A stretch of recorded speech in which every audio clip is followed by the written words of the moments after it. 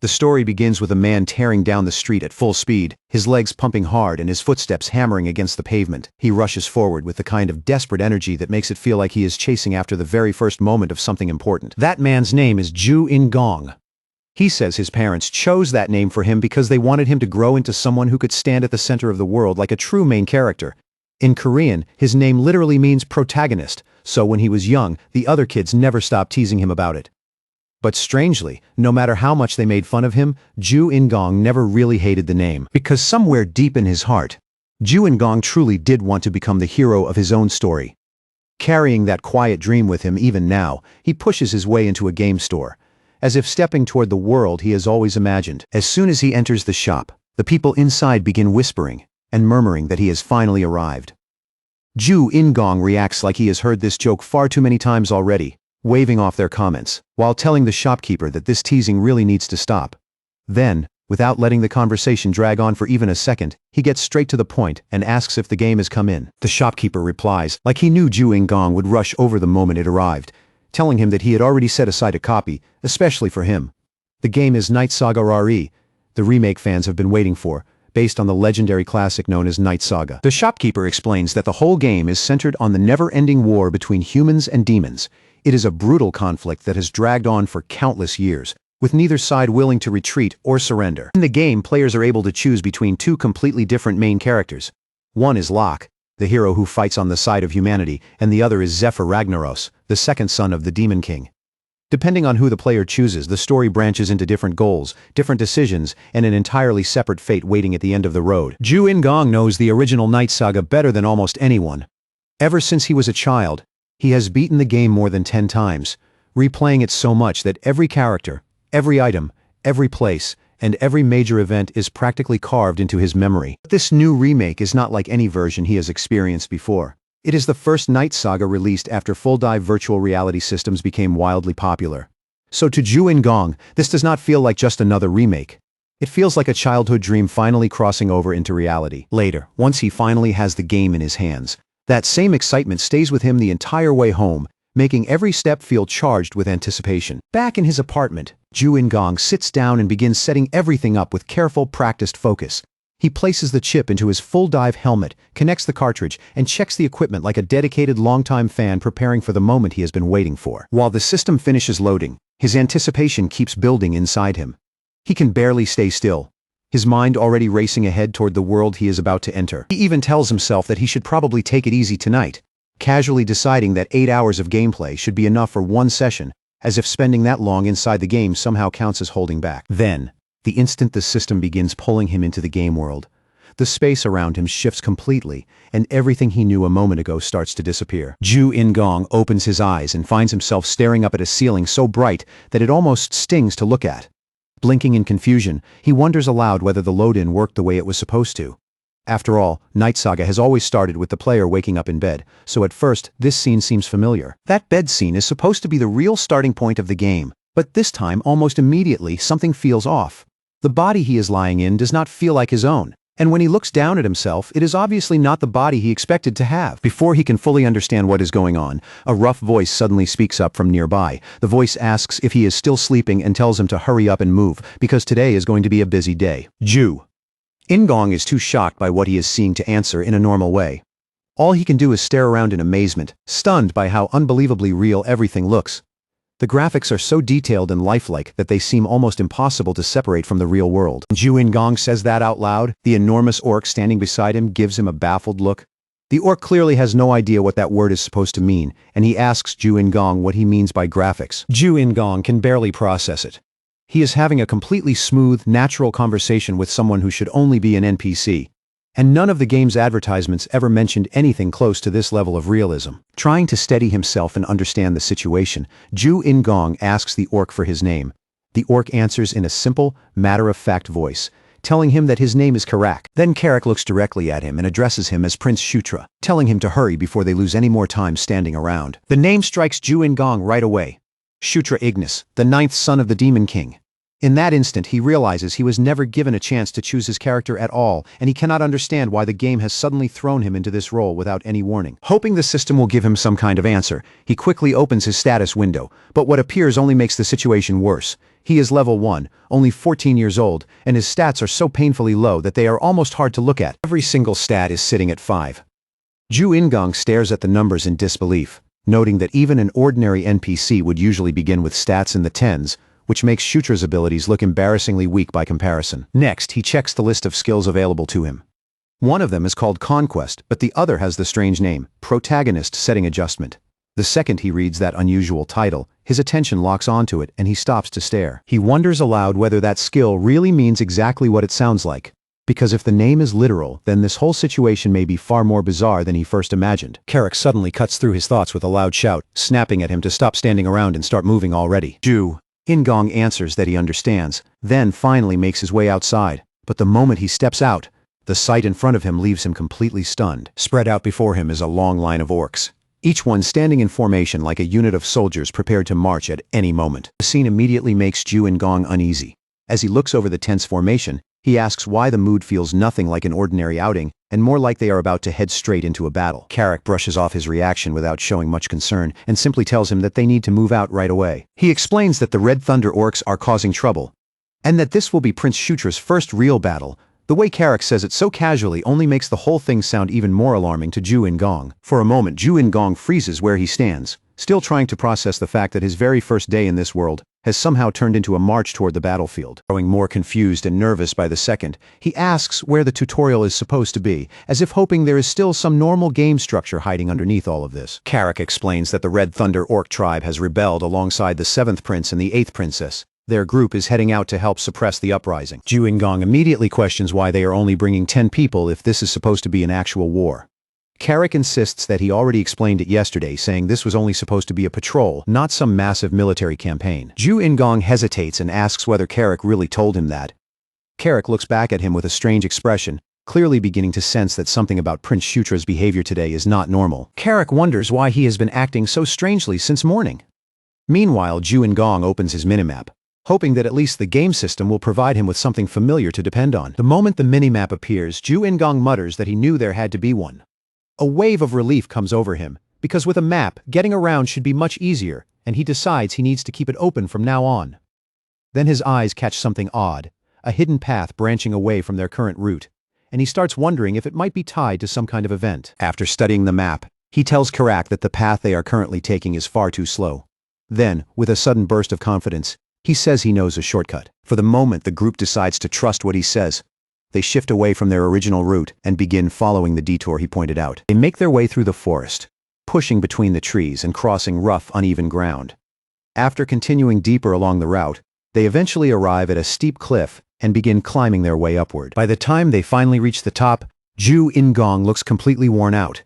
His breathing is heavy, his body is drained, and it is painfully clear that Shutra's miserable stamina is already holding him back. But standing directly ahead of them is a hidden zone, blocked off by 2 enormous stone gates. The gates rise from the ground like ancient walls, making the place feel sealed away from the rest of the world. Carrick stares at the hidden place in surprise, then turns toward Ju In-gong with genuine confusion. He asks how Ju In-gong could possibly have known that something like this was hidden here. Carrick even asks if Ju In-gong is a mage, still struggling to catch his breath after the climb. Ju In-gong quickly answers that he is not. The others notice his condition as well. They watch him carefully, seeing how exhausted he looks, as if the climb alone has nearly taken everything out of him. Ju In-gong admits to himself that he underestimated just how awful Shutra's stamina really was. Even so, he wants to find out whether he can open the door. And with that thought pushing him onward, he steps toward the massive stone gate. The instant he gets close, a sudden golden light wraps around his body. Ju In-gong stops in place, frozen by the unexpected glow, and stares at it in shock as he wonders what is happening to him. A glowing notification suddenly flashes into view right in front of Shutra's eyes, hovering in the air like a system message only he can see. Somehow, just by reaching this hidden place, he has already gained enough to level up. Shutra can only stare at the message, completely unable to believe what he is seeing. He wonders if he seriously gained a whole level just from walking into the area, and before that shock can even settle, another strange detail immediately pulls his attention. Every single one of his stats has gone up by 2 full points. Shutra lowers his voice and mutters that this is insanely broken, because for someone starting from such pathetic numbers, an increase like that is almost too powerful to feel real. Right after that, a deep grinding noise rolls through the hidden zone. The sound echoes heavily around them, followed by the low rumble of ancient stone cracking, shifting, and beginning to fall apart. Eric turns his gaze toward the newly opening path, watching the darkness beyond it for a moment. Then he glances back at Shutra and asks if they are really going to head inside. Shutra has no way of knowing what might be waiting for them in that hidden place. The entrance ahead is dark and silent, and the shadows beyond it offer him absolutely no clear answer. Even so, Shutra reminds himself that this time, he is not walking in alone. With Carrick and the others beside him, they should at least be able to handle whatever comes next. Besides, in stories, a real protagonist does not simply fall off a cliff and die for nothing. Instead, that fall usually leads to an unexpected chance. The group steps forward and passes through the wide, freshly opened mouth of the cave. As they move deeper inside, Carrick studies the rough walls around them and says the passage resembles a dwarf tunnel. But Shutra immediately reacts as if that does not make sense. Shutra points out that dwarves should not be living in this region at all, since they are known to belong in the demon realm. Carrick replies that they do not live here anymore, but according to old stories, they apparently did a very long time ago. When Shutra asks whether all the dwarves migrated away, Carrick admits he does not know the full history.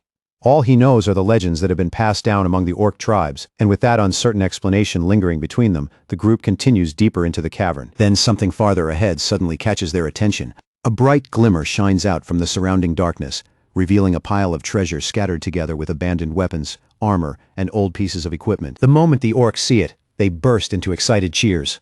Their rough voices bounce off the cave walls, filling the hidden space with loud, eager celebration. They rush toward the treasure without holding back, grabbing whatever they can get their hands on while shouting that the dwarves must have left behind incredible valuables.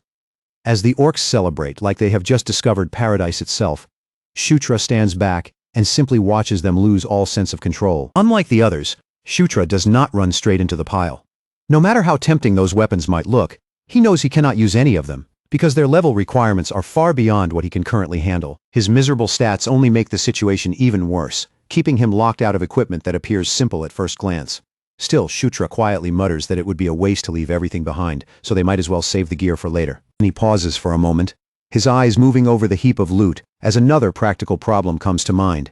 With this much equipment in front of him, he wonders how he is supposed to store all of it. Shutra picks up one of the items and quietly says "store" under his breath. In the next instant, the item disappears from his hand and slips neatly into his inventory, exactly like a game command being activated. Seeing it work so smoothly, he confirms to himself that the system functions just the way he expected. All he has to do is touch an item, think the command, and it becomes his. But just as he starts to understand that, Shutra's gaze shifts toward the minimap, where a sudden cluster of red dots appears near the edge.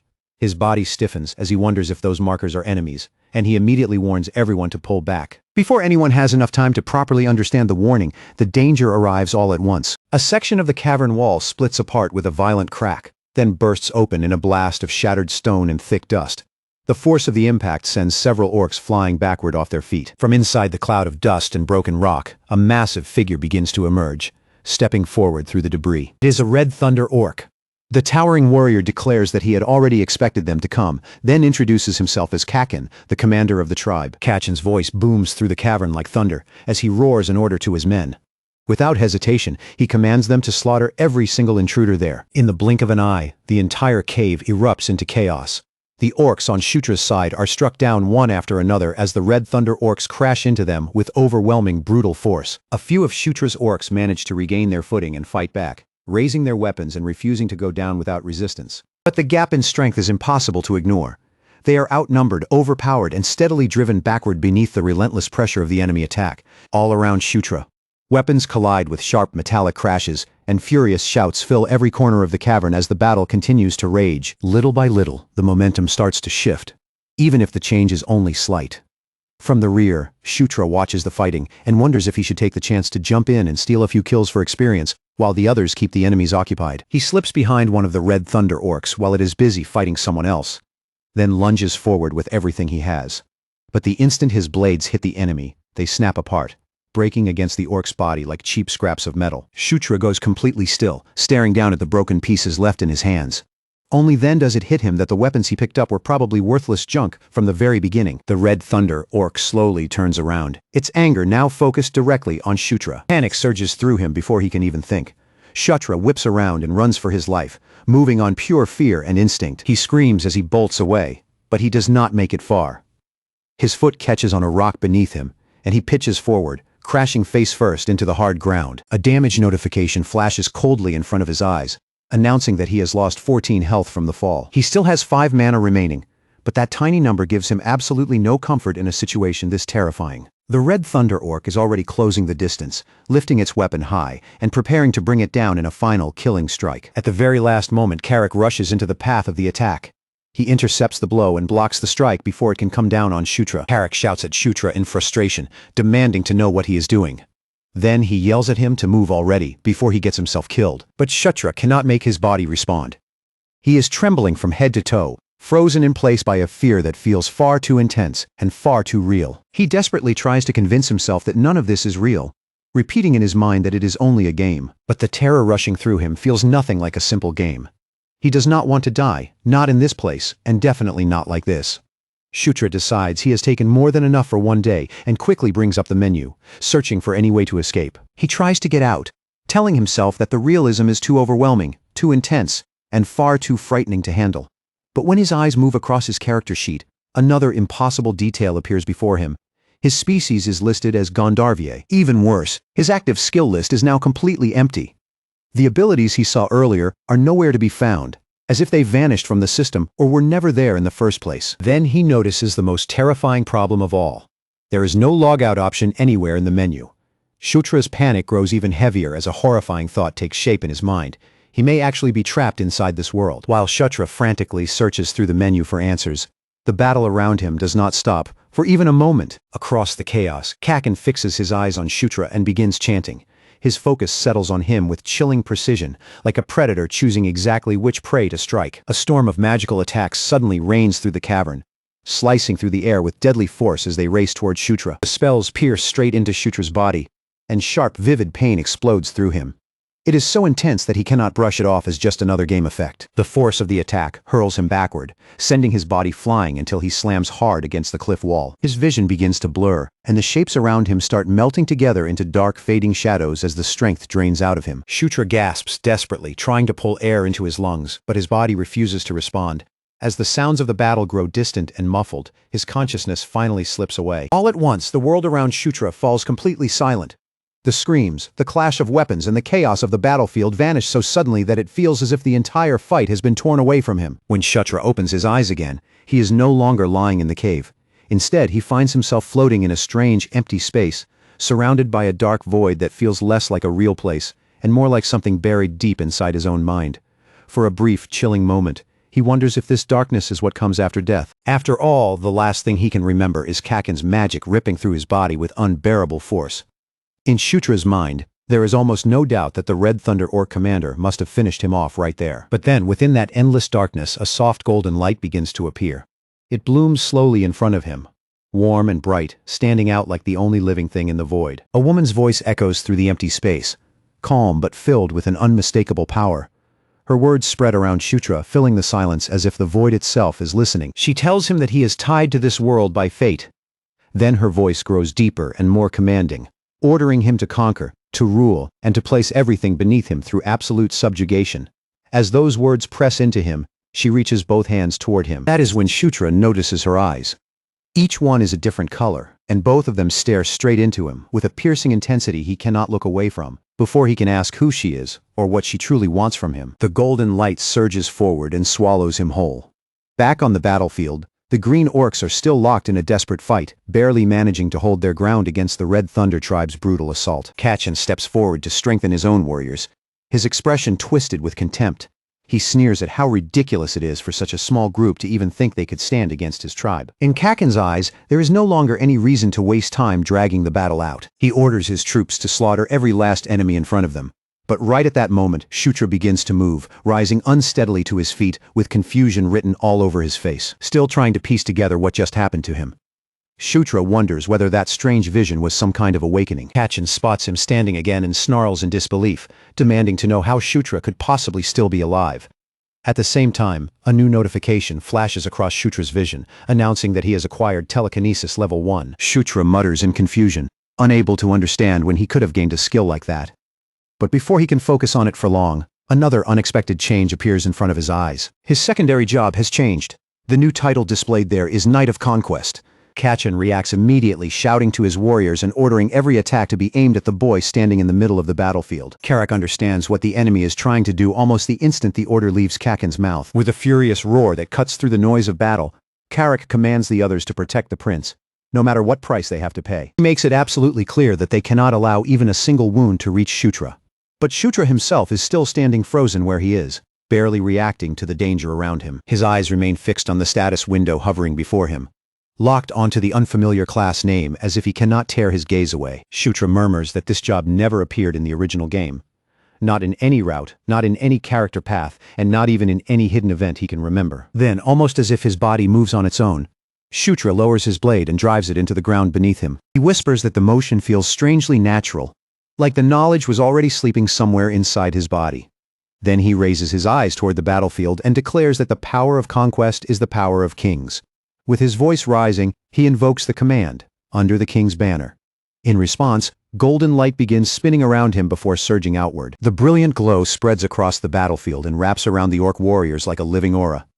The buff takes effect at once, and one by one, the orcs cry out that strength is pouring into their bodies. Fueled by that sudden surge of power, the green orcs charge straight into the Red Thunder tribe, crashing into them with the force of a tidal wave. One orc drives his bare fist forward with monstrous strength, punching straight through an enemy's chest without even needing a weapon. At that point, weapons hardly matter anymore. The green orcs have become terrifyingly strong, overwhelming their enemies with unstoppable force. Kachin's confidence finally begins to break.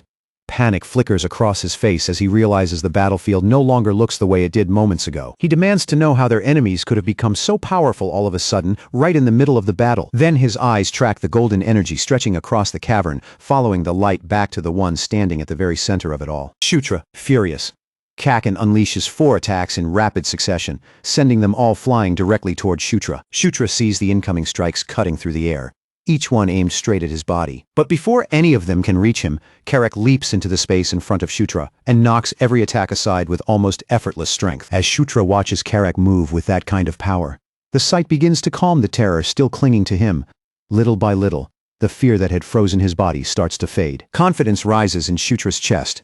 He tells Karak to push forward, fully aware that his buff is strengthening every step Karak takes, every swing he makes, and every ounce of force in his body. Kachin finally understands that the entire flow of the battle has turned completely against him. The Red Thunder Orc commander, who had been so confident moments earlier, starts pleading for them to stop. But by then, it is already far too late. Karak barrels straight into Kachin with unstoppable momentum and strikes with enough force to send the commander's head flying from his shoulders. The remaining Red Thunder orcs watch their commander's severed head roll across the ground, and the sight instantly fills them with terror. As the surviving enemies turn and run, the green orcs chase after them with fierce shouts, declaring that not a single one of them will be allowed to escape. A system message then appears in front of Shutra's eyes, declaring that the achievements of a general belong to his king. Immediately after that, 3 level-ups hit him one after another, flashing in rapid succession before he can even fully process the first one. Still breathing hard after everything that just happened, Shutra remains standing in place, trying to gather his thoughts and steady himself. He wonders aloud what is going on, his voice still shaken. A short distance away, Karak stares at him with wide eyes, clearly questioning where that impossible power could have come from. Karak looks at Shutra again, but this time, there is something close to awe in his expression. It is as if he is beginning to believe that the prince himself may have caused the miracle they just witnessed. Later, once the battle is finally over, Shutra makes his way back to camp. There, he opens his menu and scrolls through it again and again in a frantic search. Under his breath, he keeps repeating the same terrifying problem to himself. There is no exit button. No matter where he looks, that option simply does not appear. Shutra forces himself to breathe and tries to slow his racing thoughts, telling himself over and over that he needs to calm down before anything else. As he struggles to think clearly, only 2 possible explanations come to mind. The first is that he really is trapped inside the virtual reality system, and maybe some bug outside the game will eventually be fixed, allowing him to escape. The second possibility is the ridiculous one, the kind of thought that sounds completely insane, the instant it forms in his mind. What if this is not really a game anymore? What if, just like something out of a novel or manga, Shutra has somehow been dragged into an entirely different world? Maybe this place only resembles the Night Saga he remembers, while in truth, it is a real world that simply follows rules close to the game. The more Shutra turns that possibility over in his head, the harder it becomes to laugh it off as nonsense. Everything around him feels much too sharp, too vivid, and too carefully detailed to be dismissed as an ordinary simulation. The world presses in on his senses with a weight and presence that feels impossible to ignore. The rough texture of the ground, the coldness lingering in the air, and even the smallest sounds echoing off the stone all feel painfully real to him. And then, with a strange bit of embarrassed amusement, he notices that this body is rendered all the way down to the most private details, without even the slightest hint of censorship. That absurd little detail only makes the situation feel even less like a normal virtual reality game. Shutra begins to wonder if he has truly crossed over into another realm. For one dark second, the idea crosses his mind that dying might be the only way to escape, but he rejects it immediately. That is absolutely not something he is willing to test. For now, Shutra forces himself to focus on the brighter side of things. At the very least, he did not wake up as an orc or an ogre. Even better, he is a prince, someone born into the kind of position people would call a golden spoon among golden spoons. For the time being, his situation is still leaning in his favor. And just as he is trying to hold on to that thought, Carrick enters the room. Carrick steps in and asks if Shutra has a moment to talk with him. Since this strange situation does not seem like it will vanish anytime soon, Ju Ingong quietly decides to accept the name everyone in this world already uses for him. From this point on, he is Shutra. So, Shutra looks toward Carrick and asks what he needs. Carrick explains that he wants to request a duel, saying that even though Shutra is a prince, he is also someone who leads others. For a warrior like Carrick, it is only natural to understand the combat ability of the person he has chosen to serve. Shutra raises an eyebrow, sensing that there may be more behind this request than simple curiosity, and asks if Carrick has some real reason for wanting to spar. In response, Carrick offers him a training sword and tells him not to worry about it. Carrick says he intends to go easy on him, making the duel sound more like a harmless test than a serious fight. Shutra scoffs at that overly cautious attitude. If they are going to spar anyway, then as far as he is concerned, they might as well do it properly. Once he makes up his mind, Shutra does not wait around for Carrick to take the first step. Charges forward first, raising the training sword and swinging with every bit of strength his young body can squeeze out. Carrick simply plants his feet and takes the attack head-on, letting Shutra's blade come crashing down directly against his head. Shutra follows up with a rushed flurry of frantic stabs, thrusting forward again and again. But no matter how many times he attacks, the orc warrior barely seems bothered at all. Carrick calmly comments that the blows do not feel like sword strikes to him. They are closer to being tapped with an egg. Then, with a single lazy swing of his own weapon, Carrick knocks Shutra backward as if the prince weighs almost nothing. Shutra hits the ground hard and immediately brings a hand to the back of his head. Rubbing the sore spot, Shutra grumbles that Carrick could have at least warned him before hitting him that hard. But as he starts pushing himself back to his feet, a new message appears in front of his eyes. Basic Swordsmanship Level 1 has been unlocked. Shutra stares at the notification in confusion, wondering when he could have possibly learned that skill. Then, all at once, the answer clicks into place. It is just like what happened with telekinesis. Shutra begins to suspect that he can gain new skills simply by experiencing the right actions directly. Apparently, that might even apply when the action is being done to him instead of by him. Meanwhile, Carrick seems to think the spar is already over and suggests they stop there and go get something to eat, but Shutra shakes his head, refusing to end it so easily. His eyes sharpen as he declares that they are nowhere near finished. He steadies his stance, grips the training sword once more, and rushes toward Carrick for another round. This time, Shutra's thrust comes out cleaner and more focused than before. Carrick blocks it without much trouble, but even he notices that Shutra's movements have clearly changed. Carrick wonders aloud why Shutra was moving so clumsily only a moment ago. Shutra's skill may not have leveled up yet, but his technique is adapting at a speed that feels far from normal. Carrick swings again, forcing Shutra to jump back out of range. This time, there is a faint look of enjoyment on the orc warrior's face, as if the spar has finally become interesting. Carrick asks if Shutra thinks he can handle him now, then questions what level the prince has reached. Carrick adds that the last time his own level was measured, the result placed him at level 21. Shutra opens his status window while trying to catch his breath. Then he answers with quiet confidence, saying he will catch up before long. His status shows that Shutra has already reached level 7. Shutra reminds himself that people in this world really do have levels, but unlike him, most of them cannot see those numbers whenever they want, and they need special level measuring spells to find out that information. Shutra, however, can check his stats clearly at any time, and he can even distribute the bonus points he receives from leveling up. That advantage alone puts him far ahead of most people in this world. Driven by that realization, Shutra launches himself at Carrick once again. His feet kick against the ground, and he meets Carrick in a quick exchange of blows, their training weapons snapping through the air with sharp wooden cracks. With every strike, his movements become just a little sharper than before. Shutra realizes that this means he truly can become stronger, and not just at an ordinary pace. His growth is explosive, almost exponential, far beyond what regular people in this world should be able to achieve. But as that thought settles in, his mind begins drifting toward the long future waiting ahead of him. The story of Night Saga is not some simple straight road that runs cleanly from beginning to end. Before the final conclusion arrives, several major events are supposed to unfold, and among all of them, the most dangerous one is a forced event known as the Day of the Massacre. In the recorded history of the demon realm, that nightmare is said to happen in the year 517. When that event begins, everything changes. Zephyr Ragnaros, the Demon King's second son, murders all of his brothers in order to fulfill his ambition. And since every prince becomes a target, Shutra knows that his own name is already written on that future death list. Fortunately, the current year is still only 512. That gives Shutra 5 years before the massacre is supposed to happen. But if he wants to stay alive, he has to find a way to stop it before that day ever comes. Ideally, Shutra needs to become powerful enough to surpass Zephyr Ragnaros himself. While that heavy thought weighs on his mind, Karak calls out to him, saying he has been looking everywhere for him. Shutra turns his head and asks what is going on. Karak reminds him that today is the day of the scheduled meeting. Shutra frowns, not immediately understanding what meeting Karak is talking about, but Karak urges him to hurry, telling him that everyone is already waiting. A little later, Shutra makes his way back to the camp. There, he finds himself seated at a table across from 2 other people. Caught in the awkward atmosphere and surrounded by expectations he does not fully understand, Shutra can only let out a nervous laugh. Shutra lets out a small uneasy laugh and says they must have gotten there sooner than he expected. Across the table from him sit 2 of his older siblings, and both of them carry themselves with that calm, composed air of people who are already used to giving orders. The older brother introduces himself as Chris Moonlight, the 7th prince. When he notices how stiffly Shutra is sitting there, acting far too polite and careful, Chris tells him there is no need for all that formality and encourages him to relax. After all, they are still family.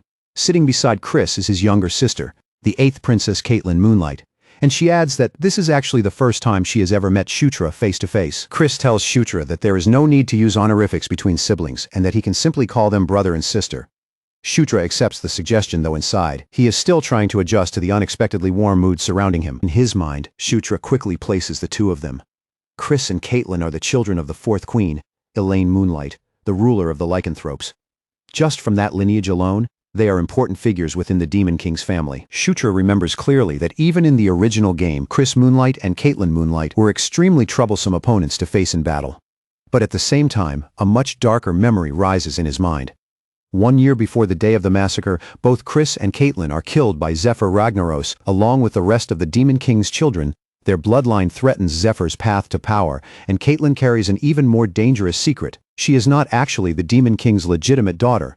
While Shutra is silently sorting through all of that, Caitlin turns her attention to him and asks why he ignored the plan. She reminds him that she only told him to scout the area, not charge into combat. Shutra answers that he had no idea the enemy would appear in that location. Because of that, the situation spiraled out of control before he had any chance to react properly. Caitlin steps a little closer to him, her eyes narrowing as she carefully studies his condition. She looks him over with a firm but concerned gaze and asks if he is hurt anywhere.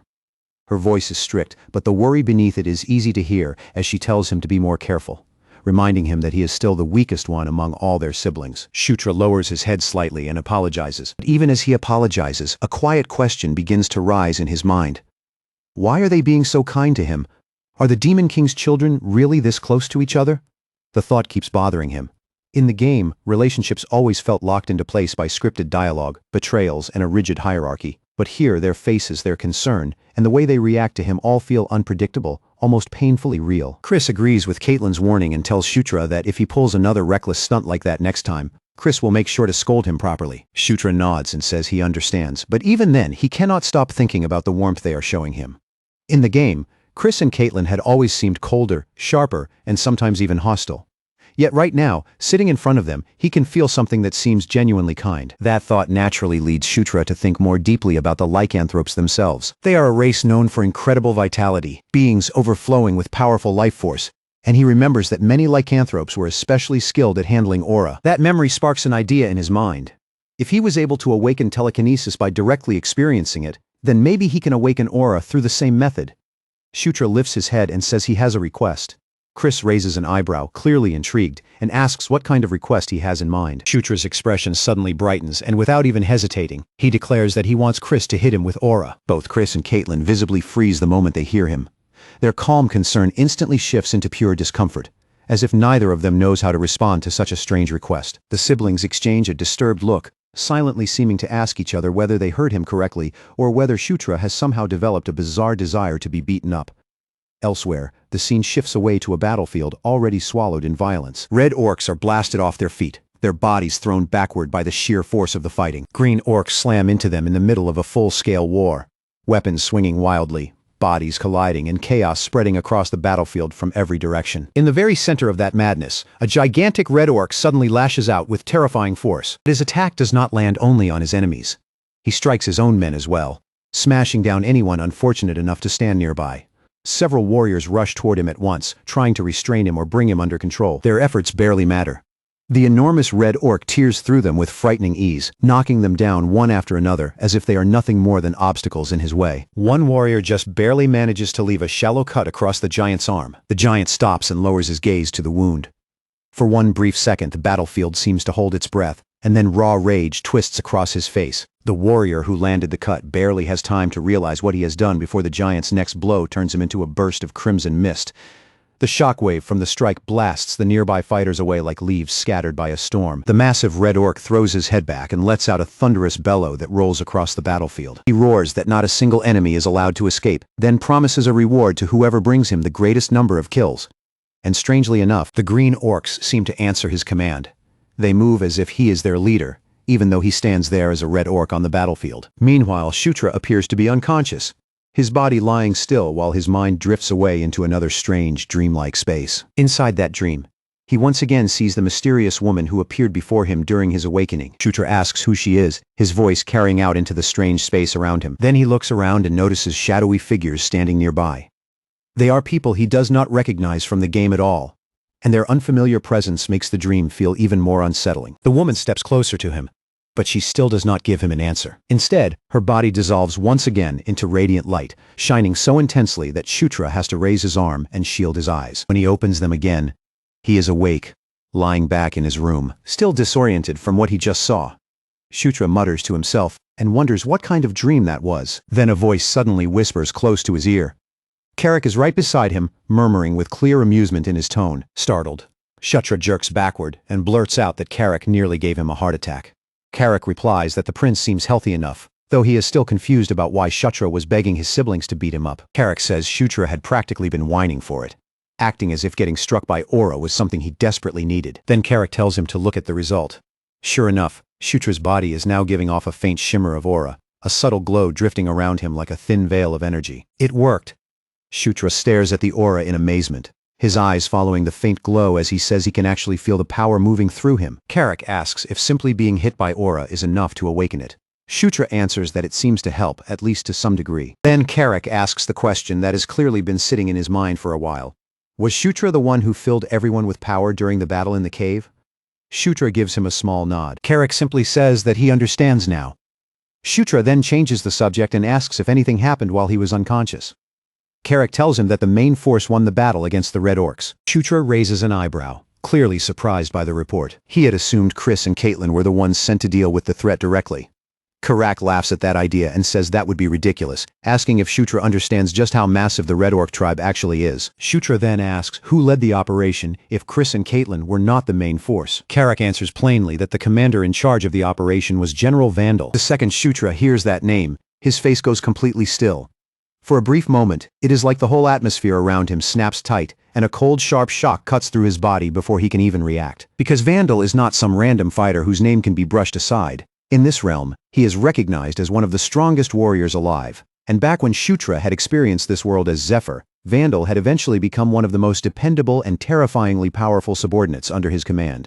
That memory hits Shutra with real force, and almost right away, another possibility begins rising in his mind. Vandal is not supposed to pledge loyalty to Zephyr until the year 515, but the current year is still only 512. In other words, at this point in time, Vandal has not attached himself to anyone yet.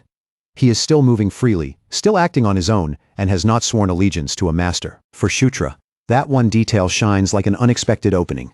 He already knows far too much about Vandal to ignore this chance. He remembers his habits, the points where he is vulnerable, the dishes he likes, the types of rewards that can draw his interest, and even the rhythm of his movements when he fights on the battlefield. But more important than all of those little details, Shutra knows the one condition that matters most if he wants Vandal to stand on his side. To recruit him, Shutra has to defeat him in a duel. With that knowledge settled firmly in his mind, Shutra feels his confidence begin to swell.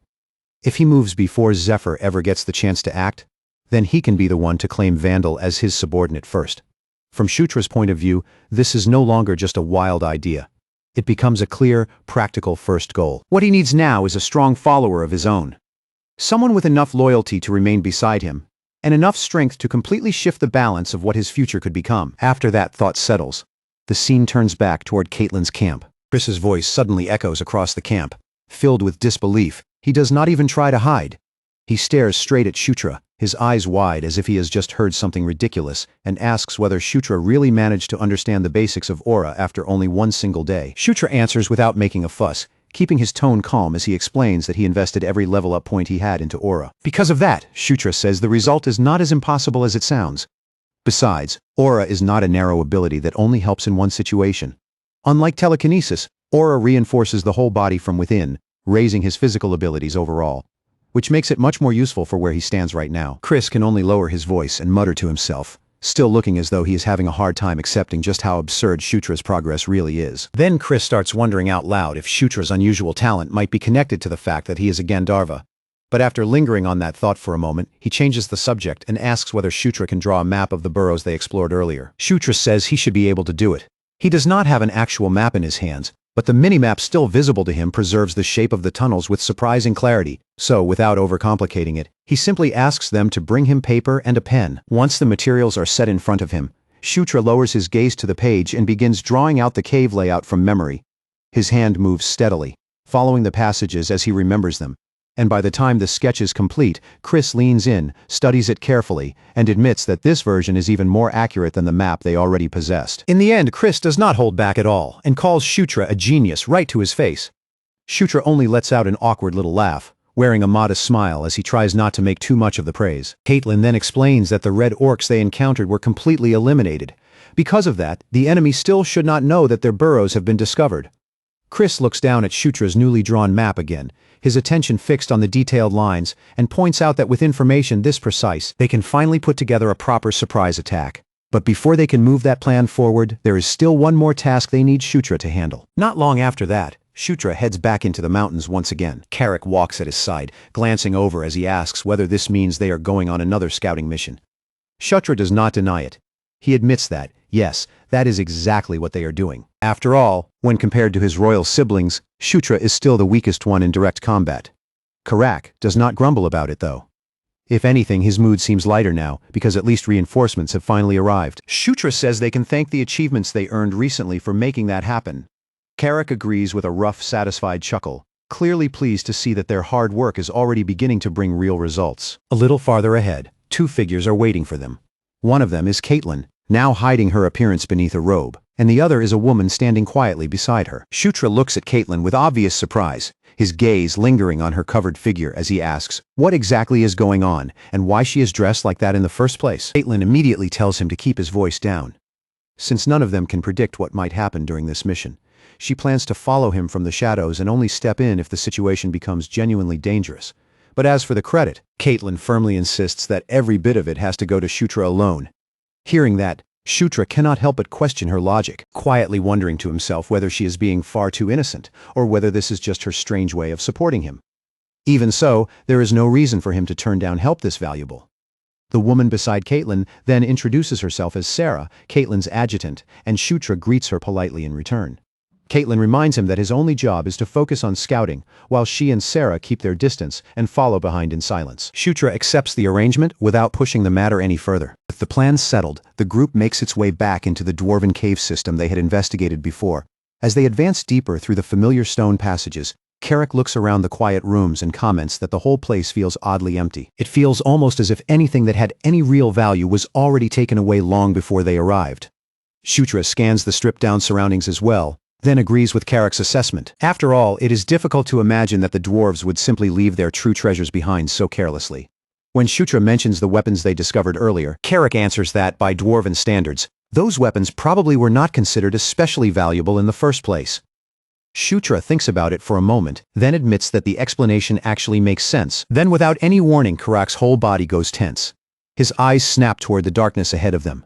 and he warns that something is approaching. A heartbeat later, Shutra hears it too. Shutra quickly checks his minimap, and the answer appears immediately. An entire swarm is moving through the connected passages, closing in on their position all at once. But instead of losing his composure, Shutra opens his inventory and lets a confident grin spread across his face. He says he already prepared for exactly this kind of situation. From inside his inventory, he takes out a flash magic item, something he had brought along ahead of time, specifically for a dangerous moment like this. He warns everyone around him to close their eyes the instant he gives the signal. At the far end of the cavern, dozens of monsters begin spilling into view. They are spiders the size of dogs, skittering across the rough stone floor with heavy boulder-like shells covering their backs. These are rock spiders, creatures that live and hunt in the deep darkness, moving together in packs and carrying venom powerful enough to paralyze whatever prey they catch. The moment the swarm draws close enough, Shutra gives the signal and hurls the flash magic high into the air. The very instant the item explodes, the whole cavern is overtaken by a burst of blinding golden light. The rock spiders screech in unison, their bodies suddenly stiffening as the fierce brightness crashes over them, stunning them so badly that they can no longer move properly. Shutra declares that light shuts them down completely, exactly as he expected from monsters born to live in the shadows. Then, while the advantage is still theirs, he orders the others to finish the spiders off. The warriors react immediately, surging forward without hesitation. Their blades flash through the cavern, and although the spiders still try to resist through the paralysis locking up their bodies, they are already far too overwhelmed to turn the fight around. One after another, the team cuts through the swarm with almost effortless force. Shutra watches the battle play out with quiet satisfaction. Once again, the mission is being handled cleanly and efficiently, and once again, he is taking another step towards strengthening his own position. He stays near the rear, keeping himself away from the center of the clash while tracking the movement of the battlefield through his minimap. He zooms in on the fight and studies the swarm with careful attention, remembering that rock spiders never operate completely on their own. Every pack has one dominant boss leading it, and it does not take him long to identify the creature. One spider clearly stands apart from all the rest, bigger, more grotesque, and far more dangerous looking than the others. Farther behind the swarm, buried deep in the darkness, that larger shape is waiting. Shutra's eyes sharpen the moment he picks it out, and without raising his voice, he tells Carrick to keep close and move exactly with him. In a low, controlled voice, Shutra explains the plan. They are not going to waste precious time cutting down every smaller spider in their path. Instead, they will push straight through the battlefield, aim directly for the swarm's leader, and bring the boss down before anything else. Carrick gives him a quick sign that he understands, and the two of them charge into the chaos, side by side. They slip between the clashing fighters, cut through narrow openings as they appear, and force their way across the battlefield with fast, focused movements that leave no room for hesitation. And then, before much longer, the boss spider finally crawls into full view. Its massive body rises above the rest of the swarm, thick, twisted, and disgusting in the dim cavern light. The instant it senses Shutra and Carrick coming closer, it opens its jaws and releases a piercing scream that echoes through the cave. Carrick does not pause for even a breath. He throws himself high into the air, gripping his axe tightly with both hands. Then, using every bit of strength in his body, he brings the weapon crashing down toward the monster's shell. But the moment the blade connects, there is no damage at all. The axe rebounds with a brutal metallic clang, bouncing off the hard shell as if it has struck solid stone, while the creature remains completely unharmed. Shutra's expression hardens as an important detail suddenly rushes back into his mind. Under his breath, he mutters that he should have remembered this sooner. The boss spider's shell is nearly impossible to break through by normal means. Axe attacks will not be enough against a monster like this. Its true weakness is fire, but that only makes the situation worse, because Shutra still has not learned any fire-based magic of his own. And then, all at once, the surface of the spider's back begins to shift. Across its armored shell, clusters of tiny eyes blink open one after another. Carrick instantly retreats a step, alarm spreading across his face as the boss spider locks its attention straight onto him. The enormous monster lowers its body close to the ground and suddenly charges forward with terrifying force. Shutra's thoughts race wildly as panic starts pushing into his chest. Fire is the only real solution here, and he understands that perfectly. But no matter how urgently he needs it, he has no way to create flames on his own. And right at that exact moment, Caitlin's voice slices in from behind him, sharp and clear, ordering him to raise his sword.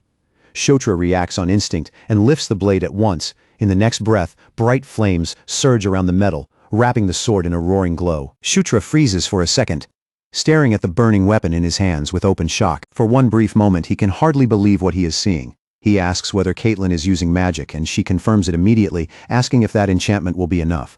Behind him, Caitlin continues pouring her power into the blade, supporting him from the rear while he stands face to face with the monster. The boss spider then hurls itself straight toward him. As that huge body closes the distance, Shutra plants his feet firmly against the cavern floor and braces himself for the collision. The impact erupts through the cave, sending dust, grit, and broken fragments of stone bursting up from the ground. But from inside that thick cloud of dust, Shutra suddenly breaks through and drives forward. He rushes straight in without slowing down, climbs up along the spider's leg, and combines his basic swordsmanship with the fire now blazing around his weapon.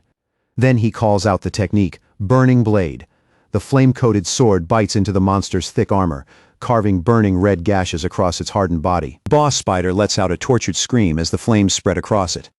Shutra keeps attacking without retreating, slashing again and again as the fire consumes more of the monster, until its enormous body is finally swallowed by the blaze. Then, just as the giant spider collapses, that familiar golden radiance suddenly washes over Shutra. Notification after notification begins flashing rapidly across his field of vision. His level climbs all the way up to 9. And Shutra cannot contain the thrill rushing through him. As the sensation of growth hits his body, he shouts out in excitement. Caitlin quickly moves her attention to him and asks if he is all right, her gaze shifting from his face to the golden light surrounding him. Then she asks what that strange glow was, and Shutra pauses for a moment before answering. After a short hesitation, he says it is probably some kind of blessing and tells her that there is nothing to worry about. Caitlin does not look fully convinced, though, and asks if it might be a gift tied to the fact that he is a Gandharva. Shutra goes along with her assumption and agrees. But Caitlin continues pressing him, asking how he managed to handle the rock spider so perfectly, because his movements had been far too precise to be explained by luck alone. Shutra claims he read about them in a book, but the real reason is completely different. Back when he played the game, he had already fought rock spiders dozens of times, so every movement and attack pattern they used was already burned into his memory. Before Caitlin can dig any deeper, Carrick suddenly calls out to Shutra from nearby, saying that he has discovered something. They head over to where Carrick is standing, and before long they uncover a hidden door concealed within the stone of the cave. Working together, they push the door open and step beyond it into a chamber illuminated only by a faint dim glow. The moment Shutra sees what is waiting inside, his steps come to an immediate stop. He recognizes the structure at once. Standing before them is a town portal, and its design is unmistakably built in the dwarven style. Carrick notices the way Shutra reacts and asks whether he knows what this thing is. Shutra chooses his words carefully, answering that he has a fairly good idea. The markings carved around the structure are clearly dwarven. And while Shutra never encountered one of these during the time he played as Zephyr, he did see something similar before when he was playing as the human hero. Shutra explains that the device most likely works by having magic poured into it, activating once enough power is supplied. Then he turns toward Caitlin and tells her that, from what he can tell, it appears to be a teleportation device. Caitlin studies the portal with careful guarded eyes and asks if he is certain. Sarah examines the surrounding structure as well, her gaze moving across the stonework, and says the architecture does seem to support Shutra's guess.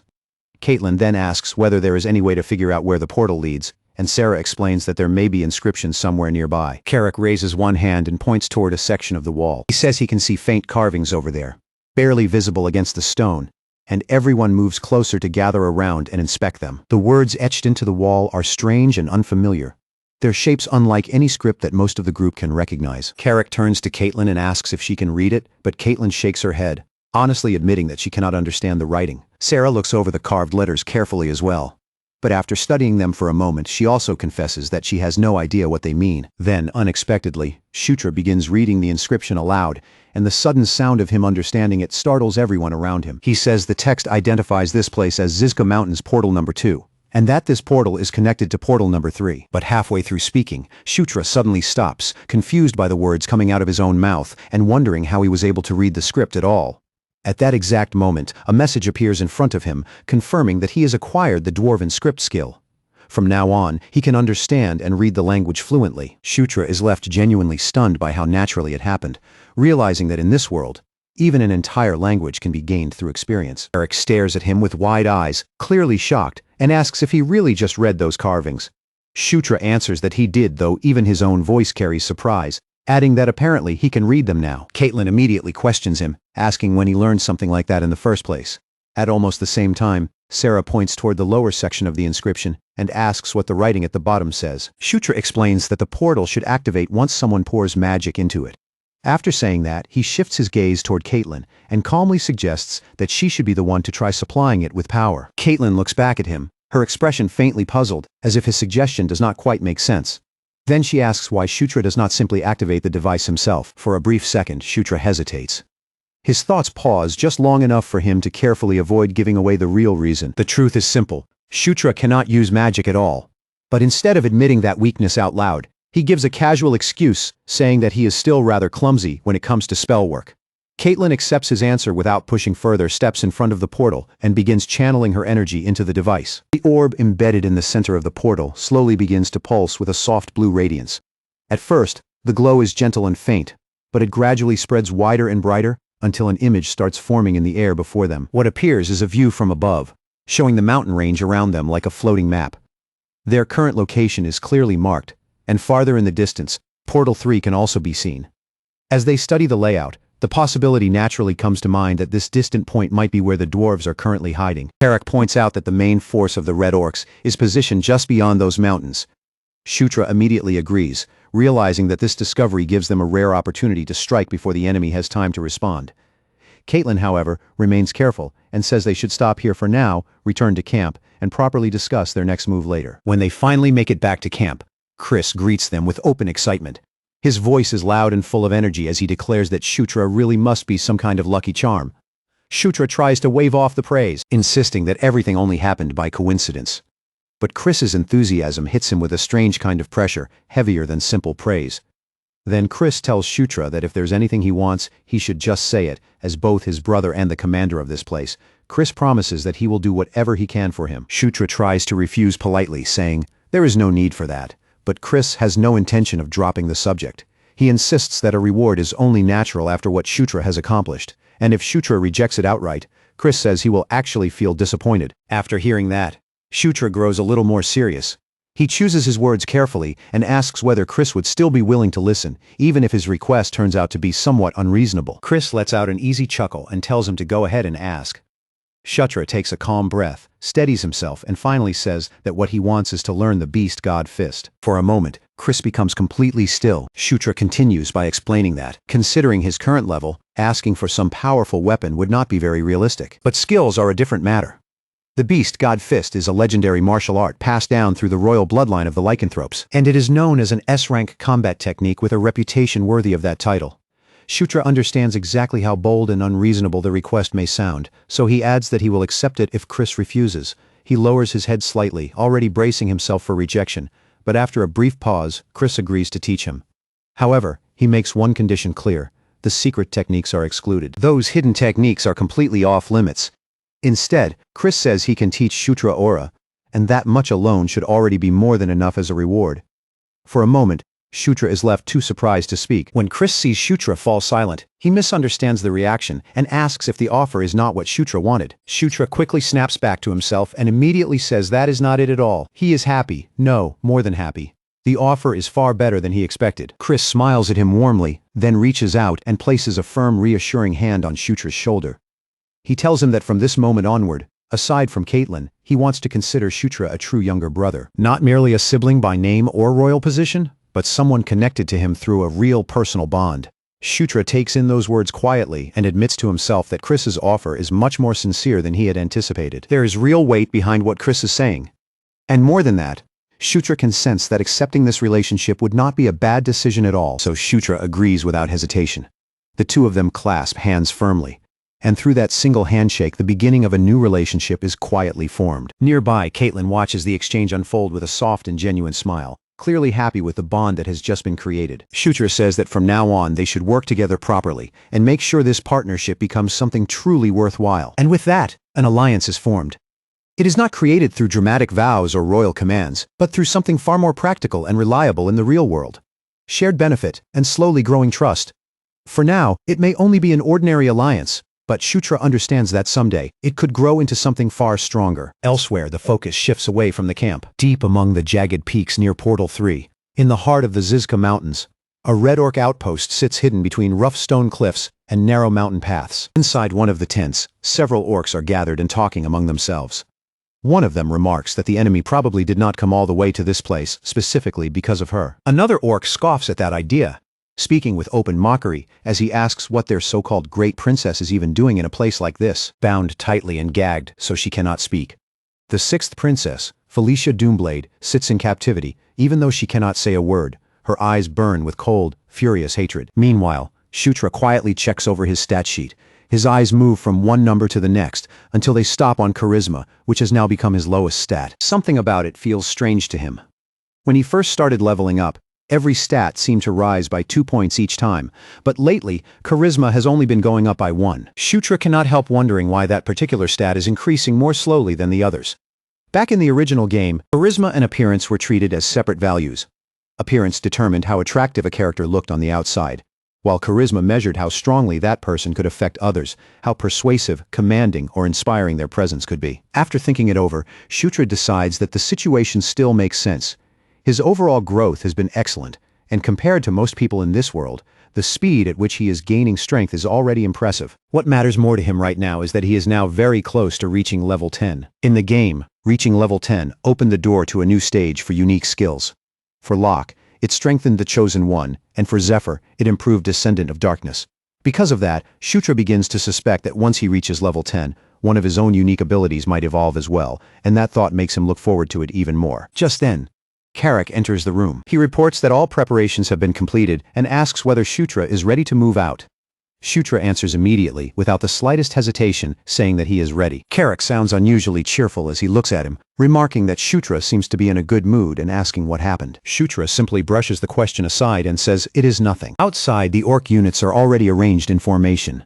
They stand at attention in organized lines, silently waiting for the command to begin moving. Shutra gives the signal. And with that, the expedition officially begins. The group sets out toward the mountains once more, crossing the harsh, uneven ground as they make their way back to the cave where the hidden portal waits. Inside the cave, the lycanthrope mages and warriors are already moving with clear purpose, each one focused on carrying out the task assigned to them. Chris stands near the portal door overseeing the entire operation with the calm and steady presence of a commander. He turns his attention toward the mages and asks whether their investigation has been completed. One of the mages gives a confirming nod, and reports that the portal does indeed connect to a river located near the Zizka mountain range. Chris turns his attention to the mage and asks whether the portal is truly functioning as it is supposed to.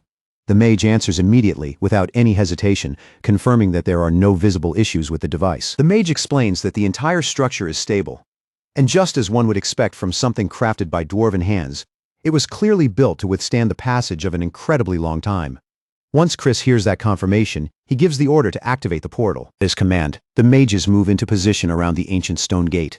Standing at different points along the frame, they begin pouring their mana into the portal with steady focus. A low, heavy hum begins to vibrate through the cave as the old portal slowly wakes from its silence. Light crawls across the stone frame, growing brighter and more stable with each passing second, until the gate finally settles and opens a path leading straight through the mountains. Chris steps forward first, taking the lead without hesitation. Behind him, Shutra remains still for a moment, watching the portal unfold before his eyes with quiet awe. For Shutra, seeing an actual working portal at such close range is almost too much to take in. In the game, using one had been as simple as selecting a destination and moving on, but now, standing in front of a real physical gate and feeling its power ripple through the air around him, the experience feels completely different. Caitlin lightly nudges him from the side and asks what he is just standing there for. Shutra snaps back to himself and quickly tells her he is coming, then steps into the portal after the others. The teleportation itself happens so smoothly that he barely has time to understand the sensation. In a single blink, Shutra is already standing on the other side, and the first thing his eyes lock onto is the scene spread out directly ahead of him. The Red Orc encampment stretches out right in front of them. Chris appears beside him and quietly comments that the situation is exactly as they had predicted. As he takes in the camp's size and layout, Chris estimates that around 5,000 troops are stationed there. He explains that if they attack from the rear, the first thing they should aim for is the enemy's supply lines. If General Vandal launches his assault from the front, the Red Orcs will naturally turn their attention in that direction. While their focus is pulled away, a smaller infiltration unit can slip in from behind and set fire to the food stores before the enemy realizes what is happening. But before that plan can fully settle in, Sarah suddenly interrupts, her tone sharp with suspicion, as she says that something about the camp does not feel right. The encampment looks strangely half-empty. Chris nods as he studies the arrangement of troops more closely, acknowledging that the numbers are definitely lower than expected. He guesses that part of the enemy force may have already left to attack another location. At that moment, Shutra slowly turns his head to the side. From far away, a faint noise reaches his ears. The distant clash of steel striking steel. Shutra listens for a second, then asks what that sound is. It is quiet enough to miss at first, but once he notices it, the sound becomes unmistakable. Chris tells Shutra to focus aura into his eyes. Shutra follows Chris's instruction, and as aura sharpens his vision, the distant scene gradually comes into focus. Ahead of them, red orcs are already locked in combat, but the group fighting against them clearly does not belong to Vandal's forces. Caitlin notices the same thing and asks who those warriors are. Chris confirms that Vandal was not scheduled to engage in any battle today. The timing does not add up at all. Shutra narrows his eyes, pushes his focus even further, and finally begins to make out the enemy's opponents in greater detail. They are agile warriors with smaller builds, racing across the battlefield on fast-moving Dracos.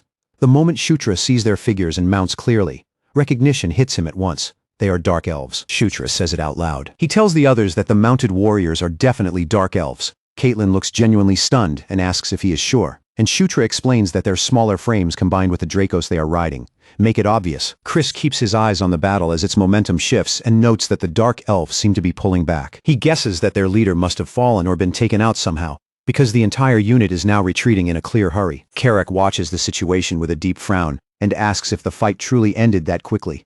At the same time, Shutra's thoughts begin racing faster and faster. He cannot understand why Dark Elves would be operating in a place like this at all, especially right in the middle of a conflict involving the Red Orcs. Later, back at their own encampment, General Vandal speaks directly with Chris. Vandal says that he has already received word that Prince Chris's forces discovered the Dwarven portal. He admits that the discovery is impressive, but there is still clear curiosity in his voice. He wants to know how they managed to determine where the portal would lead. Chris makes it clear right away that the credit does not belong to him. It was the 9th Prince, Shutra, who uncovered the portal's destination. Shutra lowers the weight of the praise with a modest response, saying that it was nothing more than luck. Seeing Vandal again gives Shutra an unexpectedly warm feeling. In his previous playthroughs, Vandal had always been a major figure to him, powerful, loyal, and frighteningly capable in battle. Vandal says that work this sharp deserves proper recognition, and he promises that once they return to the Demon King's castle, Shutra will receive a fitting reward. Chris then shifts the conversation to another subject. He asks about the skirmish they witnessed outside the enemy encampment earlier. Vandal explains that the Dark Elves suddenly entered the battle on their own initiative, appearing without warning. Chris questions why they would act like that and asks whether the Dark Elves had been sent from the castle as reinforcements. Vandal admits that the full situation is still unclear. According to Vandal, the Dark Elves claimed they were carrying out a preliminary scouting mission before officially joining the campaign, but things quickly slipped out of their control, and now the situation has developed into a much larger problem. Chris asks what that problem is. Vandal then reveals that the commander of the Dark Elf unit has been captured by the Red Orcs. Chris says that would explain why the Dark Elves retreated so abruptly. Shutra, now fully focused on the conversation, asks the question hanging over everyone there. Who exactly is the missing commander? Vandal answers that the captured commander is someone they all know very well. It is none other than the 6th princess, Felicia Doomblade, their own sister. Chris and Caitlin exchange startled looks, both of them visibly shaken by the unexpected news. Shutra remembers Felicia clearly.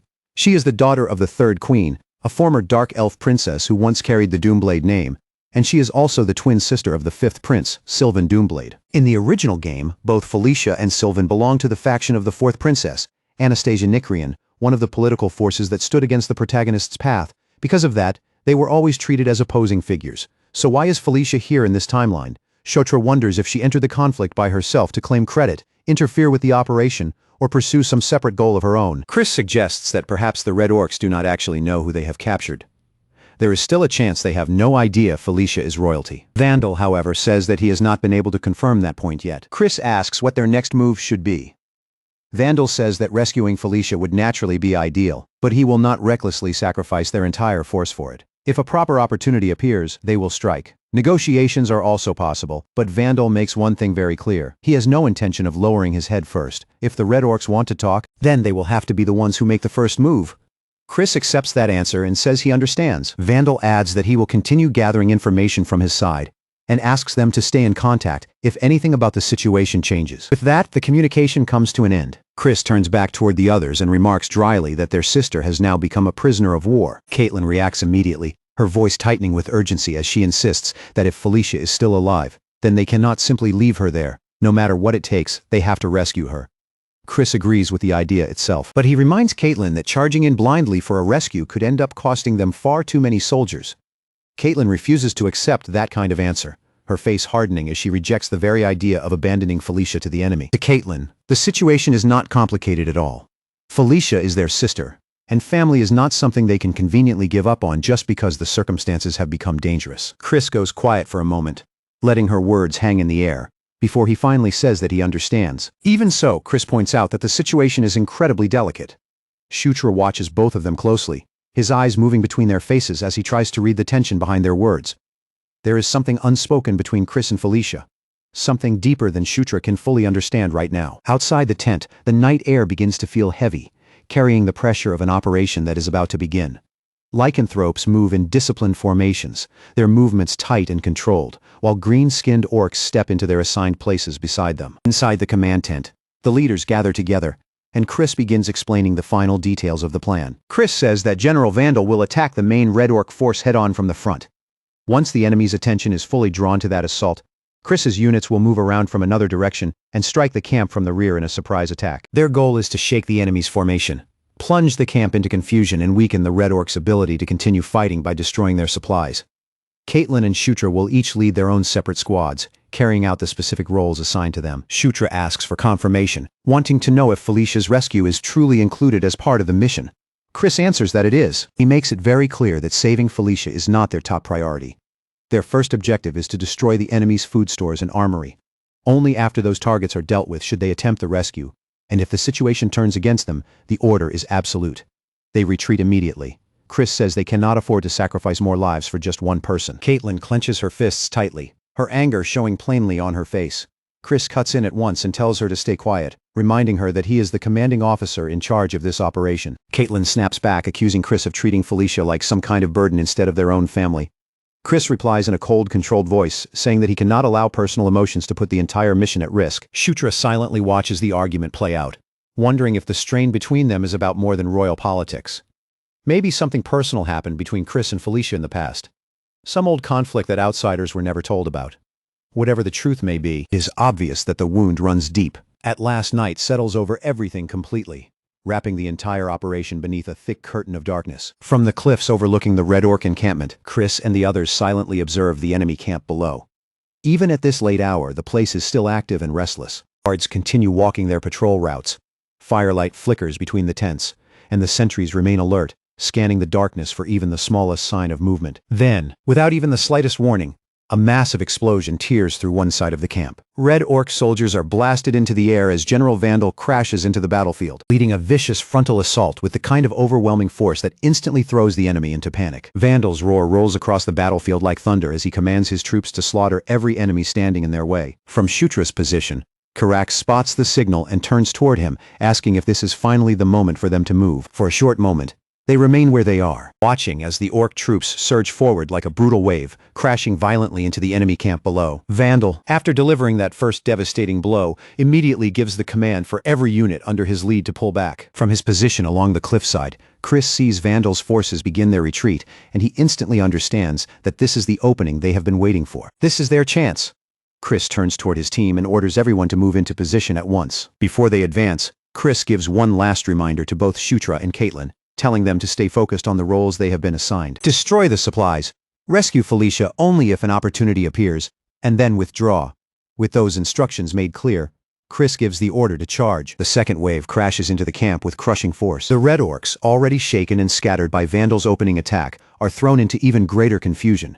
Their formation begins to bend and break under the pressure. Their defenses start collapsing piece by piece.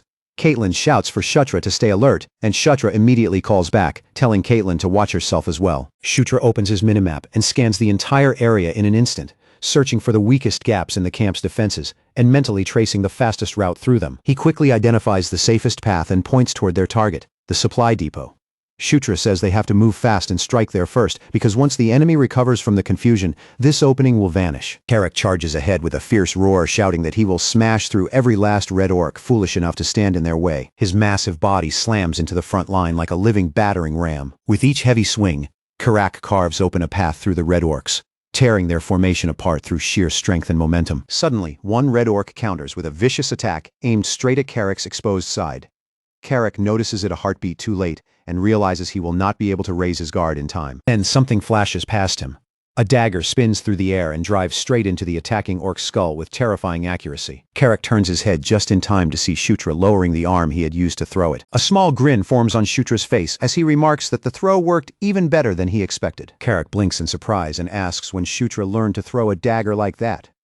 Shutra brushes it off casually, saying he picked up the skill last night after trying it only once. Apparently, one attempt was all it took for him to grasp it. Carrick gives a quick nod, then gestures toward the supply depot ahead and says they have found the food storage, asking whether they should burn it now. Shutra answers that they need to stick to the plan, but even as he says those words, Shutra's thoughts begin shifting in another direction. If Felicia is being held somewhere nearby, then setting fire to everything too quickly could put her life in danger as well. Before they burn the place down, they need to find out where Felicia is being kept. Shutra quickly opens his minimap again, scanning the camp for any marker or sign that might reveal Felicia's location. He grasps the rule behind it almost immediately. In this world, NPCs who fall under a neutral alignment are usually marked with softer, calmer colors, most commonly shades of blue or purple, so they can be recognized apart from enemies at a glance. For a tense few seconds, he sweeps his gaze across the area, searching every corner with sharp focus. Then his eyes finally catch on one specific spot, and he realizes exactly where she is being kept. He does not waste even a heartbeat after that. Shutra throws Carrick a quick cutting signal to follow, and the two of them immediately burst forward, charging straight toward one of the tents nearby. As soon as they shove their way through the entrance, the inside of the tent feels tight, dim, and suffocating. The heavy air presses around them, while the shadows beyond the flap hide whatever might be waiting inside. Shutra only needs one quick look around before he says this must be the right place. But just as he is about to push deeper into the darkness, something inside the tent begins to move. Then, from somewhere farther within the dim interior, a voice suddenly calls out to him. It slices through the silence of the tent, and instantly pulls his attention toward the sound. Shutra snaps his head in that direction, his body turning with it, and there in the shadows he finally sees Felicia. Felicia is sitting on the ground, bound tightly with chains locked around her body. Her face is caught somewhere between shock and disbelief as she stares up at him, demanding to know what the hell he is doing here. Shutra rushes to her side without the slightest hesitation and tells her not to move. Dropping down beside her, he immediately grabs the restraints and starts working to force them open so he can get her free. As he strains against the chains, Shutra warns her that this whole place is about to go up in flames, and if she wants to live, they need to escape right now. But even while his hands are focused on freeing her, his mind is already thinking ahead. If he saves Felicia here, then she will owe him, and a favor from a royal princess could become incredibly useful later. Felicia still cannot understand what is happening. Even while Shutra is clearly trying to rescue her, she keeps looking at him with a confused, searching expression, asking why someone like him would come all this way for her. The instant the chains finally drop away, they burst out of the tent and back into danger. Shutra tells her they have to move fast and link up with Chris and Caitlin before the enemy has time to close the trap around them. Still trying to catch her breath and steady herself, Felicia asks if they truly came here just to save her. Shutra looks at her with genuine surprise, as though the answer should be obvious, and asks why she would doubt that in the first place. Felicia tells him he clearly does not understand just how far removed he is from the palace's internal power struggles. From her point of view, this is not some clean and simple rescue where everyone's motives can be trusted so easily. But before Felicia can say anything more, Carrick's shout rings out from up ahead. Enemy reinforcements are flooding into the area, and in moments, they are already being surrounded. Shutra reacts at once, telling Felicia to stay close to him. His voice is firm and steady, the kind of tone that makes it clear he is already preparing to force a path through the danger. Felicia gives him a small nod and starts to follow. But for just a brief moment, her steps hesitate. It is as if something else has suddenly caught in her mind, even with the battle closing in around them. Even in the middle of this desperate escape, Felicia cannot stop herself from asking when he started calling her by name so casually. As they race forward, Felicia's eyes suddenly catch a sharp glint of steel behind them. A deadly spear is flying in from their blind spot, cutting through the air straight toward Shutra. She cries out a warning, and Shutra twists his body around just in time to see it coming. But that tiny delay is enough. He is a fraction too late, and the spear slams straight into his back with brutal force. The impact tears through him, and blood bursts from Shutra's mouth, spilling out violently as his body reels from the blow. Then, in the next horrifying instant, his entire body is engulfed by blazing magical flames, the fire swallowing him almost completely. Carrick and Felicia scream Shutra's name at the exact same time. Their voices are filled with terror as they watch his figure vanish inside the roaring flames. His burning body crashes down onto the ground, reduced to a scorched heap in front of them. Felicia's breathing turns uneven and ragged, each gasp coming quicker than the last as panic begins to take hold. Before she can even pull herself out of the shock, one of the orcs charges directly at her. It closes the distance with frightening speed, bearing down on her before she has time to react. But just before the orc can reach her, a fireball blasts into its face. The flames explode on impact, sending the creature flying backward and knocking it clean off its feet. Felicia whirls around in stunned disbelief, her eyes darting through the battlefield as she desperately searches for the source of the attack. Through the smoke drifting across the ground, she sees Shutra standing once again. He steps forward slowly, as though the flames had never managed to finish him at all. A faint glow clings around his body, and in that moment, he gains mana control level 1 for the fire arrow skill. A confident smirk spreads across Shutra's face. He raises his hand toward the enemy, and fiery projectiles begin launching one after another, each one shooting out with quick, sharp precision. The flames rip through everything in front of him, turning the battlefield into a blazing path of destruction. Shutra lets out a low laugh, thrilled as he realizes this is exactly the kind of power he had been hoping to uncover. This is real magic, wild, explosive, and unbelievably satisfying to use. And even though Fire Arrow is still only at level 1, every single blast strikes with the devastating force of a meteor crashing down. Then, from behind him, a sudden burst of frost erupts through the heat. The freezing attack cuts across the battlefield like a sharp shock of winter air. Shutra turns toward the source of the attack, and spots a red orc mage standing there, already gathering power for another spell. This time, the spell forming in the mage's hands is an ice arrow. Shutra watches the frozen projectile take shape and instantly realizes its target is not him, but Felicia, who is rushing toward him in worry. Felicia asks if he is all right, but Shutra moves before she can come any closer.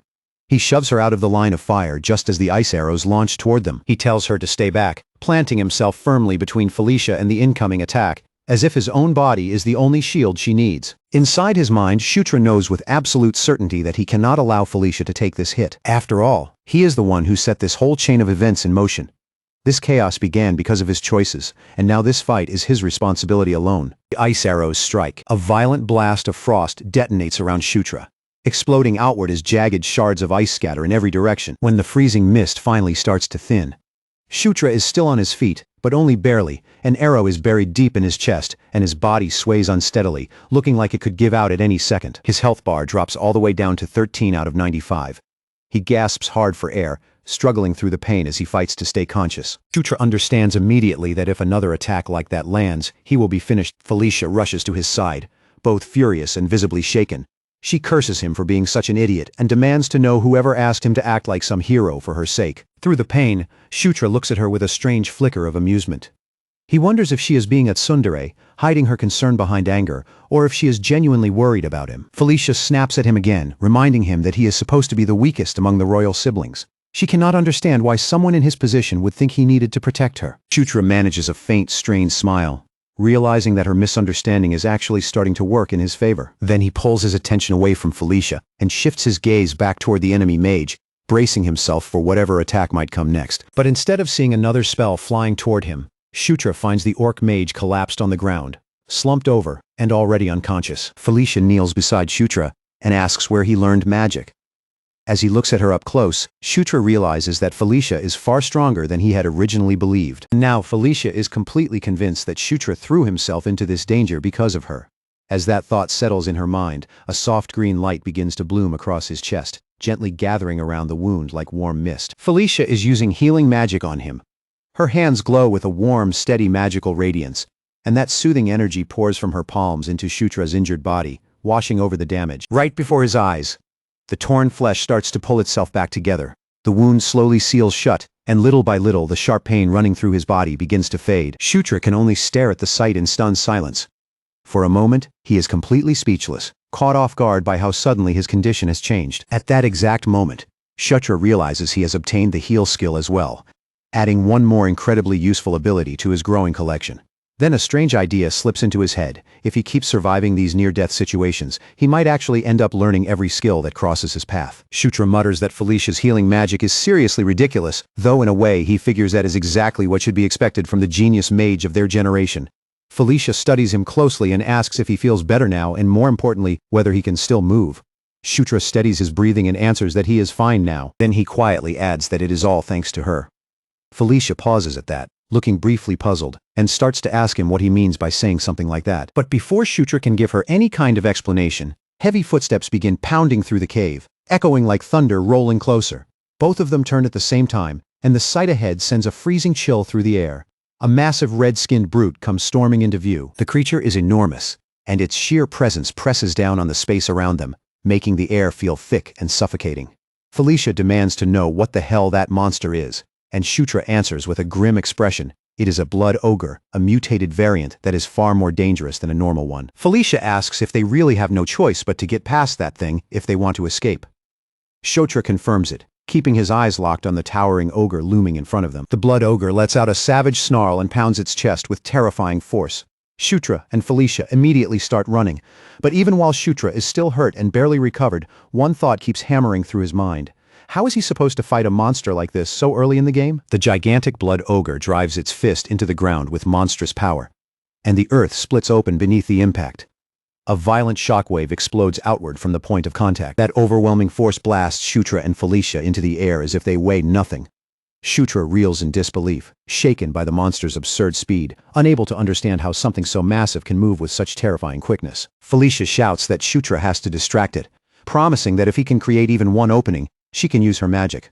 Panic flashes across Shutra's face as he snaps back at her, demanding to know how he is supposed to do something that reckless. Another blast crashes into them and sends both of them skidding even farther back.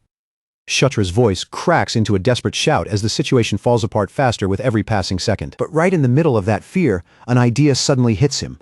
Shutra calls out to Felicia, telling her to prepare her spell while he buys her the time she needs. Felicia can only stare at him, clearly unsure what he is about to attempt. Then, Shutra calls for Karak, and the orc appears at his side almost instantly. Shutra tells Karak to get ready. Just like before, Shutra kicks off the ground and breaks into a sprint, charging straight toward the danger instead of retreating from it. While running, Shutra summons a translucent screen in front of him and opens his inventory without slowing down. His eyes land on the dwarf dagger and he decides that now, finally, he should be able to use it properly. A burst of golden light flashes in his hand as the weapon materializes. The moment his fingers wrap around the hilt, the dagger hums with bright, radiant power. The dagger shines with a brilliance so intense that the blade almost seems alive. Golden energy pulses through it in waves, vibrating in Shutra's grip. Shutra lowers his center of gravity, plants his feet firmly, and drives the dwarf dagger straight into the ground. The instant the blade strikes, golden energy bursts outward, spreading around him in a rippling wave. Under the power of the king's banner, that golden force begins to gather, intensify, and surge forward with a commanding pressure. Shutra channels every bit of that power directly into Karak, pouring the strengthening buff into his loyal orc companion. Karak lets out a fierce roar as the golden aura wraps around his body. His muscles tense with new strength, and his fighting spirit ignites, as if the power itself has set him ablaze. Karak's eyes widen in shock the moment he feels that sudden surge rush through him, flooding his body with strength he did not have before. The power courses through every limb, filling Karak from head to toe with raw force. Across from them, the blood ogre's expression hardens as it senses the change. The monster seems to understand that the opponent in front of it has become much stronger. Wrapped in golden light, Karak squares his stance and faces the towering red brute without backing down. Then, with a thunderous leap, Karak launches himself forward, crossing the distance between them in one explosive burst of movement. He swings his weapon with devastating power, and the blood ogre bellows as it raises its own crude weapon to meet Karak's attack head-on. Steel and bone crash together with violent force, the two massive attacks colliding in a brutal clash that shakes the air around them. The impact rings out like thunder as Karak skillfully redirects the monster's blow. The entire battlefield trembles beneath them, while the empowered orc and the blood ogre lock into a furious contest of strength. Their muscles strain under the crushing pressure, and the ground beneath their feet begins to crack. Neither side gives even a single step. Meanwhile, Felicia starts moving into position, using the moment Karak creates to prepare her own strike while he keeps the ogre pinned in place. Felicia lifts herself into the air, her body surrounded by a gentle pink glow.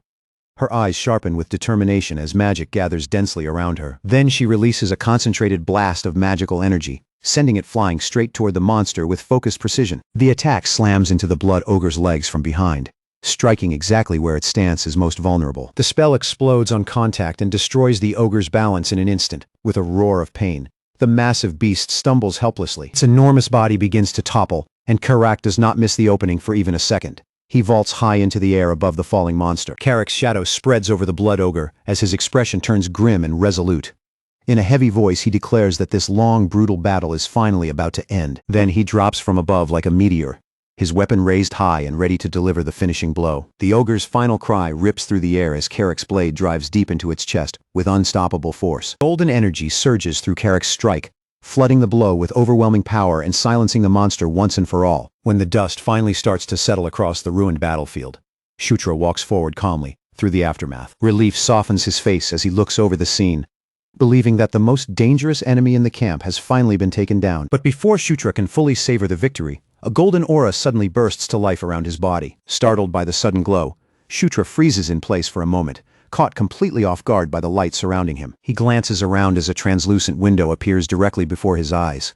The system announces his advancement, confirming that he has finally reached level 10. Immediately after that, another prompt appears, informing Shutra that his unique protagonist buff has increased as well. A smirk slowly forms on Shutra's lips as he feels that new strength settle within his grasp, and he realizes just how much more power he has gained. Then the system revealed that there was still another reward waiting for him.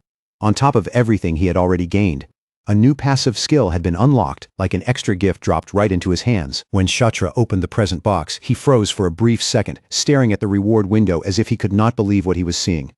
The effect that appeared before him was none other than the legendary Stormtrooper effect. The instant Shutra saw that name, his mind jumped straight to the classic trope where enemies can fire endlessly, yet every single bullet somehow misses the hero no matter how chaotic the battlefield gets. And now, after everything he had survived, that ridiculous but unbelievably convenient kind of heroic protection was finally something Shutra could actually carry for himself. The absurdity of it almost made him laugh out loud, but that brief amusement was destroyed in the next instant when a furious roar erupted nearby, and a horde came charging straight toward them. Dozens of red orcs stormed forward all at once, weapons lifted high as their angry voices thundered across the camp. Felicia snapped Shutra back into the moment, warning him sharply that the enemies were closing in fast. Felicia fixed her gaze on the approaching wave, her eyes narrowing into a sharp glare as the mass of red orcs surged closer and closer. Her expression hardened with both fury and determination. Then, with one swift motion, she unleashed her magic and summoned a powerful cyclone that began raging across the battlefield. Felicia commanded the spinning wind to rip through the enemy ranks.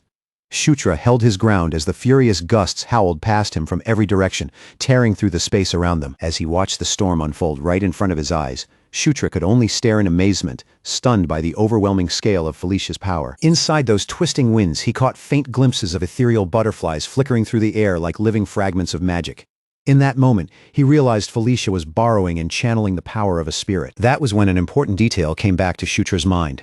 Felicia had been born with the natural talent of a spirit user. It was a gift connected to the elven blood running through her veins, even if that blood came from the corrupted dark elven line.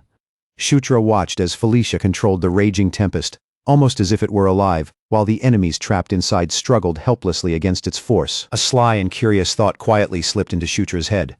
If Felicia could summon and control spirits with that kind of ease, then maybe there was a chance he could learn to do it too. Before he could let himself sink any deeper into that possibility, a bright yellow flare suddenly shot upward into the sky. The signal burst open above the battlefield in a flash of light. The orc soldiers immediately stopped moving, lifting their heads as their attention locked onto the glowing sign overhead. Carrick looked up at the shining signal with a tense expression and demanded to know what it was supposed to mean. Shutra explained that yellow meant an order to retreat, but the sight of it made unease tighten in his chest. If that signal had been fired, then someone out there had to be in serious danger. When Carrick asked what they should do next, Shutra ordered him to gather the troops and withdraw, then declared that he would go search for their sister Caitlin himself. Carrick was stunned and immediately tried to argue, insisting that he should go with him, but Shutra repeated the command with firm finality. That was when Felicia stepped forward and said she would accompany Shutra. Felicia's decision left Carrick silent for a moment. He stood there, caught between obeying Shutra's order and worrying about what might happen if the two of them went ahead alone. Felicia made it clear that she hated being in someone's debt. Since Shutra had saved her life, she wanted to repay him properly instead of simply walking away. She also added that she still had unfinished business with the enemy, and she had no intention of leaving this battlefield before settling that matter herself. In the end, Carrick reluctantly gave in.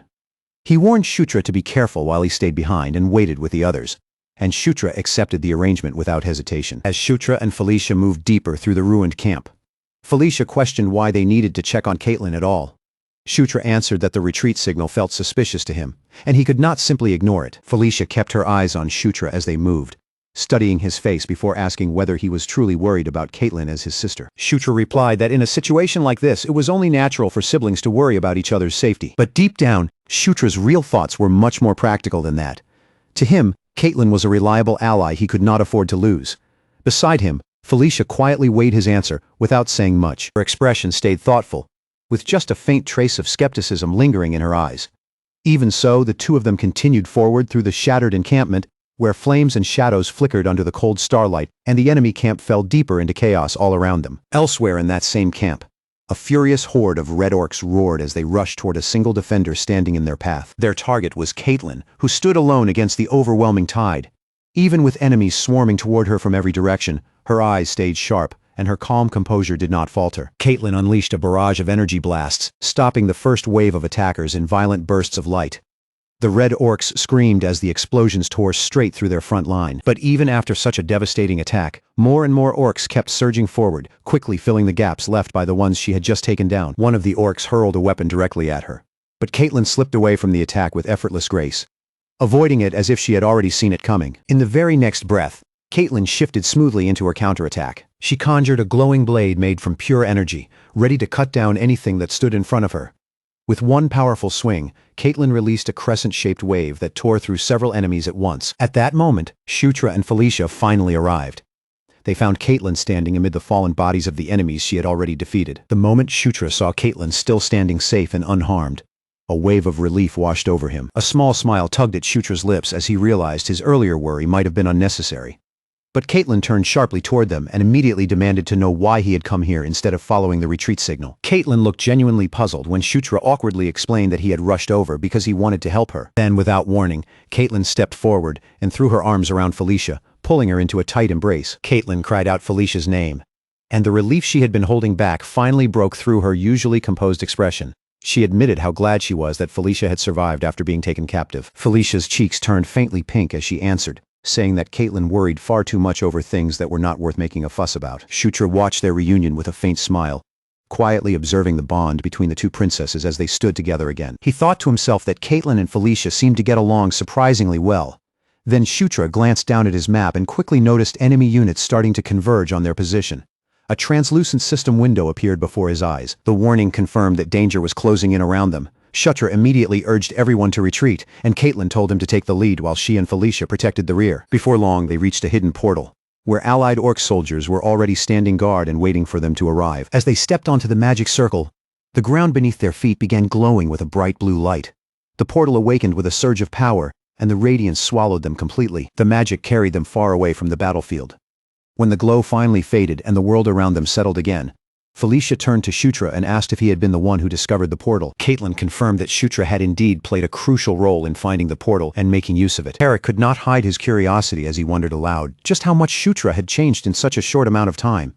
His voice carried genuine surprise as he looked at him. As the group emerged from the portal, their older brother Chris was already standing there, waiting for them on the other side. Chris was already standing there, his expression stern and impossible to read. His broad shoulders gave him a heavy, commanding presence in the chamber, and when he finally called out to his younger brother Shutra, his deep voice carried clearly through the space. Caitlin stepped forward first, the relief on her face impossible to miss. She quickly reported that she had made it back safely, and that Felicia had been brought back alive right beside her. Felicia turned her eyes toward Chris and greeted him in a calm, composed voice. She noted that it had been quite a long time since the two of them had last met face to face. For a short moment, Chris did not respond at all. His gaze remained fixed on Felicia, his face controlled so perfectly that no one could tell what thoughts were passing behind his eyes. Only after that brief heavy silence did Chris finally speak. In a quiet voice, he welcomed Felicia back. Later, Chris informed the group that General Vandal's troops had also secured victory. According to him, once the enemy witnessed their main base being consumed by flames, they lost the will to keep fighting. Shutra repeated Vandal's name with obvious confusion written across his face. Caitlin quickly stepped in and explained that Vandal was the chieftain who had been leading the enemy side. Felicia asked if that meant Vandal had surrendered, but Chris immediately corrected her. Vandal had not given himself up at all. He had simply fled, which meant he was still alive and still a dangerous threat. Chris then laid out their next move in a firm, decisive tone. Tomorrow, they would strike another enemy force before it had time to recover, gather itself, and regroup. Once that plan was settled, Chris shifted his attention back toward Felicia. His voice remained steady as he asked how she had ended up being captured in the first place. Felicia answered that, at the time, she had been investigating some ruins located nearby. She explained that she heard the sounds of battle and tried to step in to help, only to be taken prisoner in the confusion. Chris looked at her with clear doubt in his eyes, his skeptical expression showing that he was not fully convinced by her explanation. Felicia caught the look on his face right away and asked him directly whether he thought she was lying. She did not flinch under his suspicion. Instead, she held her ground, lifting her chin slightly as if daring him to challenge her any further. The atmosphere between them tightened as their gazes locked, neither one willing to look away first. That silent confrontation made it clear there was a complicated history between them, even if neither of them wanted to put it into words. In the end, Chris dismissed the matter and said everyone was exhausted, so for now, they should rest. Felicia accepted Chris's decision without pressing the issue any further, letting the tense conversation end there. With that, the siblings finally split up and went their separate ways, each heading off to get the sleep they desperately needed. Elsewhere in the camp, the Allied soldiers enjoyed their hard-earned rest, gathering around warm fires with food, laughter, and the kind of loosened tension that only comes after surviving a brutal battle. Shutra, however, sat alone away from the celebration. Instead of joining the others, he kept his attention locked on the glowing system screen floating in front of him, studying the skills he had just gained with deep fascination. Even though he now had access to all kinds of new magic, Shutra had to admit something to himself. In a real fight, the power he trusted most was still his aura, the ability he could rely on when everything became chaotic. His thoughts were interrupted when Felicia appeared at the entrance to his room. Her voice was calm and composed as she asked if she could speak with him. Shutra looked up at her and asked what kind of business Felicia could possibly have with him at such a late hour, but she did not answer him right away. Instead, Felicia stood there with a serious expression on her face. She quietly repeated Shutra's name while taking slow, deliberate steps toward the confused prince. Then, without giving him even the slightest warning, Felicia reached out, grabbed the front of Shutra's tunic, and pulled him toward her. Shutra froze right where he was, stunned into complete silence. His mind struggled to catch up with Felicia's sudden boldness, and for a moment, he could not even react. Felicia leaned in closer and made a request so shocking that Shutra could barely believe his own ears. She told him to take off his clothes. Shutra's face instantly turned bright red. He stammered in disbelief, completely unable to process what Felicia had just said to him. Felicia calmly pointed at his clothes and repeated the demand without showing even the slightest trace of embarrassment. Shutra, still badly flustered, could only stare at her in stunned silence. He finally managed to ask why Felicia would want him to do something so outrageous. In the exact same calm tone, Felicia clarified what she meant, asking if he truly did not want her to treat the wounds he had suffered during the battle. Shutra's eyes widened as the misunderstanding finally clicked into place in his mind. Once he understood Felicia's real intention, relief quickly replaced the panic on his face. Felicia explained that the healing she had given him earlier was only a basic treatment meant to keep him stable in the moment. Because Felicia was worried that hidden injuries might still remain, she insisted on using a proper healing spell this time. Even with that explanation, Shutra could not help feeling just a little disappointed by the truth. Felicia then asked about the strange glow that had surrounded Shutra's body earlier. Shutra quickly brushed the question aside, claiming that it was nothing more than a natural occurrence. Using that opening, Shutra immediately changed the subject and told Felicia he had a favor to ask. He explained that it was something only she could help him with, and a mischievous spark flashed in his eyes as he made his request. With Felicia cooperating, Shutra successfully acquired 3 brand new abilities: Cure, Cure Poison, and Cure Disease. After putting his clothes back on, Shutra looked over the fresh additions to his skill list with a triumphant grin spreading across his face. By having Felicia cast those spells directly on him, Shutra had managed to learn each one and make them his own. Later, Shutra's training began under Caitlin's guidance.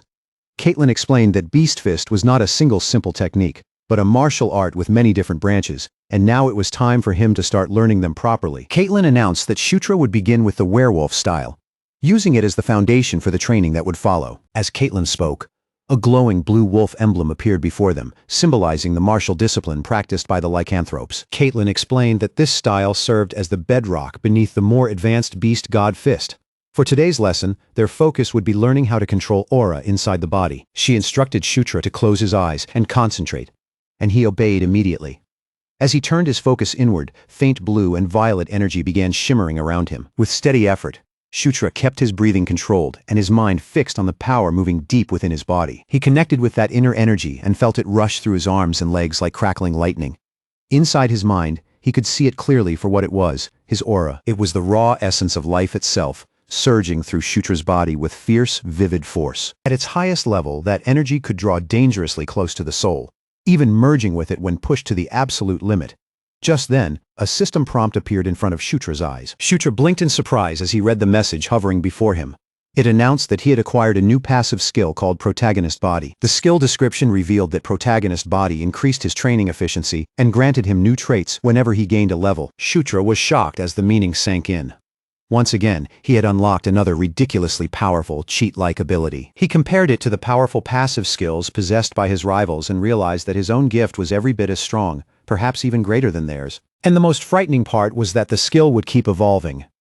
Every time it advanced, it would change itself and add new abilities to Shutra's growing power. A confident grin slowly spread across Shutra's face, dark and sharp enough to look almost sinister. In his mind, he was already imagining just how far this newly awakened ability could carry him. He clenched both fists tightly, savoring the rush of excitement swelling in his chest.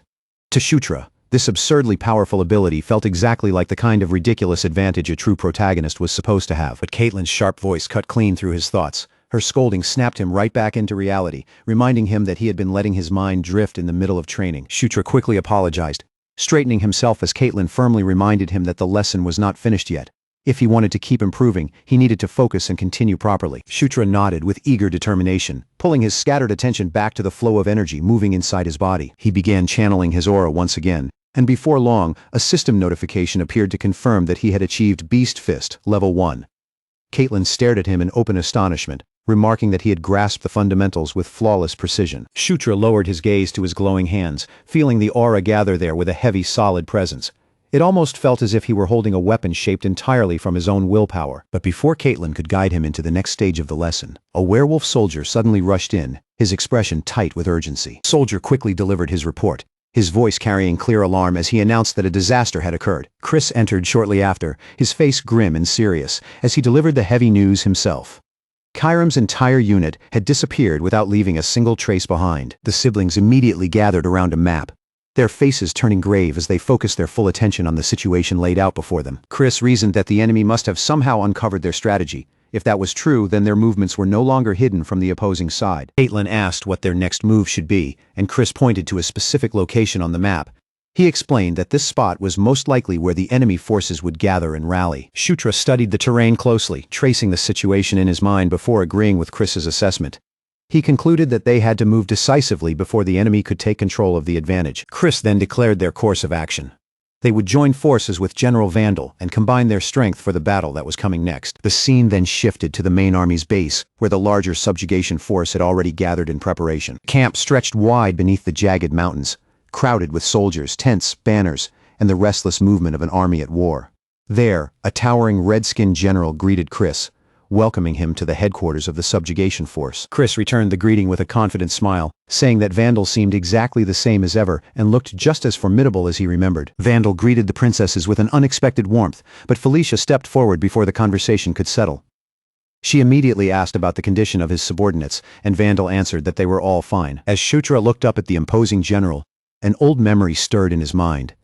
Vandal had once been one of the characters he used most often in the original game, which made the massive orc feel strangely familiar to him. With that memory still fresh, Shutra stepped forward without hesitation and introduced himself with confident composure. He extended his hand toward Vandal, and for a brief instant, the general froze. The bold gesture coming from the ninth prince had clearly caught him off guard. Then Vandal accepted Shutra's hand in a firm grip.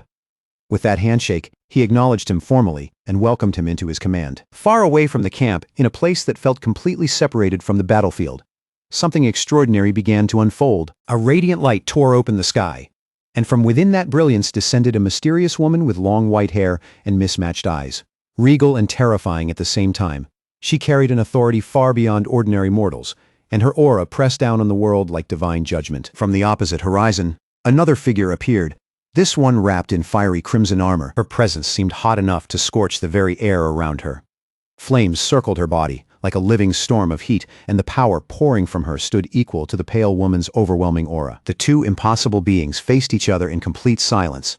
Even without a single word, their auras collided, stirring the heavens as if the sky itself had become their battlefield. And between those two overwhelming forces stood Shutra, small and trapped beneath pressure, so immense it felt impossible to breathe. Sweat slid down his cheek as he fought just to stay upright. His heart pounded wildly in his chest, and his mind spun as he struggled to understand the impossible sight unfolding before him. Then the word conquest burned into existence in front of him, shining beside a glowing emblem that seemed to carry a terrifying meaning. A second emblem appeared soon after, this one marked with the word war. Both symbols pulsed with ominous light, announcing the start of a conflict far beyond anything Shutra could possibly comprehend. Shutra woke with a violent jolt, his body snapping upright as morning light spilled through the entrance of his tent. Sitting there in the quiet light, he took a moment to steady his breathing and realized that the terrifying vision had only been a dream. Even so, the image refused to fade from his mind. Shutra recognized the woman with mismatched eyes from the dreams he had seen before. But the warrior in crimson armor was still a complete mystery to him.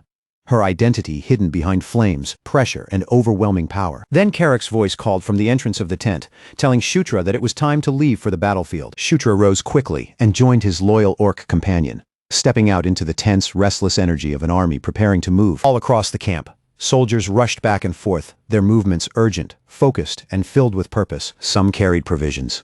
Others checked weapons and armor, and the entire camp buzzed with anticipation and tension as the coming battle drew closer. As Shutra reviewed the battle plan in his mind, he noted the role assigned to him. He would command the left flank, General Vandal would lead the center.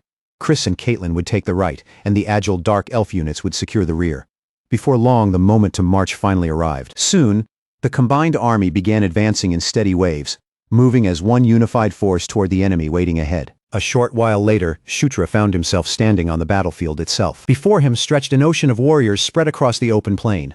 The roar of thousands filled the air, while the enemy's massive horde stood opposite them with numbers that seemed to match their own. From the front lines, General Vandal's voice thundered across the battlefield as he commanded the soldiers to form their ranks. With grim resolve burning in his eyes, the orc general raised his axe high into the air and swore that their enemies would soon understand the meaning of true pain. Then Vandal released a bellow so powerful it seemed to shake the ground beneath them, and with that roar he gave the order to charge. Across the field, the red orcs surged forward like a violent wave.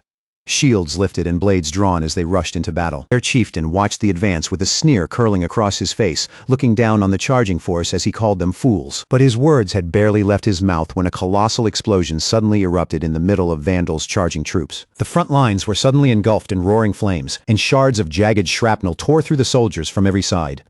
Armored bodies were flung across the battlefield with terrifying ease, tossed around like dry leaves being swallowed by a violent storm. Then from behind the thick wall of smoke and drifting dust, something enormous began to emerge. A monstrous swamp mammoth forced its massive body into view, its huge red eyes glowing like burning embers, and every heavy step it took made the entire battlefield seem to shake beneath its weight. The instant Vandal laid eyes on the creature, the color drained from his face. Horror spread across his expression, his voice turning grim and shaken as he finally spoke the name of the terrifying beast standing before them. Before the Allied soldiers could even gather themselves after that shock, another wave of magic came crashing down from above. Explosions tore through their ranks, and panic began spreading through the formation like flames racing over dry grass. In only a moment, the battlefield was completely swallowed by fire, smoke, broken ground, and the scattered remains of an army that had once stood in organized formation. Screams erupted from every direction as soldiers cried out in terror and pain, their bodies sent flying by the swamp mammoth's savage charge, while the relentless magical bombardment kept hammering the field without pause. Shutra and Carrick, still standing with their own unit amid the madness, could do nothing but stare at the destruction spreading in front of them. Shutra's jaw tightened as he watched it all unfold. In that horrifying instant, the truth became painfully clear to him. This was not just an ambush. They had walked directly into a trap designed with frightening precision, and the enemy had known how they would move from the very beginning. The swamp mammoth loomed over the battlefield like a living siege weapon, far more powerful than any normal beast should have been. Its crimson eyes burned with a strange, unnatural force, making its massive form look even more terrifying through the smoke. A fierce red aura began crackling around Shutra's body, wrapping him in surging energy as he planted himself firmly and prepared to face the monster head-on. But just before Shutra could take that first step and launch himself forward, the earth split open again beneath the chaos, and another nightmare spilled out from below. An entire force of lizardmen. Their bodies were clad in rough, heavy armor, and their reptilian figures surged into the battlefield with weapons raised high. Their blades flashed through the smoke as they tore into the broken Allied lines.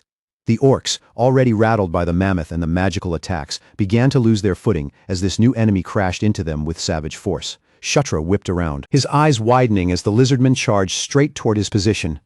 Meanwhile, in another part of the battlefield, Chris cursed under his breath, anger twisting across his face as he realized the enemy was deliberately playing with them. Caitlin's voice suddenly cut through the deafening noise as she shouted toward Chris, urging him to pull the troops back and wait for a better opening before striking again. Chris fired back that retreating carelessly could make everything even worse, possibly costing them many more lives, or in the worst case, wiping them out completely. But Caitlin refused to give in, snapping that, if they remained in this situation, their losses would only continue to grow, and they had to decide on their next move right away, before the entire battlefield collapsed any further around them. Chris stared at her in silence, his expression tight and impossible to read, as he stood caught between two equally brutal choices. Then, a short while later, his commanding voice thundered across the battlefield as he gave orders to every soldier still able to hear him. Chris ordered the mages to withdraw to the rear and form a defensive line there, holding back the enemy for as long as they possibly could. At the same time, he commanded everyone else to reorganize, close their ranks, and prepare for a full retreat back near Shutra's position. The battle had fallen into complete chaos, with orcs and lizardmen clashing violently on every side around him. Then one massive reptilian warrior suddenly lunged directly at Shutra, roaring as it raised its weapon overhead, ready to cleave him apart with a single brutal strike. For one frozen heartbeat, Shutra's body refused to move until Karak's booming voice exploded through the surrounding carnage, roaring at everyone to wake up and get themselves together before death swept across the battlefield and took them all. That thunderous shout snapped Shutra back into the moment. His eyes sharpened, and the reality of the scene struck him with a cold, brutal force. This was not a game anymore. It was not some simulation. This was real war. Over on the right side of the battlefield, Chris fought with almost possessed intensity, cutting down one enemy after another, as his blade flashed through the smoke and chaos. He shouted that staying alive was their only duty now, his voice carrying above the battlefield as he ordered his troops to survive this day and return to fight again another time. Several exhausting hours passed after that brutal retreat, and the remnants of the Allied forces finally gathered inside a narrow canyon that had been turned into a temporary camp. Wounded soldiers lay scattered everywhere, while healers rushed from one injured body to the next, green healing light glowing from their hands as they desperately tried to save as many lives as they could. Inside the command tent, Chris lowered his head and admitted that his own arrogance had blinded him, saying he should have acted with more caution from the very beginning. General Vandal stood close by with a grim but steady look, reminding him that regret could not undo what had already happened. At this point, their options were painfully clear: either retreat or call for reinforcements. Chris accepted that harsh truth, no longer willing to gamble with the lives of more soldiers after the battle had already turned so badly against them. But before that decision could be fully settled, Felicia stepped forward with a quiet yet firm resolve. She faced the others and told them there was still one more option left. Felicia reminded everyone that she had not come to this place purely to take part in a battle. From the very start, her original purpose had been exploration. Then, reaching into her pack with deliberate care, Felicia pulled out a carefully prepared map of the Jashuka Mountains and spread it open across the table. Her finger moved over the markings, guiding everyone's attention toward one specific location. She explained that she had been investigating ancient ruins dating back more than 1,500 years, ruins believed to be connected to the resting place of the earth dragon Enkidu. Born from molten lava, Enkidu had once possessed overwhelming power, and his lair had been protected by guardians strong enough to defend a creature revered almost like a beast god. Among those guardians were the dwarves of the mountains, who had been forced into servitude and made to forge weapons worthy of their terrifying master. And from those ancient legends came the greatest treasure said to exist among all their creations, the thunder-birthing anvil. Felicia explained with absolute conviction that this artifact had the ability to control chimeras and unleash destructive magic powerful enough to erase entire armies from the battlefield. Her palm came down against the map, with a sharp, decisive sound landing directly over the symbol that marked the anvil. Her eyes were hard, focused and bright with certainty, as she declared that if they truly intended to win this war, then they had no other choice. The weapon had to be found. Felicia added that this was the very reason she had come here in the first place. Vandal narrowed one eye and asked whether she actually knew where the artifact was. Chris crossed his arms and watched her closely, his gaze sharp as Felicia admitted that she did not know the exact location. The moment he heard that, Chris said the information was useless. With bitterness showing on his face, he added that vague old legends would not help them now, especially when the enemy could attack again at any moment. He made it clear that they could not gamble everyone's lives on a treasure hunt without a guaranteed destination. Felicia stiffened at his words, then snapped his name in protest. "Chris!" That was when Shutra stepped forward, his face serious as he insisted that the anvil was definitely somewhere in this region. Felicia turned toward him in surprise, softly calling his name. Shutra. Deep inside, Shutra remembered that back when he had played as the human hero Locke, he had encountered this very treasure himself, and later confirmed its existence through the lore carved into dwarven runes. After drawing in a steady breath, Shutra looked directly at Felicia and told her that, more than anything else, he trusted her. Felicia's lips slowly parted, and she began to say his name once more, her voice carrying surprise, emotion, and the faint warmth of renewed hope. But Shutra refused to let that fragile opening disappear. Before Felicia could even finish calling his name, he pressed ahead, his voice firm as he said this was exactly the opportunity they had been waiting for, a real chance to overturn their hopeless situation and finally gain meaningful points in this war. Chris cut him off at once, his voice cold, sharp, and completely unmoved. He said the problem was not whether they trusted Felicia or doubted her. The true issue was time, and right now, they had almost none left to throw away. Shutra's expression tightened just a little as he thought to himself that Chris truly showed no mercy whenever decisions like this had to be made. Shutra moved closer to the table, leaning in over the map before pressing one finger down firmly on the marked region. Then he explained that among the Gandharva, there was an old legend tied directly to this very area. Because of that legend, Shutra continued, the entrance to the ruins was most likely hidden somewhere close by. If they allowed him to scout the surrounding area, he promised that he would be able to track it down. He swept his gaze across everyone gathered inside the command tent and declared that if he failed, he would bear the responsibility himself. Just this once, he asked them to trust him, and the determined look on his face made it clear he was prepared to stake everything on this gamble. A green light suddenly flared around the group, bright and eerie against the night air. From within that glow, spectral horses took shape one after another, their translucent bodies shimmering like spirits made of mist. It was a cheap field summon Shutra remembered from the game, but even now it was dependable enough for the job ahead. The ghostly mounts kicked hard off the ground and rose sharply into the air, carrying their riders upward as the entire group streamed forward together in formation. Once Shutra managed to steady himself in the saddle, he muttered that, at the very least, they had successfully set out in search of the anvil. His eyes narrowed against the cutting wind, and he understood that the difficult part was only just beginning. Behind him, Carrick yelled that their speed was absolutely ridiculous, warning Shutra to grip the mount properly, or he would be thrown right off. Shutra, desperately trying not to sound shaken by the height or the wind, stammered back that Carrick did not need to worry about him. Leaning his body forward against the rushing air, Shutra told himself grimly that he was not going to fall. Back when he had played as Zephyr Ragnaros, he had ridden like this more times than he could count. His cloak whipped wildly behind him as he calculated that they should be able to reach the ruins within the hour. And once they arrived, his minimap would make locating the entrance almost laughably simple. The difficult part was not finding the place itself. It was figuring out how to guide everyone there in a natural way without revealing knowledge he had no reasonable way of knowing. Shutra let out a quiet hum under his breath, his brows drawing together, as he decided he would need to come up with a believable explanation while they were still flying through the air. Sometime later, with the moonlit mountain range spreading endlessly beneath them like a dark sea of stone, Shutra thought back to the tunnel maps he had studied while activating the portal. Those routes had followed clear, consistent patterns, and if he compared those patterns with the surrounding terrain, he reasoned that they should lead the group directly toward the ruins. Then he glanced sideways at his companions, watching their faces for any reaction, and silently wondered whether the absurd explanation he had hastily pieced together had actually convinced anyone at all. Caitlin and Carrick stared at him in silence at first, their eyes locked on him with an intensity that felt almost painful. Then, as though both of them had reached the same conclusion in the same instant, they shouted that his explanation made absolutely no sense. Shutra thought dryly that he would just have to smooth things over somehow, but before he could even open his mouth, a firm voice told him to take the lead. He turned toward the speaker and called Felicia's name. Felicia stood there with her arms folded, saying she understood enough, and that Shutra should be the one to guide them. Shutra blinked, genuinely caught off guard that his bluff had somehow managed to convince her. Still, he recovered quickly, lifting one hand and ordering everyone to follow him. Felicia released a sharp little breath and muttered a quiet humph. But despite that reaction, she still fell into line with the rest of the group.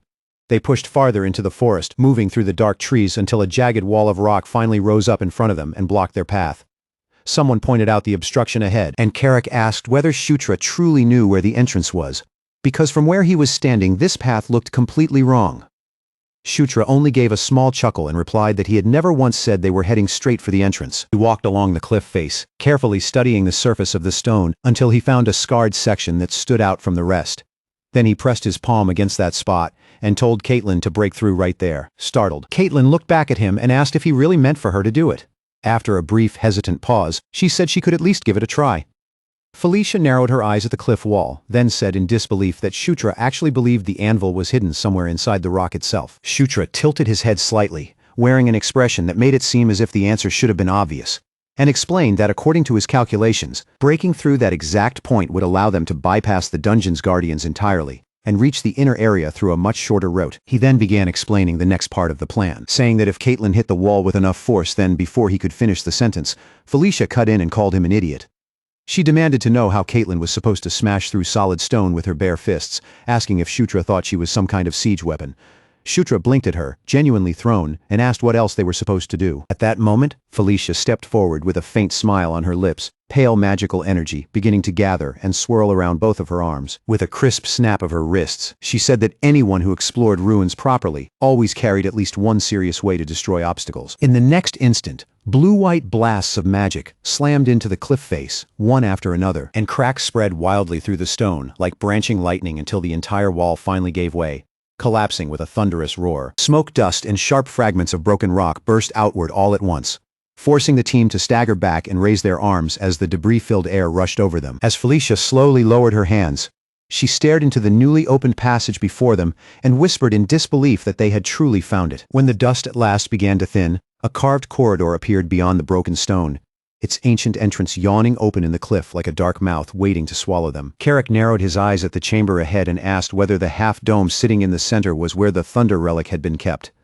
Their footsteps echoed through the ancient space as they approached the crowned metal drum, its surface threaded with strange arcs of power that flickered like contained lightning. Shutra examined the structure carefully before saying that yes, this was most likely the final safeguard, and the anvil should be sealed somewhere inside it.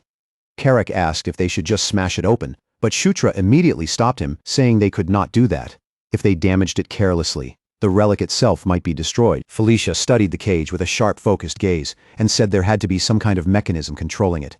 Then she lifted her hand and pointed toward the statues arranged around the chamber. As she looked over them one by one, Felicia noted that there were 9 statues in total, but only 3 of them were holding weapons, while the other 6 stood there with empty stone hands. Caitlin suggested that maybe all they had to do was place weapons into the empty statues' hands, but Felicia shook her head, saying it would not be that simple. The weapons already set in place had clearly been forged by dwarves, which meant the missing ones would likely need to be dwarven weapons as well. Felicia frowned at the problem and asked where they were supposed to find something that specific in a place like this. Shutra slowly raised both hands, as if admitting to an unbelievable coincidence, and said that, luckily enough, he happened to have 6 of them. Felicia immediately cried out in disbelief. Shutra explained that he had stored the weapons earlier because his level had been too low to use them back then, never imagining for a second that they would become useful in exactly this kind of situation. He added that he had also brought along some spare equipment from the tunnels, just in case they ended up needing it. Carrick glanced down at Shutra's small satchel with suspicion in his eyes and asked how, exactly, he had managed to fit 6 swords inside something that tiny. Shutra inwardly grimaced, silently cursing Carrick's annoyingly sharp instincts, but he forced out a laugh and told him to just take the weapons without worrying about the details. Carrick grunted that Shutra was weak, but he accepted the task anyway. With that decided, the group spread out across the ancient chamber, carefully sliding the dwarven blades into the waiting stone hands of the empty statues. As each weapon settled into place, the statues began to move, and deep grinding sounds rolled through the vault. Their stone eyes suddenly flared with bright light. Then, when the final weapon locked firmly into position, a clear resonant clack rang out through the chamber, followed by a low and powerful hum that seemed to rise from somewhere deep beneath the vault itself. Lines of energy pulsed toward the half-dome, and radiant light spread across the ancient chamber as a sudden gust of wind whipped at their cloaks. Someone gasped that the cage was opening. Shutra stepped forward without even thinking, his lips parting slightly as he stared into the brilliant light spilling out from within, realizing that what he was seeing now was, as that fierce radiance slowly dimmed, a squat block of metal revealed itself at the center of the chamber, trembling faintly as though a raging storm had been sealed inside its core. Shutra stared at the ancient relic, his voice low as he spoke its name. The anvil that gives birth to thunder. Around it, everyone stood in a tense circle, their faces bathed in cold blue light while the artifact rested silently in its cradle. Felicia narrowed her eyes as she examined the device, studying its shape and the energy flowing around it. Then, in a calm but serious voice, she explained that simply finding the relic was not enough. If they truly wanted to make this ancient mechanism work, there was still one last procedure they had to complete. She gave her instructions without hesitation, telling Shutra and Carrick to remain exactly where they were, while the others spread out and moved into their assigned positions around the glowing disc beneath the artifact. Felicia then explained the process clearly. They would have to channel magic power into the platform, beginning with her, and from there, increase the flow little by little in a clockwise order. One after another, each person stepped into position, forming a neat circle around the thunder relic as the ritual finally began. Felicia ordered everyone to focus, extending both hands toward the platform as crackling blue energy gathered between her fingers like living lightning. That power spread outward from her body, branching into a bright web that connected each person as they poured their own magic into the device. Before long, the entire chamber began to vibrate with a deep, resonant hum that seemed to press directly against their bones. Then, without any warning, Felicia shouted toward Sylvan, urging her brother to send in even more power. Sylvan reacted immediately, forcing his own strength higher so he could match her pace and keep the ritual from falling apart. Felicia pushed the entire group to keep the magical current steady, warning them not to lose concentration, not to relax, and not to let their guard slip for even a single heartbeat. Doomblade's siblings continued driving their power into the glowing disk, and with every passing second, the pressure inside the chamber grew heavier, thicker, and far more difficult to endure. Shutra clenched his teeth hard, his face drawn tight from the strain, as he forced every ounce of strength he could gather into the exhausting ritual. Then, all at once, a gigantic bolt of lightning erupted from the anvil, blasting straight upward toward the ceiling like a spear made from pure thunder and flame. The lightning smashed through the mountain's peak, exploding outward in a blinding eruption of sound and light. And when that overwhelming brilliance finally began to fade away, Shutra found himself completely disoriented, no longer standing inside the ruined chamber. Instead, he was somewhere else entirely, a vast, burning hall surrounded on all sides by the lifeless bodies of countless dwarven warriors. The devastation stretched farther than his eyes could reach. Broken weapons lay scattered across scorched stone. Fallen bodies were half buried beneath smoke and rubble, and the air itself was thick with the bitter smell of ash, fire, and ruin. Then a commanding voice rolled through the hall like thunder crashing over an open battlefield, and Shutra's entire body went rigid with shock and confusion. He snapped his head upward, desperately searching through the haze for the source of that voice. And beyond the thick, choking smoke, a colossal figure slowly descended into view. Shutra's eyes widened in disbelief as a massive black dragon hovered above the ruined battlefield, its presence so overwhelming that everything beneath it seemed insignificant. Its scales shone like polished obsidian while its molten red eyes burned with terrifying authority. The pressure radiating from the creature was so immense that even the air seemed to tremble around it, and then the dragon unleashed a torrent of fire that consumed the chamber in a roaring inferno. Its voice thundered directly inside Shutra's mind, commanding its servants to protect the great nest of Enkidu. The dragon then ordered the path connecting the demon realm and the human realm to be sealed. And with its final decree, it declared that Shutra would become the gatekeeper. Vision shattered in an explosion of blinding light. In the very next instant, Shutra was violently dragged back into his own body, lying stunned against the cold stone floor of the ruins. His arms and legs felt painfully heavy, but he forced himself upward with trembling hands, certain beyond any doubt that the being he had just witnessed was the legendary black dragon connected to Enkidu.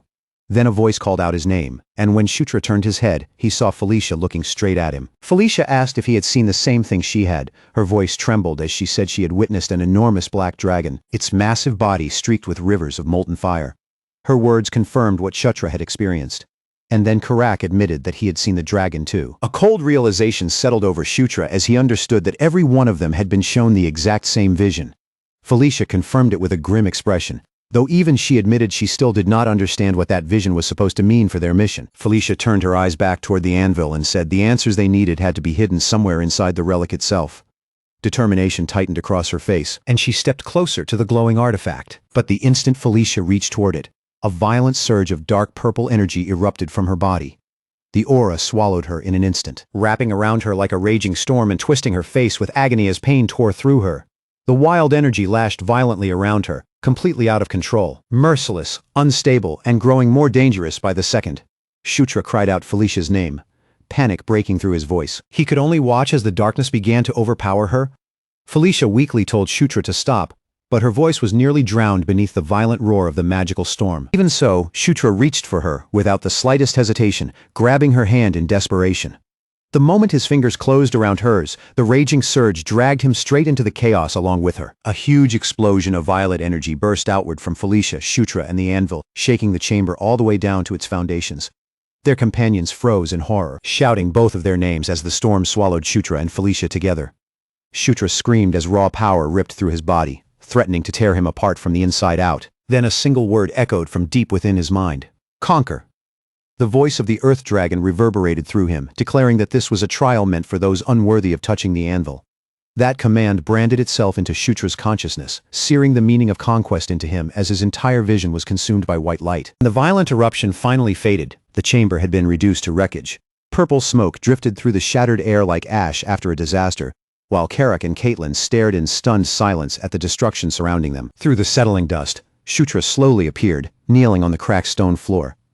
Thin strands of purple energy still flickered across his body, and in his hand he now gripped a strange dark weapon. A shadowy aura crawled across one side of Shutra's face, while one of his eyes burned with an eerie violet glow, making him look almost as if the power he had endured had taken hold of him. Meanwhile, far away from the ruins, the Allied soldiers were resting inside their temporary canyon camp, completely unaware of the storm that had just been unleashed elsewhere. High above them, on the cliffs overlooking the narrow canyon, Red Orc scouts watched the camp below with cruel amusement. One of them slowly raised a spyglass to his eye, spotting the allied soldiers gathered beneath them. A mocking laugh slipped from his mouth as he remarked that their hiding place had finally been discovered. The scout then turned toward his superior and asked whether they should begin the attack immediately. The chieftain of the Red Lightning tribe, Yakuzen, listened with grim satisfaction, his eyes fixed on the vulnerable camp far below. Then Yakuzen gave the order for every warrior to get ready. He declared that the time had come to wipe away the last of their enemies and clean up the remaining trash. Suddenly, the allied soldiers down in the camp lifted their heads in alarm, startled by a deep, rumbling sound rolling down from the cliffs above.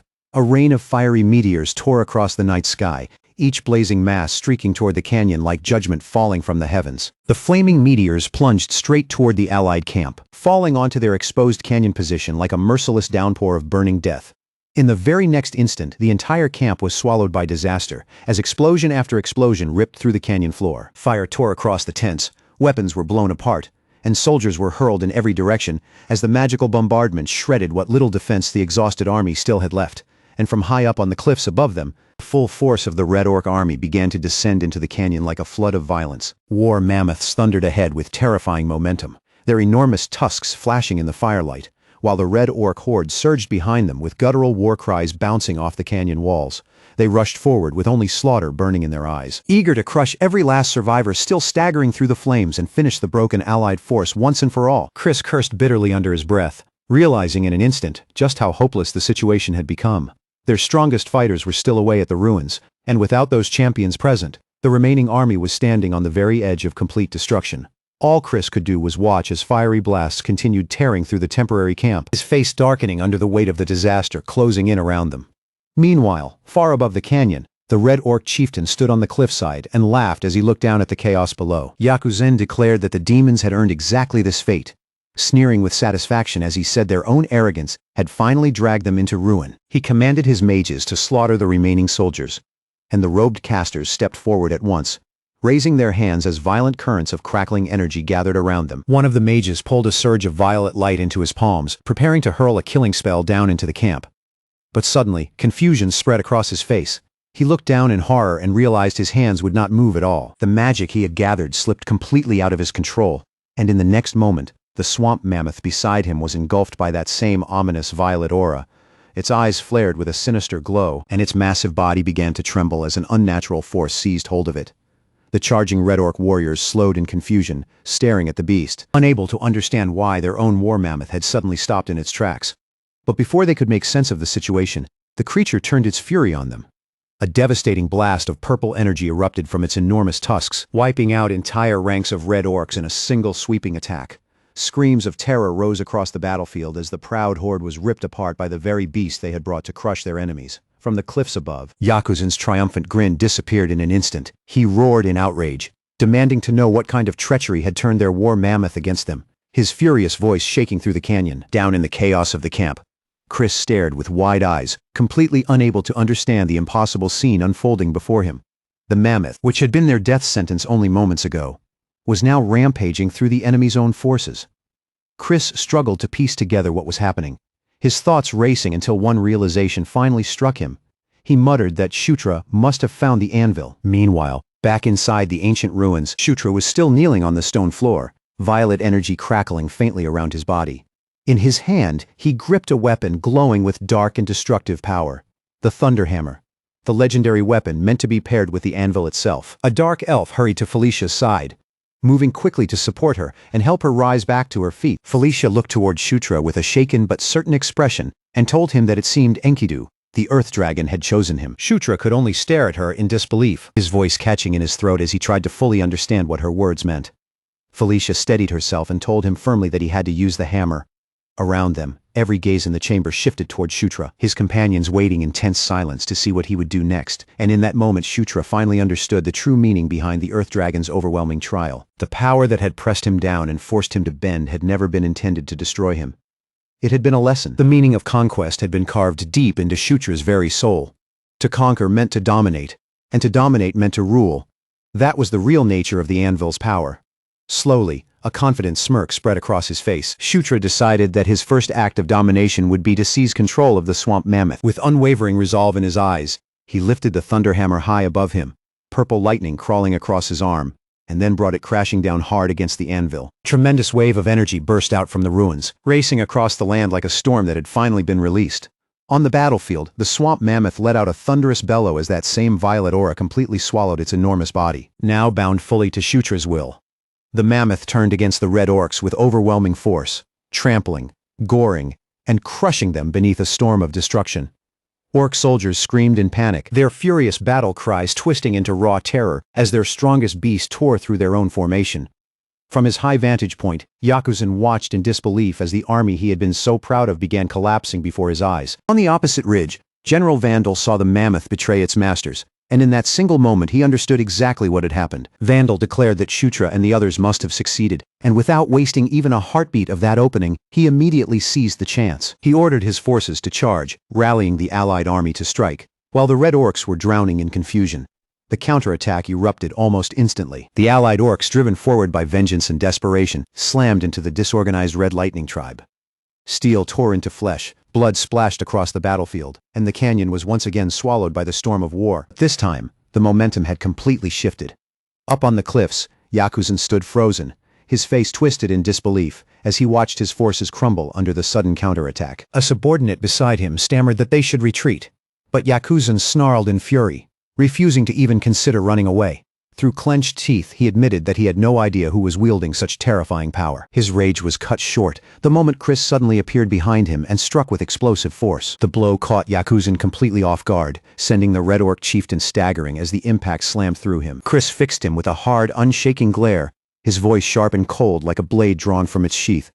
He told the Orc leader that his conquest ended here. Chris gave him one final choice: surrender, and he would grant him a quick death. But the proud Red Orc chieftain answered with nothing but a roar of pure fury, his defiance tearing through the night air. Enraged beyond reason, Yakuzan leapt high into the air, declaring that he would rip Chris apart for daring to insult him with such an offer.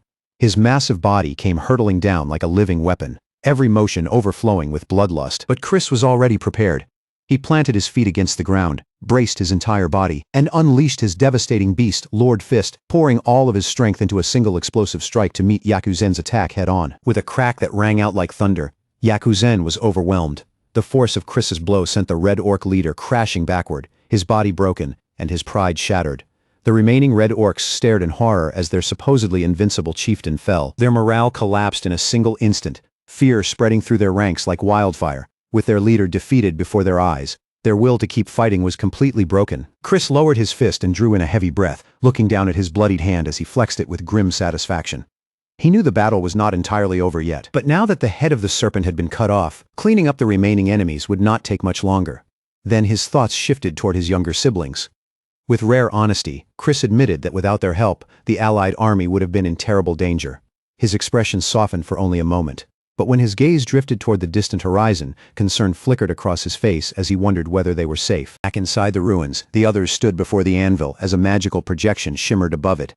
Within that rippling image, the swamp mammoth was rampaging through the Red Orc army, tearing apart their ranks with overwhelming fury.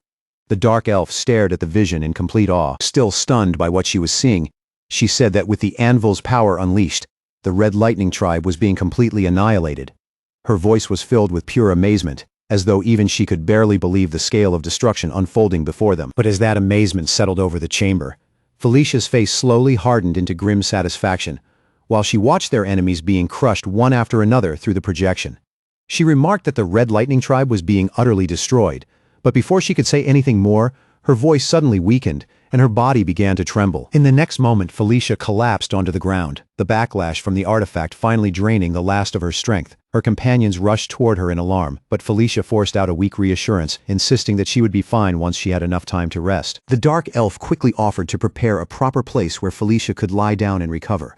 But as her eyes swept around the chamber, she noticed something much more alarming than Felicia's exhaustion. Shutra had disappeared. A short while later, they found Shutra outside the ruins.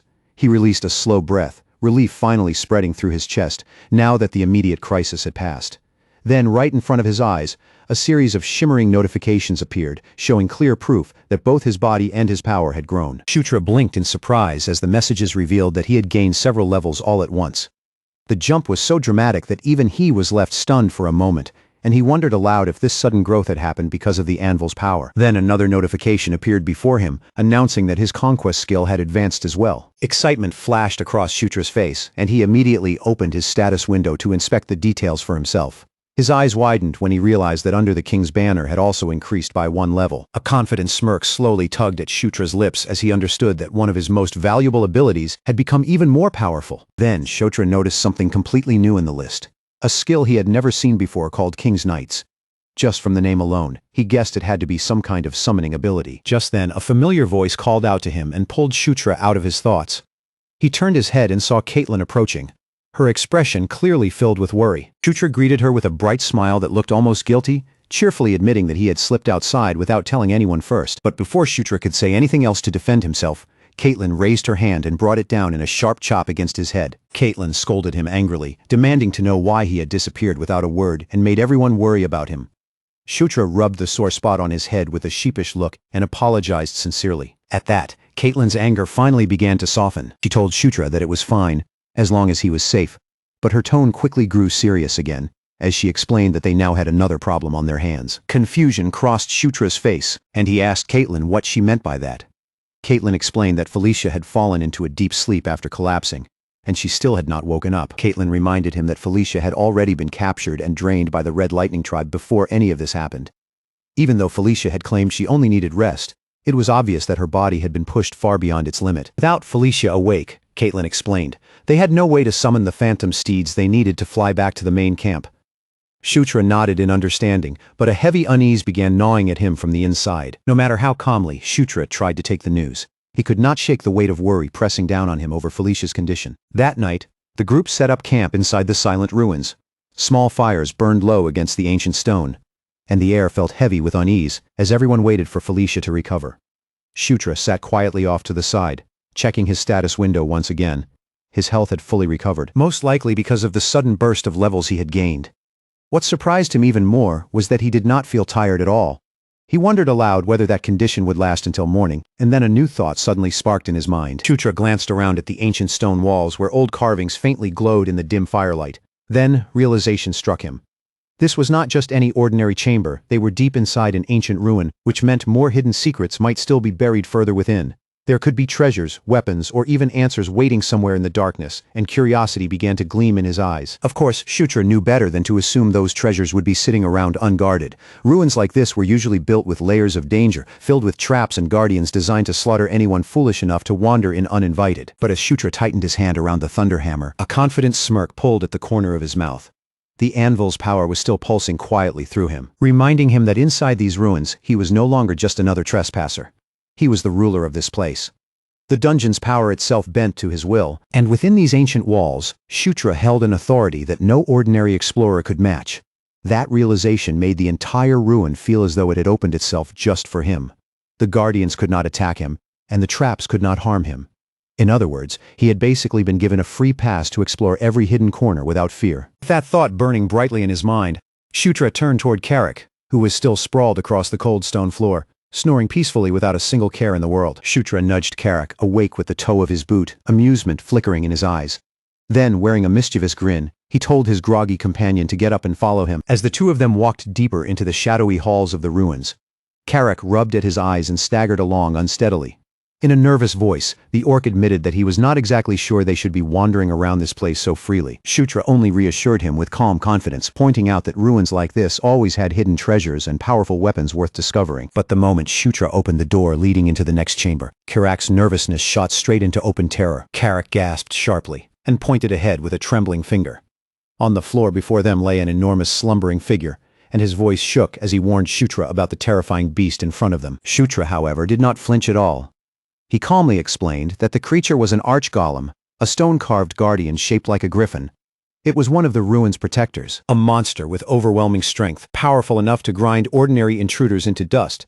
Shutra thought to himself that if they had entered this place under normal conditions, that beast would have slaughtered both of them in a matter of moments. Carrick admitted with blunt honesty that he would rather never fight anything like that.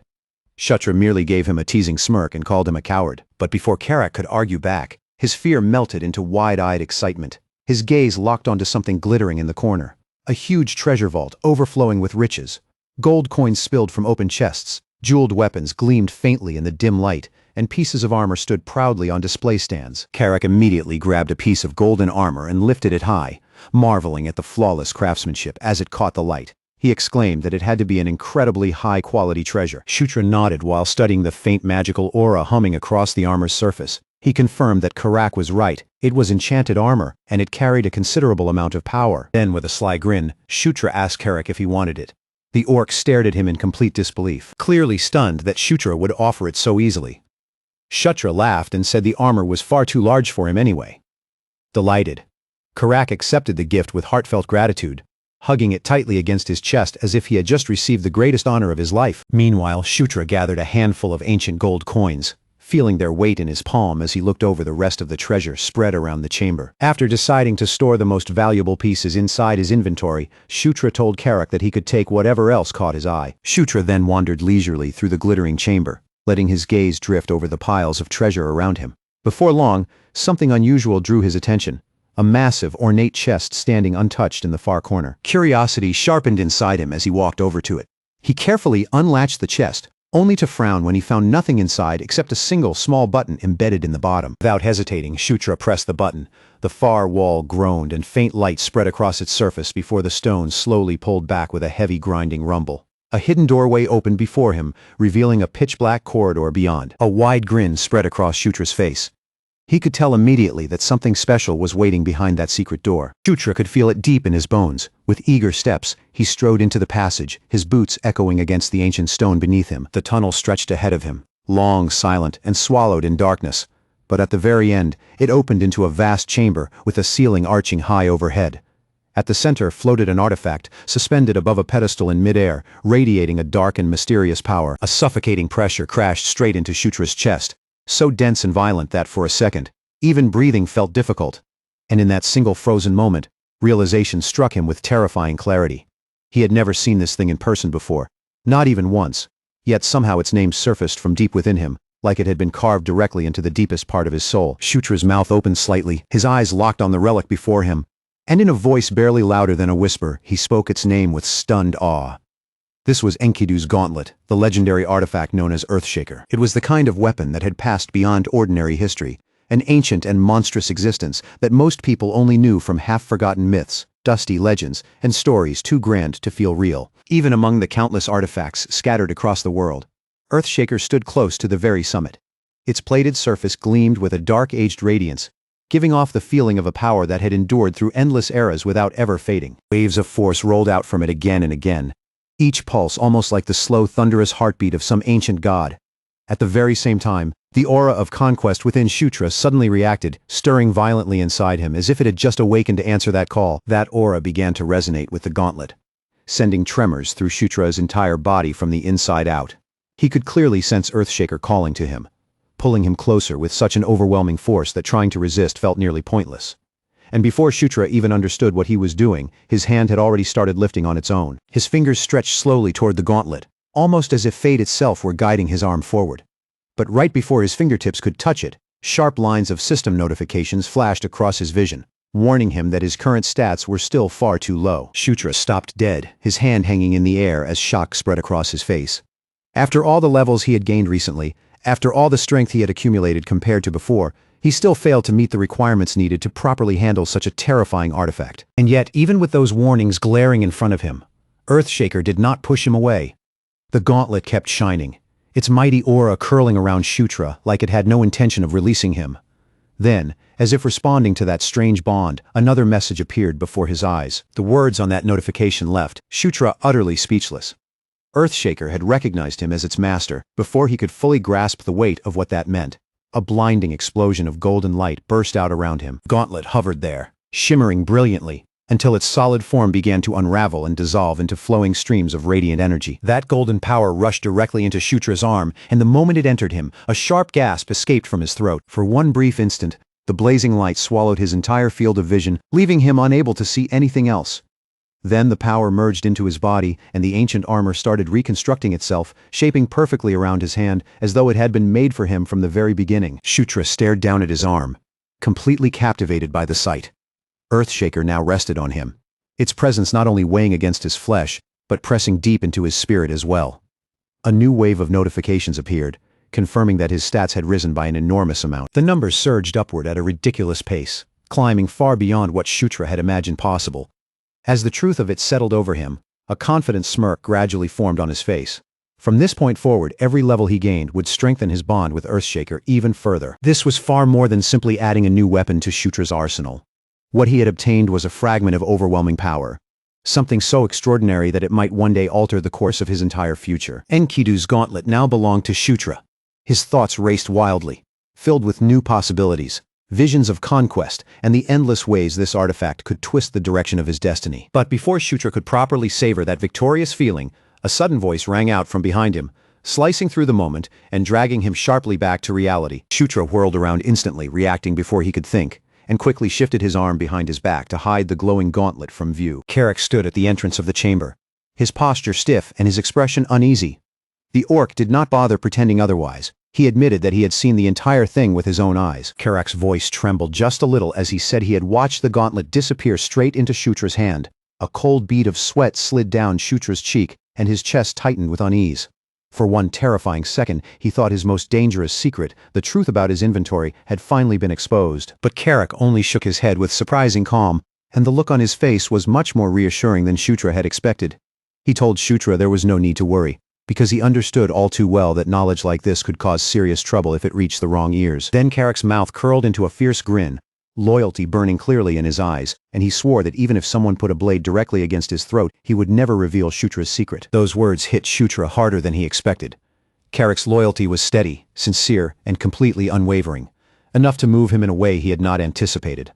Shutra gave a quiet nod of gratitude, once again realizing that Carrick was not just some ordinary subordinate following orders. Carrick was a true brother-in-arms. After that, he asked if it was time for them to head back, and Shutra agreed, a mischievous smile tugging at his lips as his mind drifted toward all the treasures they had uncovered. A warm feeling of accomplishment settled over Shutra, mixed with the exciting realization that these ruins still had even more mysteries tucked away inside them. Together, he and Carrick began retracing their path through the glittering treasure vault, their footsteps echoing softly in the quiet chamber, while faint traces of magic still hummed in the air around them. Just as the two of them were nearing the exit, Shutra suddenly came to a complete stop. His sharp eyes had noticed something tucked halfway out of sight among the scattered heaps of treasure. Shutra quickly motioned for Carrick to look as well, and there was a clear spark of excitement in his voice. Resting in the shadows was a small vial, its contents giving off a faint, almost otherworldly glow the moment Shutra saw it clearly. His face brightened with triumph, and he declared that this potion was exactly the thing they had been searching for. Somewhere else, Felicia lay pale and still, her body barely moving as her breaths came thin and shallow. Then, with careful and steady hands, the magical potion was brought gently to her lips. Felicia swallowed the liquid, and almost the instant it passed down her throat, radiant energy began rushing through her weakened body. Bit by bit, a healthier color returned to Felicia's cheeks, and the heavy exhaustion that had been dragging her down started to lift as the ancient elixir restored her strength. A moment later, her eyelids trembled, then slowly opened. Shutra leaned over her at once, concern written plainly across his face, and in a gentle, careful voice, he asked Felicia whether she was feeling any better. Relief flowed through Shutra when Felicia managed a weak nod in response. Still, her eyes wandered around in obvious confusion, and with a faint, uncertain voice, she asked what exactly had happened. Caitlin stepped closer with a proud smile on her face and explained that Shutra had found and brought back a recovery potion for Felicia, openly praising their younger brother for acting so quickly. Felicia blinked, visibly surprised, as if she could not quite understand how such a rare and precious item had suddenly appeared. In a puzzled voice, she wondered aloud how Shutra had managed to find something so valuable. Shutra only let out a light chuckle, then reminded her with playful confidence that they were still inside a ruin, a place filled with treasures that ordinary people could hardly even imagine. For a short moment, Felicia simply stared at him in silence.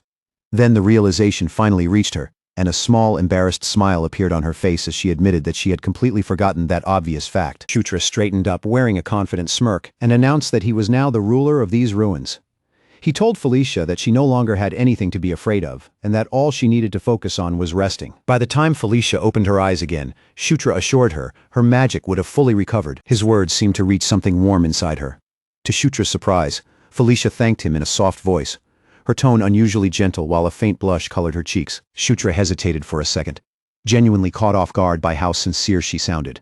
But Felicia thanked him once more, this time with a bright and honest smile so radiant that it left him briefly unable to say anything back. The next morning, warm golden sunlight spread across the land as the small group made their way back toward the main camp.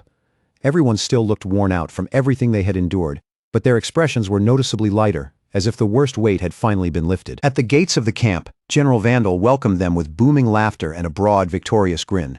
His loud voice carried through the air as he declared that they had finally returned. Vandal congratulated all of them on their success, clearly pleased with the outcome.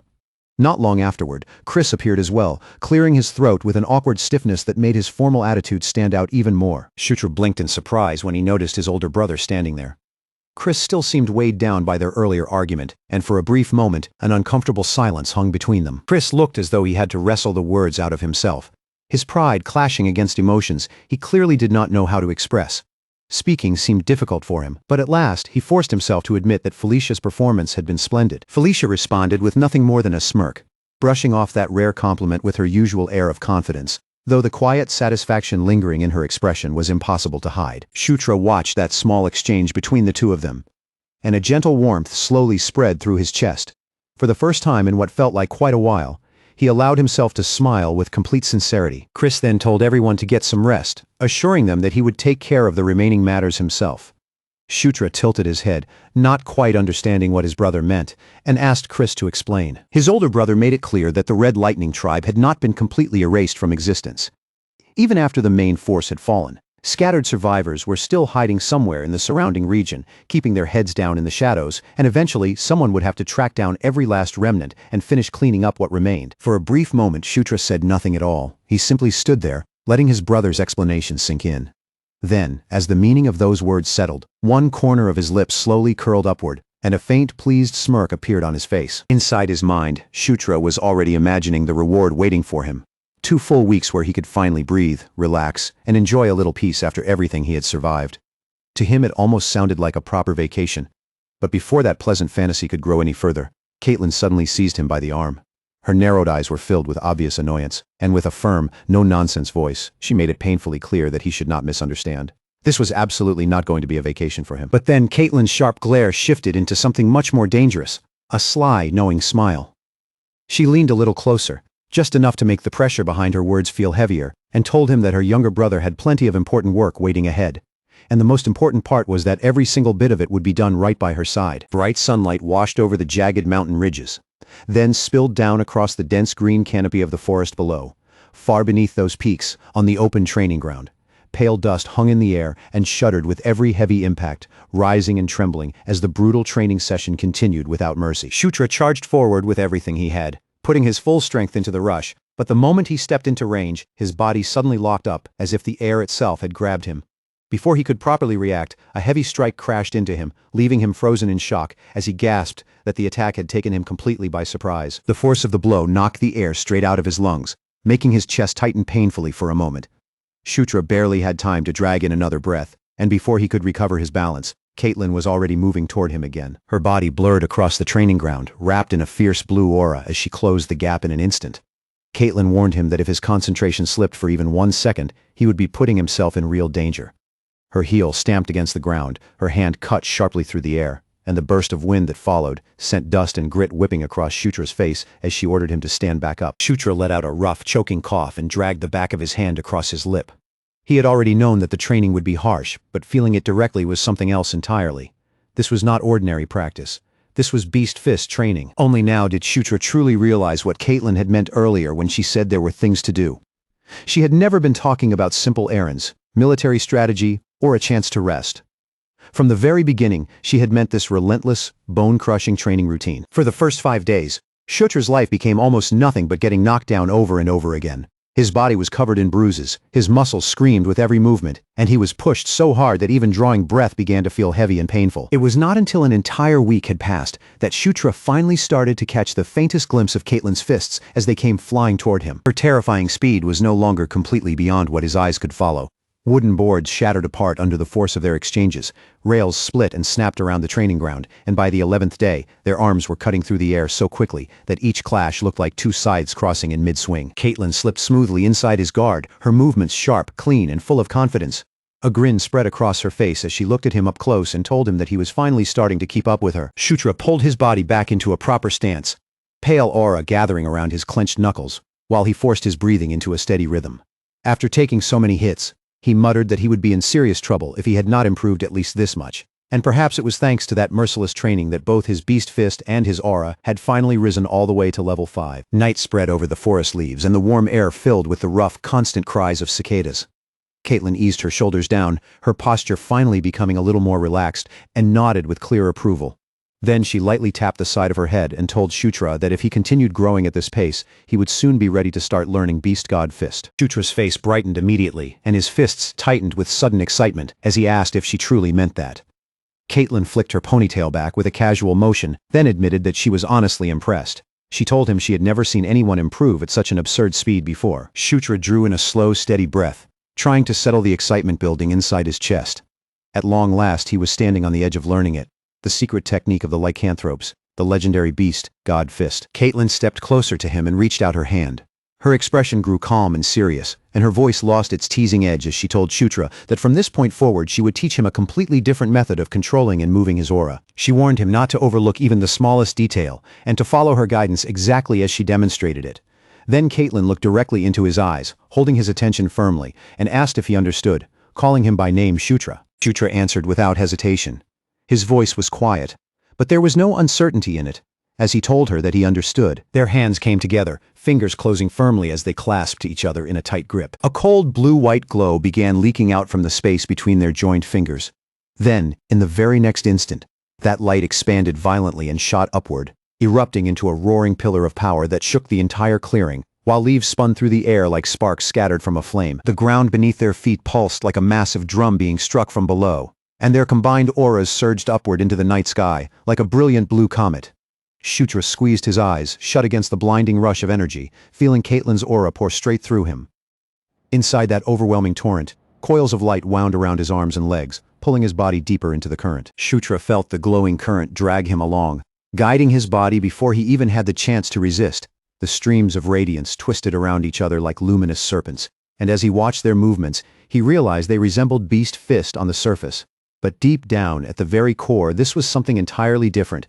Beneath that flowing power, a greater depth opened before him, and Shutra began to sense just how profound aura truly was. Far below him, in the surrounding darkness, a single star seemed to shimmer faintly. Words echoed through his mind, telling him that aura was the essence of life itself, and when that essence was pushed to its absolute limit, it became the power of the soul. A sharp, predatory pressure tightened around his heart, and in that instant, Shutra finally understood what to call it.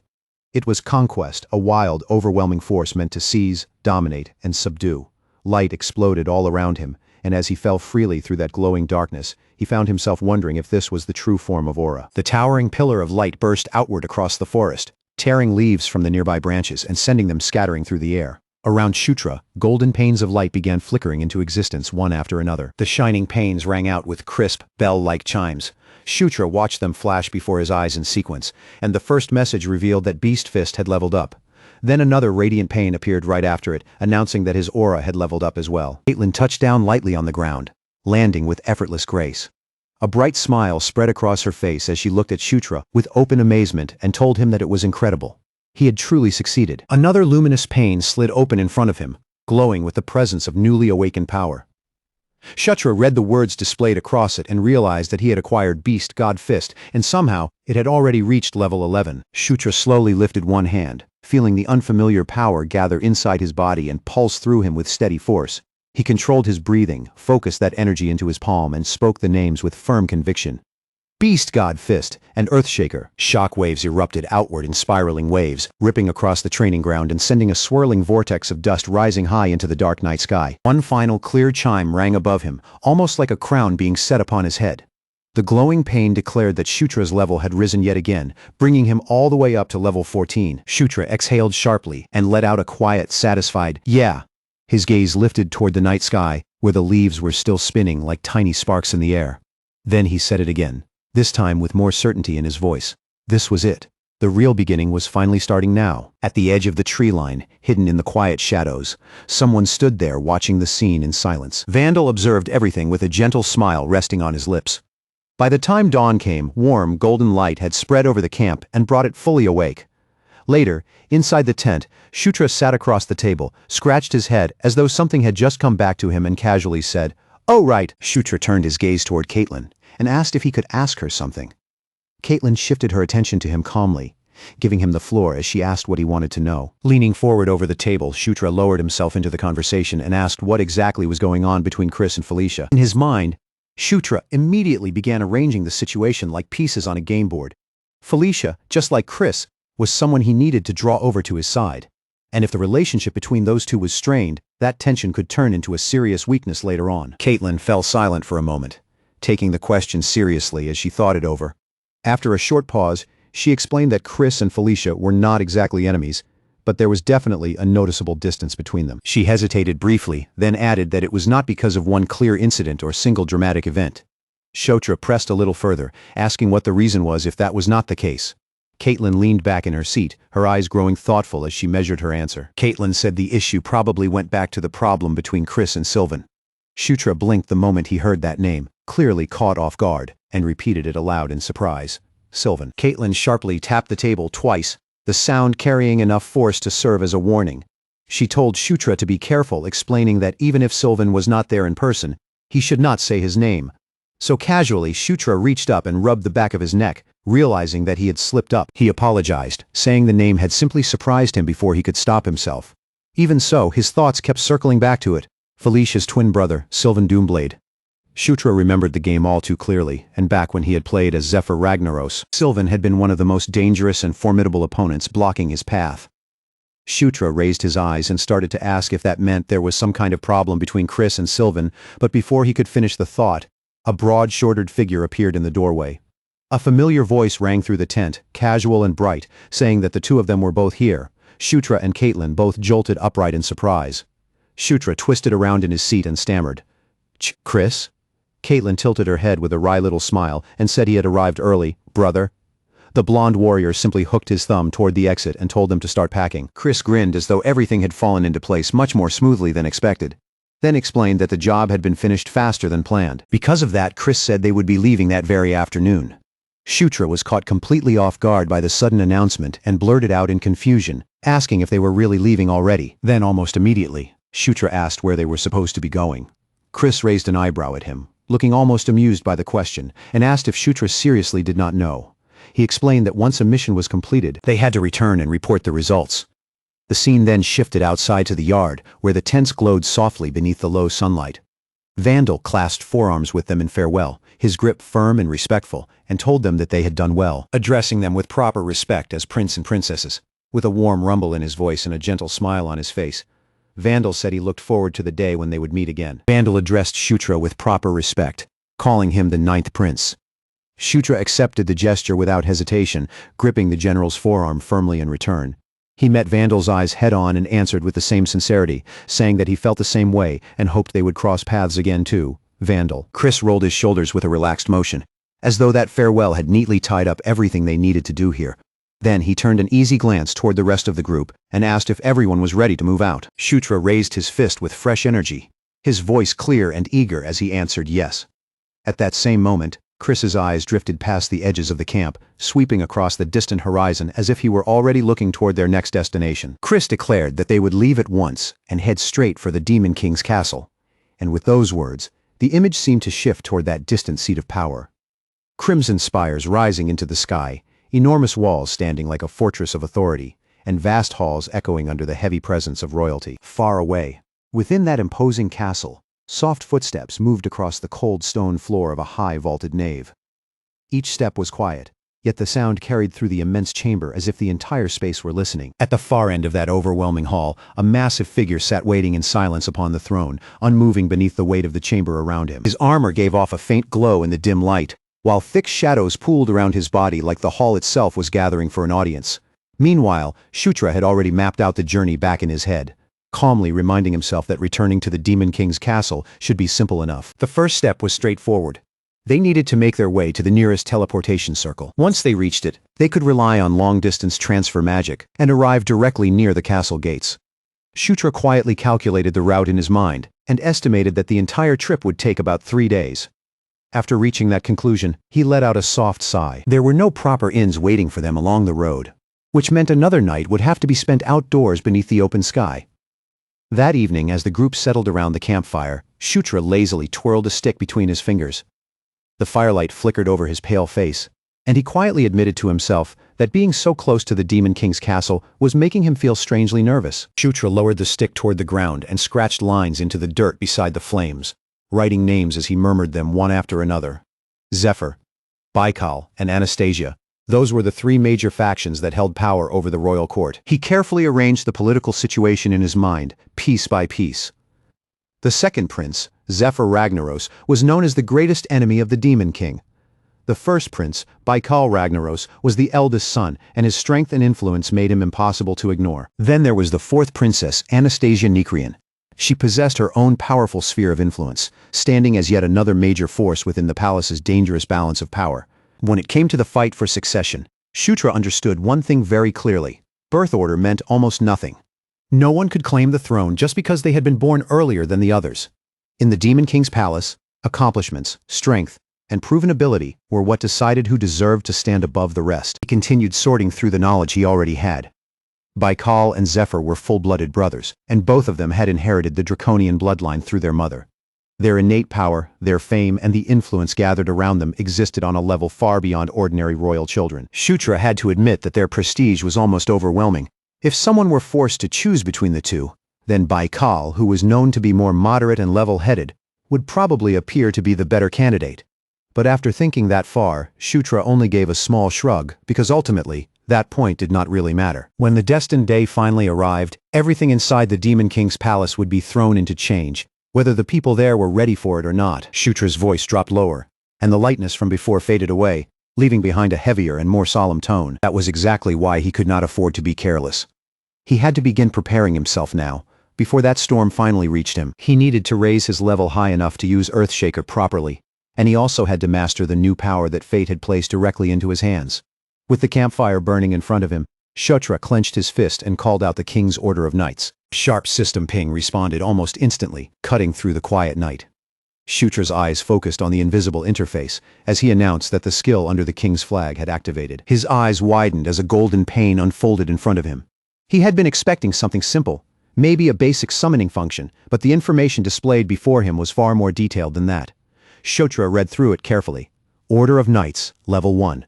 Knight Captain blank. Order capacity, 0 out of 2. Knight training, blank. Blessing of the Order, Level 1. Increasing the health of its members by 5%. Special skill, allowing him to summon the Knight Captain once every 3 days. As the meaning of each line sank in, he rubbed at his temples. Shutra muttered that the whole thing looked suspiciously like some kind of guild system, complete with buffs, training features, and even a summoning function. Then, even though he tried to take it seriously, laughter started bubbling up from his chest. With disbelief written all over his face, he exclaimed that this ability was completely broken, and the longer he stared at the golden pane, the wider his grin became. If it was already this powerful at level 1, then the later levels could become absurd beyond imagination. Just then, the crunch of footsteps nearby broke into his thoughts. Shutra lifted his head and saw Karak stepping out from the darkness, his heavy orc features pulled into a clearly disapproving frown. The moment he appeared, Karak began scolding him, snapping that once again, Shutra was still awake when he was supposed to be sleeping. Karak warned the prince that if they planned to leave early, then he needed to get proper rest first. The orc swung one broad arm with obvious impatience and ordered Shutra to come over already. Sitting near the fire, the white-haired prince slowly straightened himself. Shutra gave a light cough into his fist, but almost immediately a sly smile spread across his face. He told Karak that his timing could not have been better. Then his eyes began to gleam with curiosity, and he leaned just a little closer before asking whether the orc wanted to help him test something. Karak's entire body went stiff the instant he heard that. The orc rubbed the back of his neck nervously, suddenly very wary of that suspicious smile, and stammered as he demanded to know what exactly Shutra was talking about. Overhead moonlight filtered down through the branches, while the prince lifted his sword with the solemn air of a herald beginning a ceremony. Shutra's voice rang out with formal, ceremonial gravity as he proclaimed that the mighty orc warrior Karak stood before him. A blade made of radiant light flared to life in his hand. Then Shutra gently placed the flat of that shining blade against Karak's shoulder and formally declared him his knight. The air around them crackled as light surged straight into Karak's body. The orc staggered beneath the sudden rush of power, glowing energy coiling across his skin, while his eyes widened in stunned amazement. Karak released a long, breathless sound of pure astonishment. as though even he could not understand what was happening inside his own body. Then he stammered that he felt strange, almost as if his loyalty toward the prince had deepened into something far beyond what words could explain. At that very moment, a new system pane slid into place before Shutra's eyes. Knight Captain, Carrick, Level 24, Rank, Soldier. Shutra's lips slowly curled into a long, deeply satisfied smile. He breathed out with approval, clearly pleased by what he saw, and said that this was exactly the result he had been hoping for. Power continued to pulse from Carrick in thick, heavy waves. His broad chest rose and fell as he struggled to steady his breathing after the sudden surge. Shutra stepped forward and gripped the orc firmly by the shoulder. With fierce determination burning brightly in his eyes, Shutra called Carrick by name. Then, without even a trace of hesitation, he told him that he would make him the strongest orc in the world. He promised that he would raise Carrick up into an emperor of orcs. Shutra went even further, declaring that Carrick would become powerful enough to rival dragons themselves. A determined laugh slipped from him as he said that with this kind of growth rate, there would be no limits on their future at all. Carrick, however, looked more than a little uneasy, and his voice began to tremble. Carrick glanced at Shutra with genuine concern written across his face, and asked if he was feeling sick or something. Not long after that, the next day arrived. The party gathered before a glowing teleportation circle, its carved runes shining beneath their feet and humming with dense magical power. Chris looked over the group with a faint half-smile and said that it was time for them to get moving. Shutra stepped forward, moving toward the very center of the teleportation circle. His cloak fluttered lightly behind him as he answered in a calm, certain voice that yes, it was time. The others drew in around Shutra, closing ranks as the blue light of the teleportation circle rose higher and began to surge around them. In the next instant, that brilliant light swallowed the entire group completely. The force of the transfer ripped them through space like a flashing bolt of lightning. Their bodies became weightless, spinning helplessly through the rushing light as gravity seemed to vanish from beneath them. Shutra shouted for everyone to hold on, but even his voice was warped by the transfer, twisting and stretching into a wild, elongated cry as they plunged through the blinding current. They slammed down hard on the other side. Shutra landed on his hands and knees, dazed, unsteady, and clearly shaken as he muttered in confusion. Sweat gathered along Shutra's brow while Caitlin bent down beside him, her face showing clear concern as she asked whether he was all right. Shutra slowly lifted one trembling hand, still shaking from the force of the transfer. Shutra answered in a halting voice that yes, he was fine. Ahead of them, the grand hall was already filling with the sound of voices and hurried movement. A young dark elf rushed forward through the hall, calling Felicia's name and greeting her as his elder sister. Around them, attendants began hurrying in from every direction. The attendants quickly gathered around Felicia, surrounding her with warm praise as they admired her beauty, and said they had waited a long time for her return. Felicia accepted their welcome with graceful composure, greeting them with the natural poise of a princess who had stepped effortlessly back into her own world. Felicia stood right in the middle of all that attention, smiling with effortless grace as she accepted each greeting one after another. Watching the dark elves gather around her with such obvious admiration, Shutra could not help feeling a dry little amusement rise inside him. The whole scene looked less like a normal welcome and more like Felicia had returned to her very own idol fan club. From the warmth in their voices and the loyalty in their eyes, he guessed that most of them were probably her half-brothers and devoted supporters. The stream of greetings did not slow down for even a moment. One man stepped forward, bowed politely, and formally announced the arrival of Prince Chris. Another turned toward Caitlin with a practiced smile, praising her beauty and saying that she had grown even more stunning than before. More attendants and nobles followed behind them, offering refined words of welcome and asking after everyone's health with smooth, courtly manners. Shutra looked from one side of the hall to the other, watching all that attention swirl around everyone except him. Then he gave a faint mutter under his breath, his mouth pulling into a crooked little smile as the situation started to feel almost funny. He wondered, with growing disbelief, why it looked like absolutely no one had come forward to greet him at all. Not far away, two elves were whispering quietly between themselves, but even they did not turn their eyes toward him for a single second. Shutra's brow gave a tiny twitch as the truth settled in, and he muttered in disbelief that there really was no one here for him. He quietly drifted toward the edge of the gathered crowd, letting his gaze move over the grand hall around him. After a short moment, he slowly nodded to himself, understanding exactly what this meant. Here, in the very heart of the Demon King's domain, he still had almost no foundation to stand on. But instead of looking wounded or discouraged, Shutra allowed a knowing smirk to curve across his lips. Fine, he thought. This much was only natural. In fact, this was exactly the kind of cold reception he had expected from the very beginning. Shutra turned his head toward Carrick, and his gaze sharpened with a fresh sense of purpose. In a quiet but firm voice, he asked whether his knight was ready. Sunlight streamed down through the high palace windows, laying a golden shine across Shutra's silver hair. His cloak swayed behind him almost like a banner as he declared that from this moment on, They would begin changing everything, one careful step at a time. Before long, Carrick and Shutra were guided away from the grand hall and led through the palace until they reached the room that had been assigned to them. Compared to the overwhelming splendor of the palace, the room was small, plain, and completely unimpressive. Shutra glanced around the bare space, taking in how modest it was, then remarked with dry sarcasm that they should probably be thankful they had been given a room at all. Carrick explained that they apparently had free time until the official events began the next day. To Shutra, though, it did not feel like free time at all. It felt more like they had simply been shoved into a corner and left somewhere out of sight. Just as that thought passed through his mind, a sudden series of knocks sounded from the door, sharp enough to make him look up in surprise. Wondering who would possibly come to visit them in a place like this, Shutra went to the door and opened it. Standing on the other side was a well-dressed woman with a polished, professional presence. She introduced herself calmly as Flora Sevensword, an agent from the Real Estate Management Bureau. Shutra looked at her with clear curiosity and asked what someone from such a prestigious department could possibly need from him. Flora answered in a calm, businesslike tone, explaining that after his recent mission, his public merit level had risen by an impressive amount. Because of that increase, Flora informed him that he was now qualified to select a new residence suited to his improved status. The news hit Shutra so unexpectedly that for a moment he could only stare back at her, caught somewhere between disbelief and stunned excitement. A little later, Shutra made his way to the proper office in order to confirm the details for himself. He arrived at the Office of Public Merits, where a woman with the lower body of a serpent welcomed him with a warm and professional smile. When Shutra asked if this was the place where he could claim his new home, the woman, Isabella, confirmed that he had indeed come to the right office. With a graceful sweep of her hand, Isabella summoned a magical display into the air.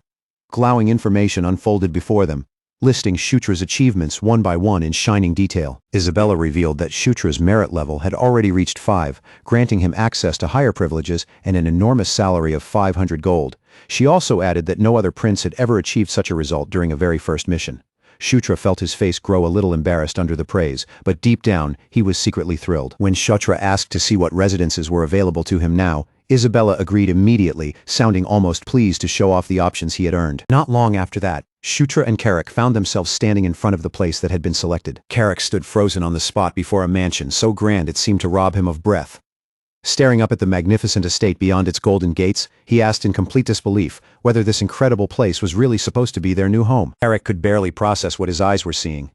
Inside the mansion, Flora was already waiting for them in the spacious foyer, standing calmly as if everything were perfectly normal. When they entered, she remarked that they had arrived sooner than she had expected. This time, however, Flora no longer looked like a government agent. Instead, she was dressed in a spotless maid uniform, so perfectly fitted to the elegant mansion around her that she seemed as if she had always belonged there. Flora bowed deeply and said it would be her honor to serve Shutra as his new butler. Carrick leaned closer to Shutra, whispering in total confusion because he clearly had no idea what was happening anymore. Shutra simply grinned and explained that he had used his new points to hire her. Even after hearing that, Carrick still looked utterly baffled, his expression frozen somewhere between shock and suspicion. Shutra noticed his reaction and gave him a casual sideways glance. Shutra told him not to worry too much about the little details. Carrick could only mutter under his breath about his prince's strange decisions.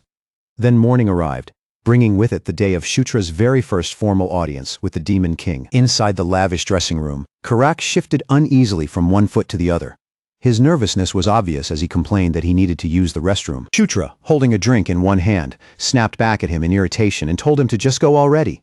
He added that Carrick's constant whining was starting to make him nervous as well. Before the tension in the room could grow any thicker, a familiar voice suddenly cut in from nearby. The voice praised both of them, saying they looked sharp in their formal clothes. A moment later, Caitlin and Felicia entered the dressing room, each of them radiant in elegant gowns that immediately drew the eye. Caitlin smiled brightly and said that all the credit should really go to Felicia. Felicia, clearly pleased with the results of her work, admitted with pride that the effort she had put into choosing their outfits had paid off nicely. Then Caitlin shifted her attention toward Shutra, a playful sparkle appearing in her eyes as she looked him over. She teased him by saying that he looked especially good in the suit they had chosen for him.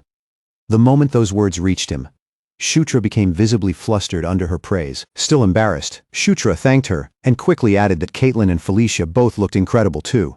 Caitlin beamed happily at the compliment, while Felicia tried to hide her smile and replied with complete confidence that of course they looked good. Soon after that, Prince Chris joined them, and the moment he stepped into the room, his usual commanding presence seemed to settle over the space. Chris reminded Shutra that this would be his first official audience ceremony today. Shutra would be standing at the center of everyone's attention, and he would have to show his worth in front of all of them. Shutra met Chris's gaze directly, his expression calm, steady, and filled with determination. Without looking away, he answered that he was ready. Then, right in front of them, the great doors began to open. Blinding light poured through the widening gap, spilling into the hall ahead of them. Shutra understood that many people would still believe his recent success had been nothing more than luck, and that he did not truly deserve to stand among the others. Today, Shutra was ready to crush those doubts completely. His resolve hardened inside him. Steady and unshakable, he stepped forward and led his siblings into the throne room. The vast hall was filled with some of the most powerful nobles in the demon realm, and every gaze fixed on the royal children as they knelt before the throne of Demon King Nitra. Chris was the first to speak. With deep formal respect in his voice, he introduced himself as the seventh prince and addressed their father. The ancient king showed no reaction that anyone could read.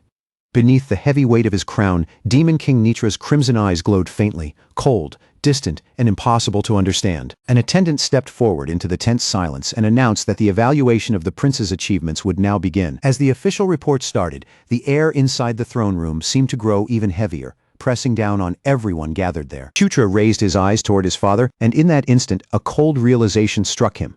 While he had been thinking about ambition, survival, and the plans waiting in his future, he had forgotten one essential truth. Demon King Nitra was not simply his father. He was the one existence in the entire realm that no one could ever afford to underestimate. Suddenly, a crushing and invisible pressure spread through the hall like a suffocating wave. Shutra's body began to tremble, even though he fought to keep himself composed. Beneath the sheer weight of his father's aura, simply staying upright felt like a battle. Pain tightened across Shutra's face as he endured that overwhelming force. But deep inside his mind, cutting through the fear and pressure, he heard the voice of the goddess of conquest. A warm, golden radiance appeared in front of Shutra, shining through the crushing pressure like a beacon breaking open the darkness. From the heart of that light, the goddess of conquest whispered a single command deep into his soul to conquer. Shutra remembered the power he had once taken hold of with his own hands, that blazing brilliance that carried the very shape of his will. The goddess's voice pressed into him, telling him that a true king could never collapse beneath someone else's gaze. A true king had to withstand that pressure, confront it directly, and turn even that overwhelming force into strength of his own. Shutra clenched both fists until his knuckles strained white, gritting his teeth as the unbearable force continued bearing down on his entire body. Then he forced his focus inward, cutting away the fear, the pain, and the suffocating weight that filled the throne room around him. From somewhere deep within his body, a brilliant golden light burst outward, surging like a storm and colliding head-on with the oppressive aura of the Demon King. That golden radiance spread through the hall like living fire, forcing back the suffocating pressure that had been wrapped around him. Shutra's eyes flared with a fierce golden glow as he released the full power of conquest. His defiant surge of power shook the throne hall itself, making every person present feel the collision between prince and king. And for the first time, Demon King Nitra's unreadable expression changed, a faint flicker of surprise breaking through his calm mask. Then the Demon King's deep, commanding voice rolled across the chamber, filling every corner with its weight as he spoke just one name: Shutra. In that instant, the entire court froze into silence. Every noble, every sibling, and every watching figure turned toward him with open disbelief. Shutra remained kneeling beneath all those stunned stares, still fixed in place before the throne. Still down on one knee, Shutra slowly lifted his gaze toward the throne. He was so stunned by what had just happened that for a moment, he could not find a single word. The Demon King's piercing eyes locked directly onto Shutra. His voice echoed through the vast hall as he declared that he looked forward to seeing the boy's future achievements. Then, slowly and unmistakably, he spoke Shutra's name once again. The king's tone ensured that every soul inside that enormous throne room heard the acknowledgement clearly. All around them, startled whispers broke out across the court, with many nobles visibly shaken by the fact that the Demon King had personally called one of his children by name. It was something the king had never done before. Questions began spreading through the gathered nobles like ripples across water as they wondered why the ninth prince, who had been treated as irrelevant until now, had suddenly been singled out in front of the entire court. Shutra understood the hidden meaning behind those simple words. In this place, a public acknowledgement from the Demon King was never a casual gesture. It was a declaration that something had shifted. In silence, Shutra swore to himself that he would meet the king's expectations. His first audience had ended with a moment so powerful that its impact would spread far beyond that throne room and echo through the entire kingdom. Once the ceremony was over, Shutra returned to his mansion. The next morning, Karak's frantic shouting jolted Shutra awake. His butler was urging him to get up immediately, waving a newly delivered letter from the Office of Public Merits as though it were an emergency. Still half asleep, Shutra blinked slowly at the letter in Karak's hand. He wondered why the office would be contacting him again so soon, especially when he had only just received his last reward. He broke the royal seal and began reading through the contents. But the farther his eyes traveled down the page, the wider they became, disbelief spreading across his face. Carrick could not hold back his impatience any longer. He leaned in closer, staring at the letter, and demanded to know what it said. Shutra admitted that he was not entirely sure how he was supposed to feel about it. Then he revealed the shocking truth. The letter contained a personal mission issued by the Demon King himself. Later that day, Shutra gathered with his siblings inside a bright and ornate chamber to discuss the new assignment. Chris read the details aloud, explaining that it was a monster extermination mission. The moment Caitlin heard where he was being sent, she realized that Shutra would be heading to the Anger Plains. Shutra looked toward her and asked if the Anger Plains were part of the Centaur's territory. Caitlin confirmed that they were, then added that she and Chris had trained there in the past. Chris, sounding genuinely regretful, said that he would not be able to accompany Shutra on this mission. Caitlin, however, gave him a reassuring look and said that Shutra would be able to take care of himself even without Chris coming along. Then Chris's expression turned serious, and he faced his younger brother with a clear warning in his eyes. Chris advised Shutra to be careful from this moment on. Everyone in the castle would be watching him now. Some people would try to get close to him as potential allies, while others would begin to see him as a possible threat. Shutra listened closely, fully understanding how serious the situation had become. After all, even the powerful Zephyr Ragnaros had never once been called by name inside the throne room. Chris then offered Shutra his full support, telling him that if he ever needed help, he should not hesitate to ask. Chris also added that before Shutra left for the mission, he should go visit Felicia, because she had prepared something for him. Soon afterward, they found Felicia waiting in the stables beside two large reptilian mounts. Felicia explained that if Shutra was going to travel through Centaur territory, then he would need reliable transportation capable of handling that kind of land. Shutra thanked her sincerely, clearly touched by how thoughtful the gift was. But Felicia was not finished yet. She extended her hand and revealed a necklace set with a radiant blue gemstone. It was the legendary relic known as the Dark Elf's Tear. Shutra froze in stunned recognition the moment he saw it. He knew exactly what that item was, because in the game, this sacred relic could only be obtained by defeating Felicia. Felicia explained that her people never forgot kindness. This necklace was her way of repaying Shutra for saving her life, and she offered it to him with genuine sincerity in her voice. Then Felicia wished him a safe journey, but before Shutra could properly answer, she surprised him by stepping forward and pulling him into a sudden heartfelt hug. Shutra went completely stiff in her arms. Instantly flustered by the unexpected closeness, for a brief second, Shutra almost called Felicia by an affectionate nickname. But before the words could fully leave his mouth, she quickly stepped back, her cheeks faintly colored with pink. Embarrassed by her own boldness, Felicia turned her gaze away. Shutra, seeing that rare and awkward show of warmth from her, smiled faintly. Then, with one final wave, he stood beside Carrick and their new mounts, ready to depart. Together, they stepped onto the teleportation circle. Brilliant blue light rose up around Shutra, Carrick, and the mounts, wrapping around them completely, while Felicia stood there watching in silence. When the glow finally faded from the stables, Felicia smiled softly to herself and whispered a quiet wish for Shutra's safety. At that same moment, a blinding flash marked his arrival in the vast open expanse of the Anger Plains. As the light of the transfer slowly began to fade, Shutra, Carrick, and their reptilian mounts found themselves standing on top of a stone platform, surrounded by windswept dust and an endless horizon stretching in every direction. Carrick looked around at the barren land and asked if this was really the place.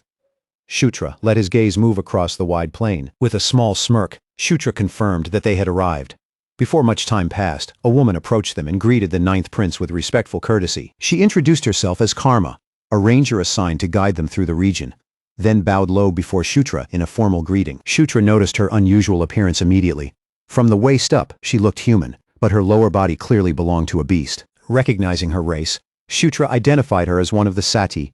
Karma seemed pleased that he knew what she was, and without wasting any time, she suggested that they begin moving right away. Their journey across the barren plains began immediately. The reptilian mounts kicked up rolling plumes of dust with every heavy step, while Karma ran ahead of them with effortless speed. As they traveled, she explained that the trip would take 2 days and asked whether Shutra would mind taking only a few short breaks along the way, which he did not. Karma's curiosity began to stir as she glanced over the small party traveling alongside Shutra, quietly taking in each person and the unusual little group he had brought with him. After observing them for a moment, she finally spoke up and asked whether any soldiers would be joining them during the journey ahead. Shutra answered that, at least for the time being, it would only be the people already present. Later, when the larger battle began, they would regroup with the Centaur forces. As he continued riding across the plains, his thoughts shifted toward the conditions of mounted combat. Fighting from the back of a beast would require reach, stability, and timing, so he quietly decided that a long spear would probably be the most practical weapon for that kind of battle. Then carried faintly across the open wind from somewhere far ahead, Shutra's sharp ears caught a strange sound that did not belong to the empty plains. His attention snapped toward the source at once, and he immediately alerted Karma, warning her that something unusual was up ahead. Karma told Shutra to stay back while she went forward to investigate it herself.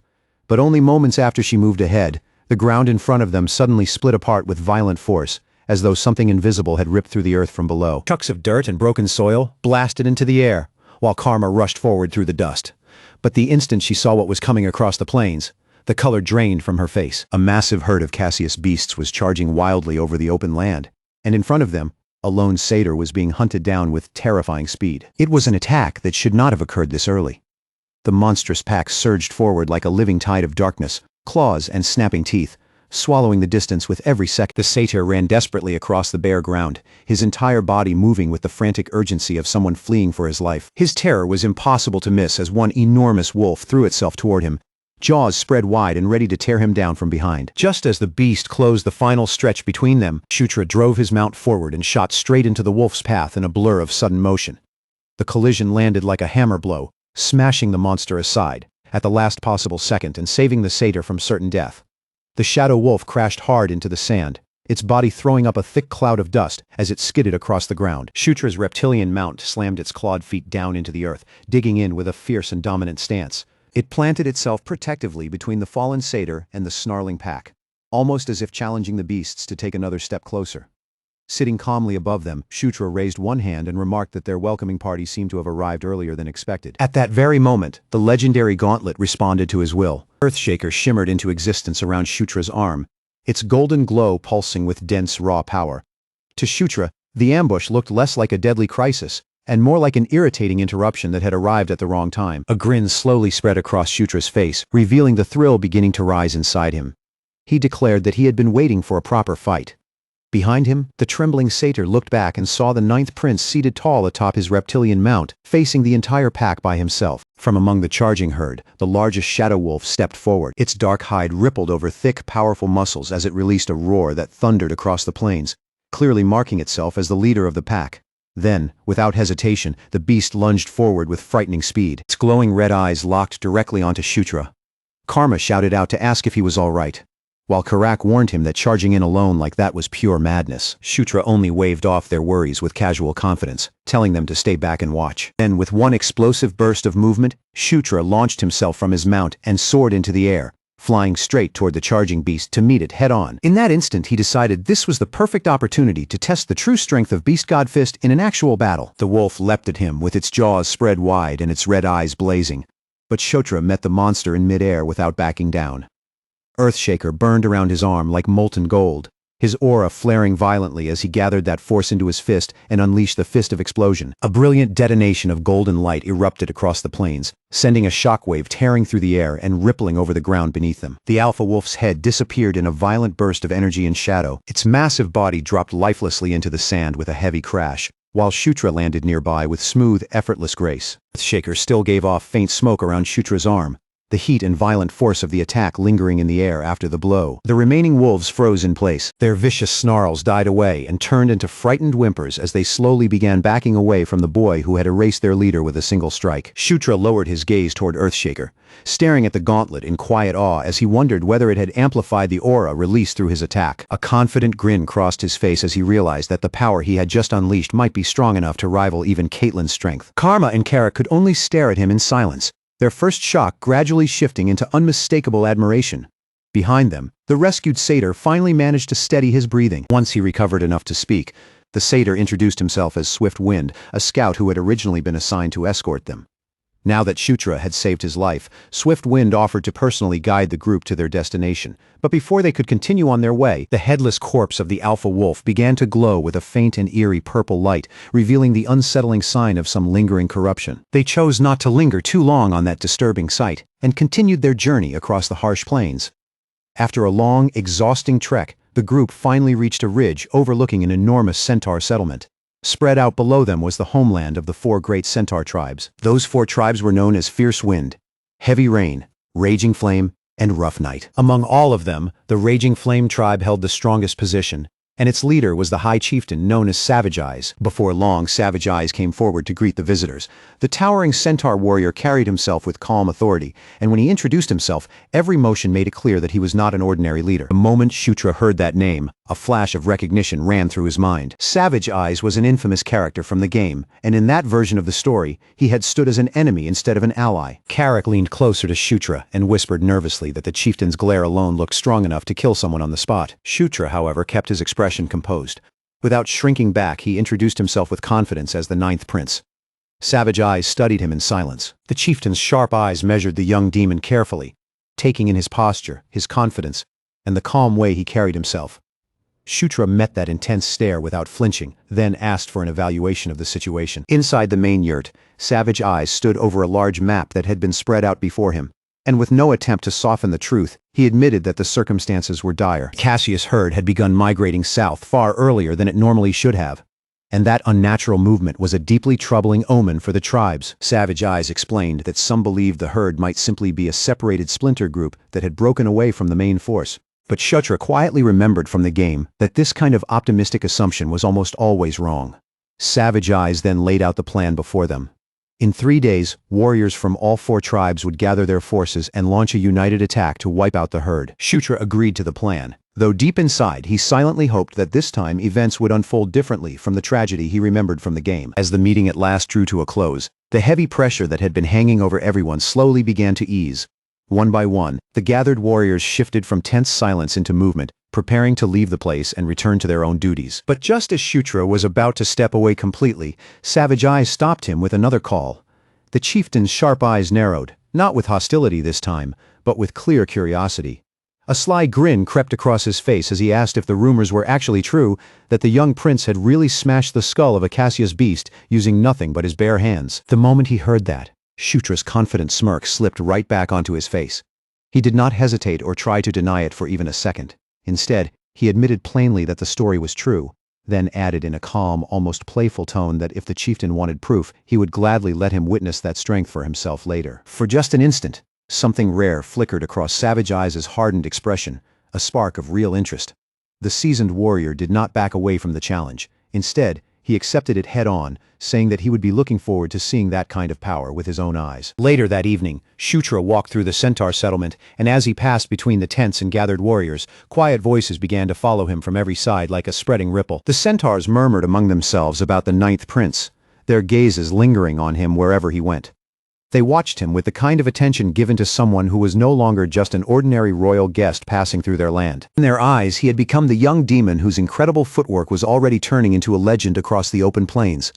Walking close by, Karak noticed the stares and whispers almost immediately, then commented that Shutra's reputation was rising at a truly frightening speed. Karak even joked that it must have been because of Shutra's irresistible charm, but the words had barely left his mouth before he seemed to realize he had spoken a little too casually. Quickly smoothing over the mood, he shifted back into a more practical tone and advised Shutra to get proper rest before the battle waiting for them. That night, Shutra fell into a deep, quiet sleep, completely unaware that something extraordinary was beginning to awaken beside him. The gauntlet on his arm lay still at first, silent in the darkness, but then a soft green light began to pulse from it, glowing faintly like a heartbeat. The strange light slowly grew stronger, brightening little by little until it spilled across the room and pushed back the shadows. At last, the glow became intense enough to pull Shutra out of sleep, and he opened his eyes in confusion, blinking as he tried to understand what was happening. When Shutra lowered his gaze, he saw Earthshaker fully manifested around his arm, its presence so clear and powerful that there was no mistaking it. Startled, he called out the gauntlet's name in surprise. Then, through the stillness of the room, a calm and gentle voice began to echo. It carried a quiet, sacred feeling, as if the sound itself belonged to something far older than the night around him. Shutra raised his eyes, and there in front of him floated the transparent figure of a beautiful elf-like woman. Her form was wrapped in soft emerald light, shimmering gently like wind-given shape. A faint glow reflected in Shutra's eyes as the mysterious woman looked directly at him. Her voice remained serene, but beneath that calm tone was a clear urgency as she told him that she needed his help right away. Still only half awake, and struggling to make sense of the impossible scene before him, Shutra stared at the floating woman and asked who she was. The spirit's expression softened as she met his gaze. Then, with quiet dignity and a presence that felt deeply connected to the land itself, she introduced herself as Green Wind. The instant Shutra heard that name, it hit him with the force of lightning, cutting through every trace of sleep still clouding his mind. He knew that name, He remembered it clearly from the lore he carried in his memories. And the realization snapped him fully awake in an instant. Green Wind was not some ordinary wandering spirit. She was one of the great nature spirits, a powerful being whose very name was deeply tied to the plains and the life flowing through them. She was the guardian who protected the plains and the source that helped sustain life across that vast land. But before Shutra could fully react to the weight of what he had just learned, the room around him began to fade away. In the next moment, everything around him vanished completely. Shutra's consciousness was pulled into a brilliant green realm, where currents of glowing energy swirled through the air as if the entire space itself were alive and breathing. Shutra found himself suspended in that radiant world, floating beside the spirit with Green Wind calmly at his side. There, Green Wind explained that this place was her home, the very heart of the Ankle Plains. It was also the sacred site where a fragment of her creator, the Watcher Ankle, still remained. As Shutra looked around at the breathtaking green space surrounding him, a sudden realization struck him with the force of a storm. This divine presence was not simply familiar to him, it was tied directly and dangerously to what was waiting ahead. The mention of Ankle sent a cold shiver down Shutra's spine, and the memory of that name surfaced immediately in his mind. Ankle was one of the 6 elder dragons, a godlike existence with power so overwhelming that even players within the game could never hope to meet him directly. Shutra slowly lowered his eyes toward the gauntlet wrapped around his arm. As he stared at the ancient relic, his thoughts began racing faster and faster. Earthshaker itself had been created by another ancient being, and now Shutra understood that his encounter with Green Wind could not possibly be brushed off as a simple coincidence. Green Wind's voice pulled him out of his thoughts. Now urgent and heavy with danger, she warned him that monsters from the north were marching toward her sanctuary, and their purpose was to steal away the very life of the plains. If those monsters succeeded, her home would be devastated, and Green Wind herself would be destroyed along with it. She insisted that Shutra was the only one who could stop them, but he immediately pushed back, saying that he was nowhere near strong enough to handle something that enormous. Green Wind would not accept his doubt. She reminded him that he already carried the power of Enkidu, and as if her words had awakened that truth, golden light suddenly flared around Shutra's body in answer. She assured him that the fragment of Ankle resting within her temple would give him the strength he needed. Then, as her figure began to fade like mist scattering in the wind, she left him with one final instruction. Shutra had to show her token to her children, the tribes who still worshipped her and continued to honor her name. And in the very next instant, the glowing green realm vanished from around him. Shutra jolted awake in his bed, suddenly back in the room, his breathing rough and his heart still pounding from the overwhelming experience he had just been pulled through. On the back of his hand, a green symbol shone with divine light, pulsing softly against his skin, and in his palm a brilliant green crystal had appeared, solid and undeniable proof that Green Wind's blessing was real. Outside, Savage Eyes was already shouting in alarm. His voice cut sharply through the air, as he demanded to know why the prince had spoken the sacred name of Green Wind. When Shutra explained that the sacred temple was about to come under attack, doubt immediately showed on the chieftain's face. Savage Eyes narrowed his eyes, his expression making it clear that he was not ready to accept such a claim so easily. But the moment Shutra lifted his glowing hand and revealed the divine crystal resting in his palm, the entire atmosphere changed at once. Green radiance reflected in Savage Eyes' eyes, and every trace of skepticism disappeared from his face. His expression hardened with firm conviction, and without wasting another moment, he asked Shutra what needed to be done. It did not take long after that for the entire settlement to shift from stunned confusion into urgent motion. Beneath the blazing sun, the United Centaur army thundered across the wide-open plains. Spears and banners flashed in the harsh light as hundreds of warriors galloped forward with unwavering purpose, and at the center of that powerful formation rode Shutra. Compared to the towering Centaur warriors surrounding him, Shutra's figure was smaller, but the presence he carried made him impossible to ignore. His reptilian mount kept pace with the charging ranks while he focused on the magical map held in his hands. After carefully checking their direction, Shutra confirmed that they were moving straight toward the Temple of Green Wind, far ahead. The sacred place's distant outline shimmered beneath a faint halo of emerald light. Shutra knew that without the map, he never would have been able to locate such a hidden and sacred place. But before anyone could feel even the slightest relief, a scout's alarmed shout suddenly tore through the calm wind. In the distance ahead of them, dark shapes were beginning to gather, spreading across the plains like a stain creeping over the horizon. A massive horde of Cassius beasts had appeared, stretching far across the horizon, and their numbers were far greater than anyone had expected. Their glowing eyes burned in the distance like scattered embers, and a heavy unease tightened in Shutra's chest. Those creatures should never have been able to know where the hidden temple was. Someone or something must have revealed its location.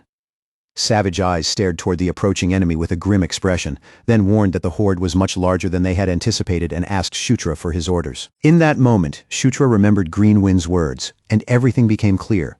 He understood exactly what his role had to be. He declared that he had to reach the temple and draw strength from the fragment of Einkel sealed inside it. Savage Eyes and his warriors would need to hold the line at all costs, stopping the beasts where they stood and making sure not even a single one reached the sacred site. Shutra snapped his gaze toward Karak and Karma, his face already tightened with determination. There was no room left for hesitation now. In a steady, commanding voice, he told them it was time to move, and both of them answered with firm nods, ready to follow him straight into the danger ahead. Behind them, Savage Eyes raised his sword high above his head, the sunlight flashing along the edge of the blade as it lifted over the assembled warriors like a signal for war. His voice boomed across the battlefield with the force of rolling thunder, ordering every tribe gathered beneath his banner to plant their hooves, brace themselves, and hold their ground against the horde charging toward them. A fierce answering roar erupted from the Centaur army, surging across the plains as one united cry. Then, only a heartbeat later, the earth itself began to tremble beneath the deafening rhythm of countless charging hooves. The Centaur archers were the first to strike. Moving as if they shared a single breath, they drew their bows in perfect unison and released the opening volley. Black arrows tore across the sky like a storm, raining down on the advancing beasts before they had the chance to close in. The collision came almost immediately after that, brutal and overwhelming as the two forces slammed into one another with terrifying force. Steel clashed against claws, axes smashed into bodies, and fangs snapped through the dust-filled air, turning the once-open plains into a violent storm of blood, movement, and chaos. The Centaur warriors fought with breathtaking ferocity, their powerful bodies driving forward as they cut down Cassius beasts in pairs, refusing to let the enemy break through, and right in the middle of that roaring battlefield, Shutra and his companions pushed through the front lines, forcing a path toward the temple with everything they had. Over the deafening chaos, Karak shouted that their only mission was to get the prince there safely, no matter what kind of monster tried to block the way. Shutra answered him at once, confirming the plan without the slightest hesitation. Hearing that, Karak sucked in a deep breath, tightened his grip, and unleashed a fierce war cry that cut through the battlefield. Then Karak surged ahead of them, throwing his massive body directly into the enemy's path like a living shield. His enormous axe swept through the shadow wolves in wide, destructive arcs, each heavy swing tearing open space in the middle of the snarling pack and carving out a road for Shutra to move through. Karma kept pace right beside him, her body low and quick as she slipped through the battlefield with sharp, controlled footwork. Her twin daggers flashed in both hands, cutting in precise bursts as she drove back anything that came too close. While she protected Shutra's flank, he pushed his mount forward through the dust, noise, and chaos as the temple's shape grew larger in the distance. Shutra praised their efforts, his eyes locked firmly on the glowing sanctuary waiting ahead of them. But then, without even a breath of warning, a huge shadow tore down through the air above him. A hulking minotaur crashed into the ground directly in Shutra's path, landing with such crushing weight that the earth shook beneath it.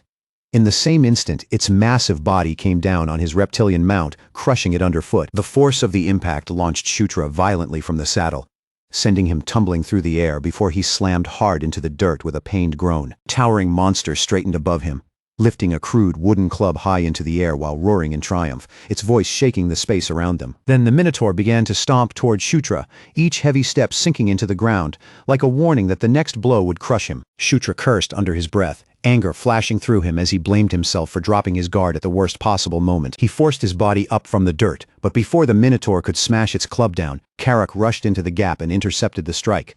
His axe collided with the wooden club in a violent, bone-rattling crash. Sparks and golden light burst outward from the impact, briefly lighting the space between Karak and the monster. Shutra called Karak's name in relief, but Karak snapped back that this was definitely not the time for the prince to be lying around on the ground. The Minotaur roared again, furious now, and swung its club with even greater force, pouring more weight into the next crushing attack. But Karak planted himself firmly and refused to yield, meeting each blow head-on and blocking the monster's attacks with sheer stubborn strength. The ground shuddered under the force of their clash, and every impact sent a heavy shock rolling through the dirt around them, gritting his teeth against the pressure. Karak refused to give up even a single step, watching him withstand the monster's relentless assault. Shutra smirked despite the danger, and told him that after all that boasting, he had better not lose here. Then Shutra raised his glowing hand, gathered his power with focused intent, and activated a support skill to strengthen Karak. A brilliant pillar of golden light burst up around Karak, wrapping him from head to toe in radiant energy. That shining power poured into his body, and Karak let out a thunderous roar as divine strength surged through his muscles. As Shutra watched the effect take hold, his expression sharpened with renewed determination. Shutra declared that from that moment on, they were done simply defending themselves. They were going to push the enemy back, fueled by the golden power flowing through him. Karak drove forward with his axe and forced the Minotaur to stagger. Golden shockwaves spread across the battlefield, slicing through the dust in rippling waves and announcing the beginning of their counterattack. The Minotaur stumbled backward, its huge body thrown off balance by the sudden surge of power pressing against it. Its eyes widened in stunned disbelief as Karak's strength climbed far beyond anything the beast had expected, and in that brief opening, Karak roared like a wild beast himself and launched his massive body high into the air. He swung his enormous axe down in a blazing golden arc, the energy-charged strike crashing into the Minotaur with devastating force and shaking the ground beneath them. The fight ended in a burst of dust and a sudden heavy silence. Breathing hard, Karak turned his eyes toward Shutra and shouted for the prince to keep moving. Shutra trusted his knight completely, and he did not waste even a second of the chance Karak had created for him. He broke into a full sprint toward the temple, his crimson cape snapping behind him as he charged up the massive stone steps and disappeared into the glowing sanctuary beyond. Inside the temple, Greenwind's voice reached him once more, echoing through the sacred space as she urged him to hurry before it was too late. The gauntlet on Shutra's arm began to pulse with vivid green light, reacting strongly to the sacred power filling the temple around him. A stream of emerald energy flowed out from the gauntlet and curled deeper into the temple like a guiding path. Shutra followed it through ancient cracked corridors until it led him into a vast inner chamber, where enormous roots spread across the floor. At the very center of that chamber stood something so immense and breathtaking that it immediately drew his gaze. It was an ancient tree overflowing with divine green energy, its towering presence so powerful that the air around it seemed to hum with life itself. Shimmering leaves drifted and swirled around Shutra as Greenwind appeared before him again, her luminous figure extending one hand toward the sacred tree, and deep within its trunk, a brilliant object pulsed with overwhelming power, glowing as if it carried the heartbeat of something ancient. It was a dragon heart. Shutra's breath caught the moment he realized what he was seeing.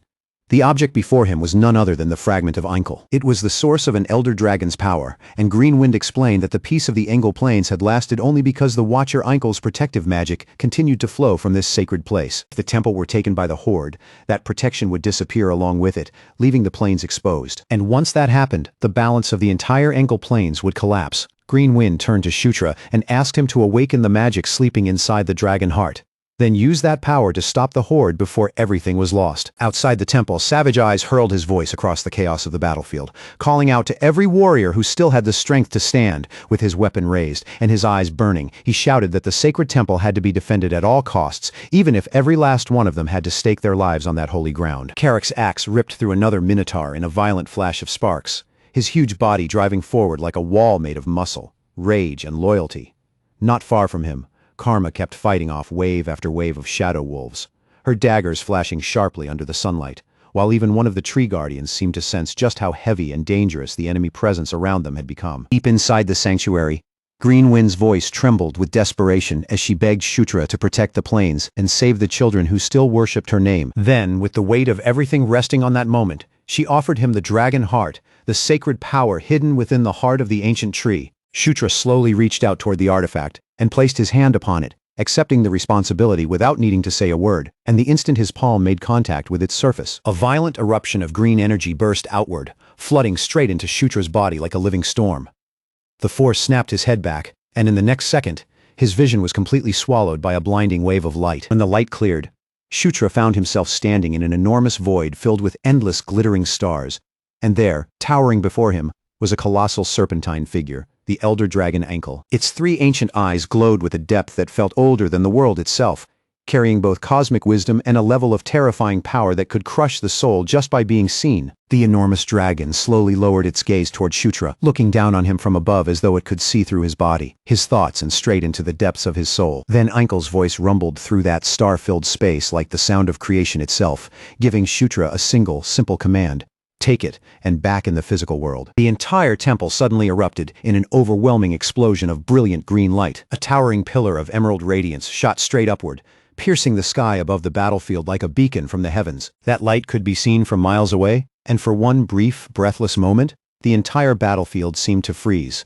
Allies and enemies alike turned their eyes toward the miracle, stunned into silence by the sight. Karak stood among the dust, broken bodies, and scattered debris, his armor battered and marked by the fury of battle. Bloodied and panting, he looked toward the glowing temple and instantly understood that something like this could only have come from Shutra. Then the ground beneath everyone's feet began to quake, and thorn-covered vines burst up through the soil, twisting together with unstoppable force. From inside that surging storm of magic and roots, something massive began to stir. A gigantic wooden foot slammed down onto the battlefield, shaking the earth beneath it. Then came towering bodies made from bark, tangled roots, and stone, rising one after another, as the ancient forest guardians finally awakened. The newly awakened titans charged into the battlefield, moving with the crushing weight and fury of the forest itself behind them. Their branch-like arms swept through the horde with overwhelming force, smashing beasts by the dozens and sending them flying across the plains like broken toys. One minotaur barely had enough time to roar before a guardian's massive blow crashed down on it, hammering the creature straight into the ground. In that single instant, the entire flow of the battle shifted. Only moments earlier, the plains had been swallowed by chaos and desperation, but now nature itself had risen to fight beside Shutra and the centaur tribes, and inside the temple. Green Wind let out a breath filled with relief, declaring that Einkel's magic had finally awakened once again. She turned toward Shutra, and deep gratitude shone clearly in her eyes. She thanked him for saving the Enkel Plains. But that relief lasted for only the briefest moment, before it twisted suddenly into horror. Dragonheart's energy was not calming down. Instead of settling back into the temple and reinforcing its protection, that immense power continued pouring directly into Shutra. Greenwind's eyes widened as she demanded to know why the mana was flowing into him, and then fear seized her as she realized the truth. Shutra was absorbing the Elder Dragon's power. His body convulsed violently under the strain, white light flooding his eyes while the raw energy tore through him from the inside. Greenwind cried out for him to stop, warning that his mortal body would be destroyed, but in the middle of that unbearable agony, golden radiance suddenly burst from within him, and notifications rang through his mind. His level had gone up. The wounds scattered across Shutra's body closed in an instant, sealing shut so quickly it looked as if time itself had been rewound. His skin began to shine with divine light as the golden power restored him, repairing every injury with impossible speed. Green Wind could do nothing but stare. She watched in stunned silence as something impossible unfolded right in front of her. Around Shutra, the golden aura continued to grow brighter and brighter. His power surged again and again, breaking past its former limits as his level kept climbing higher. And deep within his consciousness, the goddess of conquest appeared. Her presence vast and overwhelming, her voice carrying absolute authority. She ordered Shutra to subdue the Dragonheart, conquer its ancient power, and force that power to kneel before his will. Shutra clenched his fist until his knuckles tightened, refusing to let either the pain or the pressure break him. No matter how much it hurt, and no matter what price he had to pay, he was determined to seize the ancient dragon's power as his own. Once again, the goddess's voice rang out through his mind. She proclaimed that even the lingering remnant of an elder dragon would bow before Shutra's unshakable will. And back inside the temple, the glowing green dragon heart sank into Shutra's chest and fused directly with his body. At the same time, the ancient tree standing in the center of the chamber pulsed one final time before releasing a magnificent burst of light. Slowly, the overwhelming brilliance began to fade from the chamber. In its place, a gentle green radiance settled across the room, and tiny motes of light drifted softly through the air. Bent forward from the ordeal, Shutra gasped for breath, forcing himself to remain on his feet despite everything his body had just endured. A shimmering emerald aura wrapped around him as the transformation finally came to an end. When he straightened, his shadowed face carried the sharp glint of a newly awakened power. As the voice of the goddess of conquest faded from his mind, she bestowed upon him a new name. He had become the Knight of Conquest. At the same time, a cascade of notifications appeared before Shutra's eyes, listing the new powers he had obtained: dragon body, dragon blood, and immunity to every poison. His level had climbed to 17, and his title had changed as well, marking him now as Dragonborn. Shutra immediately understood what that title meant. He had become someone whose dormant dragon genes had awakened, a being now capable of wielding true draconic magic. The realization struck him with tremendous weight. His rival, Zephyr Ragnaros, held that same kind of power through inherited dragon lineage, and now Shutra had finally reached a level where he could stand as his equal. Greenwind's spirit appeared before him once more, her luminous form hovering gently as her voice filled with awe while she looked upon the changed prince. She said she could feel Einkel's essence flowing within him, unmistakable proof that Shutra now possessed both the spirit and the body of a dragon. Although Green Wind admitted that this power had remained sealed away for 1,000 long years, she felt no regret in seeing it reborn through him. Calling Shutra the successor of the Watcher, she gave him one final plea: protect the Enkel Plains and safeguard her children, the centaurs and satyrs who live beneath her blessing. A confident smile spread across Shutra's face, and without the slightest trace of hesitation, he accepted her request. Outside the temple, the battle was still raging fiercely across the plains. The awakened tree guardians crushed through the horde with thunderous strength. They ripped through the monsters as easily as tearing weeds from the soil. But in the center of all that chaos stood a colossal minotaur commander, towering over the battlefield like the true core of the enemy army. It was bigger, fiercer, and far more brutal looking than any of the monsters surrounding it. Just standing there, the beast gave off a crushing presence, as if the entire enemy horde was moving according to its will. The creature let out a guttural roar, barking orders across the battlefield, and driving the horde harder against the centaurs and the awakened guardians. And the very moment Shutra emerged from the temple, his eyes fixed straight onto that towering monster. With just one look, Shutra understood the situation completely. That beast was not just another enemy. It was the commander leading the entire assault. Shutra lowered his body on the temple steps, gathering strength into his legs, as his gaze sharpened. Then, in a sudden burst of speed, he launched himself forward, landed in the middle of the battlefield, and immediately called out Karak's name. Karak turned toward the voice in shock, his eyes widening as he saw Shutra standing there alive, and carrying a presence so different it felt like the prince had returned as someone entirely new. At the same time, the enemy commander released a furious snarl. Its crimson eyes burned with rage, and with both hatred and violence in its glare, it swung its massive axe toward the intruder who had dared to challenge it directly. Shutra did not flinch beneath that murderous stare. His expression remained steady, and golden energy began gathering around his clenched fist. Then he drove that energy-filled punch straight toward the monster's chest, aiming to break through its defenses and crush it with one clean strike. But the beast moved with a speed that completely betrayed its enormous size, twisting out of the way before Shutra's attack could land, and immediately launching a counterattack. A vicious backhand smashed into Shutra and sent him skidding across the dirt. The monster leapt after him without pause, axe raised high for the finishing blow. But Shutra managed to steady himself before the next strike came down. His eyes burned with fierce concentration as he stared the monster down. This time, he promised, the beast would not be able to withstand his power. Shutra poured his energy into his fist and unleashed the fist of explosion once more, sending a massive wave of golden force crashing directly into the commander's body. The attack struck it head-on. But even after taking the full impact, the Minotaur only staggered back a short distance. Its hide was unbelievably tough, and Shutra clenched his teeth as the reality of the situation sank in. Brute force by itself was not going to be enough to take this monster down. The beast swung its axe again, forcing Shutra to leap backward as the blade tore through the ground, kicking up dust and scattering sparks through the air. Yet right in the middle of that deadly exchange, a smirk slowly formed on Shutra's face. It was time to show this commander a power it had never faced before. Shutra activated Dragon Blood. A violent surge of purple energy exploded from his body, curling and twisting around him like living flames while the pressure in the air began to distort around his form. A sharp system alert rang through Shutra's mind. Earthshaker, the gauntlet on his arm, had unlocked its true form, and lightning began crackling across its surface as a fresh wave of power flooded into him. Shutra focused every ounce of that strength into the gauntlet, tightening his fist as the gathered energy climbed higher and higher, reaching a dangerous peak. He vowed to bet everything on a single decisive blow. The Minotaur roared and charged forward with its axe raised, but Shutra met that fury head-on, unleashing an enormous blast of golden and violet energy. The two forces collided in the center of the battlefield, and the impact sent waves of pressure rippling outward through the dust and chaos. At that exact moment, Shutra shouted for Karak, telling him it was his turn to strike. With the skill summoned the king's knight, Karak appeared behind the commander in a flash of light, materializing at the exact spot Shutra needed him to be. And before the beast could even turn around, Karak brought his axe crashing down onto the back of its skull with explosive force. The commander roared in agony as the unexpected blow shook its enormous body. The beast stumbled from the strike, and Shutra's gauntlet flared even brighter.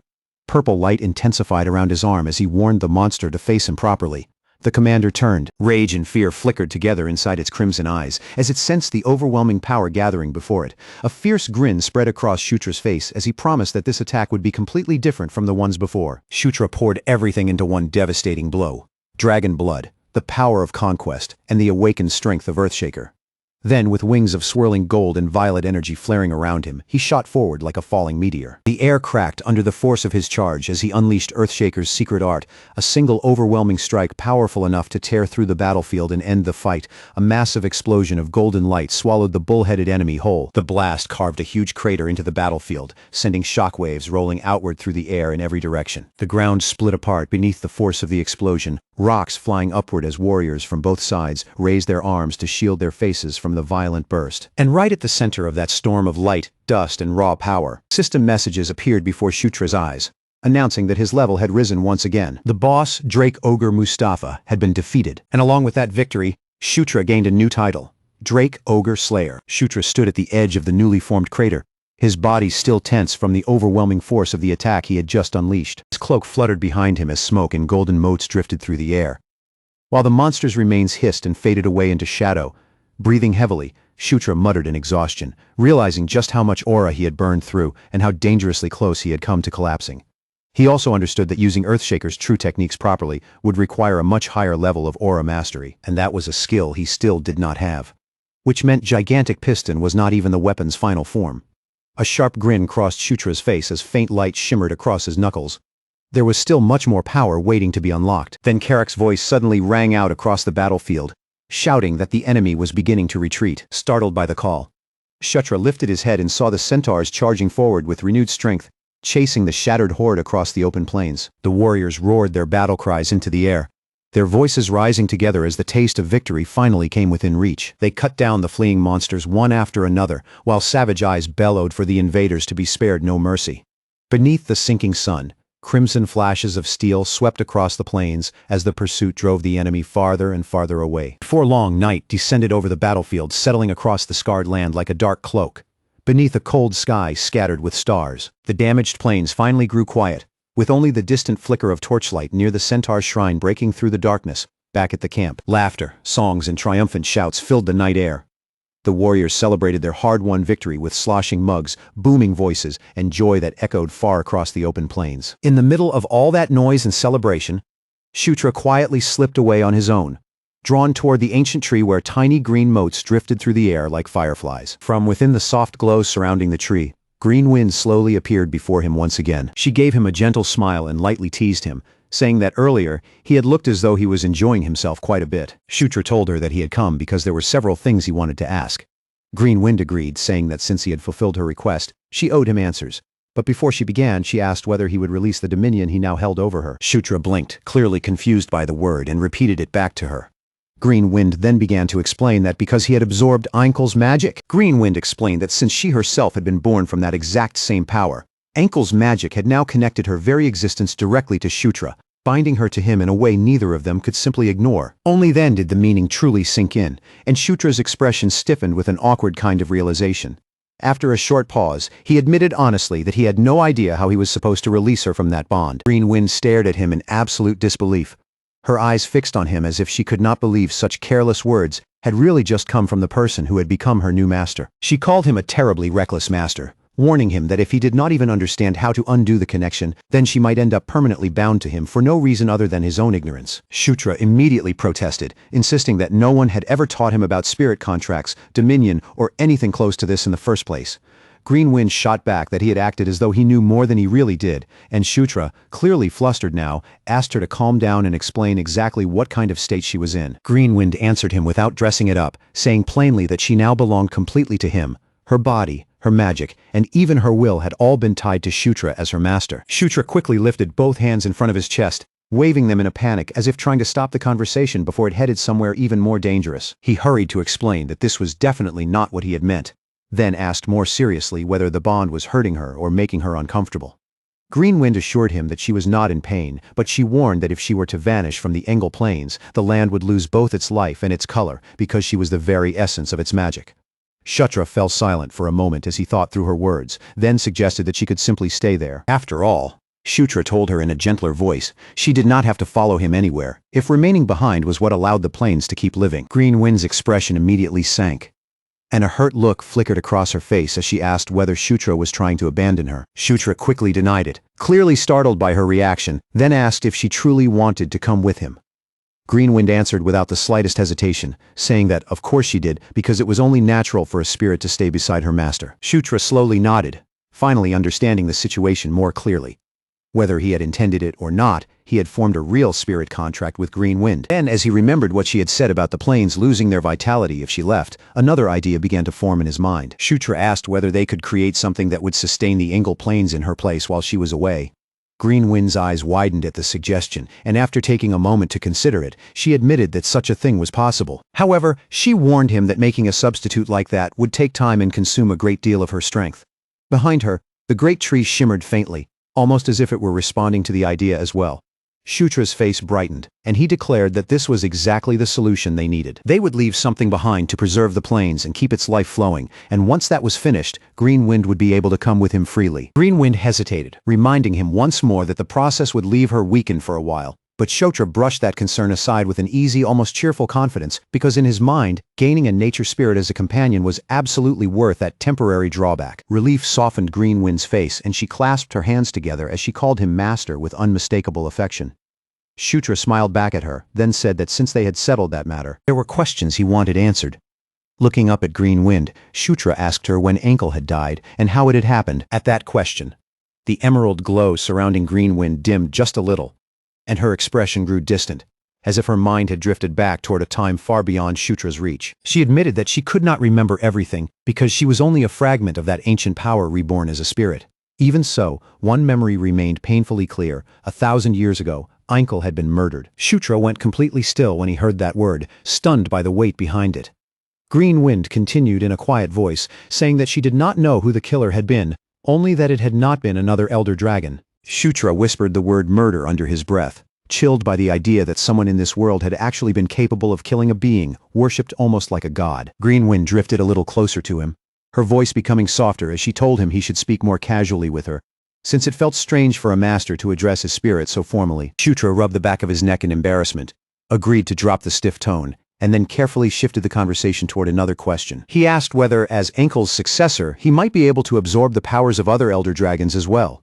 Green Wind tapped a finger lightly against her lips, thinking it over before she answered. Under normal circumstances, she said, something like that should be impossible. But Shutra was an unusual case. He was already carrying the opposing powers of the Watcher Ankle and the Great Enkidu, which proved that his body could endure both forces at the same time. Because of that, Green Wind reasoned that Shutra might also be capable of withstanding the power of other elder dragons. Amazed by the possibility, Shutra let out a quiet laugh to himself and called it the kind of unfair advantage that only a protagonist would be lucky enough to receive. But that brief amusement did not stay on his face for long. Growing serious again, Shutra asked one final question. What did Green Wind actually know about the strange power inside him? She answered honestly that her memories were incomplete, so her understanding of that power was limited. But before Shutra could question her any further, Green Wind's entire form suddenly flared with dazzling light. Shutra reacted on instinct, raising one arm in front of his face to shield his eyes from the sudden radiance. Caught completely off guard by the burst of light, he shouted in surprise, his voice breaking through the quiet air around them. Then Green Wind's voice changed, deepening and resonating with a divine power that no longer sounded entirely like her own, as she proclaimed that Shutra was a knight of conquest. She declared that he was a being born with the destiny of a king, and that the power inside him was dominion itself, the authority to conquer, command, and rule all things beneath the heavens.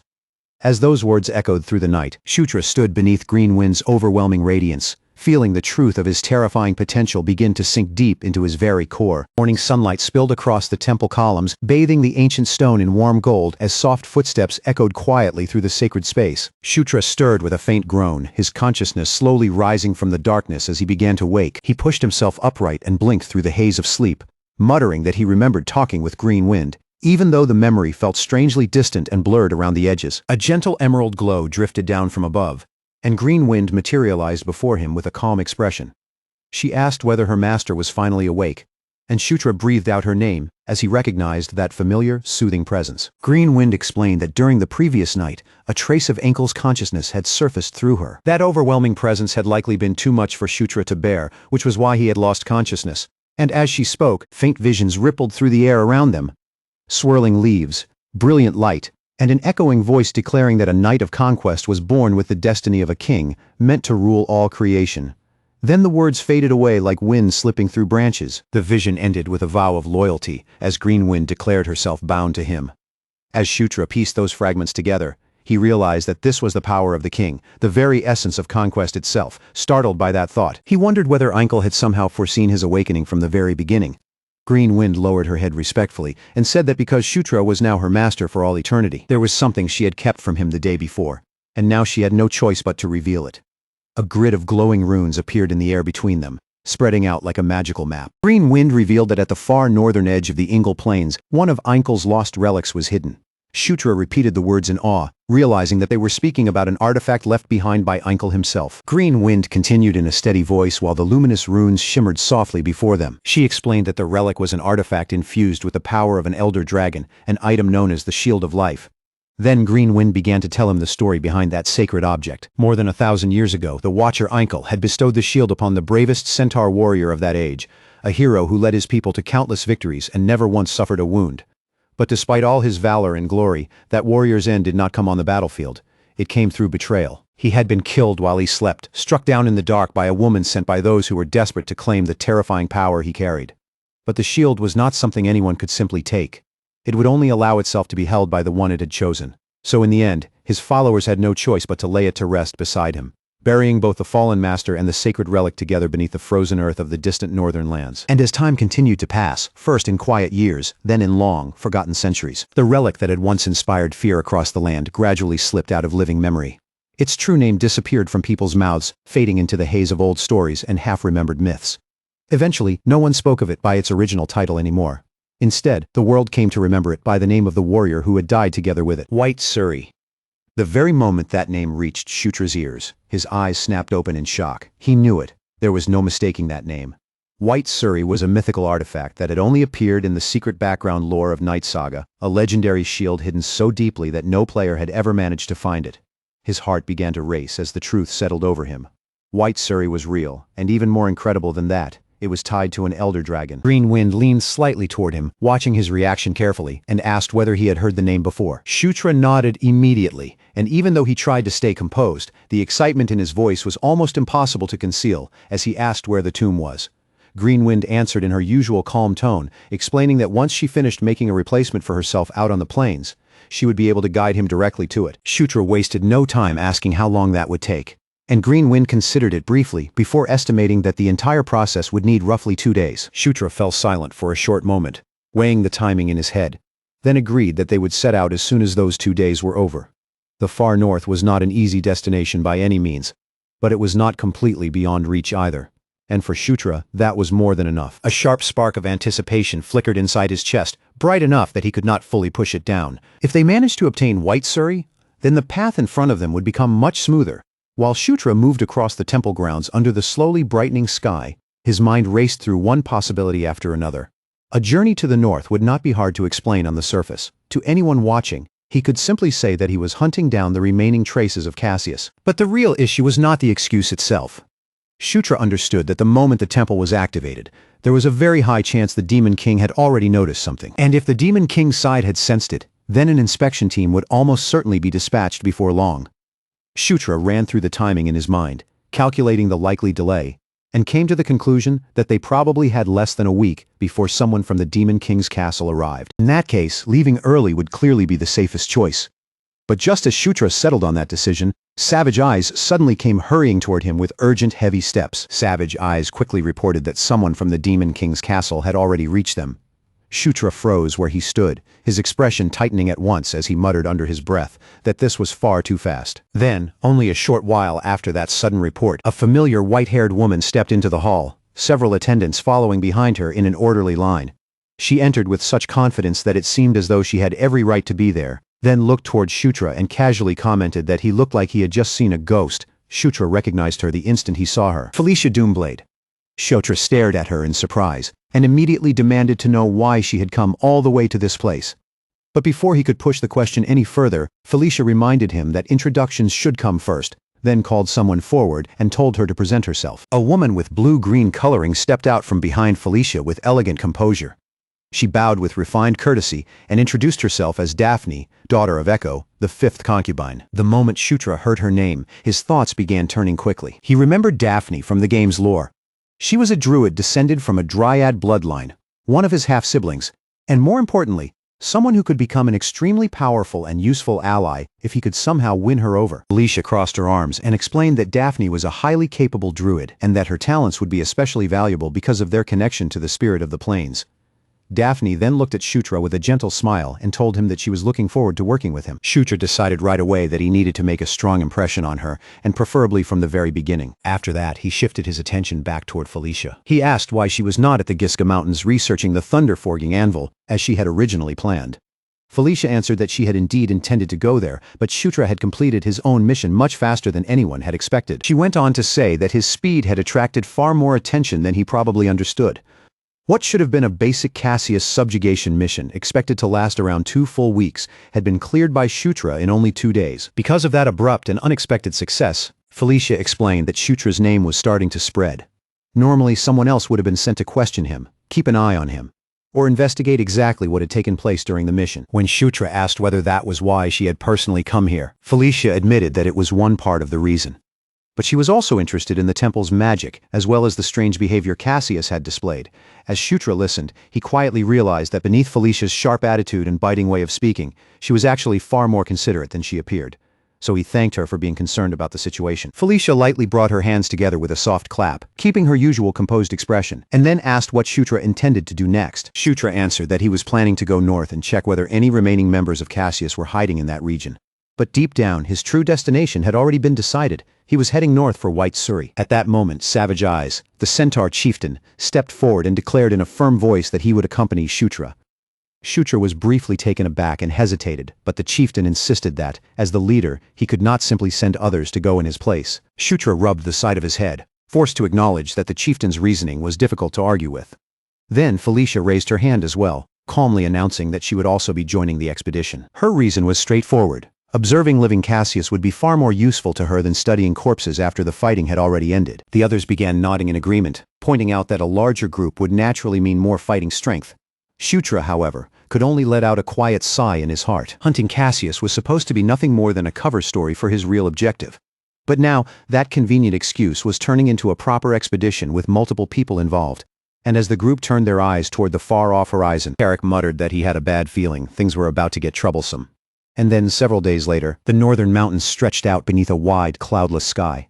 The stillness of the cold air was suddenly ripped apart by the roar of a monstrous wolf, and in an instant, the entire party shifted into battle formation. Carrick stared toward the threat ahead, a grin slowly spreading across his face. He remarked that his instincts had been right from the very beginning. Dark figures burst out from between the rocks, their sharp fangs flashing as they rushed toward the group. Everyone braced for the incoming assault, and with his cloak snapping loudly in the mountain wind, Shutra stepped forward ahead of the others, his eyes steady and fully focused. As the howling pack rushed in from every side, the elf warriors and centaur fighters reacted at once. They spread into formation, planted their feet firmly against the ground, and prepared to meet the beasts head-on. Then, without warning, one wolf broke away from the rest of the pack and lunged straight toward the prince. Shutra steadied himself as the beast charged in, but at the final moment he slipped to the side with practiced, effortless movement. Even while dodging the attack, a flash of confusion cut through his thoughts. How had monsters like these appeared here so suddenly? He remembered clearly that they had already wiped out every monster in this area the last time they passed through. That made their sudden return feel completely wrong.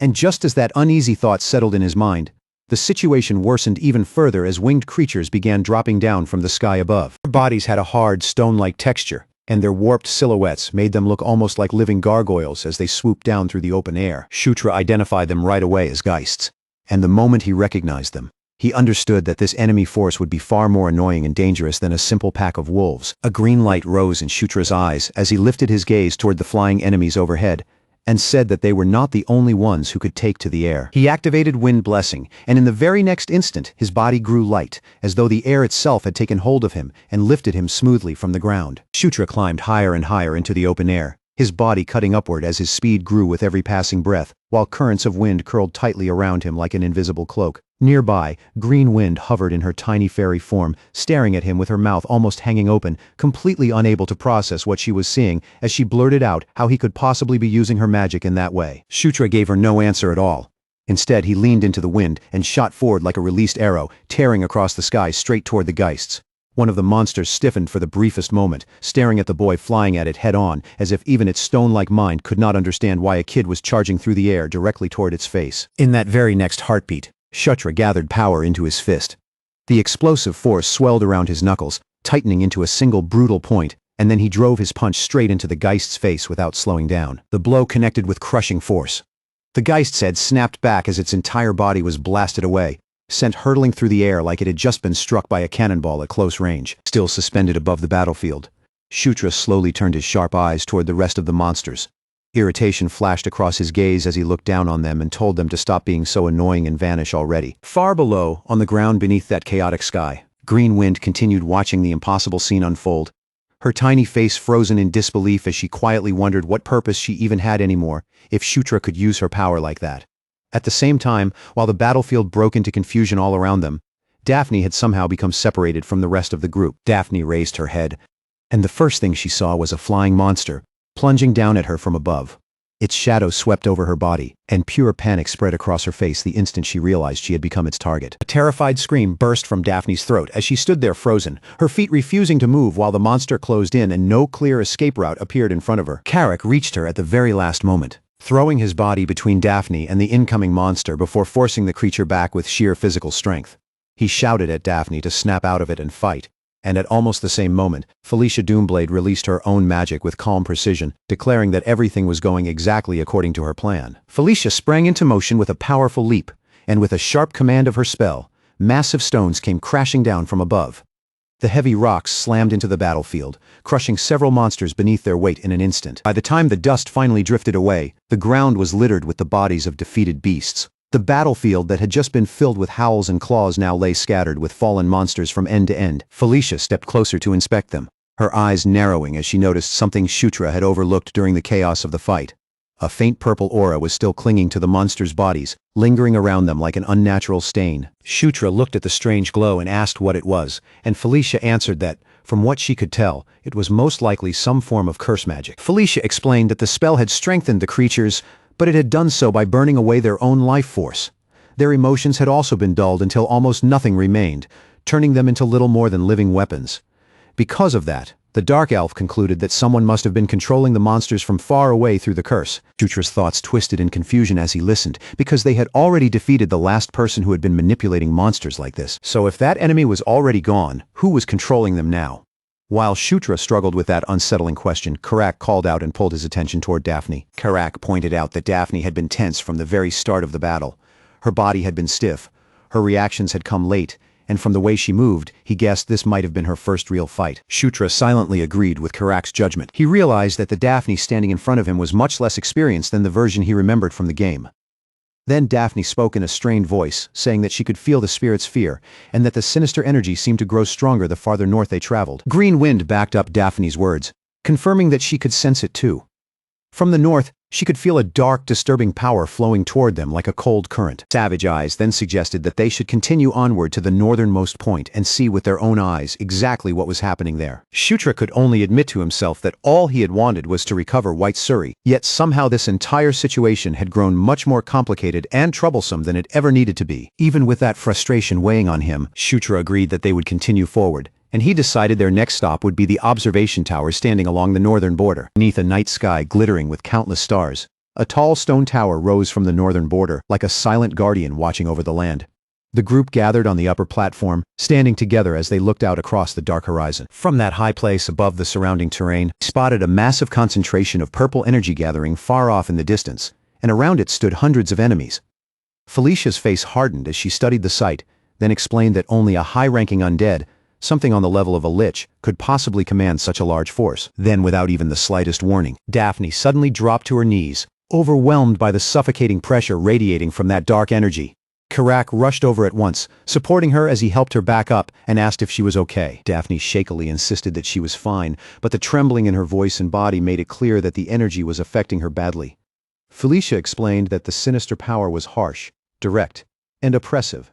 And because Daphne was half-spirit, she felt its weight far more painfully than the others did. Shutra took in the situation with a quick glance, and immediately understood that they were at a serious disadvantage. Keeping his voice as calm as possible, he suggested that they pull back before things became any worse. But before anyone could even begin to move, Felicia suddenly sensed something approaching them. Her body went rigid, her expression sharpened, and she warned the group that someone was coming straight toward their position. Shutra was startled by the intensity in her voice and the clear alarm written across her face. He immediately checked his holographic map, trying to figure out who could possibly be approaching them in a place like this, and at a time like this. The answer appeared in front of him almost instantly. Several red enemy markers had already spread around them, surrounding their position from multiple directions. Then Karak suddenly pointed toward the sky and shouted for the prince to look up right away. Several enormous fireballs were falling from the heavens, dropping straight toward the tower like burning meteors.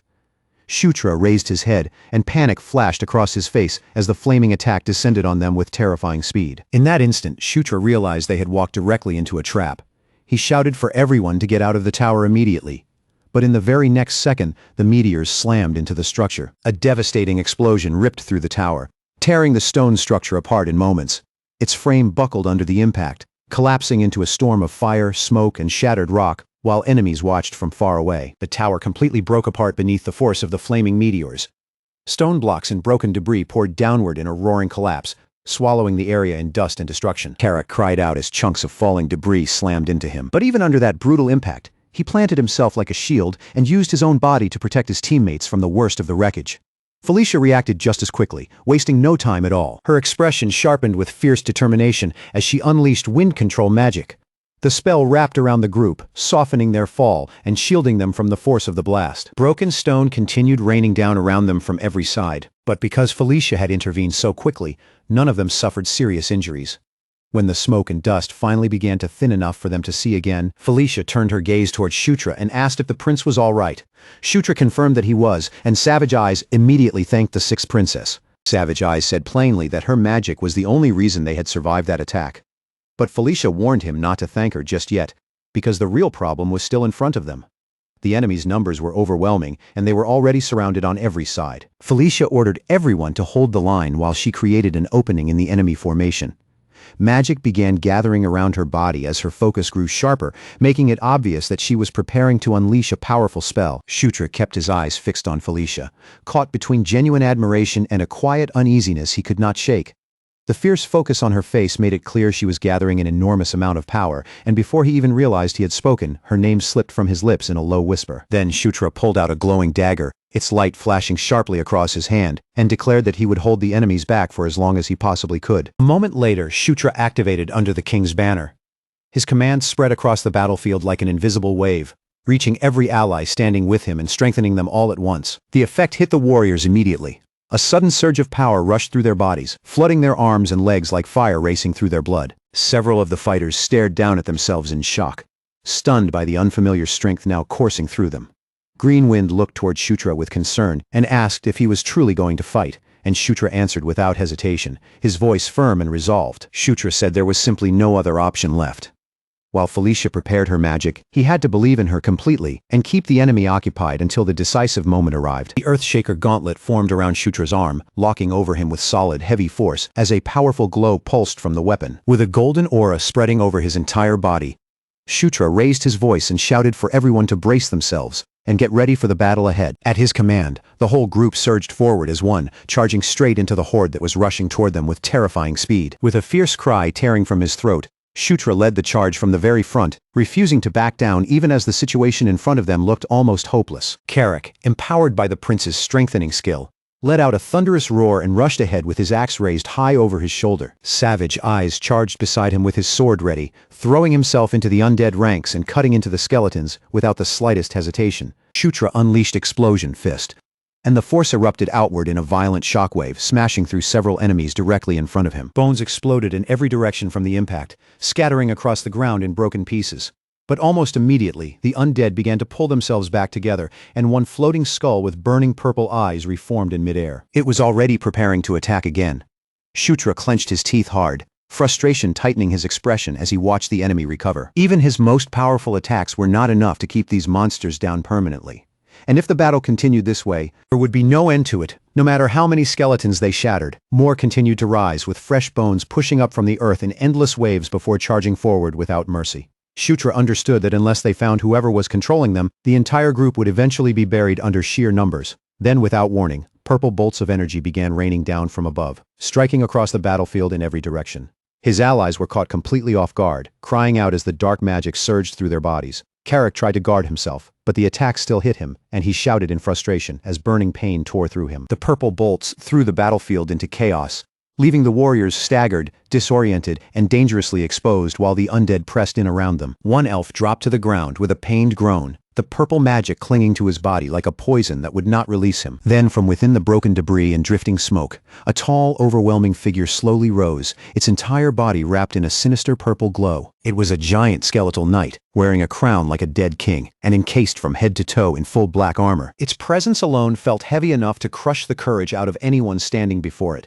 Shutra spotted the monster at once, and in that instant he understood that this towering undead was the commander leading the entire army. Savage Eyes seized the brief opening without hesitation and charged toward the massive knight, releasing a fierce battle cry as he rushed in. With his resolve completely unshaken, Savage Eyes leapt forward and swung his weapon with every bit of strength he could gather. But the skeletal knight blocked the attack as if it meant nothing at all.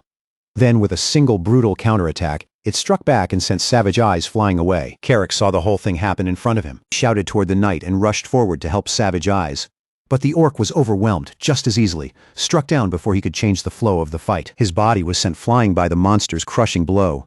Carrick gritted his teeth through the pain, anger, and frustration twisting across his face at how quickly he had been overpowered. Shutra used that brief opening without wasting a second, sprinting straight toward the giant skeletal knight at full speed. As he closed the distance, Shutra thanked the enemy for coming closer and declared that this was exactly where the monster's path would come to an end. He leapt into the air and drove Explosion, fist straight toward the knight's core, pouring as much force as he could into the strike. But the skeletal knight caught the attack with terrifying ease, stopping Shutra's blow completely before hurling him down to the ground as if he weighed nothing. Shutra slowly forced himself back up, coughing hard as shock spread through his body from the overwhelming difference in strength. Only then did he truly understand that this knight was not merely stronger than the others. It existed on an entirely different level from every enemy they had fought before. That was when Felicia stepped forward and told Shutra to stop fighting for now and rest. The skeletal knight turned its empty gaze toward her, staring at her in heavy silence. It was almost as though the monster had suddenly become curious about the woman daring to step into its path. Shutra was startled by Felicia's sudden intervention, struggling to understand what his sister was planning to do. Felicia moved into position directly in front of Shutra, placing herself between him and the monster, and declared that from this moment on she would be the knight's opponent. With a fearless glare, Felicia mocked the monster by calling it Skullface, then calmly invited it to come at her. Then Felicia lifted into the air, her body rising smoothly as a glowing magic circle formed above her. A powerful blast of energy burst from her spell and slammed into the skeletal knight head-on. The creature howled in pain beneath the impact, but even after taking the full force of the attack, it refused to collapse. Its armored body held firm against the spell. Enraged, the skeletal knight charged straight toward Felicia, moving with the intent to tear her apart. Felicia, however, remained perfectly calm in the face of its charge. She controlled the wind with sharp, precise movements and launched another crushing blast at the approaching knight. Even as the monster continued rushing forward, its purple aura flared violently, burning around its armor as it prepared to overpower her by force. But Felicia did not retreat a single step, meeting its fury with the same fearless determination. Then, using Blink, Felicia teleported directly above the knight, a concentrated sphere of energy already gathered in her hand, catching the monster completely off guard. She released several glowing spheres one after another, firing them in rapid succession without giving the knight any time to recover. Each blast slammed into the skeletal knight with punishing force.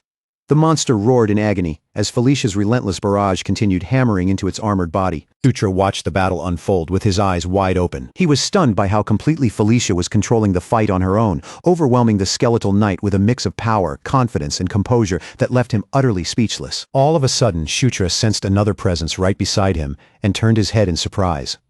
Daphne was standing there, wrapped in a gentle green aura that shimmered softly around her body, her expression drawn tight with worry as she looked at him and asked if he was all right. Then Daphne activated Dryad's blessing.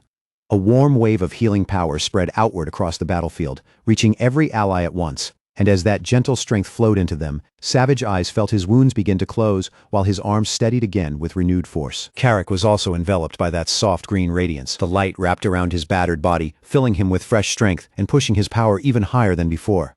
And when Shutra saw Daphne finally reveal her unique blessing, a grin spread across his face, his excitement impossible to hide. That very moment, a notification suddenly flashed in front of Shutra's eyes, announcing that he had acquired Boost Level 1. Shutra blinked in confusion as blue light unexpectedly coiled around his body. Small glowing orbs of energy appeared around him, circling through the air like tiny spirits drawn to his presence. Then another notification appeared directly before his eyes. It declared that he had obtained Spirit Blossom Level 1. The new power flowed into him like a living current, pouring spirit energy through his entire body and raising all of his abilities at the same time. Only then did Shutra understand what was happening. The spirit of life and the spirit of wind were both moving through him at once, blending inside his body. With that power surging through him, Shutra charged straight at the skeleton knight and launched one strike after another, each golden blow bursting against the enemy's black armored frame. Nearby, Felicia was breathing hard. Her exhaustion showed clearly in the rise and fall of her shoulders, but even with her strength draining away, she refused to stop. She kept attacking, pouring every last bit of power she had into the fight. Felicia used Blink again and immediately prepared another spell. Purple blades of energy formed around her body before slicing toward the knight, and with irritation cutting through her voice, she called him a stubborn brute and told him to disappear already. She pressed in with a fierce strike, but the skeleton knight raised his sword and blocked the attack. Felicia's eyes widened in disbelief when she realized that even after all of that, her assault still had not been enough to bring him down. Then, in the next instant, Carrick, still blazing with Daphne's green aura, roared at the skeleton knight and rushed forward. The orc swung his axe down with terrifying force, landing such a heavy blow that even the knight had difficulty enduring it.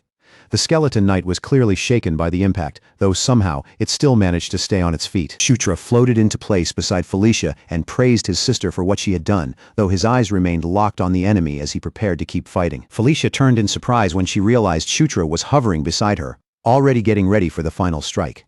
He told her to leave the finishing blow to him, while the gauntlet on his arm began blazing with intense, brilliant light. With a fierce shout tearing from his chest, Shutra unleashed Explosion Fist and drove a crushing blow directly into the enemy. The skeleton knight took the attack head-on, and under the overwhelming force of the impact, its armored body started to crack, crumble, and break apart. Carrick lifted his voice in a loud, triumphant cheer. He declared that victory was finally theirs. But Shutra laughed and corrected him with a confident grin, making it clear that the battle was not completely finished just yet. Fired up by that momentum, Carrick shouted that he would finish the job with his own hands and charged forward again, his axe lifted high above him. But before Carrick could actually reach the knight, the creature's body suddenly detonated in a violent burst of purple energy. Deadly waves of power shot outward toward everyone nearby, and Shutra screamed Carrick's name. As the blast swallowed the battlefield in an instant, fear seized Shutra's chest so tightly that it nearly stopped his breath. For a brief moment he could not even make sense of what had just happened in front of him. His eyes widened as he stared through the sudden chaos, struggling to process the explosion. All around him, his allies were struck down by the violent burst of power. Their silhouettes vanished one after another into the swirling storm of purple light. Felicia stared at the disintegrating figure in front of her. She could hardly believe that the enemy was still standing so tall after everything they had already thrown at him.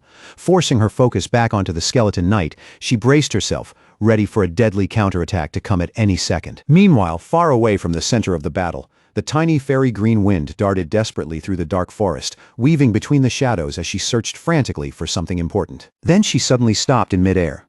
Her tiny body went completely still as she sensed the presence she had been trying so hard to find. Not long after that, Green Wind discovered a floating fragment of land with a glowing weapon embedded inside it.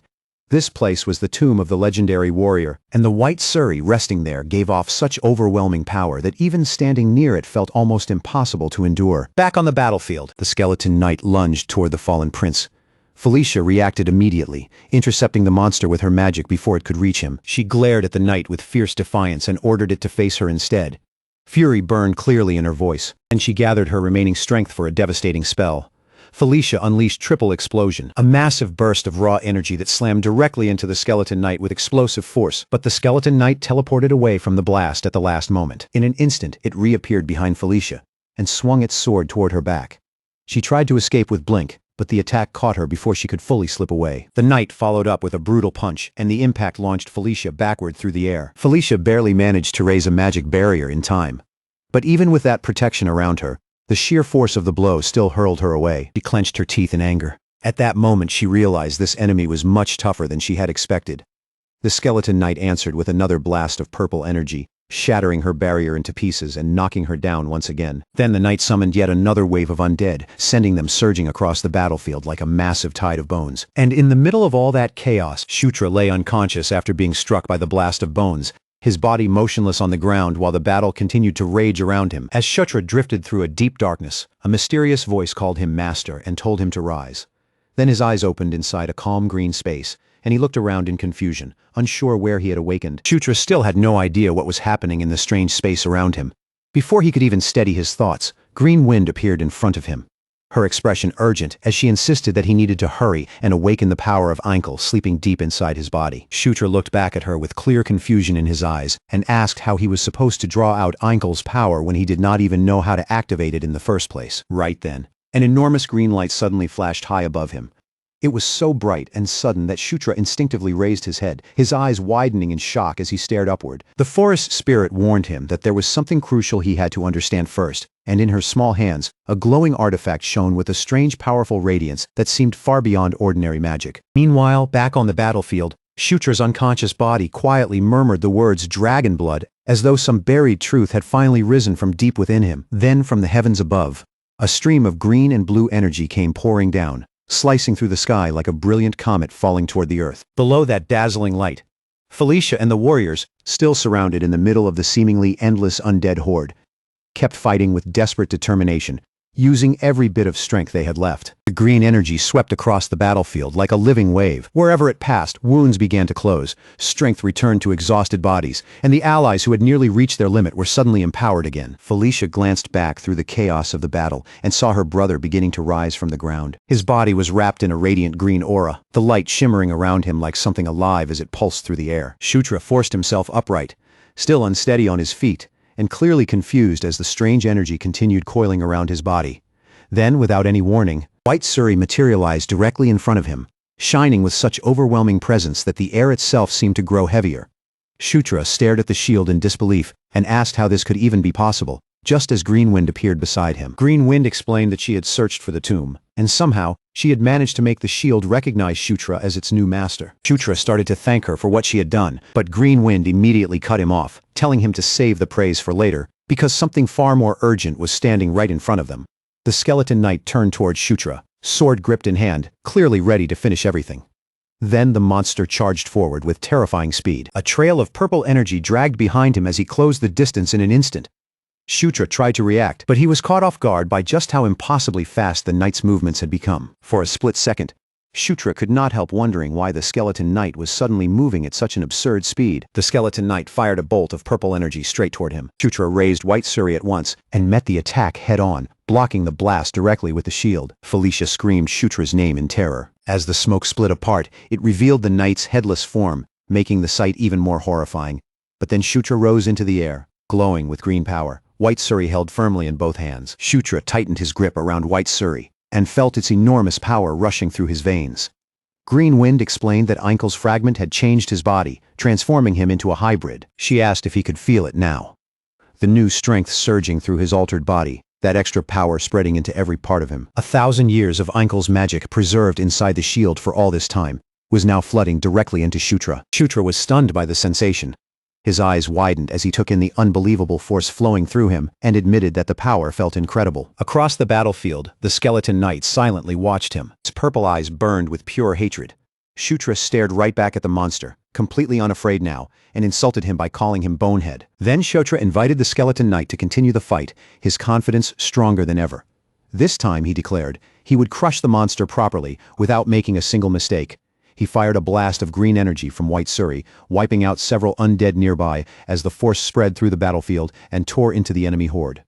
Felicia stared in disbelief, unable to fully comprehend the scale of power her brother was releasing. The skeleton knight roared with fury and charged again, sword raised high, but Shutra blocked the strike with the shield, and White Suri answered by shining even brighter. The shield divided its power into multiple green blades of energy, sending them flying toward the enemy in sharp arcs of light. Those glowing blades twisted together in midair, merging into the form of a massive energy bird that raced across the battlefield at incredible speed. Skeleton Knight turned to cut down the incoming bird, but Shutra taunted him at exactly the right moment, pulling the monster's attention away. Using that brief opening, Shutra rushed in close and slammed Explosion Fist straight into the knight's side. The monster let out a howl of agony as the impact tore into it. And even when the surrounding flames surged over Shutra, he raised White Suri in front of him and protected himself behind the shield. Shutra pressed forward without hesitation, the green aura around his body blazing brighter as he prepared to strike back with even greater force. With one swift motion, he launched another blast of green energy, sending it crashing directly into the skeleton knight. White Suri burned with brilliant light as its power spread outward across the battlefield. Several green blades shot forward and pierced straight through the skeleton knight's armor. The monster screamed in pain as the blades tore into him. Then Shutra leapt high into the air. His gauntlet blazed fiercely on his arm as he gathered power for what would become the final blow. With his resolve unwavering, Shutra activated Giant Piston and drove his fist straight into the knight's chest. The skeleton knight ground its teeth and reeled backward as the crushing impact ripped through its armored body. Shutra declared that everything would end right here, and he prepared himself to deliver the finishing strike. With a precise flick of his fingers, he gathered the green energy into a single blazing point. Then he released it as a beam of power that shot forward and tore straight through the monster's chest with overwhelming force. The skeleton knight began to collapse. its entire body breaking apart as the green energy consumed what remained of it. The undead gathered around them froze in place, stunned by what they were witnessing. All they could do was watch helplessly as their commander finally fell before them. A brilliant notification suddenly burst into view right in front of Shutra's eyes, shining so clearly that there was no mistaking what it meant.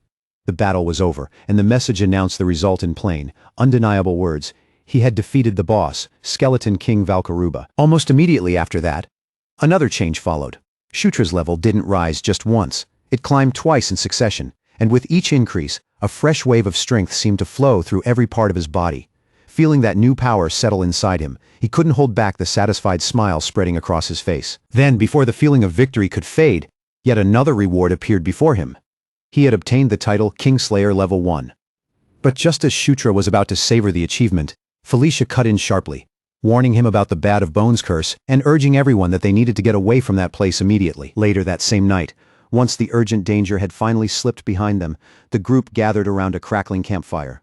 The warm orange light flickered across their tired faces as they let their bodies rest and quietly began sorting through everything that had happened. Felicia's eyes eventually drifted toward the shield in Shutra's possession, her gaze lingering on it with careful curiosity. In a measured voice, she asked whether it was truly the White Eagle's relic, and Shutra answered with a calm, steady nod, confirming it without showing even a hint of doubt. The moment that confirmation sank in, Savage Eyes and Carrick both stared at the shield in open disbelief. Their eyes widened as if they were looking at something impossible, clearly stunned that a legendary weapon they had only ever heard about was now sitting right there in front of them. Daphne, however, looked at the shield more quietly, focusing on it with a serious expression. After sensing it for a moment, she said that an enormous life force was flowing from within it, and to her, it was obvious that the relic still had not revealed the full extent of its real power. Those words made something click in Shutra's mind. The shield had never been weak in the first place. It was holding itself back on purpose, carefully adjusting its own strength so that it could stay in balance with him instead of overwhelming him. Felicia turned her attention back to Shutra and told him plainly that the relic now belonged to him.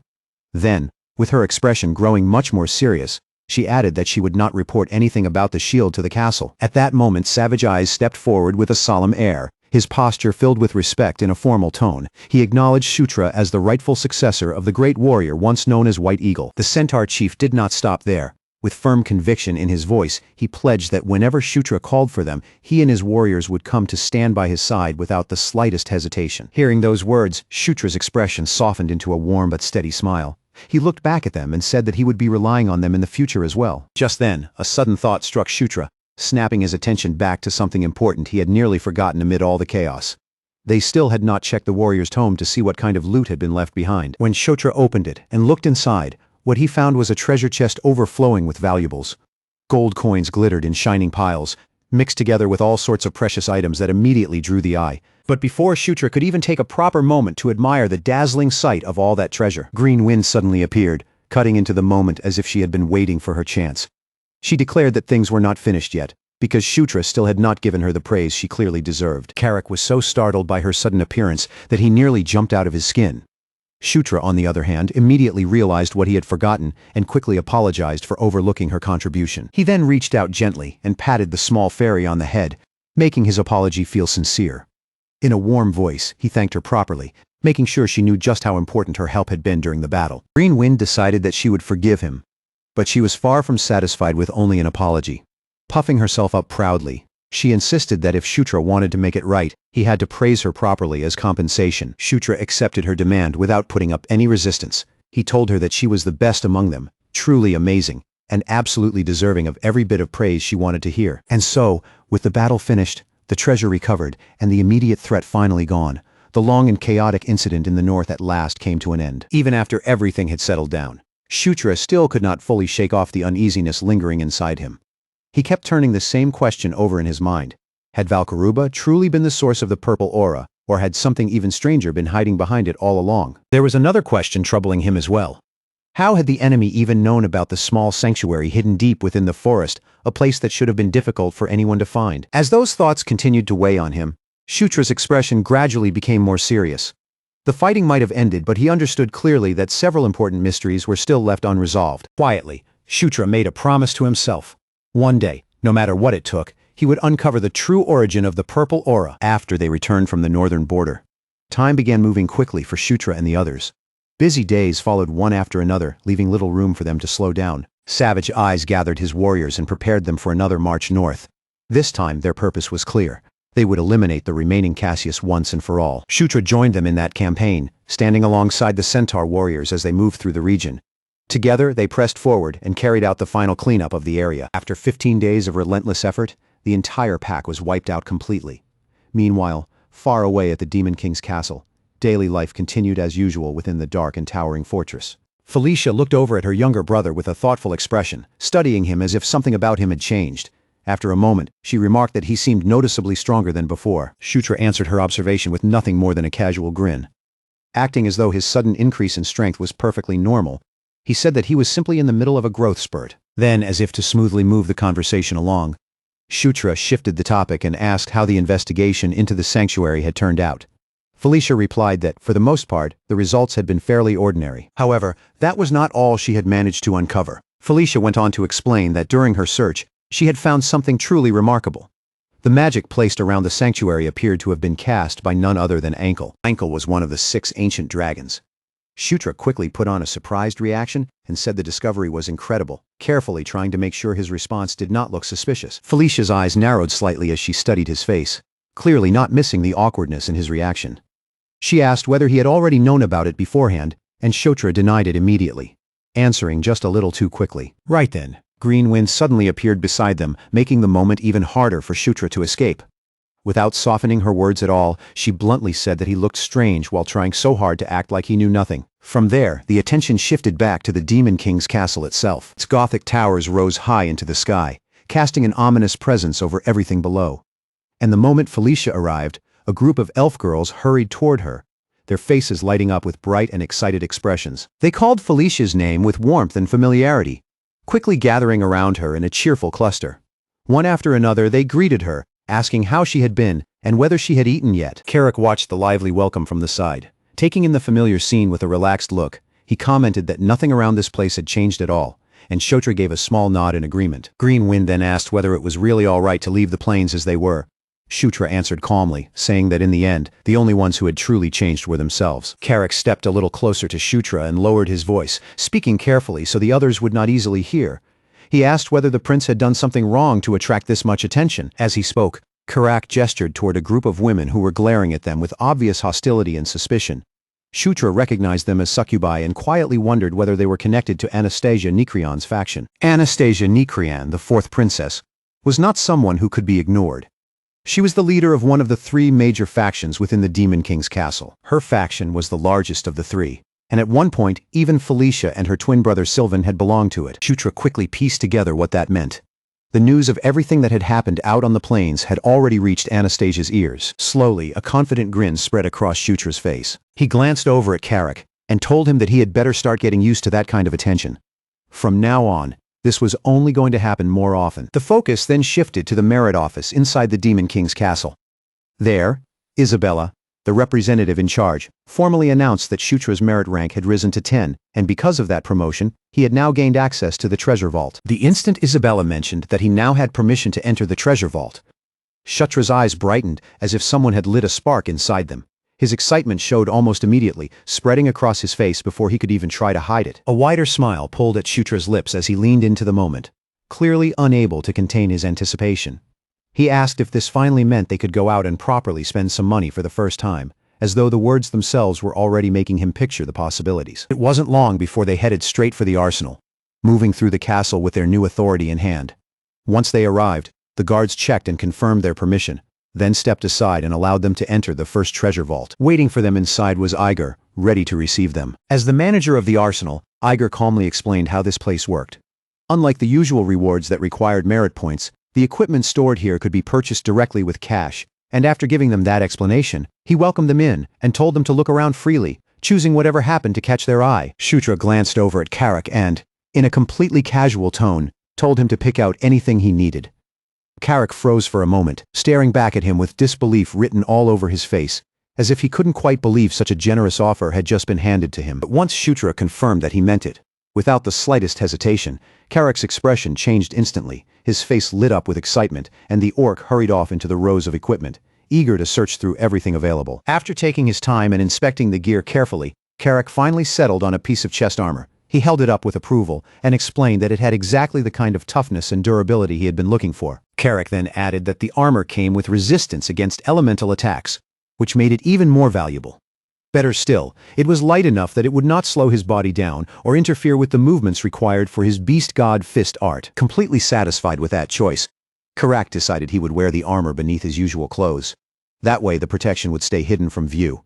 But it would always be there and ready whenever danger appeared. After finishing their business there, Shutra and Carrack made their way to a blacksmith named Cater. This time, Shutra wanted to commission a new pair of greaves, something properly suited to the way he fought. Shutra explained that ordinary greaves simply would not be enough for him. His martial arts relied heavily on sharp footwork, fast steps, and precise lower body control. So any equipment on his legs had to support that movement instead of holding him back. Cater listened to the request and examined the details with a practiced eye. After considering the design, he said it was not especially complicated, and if there were no problems along the way, the greaves should be completed within 2 days. Then, as if he were discussing something perfectly ordinary, Cater suggested making the greaves from a combination of leather and dragon scales. Shutra reacted at once, asking if Cater was seriously joking, because materials like that were far too rare to be treated casually. But Cater remained completely calm and explained that a shipment containing those exact materials had arrived earlier that very day under the prince's name, so he intended to use them for the commission. Still unable to make sense of how such valuable materials could show up for him without warning, Shutra asked what exactly was going on. That was when Cater revealed the truth. Lord Ishgard himself had personally ordered the materials for Shutra. The moment Ishgard's name reached Shutra's ears, he visibly stiffened in surprise. After all, Ishgard was famous throughout the kingdom as both the greatest swordsman alive and the finest blacksmith anyone knew. And that was not all. Ishgard was also an elder of the Sura race, a legendary warrior of such extraordinary skill and standing that he had once trained the Demon King himself. Carrack could not keep the question to himself and wondered aloud why someone that important would go out of his way to support Shutra. Shutra, still trying to process it, admitted that he found the whole situation just as strange. Back when this had only been a game, Shutra had never received any special support from the Sura side at all. Because of that, he could not understand why things were beginning to happen differently now. But before he could follow that thought any deeper, something suddenly interrupted them. A man came rushing toward them in a panic, breathing hard as he carried urgent news meant for the 9th prince. Carrack immediately demanded to know what had happened, while the messenger lowered his head and struggled to catch enough breath to speak. The messenger finally announced that an audience ceremony would be held the next morning, and the news took Shutra by surprise. He went on to explain that the ceremony had been arranged to honor 3 people for their accomplishments on the plains. Shutra silently turned that over in his mind, wondering who the 3rd person could possibly be. The first 2 were obvious, himself and his sister, Felicia, but the final name had not yet been said. Then the messenger revealed the identity of the remaining person being honored.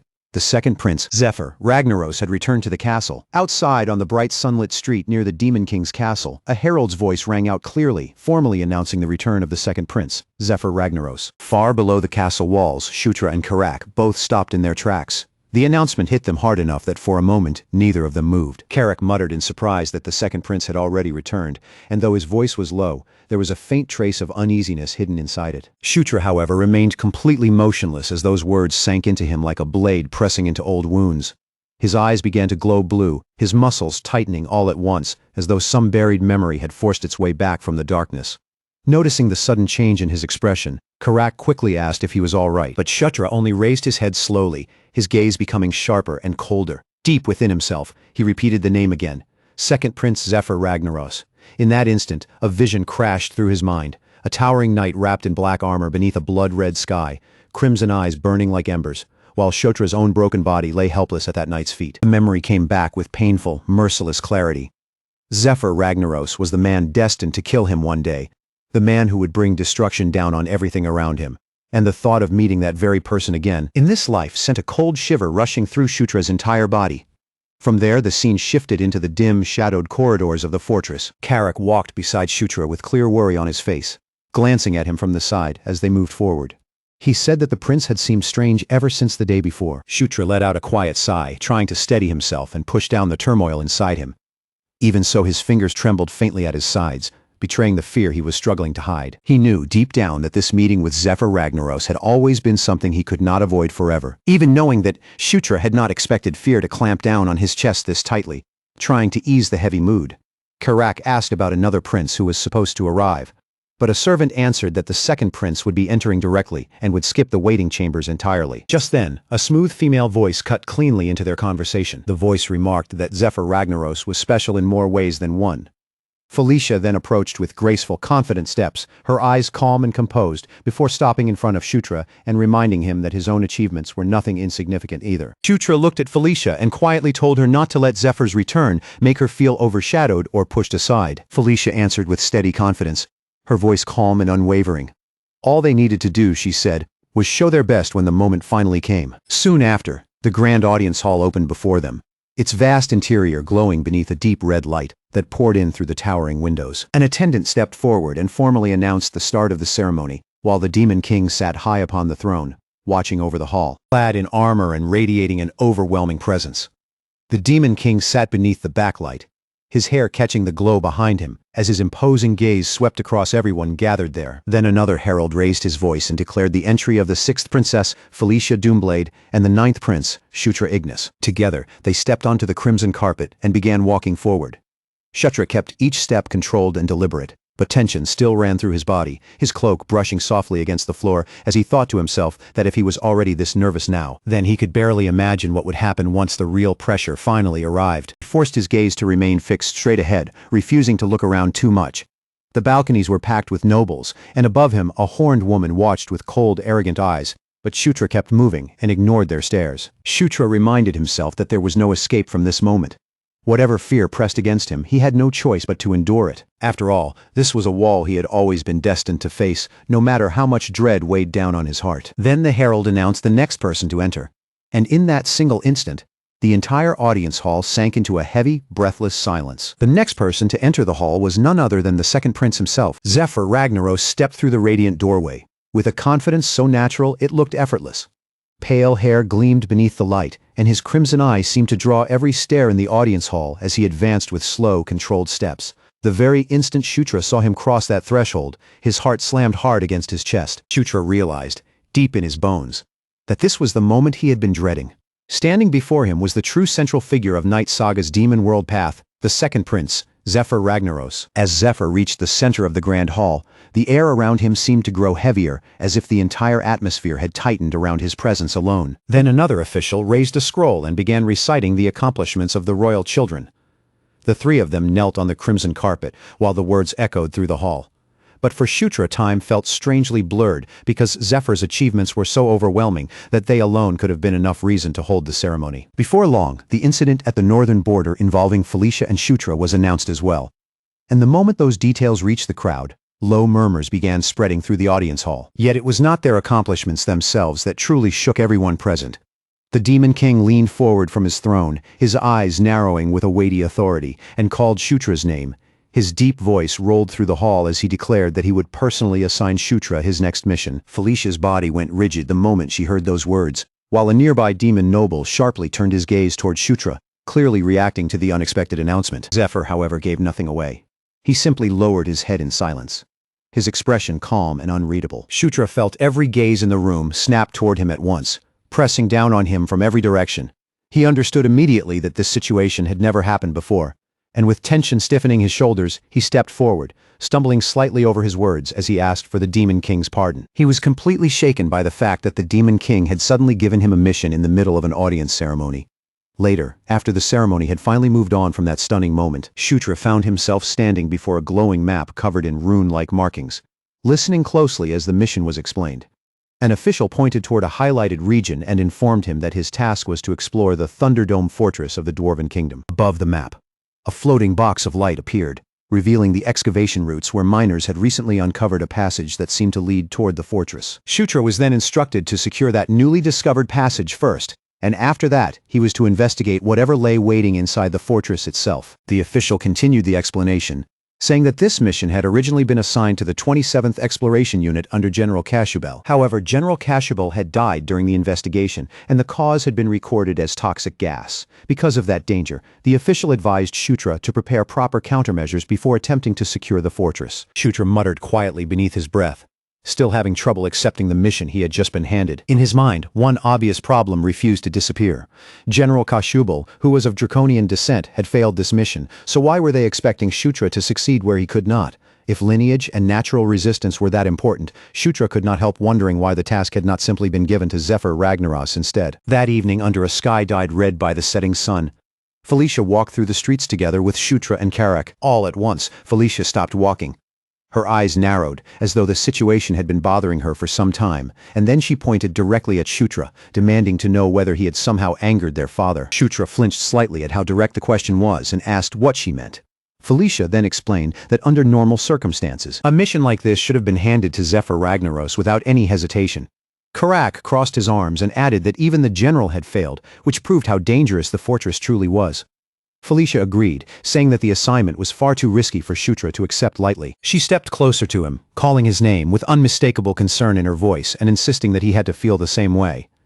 Shutra scratched his cheek awkwardly, caught off guard by how intense she had become, but in the end, he admitted that she was right. Then Felicia's expression shifted, determination rising through the worry on her face. A faint shimmer of light seemed to gather around her as she declared that she would go with him. Reaching toward Shutra, she said they would face the Thunderdome fortress together, side by side. After saying it, Felicia tried to act as though she was merely irritated, but Karak immediately teased her. He pointed out that she had invited herself along without even taking a moment to hesitate. Shutra could see straight through Felicia's attempt to hide her concern, but he did not question her about it. Instead, he answered her with a warm and genuinely grateful smile. That smile alone showed how deeply he appreciated her loyalty. Without resisting her decision, Shutra gladly accepted Felicia as someone who would join them on the mission. At that very moment, a blue-haired siren stepped forward with an intense smile on his face. He addressed Prince Shutra and asked for permission to join their group as well. Felicia recognized him right away, her gaze settling on him as she stated that his name was Hodorov. Shutra responded with polite surprise, but his decision did not waver. In a courteous tone, he explained that their team had already been completed, and that they had no need for any additional members. Hodorov bowed as though he fully understood the refusal. Without showing any resistance, he excused himself quietly and turned away. After he was gone, Felicia questioned Shutra's decision, pointing out that the male siren had a reputation for being exceptionally capable. Shutra admitted inwardly that Felicia was not wrong. Hodorov was no ordinary siren at all. He was an extremely powerful magic user. But as Hodorov left the area behind, he discreetly activated a teleportation spell and vanished from sight. Shutra, however, understood exactly what was really happening beneath the surface. He knew that Hodorov was a fanatically loyal spy serving Princess Anastasia Nakrian, and somewhere else, far away from the open public streets. Hodorov knelt inside a darkened chamber and delivered his report to his master. Elsewhere, Shutra smirked quietly to himself, realizing that Anastasia must have been seriously concerned if she was willing to send her finest spy after him. In silence, he challenged his older sister to keep watching from the shadows if she dared. Anastasia Nikrian calmly lifted her glass and sipped her wine, her expression remaining perfectly composed. Even so, she admitted that her younger brother was far more cautious than she had expected. Later, inside Shutra's quarters, Felicia asked what he knew about the fortress they were about to head toward. Shutra answered that it had once belonged to the dwarves. He described the dwarves as a people famous for fighting brutal wars against dragons. Felicia added that the Dwarven High Kingdom had battled those dragons to protect their enormous treasures, and the sheer scale of that history left Karak visibly stunned. Felicia continued explaining that many different kinds of dragons had once threatened the realm. Then Karak innocently asked whether Felicia herself could defeat a dragon, and the question immediately made her flustered. Karak then said bluntly that she definitely could not do it. Felicia snapped back at him in anger, reminding him that dragons were overwhelmingly powerful beings and not creatures anyone could treat lightly. Karak simply laughed off her reaction and praised her for knowing so much about history. Felicia puffed out her chest proudly at the compliment, clearly pleased despite herself. She then explained that the fortress was famous among scholars for very good reason. As she spoke, her eyes began to gleam with barely hidden greed. She suggested that if things went well, they might be able to earn an enormous fortune there. Karak pointed out that she already looked like she was practically drooling at the thought of treasure. But Shutra agreed with her assessment. He said the fortress really was a jackpot. From the knowledge he carried from his past life, Shutra knew exactly what kind of place the fortress was. It was a legendary dungeon where extreme danger and extraordinary rewards existed side by side. Because of the ancient wars between the dwarves and dragons, countless priceless treasures had been buried deep within the hidden depths of the fortress. For Shutra, the treasure was not the most important thing waiting inside. He knew there was one particular item there that he absolutely had to obtain, no matter what it cost. Somewhere within that fortress rested the legendary Dragon Slayer's sword, a weapon powerful enough to kill Dragonkin. If Shutra wanted even the slightest chance of defeating Prince Zephyr one day, a man with dragon blood running through his veins, then the Dragon Slayer's sword was more than just a powerful weapon. For Shutra, it was something he absolutely had to secure, no matter what waited inside that fortress. At the entrance to the northern region, Shutra stood ready for the dangerous mission ahead. His newly obtained A-rank greaves covered his legs, catching the sunlight with a sharp gleam, while the dragon-scale craftsmanship gave off a powerful brilliance that made the armor look anything but ordinary. Shutra lowered his gaze toward the custom-made greaves and let a satisfied smile rise onto his face. The fit, the weight, and the power behind them all felt perfect, as if the armor had been made to match his fighting style exactly. Behind him, the rest of the party had already assembled. Each of them stood prepared and focused, their bodies tense with anticipation, as they waited for Shutra to give the command. Shutra lifted his mask and pulled it firmly into place. His eyes narrowed with sharp concentration, and with one clear signal, he let everyone know that it was finally time to move out. Together, the group stepped into the newly discovered mine entrance. One by one, they vanished into the dark opening, where stale air clung heavily to the tunnel, and dust drifted thickly around them. They advanced carefully through a vast ancient hall built by the dwarves, every footstep echoing against the cold stone around them. As they pressed farther inside, Carrick noticed the haze ahead growing heavier, the fog slowly thickening in their path. It did not take long for him to understand that this was not ordinary mist at all. The haze hanging in the air was dangerous, toxic gas, and Felicia quickly suggested that they reduce their pace and proceed with even greater caution. Shutra agreed that moving carefully was their safest option. Meanwhile, Carrick frowned at the strange color of the gas, staring into the haze as he wondered aloud whether poison gas was not supposed to be yellow. Then, without even the smallest warning, the entire situation suddenly collapsed into disaster. Several members of the party abruptly began choking, their hands flying to their throats as they struggled desperately for air. Carrick and one of the female attendants were hit especially hard, collapsing onto the cold stone floor as the poison overwhelmed their bodies. Felicia and Shutra stared in shock as their companions fell one after another. The situation had turned against them so quickly that, for a moment, even they were stunned by how sudden and brutal it was. Felicia cursed quietly under her breath as the truth became clear to her. The toxic gas was not the same as what they had prepared for. The composition had changed from what they had expected. Reacting immediately, Felicia summoned a powerful vortex of wind around them. She tried to carve out a pocket of clean air for the group, forcing the poison back before it could bring every last one of them down. The instant her magic came into contact with that unfamiliar poison, the two forces clashed violently, reacting against each other in a way none of them had anticipated. That unstable reaction erupted all at once into a massive magical explosion, tearing through the chamber with terrifying force. The shockwave ripped across the hall, shaking the ancient dwarven structure from floor to ceiling.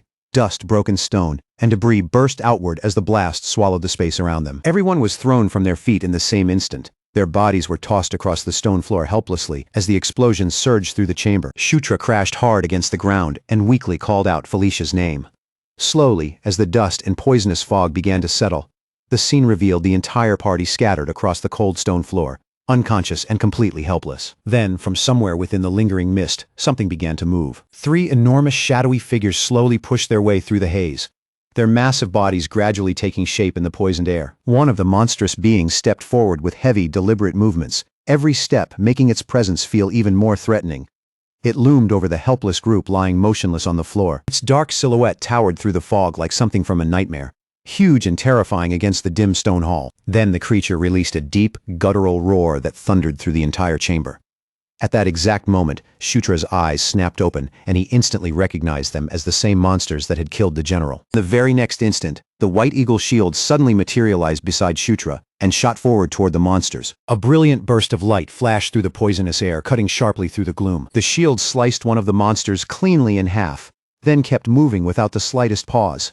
With effortless precision, it tore through the remaining creatures as if their massive bodies offered no resistance at all. Watching from nearby, Green Wind commented that Shutra's acting had been surprisingly convincing. Shutra immediately snapped at her to stay quiet. Right after that, the shield released a wide wave of purifying light, sending sacred radiance sweeping over the monsters. The creatures screamed in agony as the holy light burned through them.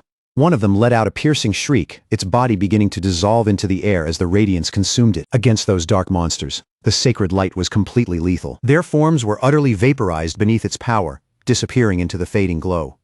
Shutra remained standing firmly in the middle of it all, steady and unshaken. His new armor gleamed around him as he gripped the shield and looked over his fallen companions.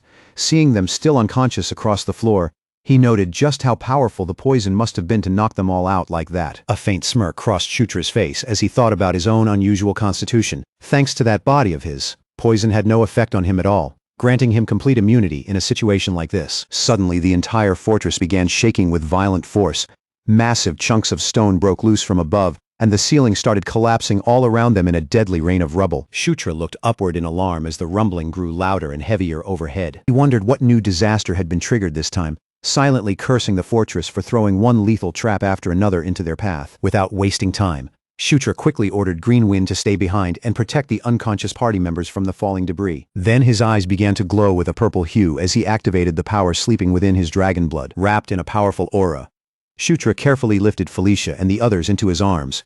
He moved fast but controlled, making sure not to waste even a single second. With incredible speed, he launched himself forward. Shutra leaped through the collapsing cavern, slipping past falling chunks of stone by the narrowest margins as he desperately searched for an exit. Then, through the chaos ahead, he spotted a massive structure. He landed safely in front of an enormous sealed gate. The true entrance to the fortress itself. The wings of the White Eagle shield spread wide around them. Those glowing wings formed a protective barrier shielding the party from the rubble raining down from above. Green Wind urgently called out to her master, warning him that the situation was growing worse with every passing second. Then Shutra discovered Karak trapped beneath a massive pile of shattered stone and rubble. He looked down at his unconscious friend, his expression tightening with frustration and resolve. Silently, Shutra promised that he would come back for him. Without allowing himself even a moment of hesitation, Shutra turned back toward the others. He began carrying the fallen party members away one by one, moving them toward safety as quickly as he could. When he landed with a heavy thud, his new dragon scale greaves absorbed most of the impact, and after taking a short breath, Shutra realized he had managed to save nearly all of his unconscious allies. Then, just as Shutra turned back to retrieve Karak, toward Karak, his entire body suddenly locked in place. His eyes widened in pure shock as the mountain of debris that had been pinning Karak down burst outward with violent force. In that instant, fear tore straight through Shutra's composure. Panic seized his chest before he could stop it, and he cried out Karak's name with raw desperation in his voice. The White Eagle's shield moved at once, sliding quickly into Shutra's path, as if to physically stop him. It urged him to calm himself before he charged blindly into danger, and made the situation even worse. But Shutra's thoughts were already spinning out of control, drowning in fear and urgency. Then the spirit reminded him of the powerful summoning spell he had used before, forcing that forgotten possibility back into his mind. Shutra clenched his teeth hard as a tiny spark of hope flared to life inside his chest. The details of the spell returned to him all at once, cutting through the panic with sudden clarity. With that hope turning into resolve, Shutra forced his fear down and shouted the command to summon his knight. A green portal ripped open in the air, its glowing edges twisting and rippling like torn space. Then, from inside that strange opening, Karak's head suddenly popped into view. And in the very next moment, Karak's entire body came tumbling through the portal, crashing down safely onto the ground right in front of Shutra. Karak was still unconscious, but he was alive. Behind them, the passage finally gave way completely, collapsing in a thunder of stone as the falling rubble sealed off the exit from the ancient fortress. Karak's breathing came out rough and heavy, each breath sounding strained. But to Shutra, that uneven sound was proof enough that his friend had survived. Even though Karak had clearly taken the force of the impact, it did not look like he had suffered any fatal injuries. Shutra sat beside him, his body finally loosening as overwhelming relief washed through him. As Shutra's racing heartbeat slowly began to calm, his mind drifted back to the strange shadow creatures they had just faced, according to everything he remembered from the game. Monsters like those were never supposed to appear in this place. But right at that moment, Felicia began to stir, coughing weakly, as the poison gradually faded from her body. Shutra immediately understood that there was no time to stand around thinking, because the rest of the party needed to be detoxified as quickly as possible. However, before Shutra could even take a step, a massive shadowy foot slammed down directly in front of him, blocking his path with terrifying weight. When Shutra lifted his eyes, he saw that a horde of monstrous figures had already surrounded him on every side. Shutra cursed his rotten luck under his breath, as more and more creatures crawled out from the darkness. Their twisted shapes filled the cavern around him, closing in from every direction. Another wave of monsters roared together, their shrieking voices crashing through the ancient halls as they prepared to rush him all at once. Shutra poured a surge of power into his gauntlet, and his expression hardened sharply. The panic from earlier disappeared, replaced by a fierce determination burning in his eyes. He drove his fist forward with devastating force, and the first creature standing in front of him was obliterated by the impact, its body completely annihilated in a single blow. Shutra raised his shield, frustration boiling up inside him as he glared at the enemies around him. Silently, he complained that this entire situation had become nothing but one enormous nuisance. The remaining monsters roared in fury, showing no fear at all, even after watching one of their own get destroyed right in front of them. Shutra's eyes burned with anger as he stared down the horde. In a cold voice, he declared that they were wasting his time. The monsters answered with a piercing collective scream. Then, all at once, they surged forward, charging straight toward him in a violent wave. Shutra's gauntlet blazed with brilliant golden light as he braced himself for the attack. Then he slammed his fist into the ground, unleashing a powerful shockwave that rippled across the cavern floor. As the impact tore through the ground, the monsters staggered and lost their footing. Shutra seized that opening immediately, following through with a wide, sweeping strike. The White Eagle shield released a crescent-shaped wave of green energy. That sharp arc of power sliced through the horde, cutting down dozens of creatures in one sweeping motion. At the center of the destruction, Shutra stood unmoving, surrounded by a storm of holy force. Then, with one last furious burst of strength, Shutra unleashed an explosive wave of energy that surged across the cavern and swallowed everything in its path. When the golden light finally faded away, the cavern fell into a deep, complete silence. Felicia's eyes slowly opened, though her vision was still hazy and unfocused. Shutra knelt down beside her at once and asked if she was all right. Felicia, still weak and disoriented, softly called out his name. She looked around in confusion, taking in the destroyed monsters scattered across the area, while Shutra immediately began healing the injuries on her body. Shutra gave Felicia a gentle, reassuring smile, trying to calm her before she could worry too much.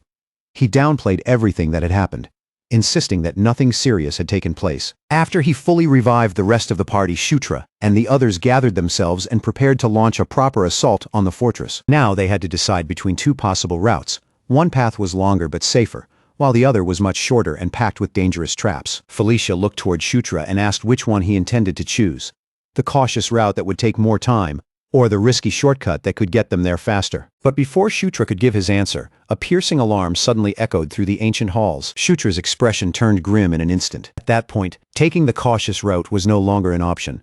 One of the attendants quickly explained that the alarm meant the fortress's main facility was under attack. Shutra immediately understood the meaning behind that warning.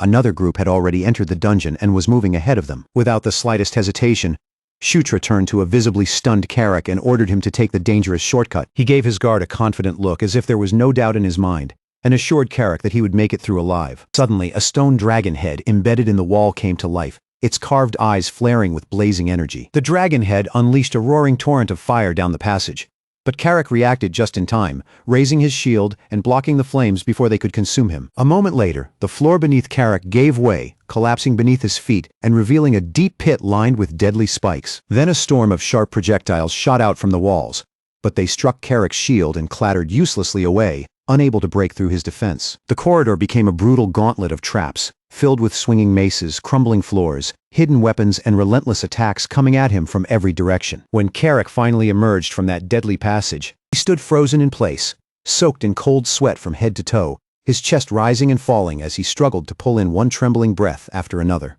Shutra, somehow wearing a bright smile as if everything had gone perfectly, cheerfully offered his congratulations. But the terrified orc could only snap back in panic, saying there was nothing worth celebrating when he had just been dragged to the very edge of death. After Carrick pushed himself through every desperate effort he could manage, the group at last succeeded in reaching their destination. Ahead of them stood the enormous doors to the control room, towering so high and wide that the whole party instinctively slowed down, their eyes lifting toward the massive entrance before anyone moved another step. One of the attendants looked around the area near the entrance, his expression tightening with unease as he pointed out something strange. The gargoyles that were supposed to be stationed here as guards were completely missing. Felicia's gaze sharpened at once, and as she studied the silent doorway, she agreed that the emptiness around them felt far too suspicious to ignore. Still, even with that uneasy feeling hanging in the air, Felicia had no intention of retreating after coming this far. If they wanted to uncover the truth behind the fortress, then moving forward was their only option. With caution in every step, the party crossed the threshold together and entered the vast control room. Inside, the control room was buried beneath thick layers of old dust, and the stillness pressed down on the place in a way that felt almost unnatural, as though the chamber itself had been waiting in silence for countless years. Shutra slowly swept his eyes across the room, taking in every shadowed corner until his gaze finally stopped on a lone figure slumped against the far wall. But the figure waiting there was not someone still alive. It was the skeletal remains of the last dwarven city lord, seated exactly where death had claimed him, with the armor of his former authority still wrapped around his lifeless bones, like a final reminder of who he had once been. As the entire group stared at the armored skeleton in tense silence, the attendant suddenly caught sight of something nearby. His eyes shifted, his face turned uncertain, and he raised a hand to point toward it, drawing everyone's attention away from the remains. There, resting quietly in one corner of the dusty room, was a large sphere with a surface so smooth and flawless that it almost looked unnatural. The dark orb sat without making the slightest sound, heavy and mysterious, its presence standing out sharply against the abandoned surroundings. Instead of catching and reflecting the light around it, the sphere seemed to drink the light straight into its black surface. Felicia stared at it and wondered aloud whether it could be some kind of dwarven device waiting to be activated. But before she could go any further, Shutra suddenly called out to her after noticing a golden key near the skeleton. Shutra bent down beside the remains and carefully picked up the ornate key, lifting it from where it had been left behind. He held it up for the others to see, letting the small but important discovery gleam in his hand. The key shone with a faint golden light between Shutra's fingers, and he did not waste even a second hesitating. He pressed it directly into the sphere, and the moment it settled into place, streaks of blue electricity burst across the dark surface, racing wildly over the orb like living lightning. The once silent sphere suddenly awakened with a deep, low hum, and a soft blue glow spread outward, washing through the chamber. Then, in the very next instant, dozens of holographic screens flickered into existence all around them, filling the control room with shifting images, while the entire party stood frozen, stunned, speechless by what they were seeing. For a short moment, none of them could do anything but stare. The sheer scale of the dwarven technology, along with how refined and advanced it seemed, left everyone in awe, as if they had stepped in front of something far beyond anything they had imagined finding inside the fortress. Then Carrick suddenly shouted, his voice cutting sharply through the quiet. Alarm flashed across him as his instincts screamed that something was terribly wrong. A faint rumble echoed from somewhere far away, reaching Carrick's ears and pulling his attention away from the control room itself. At almost the same moment, Daphne reacted quickly and pointed toward one of the floating screens. On that screen, a brutal battle was already raging somewhere else deep inside the fortress.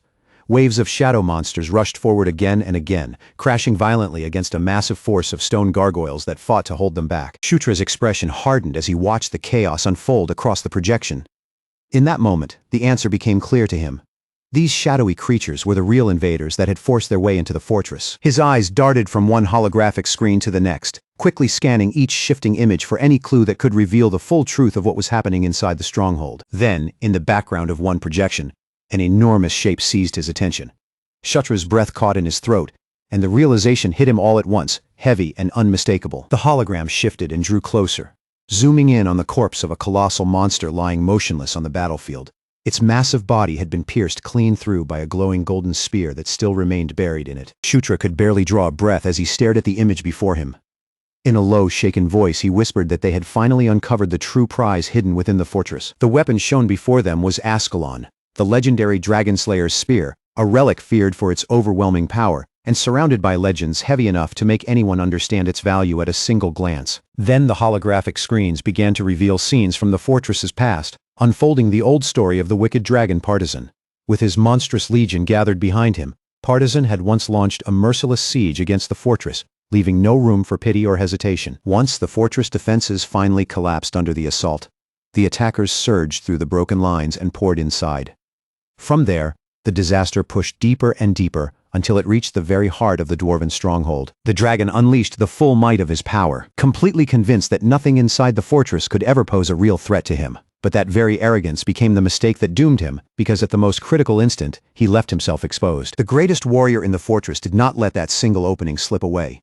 Without hesitation, he seized the moment and drove Ascalon straight into the dragon's chest. With Partisan dead, the enemy army lost the terrifying force that had held it together and driven it forward. The moment their leader was gone, the dragon's forces fell into madness. The battlefield erupted into uncontrollable chaos, and no matter how fiercely the dwarves continued to fight, the disaster had already become impossible to contain. In the end, the dwarves had no choice but to abandon the home they had defended for so long. The fortress was left behind as an enormous tomb, sealing away the fallen dragon along with countless dwarves who had never managed to escape. Carrick then confirmed what the images had made clear.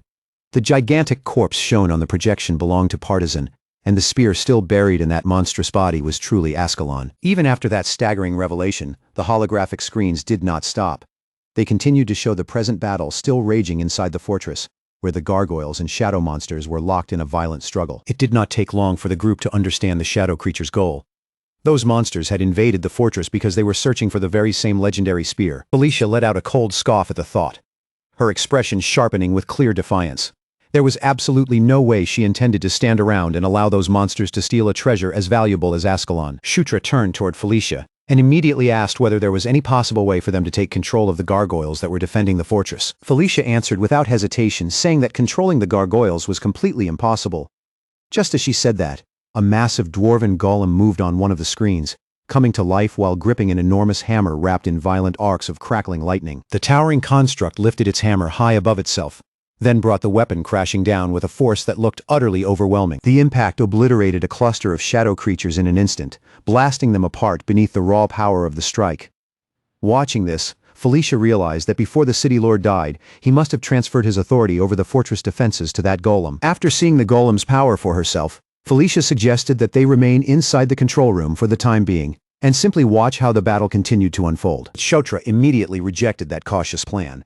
Instead of waiting quietly, his eyes lit up with excitement, and he declared that this chaotic battlefield was exactly the kind of opportunity they needed. He explained that there were far too many unknown factors moving around at once. With so much happening beyond their control, they could not afford to just sit back and wait while someone else made the first move. Kshotra told Felicia to stay right where she was. Then, without wasting even a moment, he turned away and sprinted out of the control room. Because the fortress map had already been burned firmly into his memory, Kshotra knew exactly where he needed to go. He charged through the corridors at full speed, moving with a clear destination fixed in his mind. Kshotra understood that if he could reach Ascalon before anyone else and take possession of it first, then their chances of victory would become almost certain. Inside his mind, the path ahead was already forming step by step. Even with the battle turning messy and unpredictable, he could picture the outcome with absolute clarity. No matter how the fighting shifted or how chaotic the battlefield became, Kshotra was convinced they could still come out on top. As he raced forward, his focus stayed locked on his goal without wavering for even a second. While running, he checked his minimap and quickly realized that he was already drawing close to the target. The distance between him and Ascalon was shrinking rapidly with every step. Before long, the enormous corpse of the dragon, Partisan, finally came into view. As Kshotra sprinted past the golem, he briefly found himself marveling at just how useful the minimap had been in guiding him through the complicated fortress. Then, without any warning, the golem turned toward him. It swung its gigantic lightning-charged hammer straight at Kshotra's body, and the sheer force of the blow was so overpowering that it hurled him backward. Kshotra quickly pulled himself back together, forcing his body into motion again as he shouted that he had no intention of fighting the construct at that moment. But the golem ignored his words completely. Without showing any reaction at all, it drove its fist into the ground and unleashed another powerful shockwave that ripped violently across the battlefield. Its lone glowing eye remained fixed on Kshotra, the cold light narrowing in on him with a machine-like intensity, as if every other shadow and movement inside the cavern had simply disappeared. In the ancient construct's eyes, Kshotra was not a person with a goal or a reason for being there. He was only an invader, someone who had stepped into sacred forbidden territory. And yet, for one strange instant, that massive machine came to a halt, its gigantic body falling completely still. The golem gave a small tilt of its head, a movement almost too human for something so huge, as though it was trying to process what exactly was happening in front of it. But before that pause could last, a sharp line of green light suddenly cut through the air, flashing past its enormous body. That sudden green streak immediately dragged the golem's focus away from Kshotra. The opening was tiny, but Kshotra did not waste it. Still riding on top of his shield, he shot forward across the ground, grinning as he called out a cheerful thanks to Green Wind for showing up at the perfect time. Green Wind, of course, fired back right away, angrily complaining about that nickname. Kshotra only answered with a bright grin, insisting that the name had a stylish ring to it. But even while joking with her, his body never lost speed. With the golem now behind him, he drove himself into one last desperate burst, racing straight toward the fallen dragon's corpse. The moment he reached it, Kshotra dropped his feet firmly against the ground and forced himself to steady his breath. After chasing this treasure for so long, the prize was finally right in front of him. There, standing before his eyes, was the spear. Seen from this close, the golden light flowing from the weapon was far more brilliant than Kshotra had imagined. So bright that it seemed to push back the darkness around the dragon's corpse. A wide, excited smile spread across his face as he gripped the shaft with both hands and even thanked the fortress itself. Then, bracing one foot against the dragon's body, he pulled with all the strength he could gather. But the spear refused to move at all, not even a tiny shift. It sat there as if it had fused completely with the ancient dragon's dead body. Kshotra tightened both hands around the shaft and forced even more power into his arms, his muscles straining harder and harder. But no matter how much strength he poured into it, the legendary weapon stayed buried exactly where it was. His jaw locked tight, frustration flashing sharply across his face as he ground his teeth together in anger. Only then did Kshotra fully realize just how ridiculously heavy that spear truly was. With a furious roar that echoed through the entire cavern, he made his decision and poured every single remaining stat point he had into strength. From a distance, the dwarven golem stood motionless and watched as a radiant pillar of golden light suddenly burst up around Kshotra, wrapping his entire body in a blinding glow. Then, with every bit of power he had gathered, pushed into one final attempt, Shutra pulled with overwhelming force. This time, the legendary spear finally ripped free from the dragon's body. He rose to his full height, standing firm as Ascalon settled solidly into his hands. Shutra did not waste even a single heartbeat. He swung the spear in a powerful arc, releasing a crushing wave of energy that swept through the battlefield and wiped out the nearby monsters almost instantly. Felicia and Karak could only stare at the holographic screen in absolute silence, their eyes wide and their expressions frozen as they tried to take in the unbelievable scene unfolding before them. Daphne and the others were just as stunned, their bodies locked in place as the sheer scale of Shutra's newly awakened power overwhelmed them. And hidden nearby, deep within the surrounding shadows, a single hooded figure watched the entire scene without making even the slightest sound.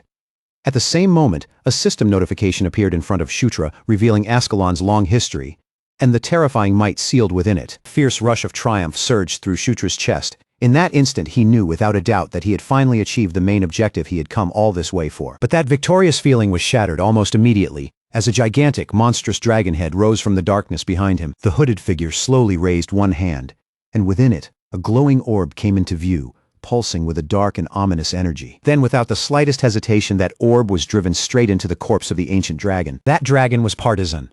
The instant the orb sank into its body, a violent burst of purple energy exploded outward, violently forcing life back into the dead beast. Shutra cried out in disbelief, his eyes widening as he tried to understand the impossible sight taking shape right before him. Then his gaze caught the hooded figure standing in the middle of the chaos, and his thoughts began racing as he wondered who that mysterious person could possibly be. Even while the entire cavern trembled around them, the figure remained unnervingly calm, while the dark orb continued to pulse with sinister, throbbing power. Shutra immediately braced himself, his body going tense as the ground beneath his feet began to shine with that same eerie purple glow. The undead dragon suddenly launched itself upward, its massive body rising into the air above the battlefield with terrifying strength and speed. A corrupted roar ripped from its throat, and in the very next moment, it fired a huge beam of dark energy straight toward Shutra. The second Shutra saw that attack.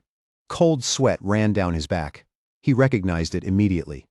It was the same sinister purple death energy he had once encountered on the Engel Plains. The beam tore through the ancient dwarven cavern with catastrophic power, ripping across stone and metal as if everything in its path was nothing more than dust. The remaining shadow creatures vanished in an instant, completely erased by the overwhelming destructive force of the attack. At that critical moment, the white Suri appeared without a second of delay. Its holy light spread outward in a bright wave, forming a protective barrier around Shutra.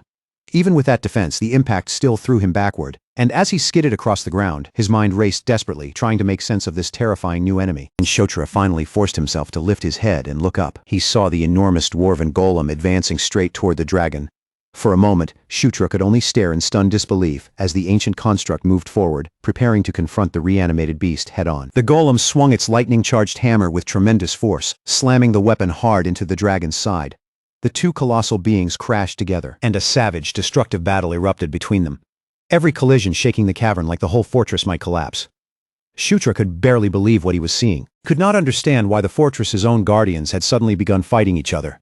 But before he could fully sort through that confusion, his party came rushing through the chaos and gathered at his side. Shutra quickly told them that someone had used dark sorcery to bring the ancient dragon back to life. Felicia reacted with visible horror, her face tightening as the meaning of those words sank in. Shutra admitted that he still had no idea who had done it, or what their real purpose might be. But even with so many unanswered questions, there was one thing he felt certain about. That purple death energy was sitting right at the center of the mystery.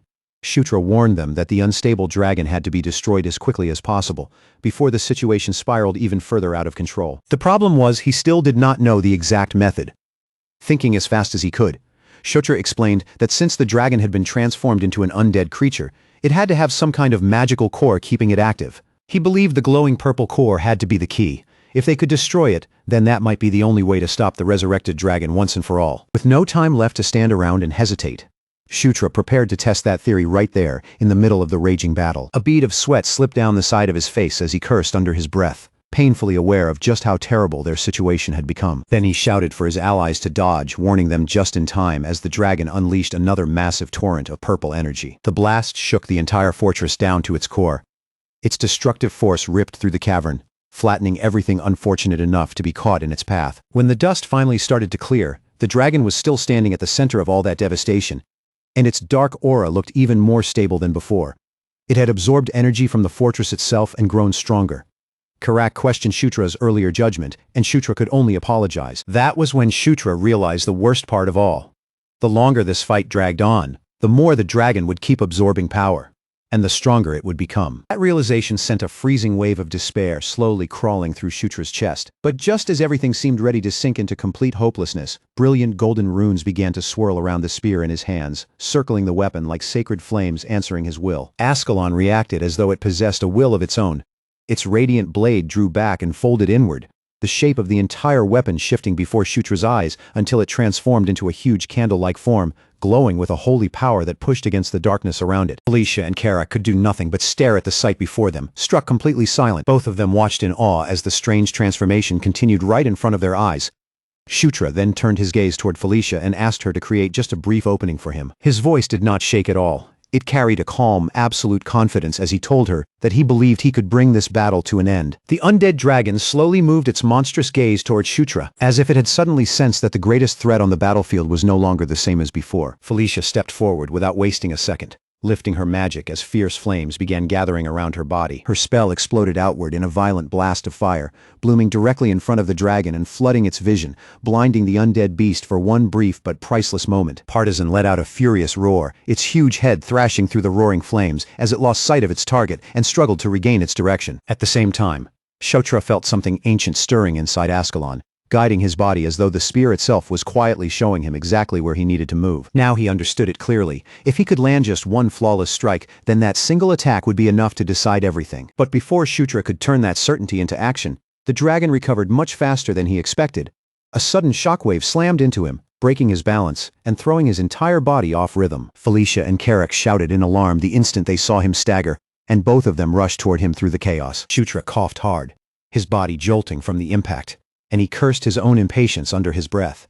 He knew it immediately. He had moved too early, and that mistake had cost him. The undead dragon loomed above him, ready to crush the opening completely. But just when the danger was about to close in, an unexpected ally suddenly charged straight into the fight. The enormous dwarven golem slammed directly into Partisan, with the terrifying force of a mountain crashing down. That impact saved Shutra from what would almost certainly have been a fatal blow. Still sprawled on the ground, Shutra looked up in shock, his vision blurred from the hit he had taken. Even through that haze, he could still see the two towering guardians locked together in a brutal struggle. He had no idea why the golem was helping him, but one thing was painfully clear. This was the second chance he had been given. The dwarven golem gripped its hammer tightly with both hands and forced Partisan backward through pure, overwhelming strength. It did not let up for even a moment. The golem swung its massive hammer again, sending a lightning-charged strike ripping through the air. Partisan roared in fury as the blow drove its enormous body back. The dragon answered with its own terrifying breath, pouring destructive power across the battlefield. But even in the face of that attack, the dwarven golem continued to advance, hammering Partisan again and again without hesitation. Construct refused to retreat.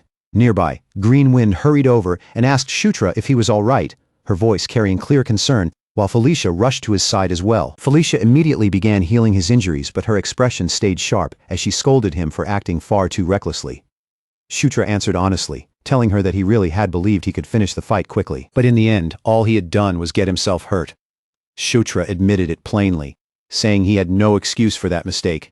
Hearing that, Felicia urged him to pull back. She explained that the dragon was on a level far beyond anything they could realistically handle right now. But even with pain still running through his body, Shutra insisted that they still had a path to victory. Felicia snapped back at him, telling him to stop being so stubborn. After all, with his body in that condition, charging back into the fight looked less like courage and more like throwing his life away. Shutra admitted that he had rushed things too much earlier, but he also explained that the more desperate the situation became, the less they could afford to simply retreat.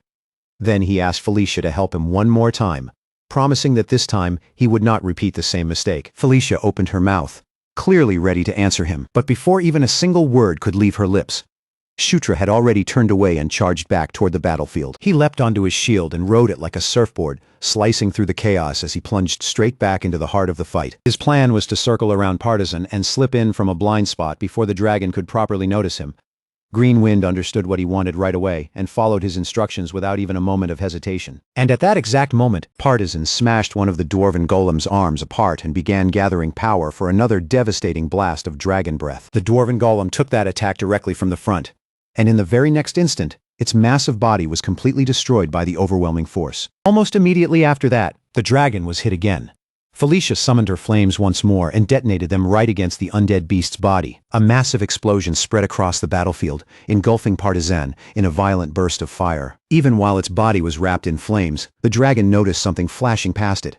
Shutra was flying around from different angles, striking again and again as he steadily built up more momentum. He continued circling the dragon, carefully increasing his speed instead of rushing into the final attack too early. Partisan grew more irritated with every passing second, and once again it began charging another blast of dragon breath. Greenwind instantly recognized it.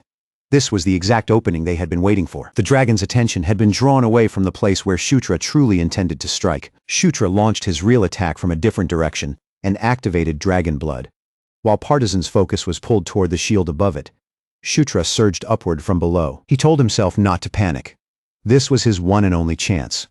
So every movement had to stay calm, controlled, and perfectly precise. Right then, Partisan began to sense Shutra's presence closing in. Shutra copied a technique he had once seen Tiny Spark use long ago.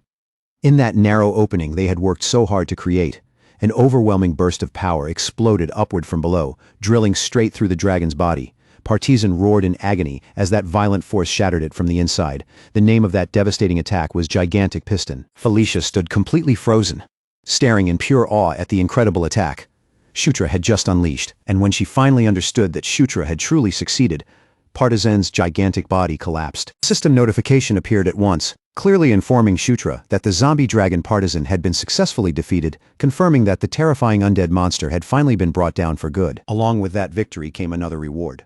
Shutra's level rose, a direct result of surviving a battle against a monster that should have been far beyond anything he could handle. A real rush of excitement surged through Shutra, as it sank in that he had truly used the power of the Dragonslayer's spear, Ascalon, and as if to mark the impossible achievement even more clearly, the system granted him the title of Dragonslayer. But just as that feeling of triumph reached him, an unfamiliar man's voice suddenly cut through the air.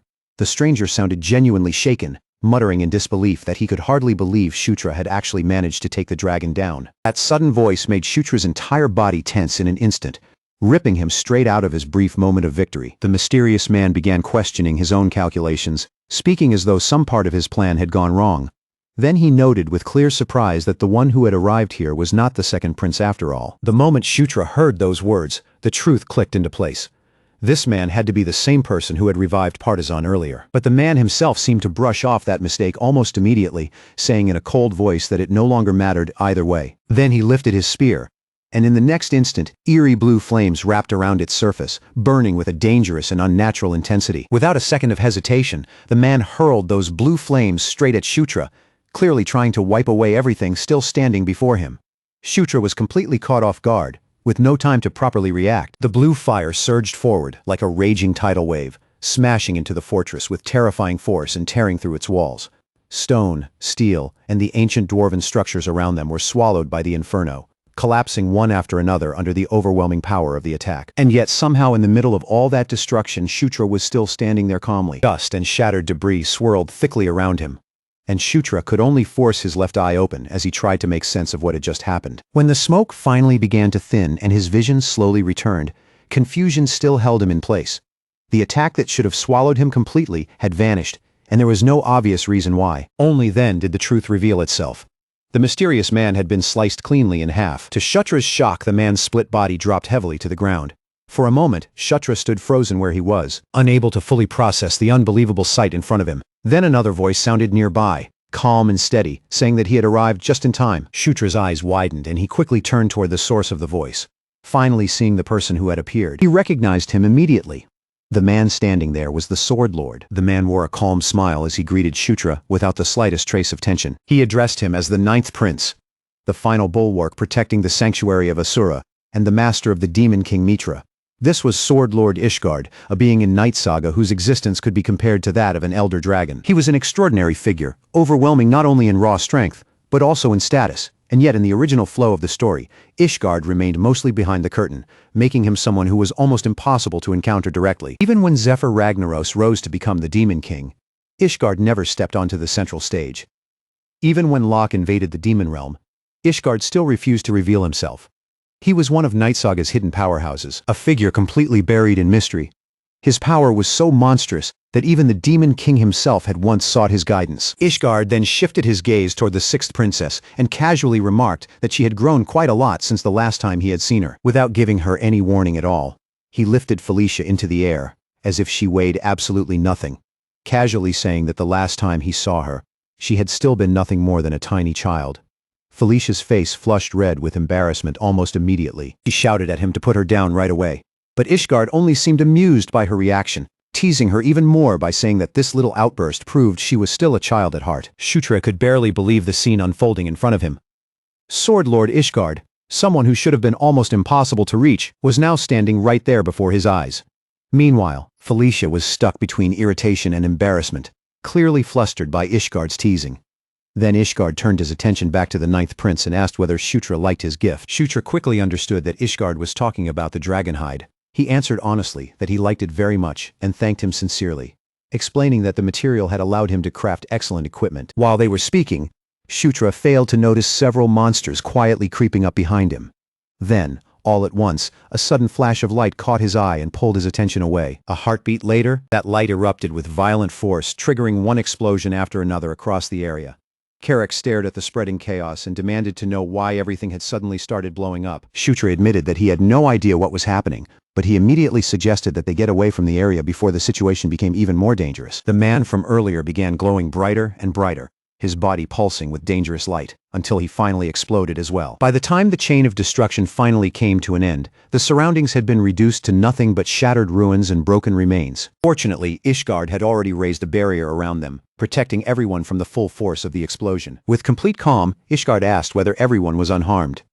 Shutra answered that they were safe, thanks to Ishgard's protection. Felicia, however, still could not understand why the explosion had happened in the first place, and that question left her wondering what their enemy had truly been trying to accomplish. Shutra thought back to what the man had said earlier about the second prince, and the more he turned those words over in his mind, the stranger the whole situation felt. Ascalon clearly had not been their real objective, because the man had shown no genuine interest in the legendary spear at all. That realization made Shutra wonder what they had actually been aiming for from the very beginning. Then at last, the answer clicked into place. Shutra's expression turned serious as all the scattered pieces began connecting in his mind. He told Felicia that their true target might have been the second prince.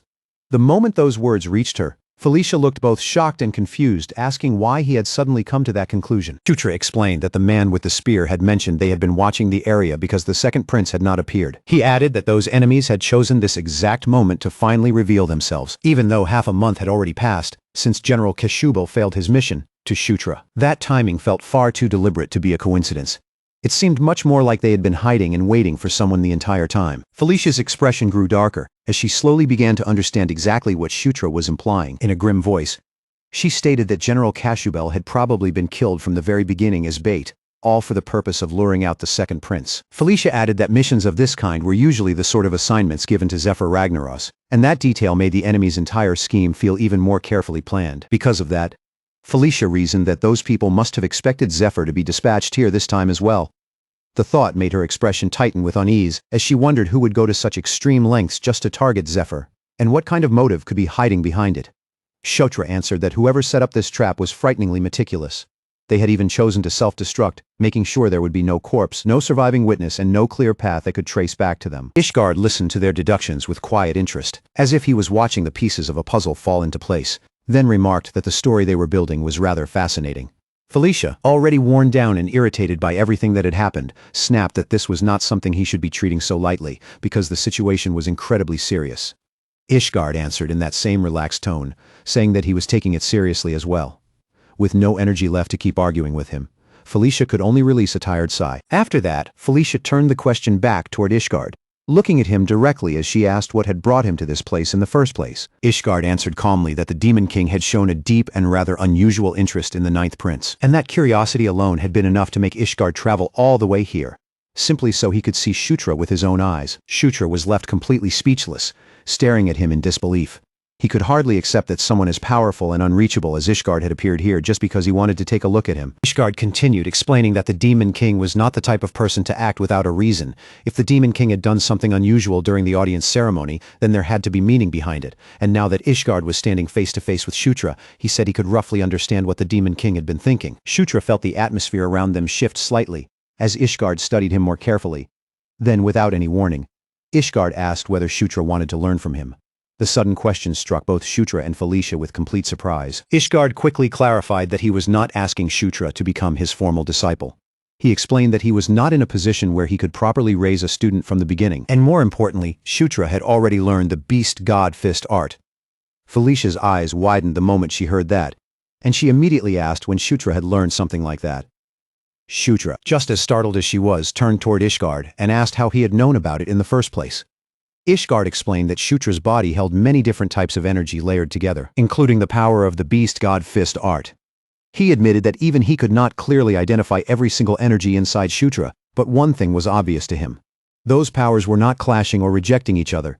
Instead, they existed together, almost as if they were accepting and embracing one another, and Ishgard said the phrase, mutual coexistence, suited Shutra perfectly. Ishgard said that this was exactly why the Ninth Prince had caught his attention, and why he wanted to pass on a portion of his own insight.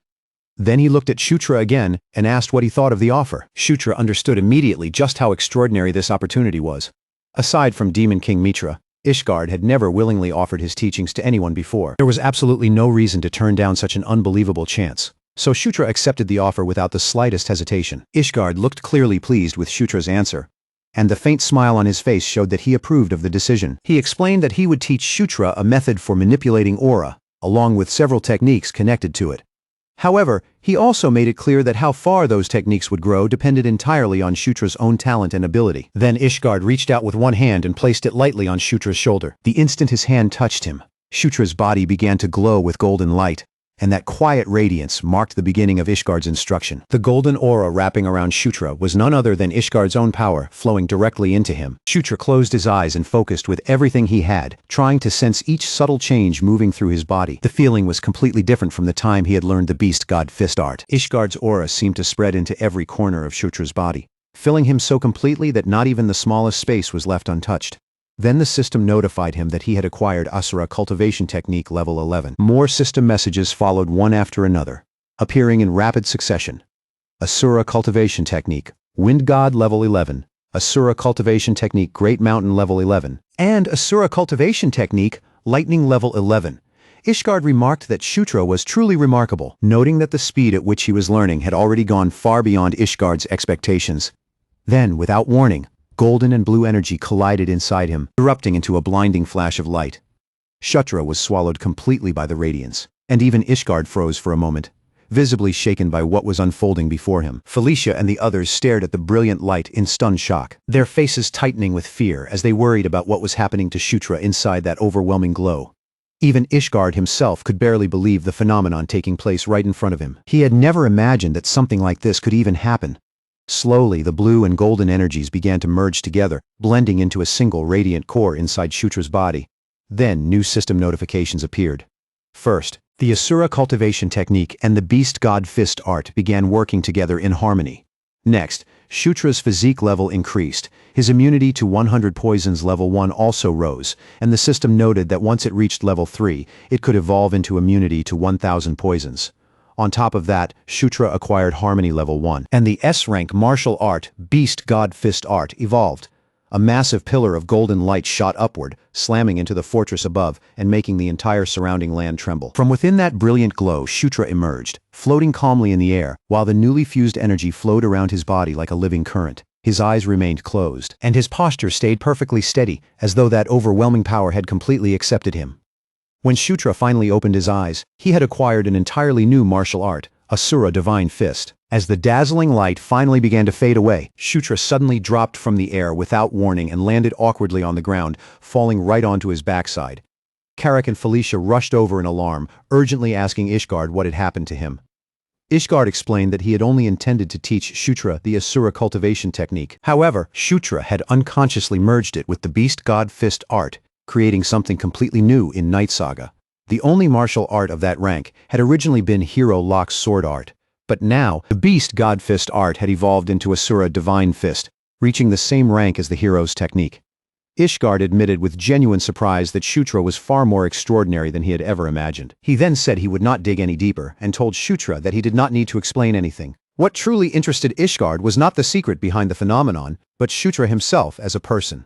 Then he asked whether Shutra had already given the new technique a name. Shutra answered that he had, and then revealed the name he had chosen for it. Asura Divine Fist. Ishgard commented that the name was simple, but very fitting.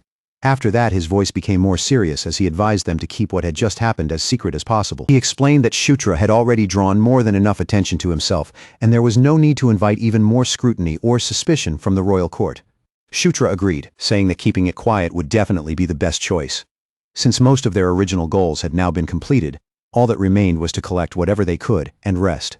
Felicia, however, blinked in confusion and asked what exactly they were supposed to pack. Shutra asked her if this was her first time exploring ruins.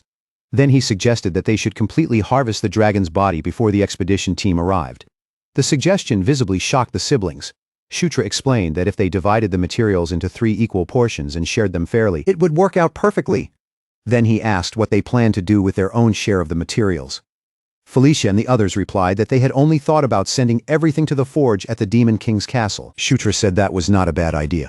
But since they had obtained materials of such exceptional quality, he suggested entrusting them to someone he personally knew instead. He even guaranteed that this person's crafting skill was outstanding. Then Shutra looked at them and asked whether they had ever heard the name Amita. Felicia answered honestly that she had never heard that name before.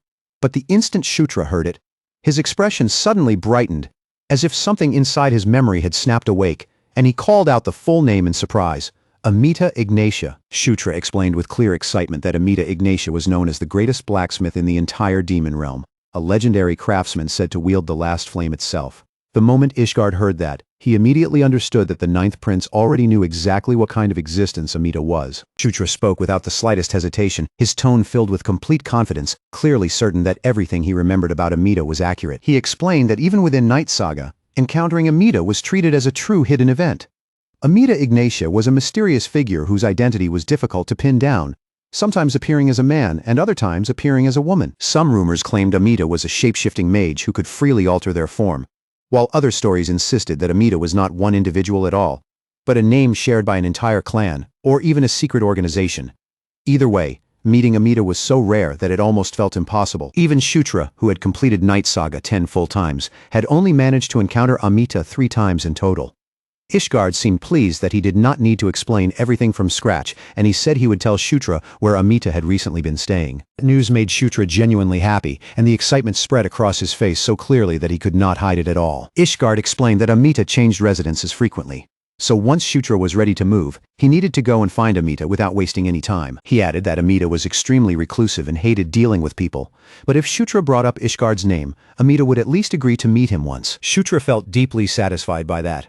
Not only had he gained a martial art of an unbelievable rank, but he had also obtained information on Amita's whereabouts. In such a short span of time, the rewards he had gathered were almost absurd. Once the chaos finally settled down, the group eventually made their way down a staircase, descending even deeper into the fortress. After taking some time to rest and recover, they carefully searched the treasure vault from top to bottom. Their next destination was the archives, a place Felicia insisted they absolutely could not leave behind without investigating. The moment Shutra stepped inside, he began coughing from the thick dust hanging heavily in the air. Felicia shot him a sharp look and challenged him, asking whether a little dust was really enough to defeat his curiosity. Carrick, however, bluntly pointed out that from the very beginning, the 9th prince had never shown even the tiniest bit of interest in dwarf culture. But once they entered the archive room, Felicia's eyes began to sparkle with excitement. She showed one of the books to Delia, the black-haired elf, delighted that the records had been preserved so beautifully, and she praised the dwarves for their incredibly careful attention to detail. Shutra quietly watched as Felicia enjoyed herself with her whole heart. Delia continued bringing more and more books over for her to examine, while Karak, completely uninterested, simply fell asleep right there in the middle of the hall. Shutra slowly let his gaze wander around the room, taking in the old shelves and ancient records, and before long, he found himself wondering just how far back this archive truly went. Some of the records were not even written on paper. They had been preserved on heavy stone tablets instead. As Shutra looked them over, one of the tablets suddenly slipped loose and fell. He bent down right away and carefully picked it up from the floor. Carved across the surface of the tablet was an image of several people, with a woman standing at their front, facing a group of dragons. The picture stirred an odd sense of familiarity inside Shutra. As he studied the figures more closely, he recognized Einkel and Enkidu among them, and across from those figures stood the 6 elder dragons. Then Shutra's eyes shifted toward the woman leading the group, and he focused on her face more carefully. The moment he truly looked at her, recognition struck him at once. She was the very same woman who had once told him to conquer. The woman who had declared that everything would eventually kneel before him. That realization made Shutra's chest tighten with a strange and uneasy feeling. This woman was not just some forgotten figure from the past. She represented conquest itself. Shutra could not understand why a woman like that would appear in a place like this, and the question left him deeply unsettled and confused. After all, the tablet looked as if it had been made more than 1,000 years ago, and yet the image clearly showed 4 people and 6 dragons gathered together in the same scene. Shutra could not stop himself from wondering what kind of connection could have brought all of those beings together in one place. Then, all of a sudden, green wind appeared upside down directly in front of him, startling Shutra so badly that his focus snapped away from the ancient tablet. She asked him what had made him look so serious all of a sudden. While Shutra immediately questioned where she had even come from, Green Wind ignored his surprise completely and told him to follow her, proudly announcing that she had done something worthy of praise. Shutra remained by the table, calmly examining the book she handed over. The moment he realized what it was, surprise flickered across his face, while Green Wind presented it to him with obvious pride. It was a record about the Elder Dragons.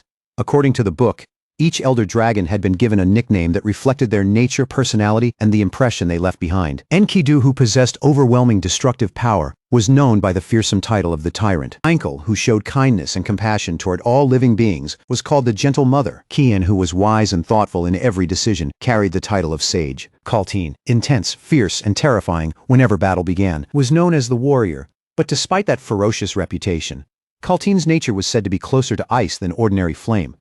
The records described him as a cold flame, a silent warrior who almost never drew his blade. But once Kaltine finally unsheathed it, the record said his ferocity could burn the entire world down to ash. As Shutra continued reading, he noticed that most of the records seemed to focus heavily on Kaltine, including legends about his past and even clues pointing toward the possible location of his lair. Then one particular detail suddenly caught Shutra's attention. On one of the maps, a specific location had been marked very clearly. That place was called the Lake of the Sun. Shutra had never imagined that an elder dragon connected to the fire attribute would hide its lair beneath a lake. In that moment, he finally understood why even experienced veteran hunters had never managed to track it down. Greenwind, meanwhile, started growing impatient and pointed out that he still had not praised her. As Shutra kept studying the map more carefully, he realized something else important. The marked location was close to the residence Ishgard had mentioned for Amita. He remembered that Amita had recently been staying near the Spider Forest. That region was also close to Lycanthrope territory. And since Shutra had already been planning to find Caitlin and Chris along the way, everything was lining up almost perfectly. He gently patted Greenwind on the forehead and praised her, telling her that she had done an excellent job. Greenwind's face brightened immediately, clearly delighted by the praise she had been waiting for.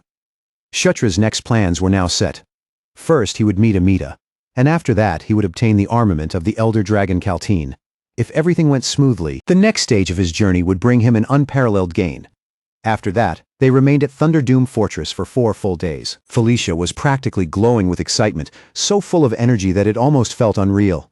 The way her enthusiasm kept blazing without fading made it hard to imagine where she was even pulling all that strength from. Even though Felicia had spent nearly every waking hour inside the archives right up until the very day before they were supposed to leave, there wasn't the slightest sign of exhaustion on her face.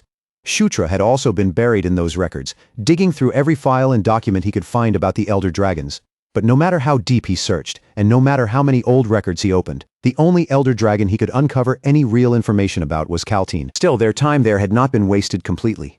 Even if the archives had not given Shutra everything he wanted, there was at least one result that was impossible to ignore.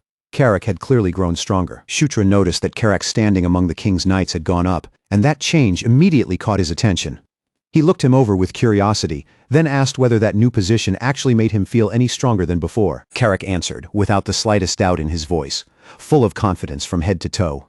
Then, as if words alone were not enough, he drove a powerful punch through the air, swinging his fist forward like that one strike proved everything. Karak proudly explained that all the harsh, punishing training he had pushed through had finally shown results. He was no longer just Knight Captain Karak. His title had risen to Barracks Commander, and the way he held himself made it obvious he believed he had earned every bit of that promotion. By the time the next morning arrived, everything around them began moving once again, and the quiet pause from the day before came to an end. A newly prepared mission plan from Felicia was delivered to the Demon King's castle, carrying fresh instructions and setting the direction for what they would have to do next. Among the other documents, one report stood out as especially important. According to its contents, there was a strong chance that General Kashubal's death had not been a simple incident, but a carefully arranged piece of bait, a deliberate trap designed to draw Zephyr out into the open. By the time every last report had finally been read and checked, the sun had already climbed high above the Demon King's castle. Shutra was fully prepared to move out, ready to leave immediately without wasting even another breath. Before he could actually set off, Felicia stepped in and stopped him. She told him to wait a little longer, suggesting that since they were already here, they might as well spend some extra time looking around before they departed. Felicia pointed out that there were still countless things she had not gotten to see for herself. But Shutra refused right away, making it clear from his expression and tone that he had no intention of delaying their departure any further. He reminded her that the Sword Lord had warned them to find Amita as quickly as possible, before Amita vanished again. With so little time to spare, Shutra pushed Felicia to stop lingering and get into the carriage already. Once everyone had climbed inside and settled into their seats, Shutra turned his attention toward Carrick, who had already taken the coachman's place up front. With everything finally prepared, Shutra told him they were ready to leave, and at that command, the carriage at last lurched into motion. Its wheels began turning against the road, carrying them away from the Demon King's castle and toward whatever waited at their next destination. As the carriage continued forward, Shutra glanced back and silently thought over everything they had survived so far. There had already been plenty of dangerous moments, more than enough to make anyone careful about rushing into the next mission. But this journey was different. The possible rewards were simply too valuable to ignore. And above all else, Shutra found himself anticipating Caitlyn's reaction when she finally witnessed the Asura Divine Fist with her own eyes. He wanted that moment to come as soon as it possibly could. After that, 3 full days slipped by, carrying the situation forward into the next stage. A new expedition force was formed to investigate the traces left behind by the ones who had targeted Zephyr. And this time, Zephyr himself stepped forward, choosing to personally lead the mission. Before he departed, Zephyr made his way to the archive room. There, among the records and relics, his gaze was drawn to a stone tablet, the very same tablet that Shutra had once picked up. The instant Zephyr examined it, one of the carved figures immediately stood out to him. He recognized that figure as Famine. His eyes continued to move across the surface of the tablet, studying the carved images one by one. Soon after, he also identified the figures representing death and war. But then, as he kept looking, one particular figure made him stop. At the very front of the carving stood the image of a woman, and she was completely unfamiliar to him. Zephyr examined her carefully, trying to place her identity, but no matter how closely he looked, he could not figure out who she was supposed to be. That woman was the same figure Shutra had already recognized before, the one known as Conquest. At that very same time, far away from the quiet archive room and its stone tablet, deep within a volcano filled with suffocating heat and crushing pressure, a dragon stood before a woman. The air around them felt dense and heavy, as if the entire space was pressing down on them. Then the dragon gave her a single command. Begin. The woman standing there was addressed by a chilling title, the Knight of Conquest. She was none other than the very same warrior who had once appeared before Shutra inside his dream. Meanwhile, Shutra was completely absorbed in his training. He released an arrow while trying to control the flow of his magic, focusing hard as he attempted to shape the technique properly. But instead of forming the way he wanted, only a small flame gathered in his hand, flickering there without turning into a proper attack. Then, without warning, the flame twisted away from its intended path and came right back at him, burning Shutra's own body instead. Carrick watched the whole thing happen with wide-eyed disbelief and muttered that he had never seen any kind of training like this in his entire life. Carrick looked genuinely concerned as he warned that if Shutra kept forcing himself through this kind of reckless practice, he might end up doing serious damage to his own body. Felicia, however, responded with a surprisingly calm expression, saying that strange as it looked, Shutra was actually completely fine, almost as if to prove her words immediately. Shutra healed the burn on his own body, and through that painful process, his fire arrow level, his healing skill, and even his mana control proficiency all increased at the same time. Shutra was breathing heavily from the strain, his body clearly pushed hard by the repeated attempts. But the look on his face was not one of pain or regret. Instead, his eyes were bright with excitement, and rather than stopping, he steadied himself and prepared to try the technique again. Carrick could only shake his head at the sight, saying that no matter how he looked at it, there was nothing normal about this kind of training at all. Even so, Shutra's magical ability was undeniably improving. And because of that, Felicia decided it was better to let him continue for the time being. During the day, their group pushed onward along the road, and once night fell, Shutra trained without allowing himself any real rest. Their destination was the Spider Forest, the place where Amita was said to be staying. In order to reach the forest as quickly as possible, they chose the fastest route and cut straight through lycanthrope territory, but while they were still in the middle of that path, an order suddenly rang out, forcing the group to come to a stop. The road ahead had been completely blocked, leaving them with no clear way to continue forward. Karak looked toward the obstruction in front of them, his brow tightening, and asked what exactly was going on. The guards standing in their way explained that this was official business of the lycanthrope royal family. Their tone left little room for negotiation as they firmly ordered Shutra's group to turn around and withdraw. Felicia immediately found that explanation suspicious. Royal business being carried out in such a remote and inconvenient place made little sense, and the situation only looked stranger the more she thought about it. When the guard repeated the command for them to leave, Felicia's patience finally reached its limit. She declared that she had heard enough, pushed the road open by force, and demanded that they bring out whoever was actually in charge. The guard's temper flared almost instantly. Irritated by her attitude, he snapped back at her and asked whether she thought she was some kind of royal. Felicia answered him with perfect composure and said that she was. The guard froze in confusion, as if he could not believe what he had just heard, and asked her to say it again. Without the slightest hesitation, Felicia repeated the same answer. As the guard became more and more uneasy, he asked once again, clearly trying to make sure he had understood her correctly.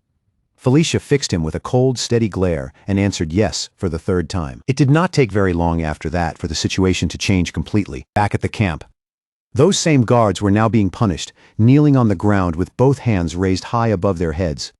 Meanwhile, Caitlin looked genuinely delighted the moment she saw Felicia and Shutra. Her face brightened at once, and she hurried toward them, while Chris followed closely behind her. Caitlin immediately asked what the two of them were doing in a place like this.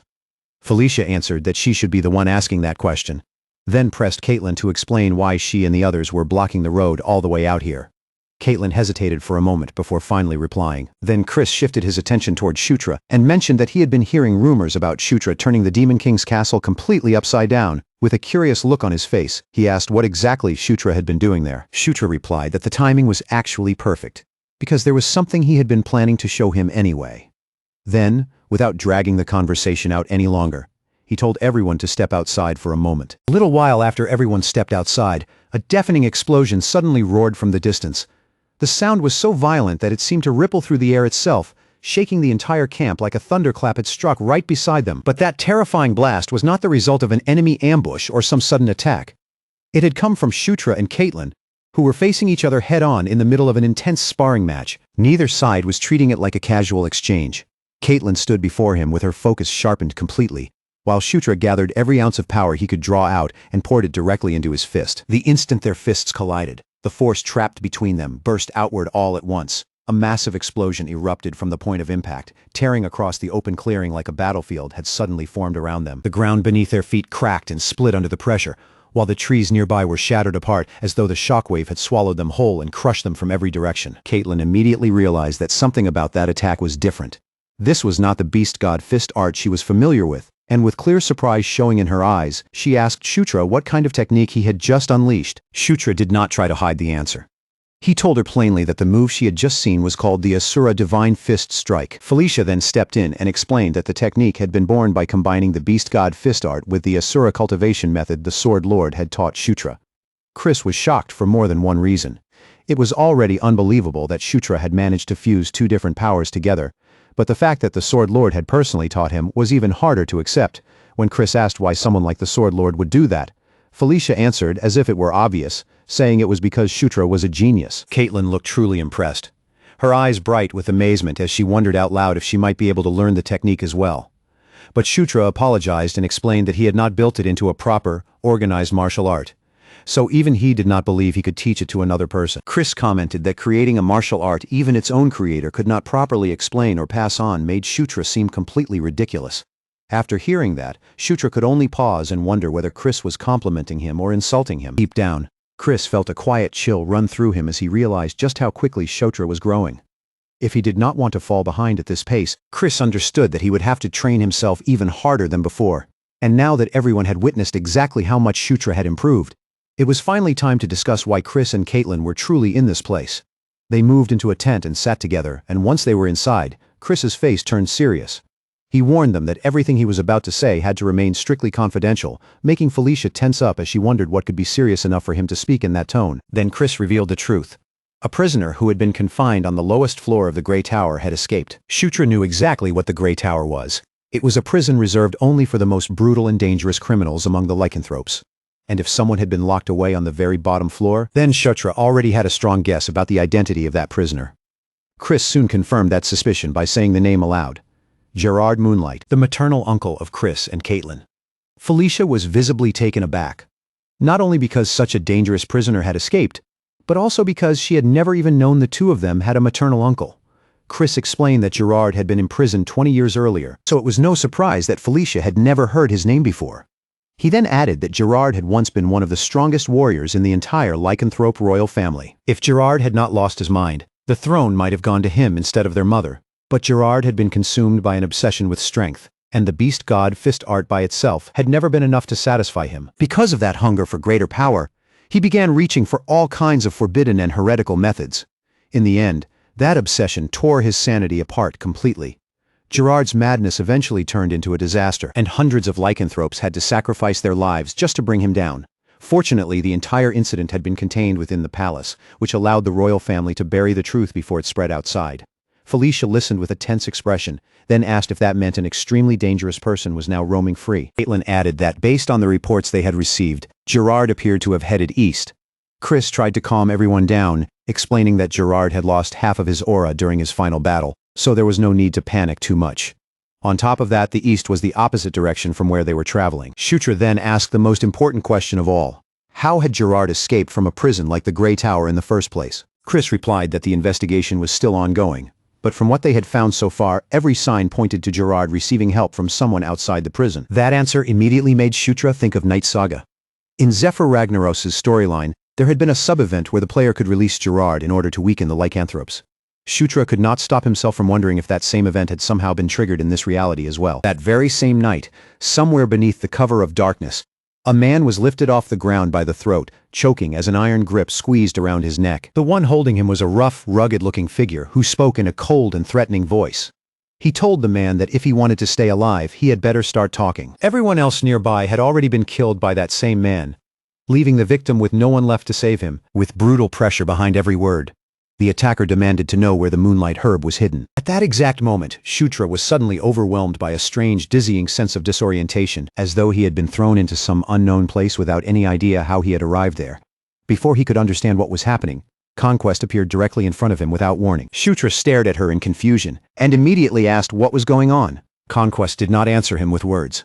Instead, she quietly raised her hand and pointed behind him, directing his attention toward a black hole that was slowly beginning to take shape. Shutra turned around and focused his eyes on the strange darkness. He saw a figure trapped far inside it, buried deep within that pitch-black space. Shutra recognized the presence almost immediately.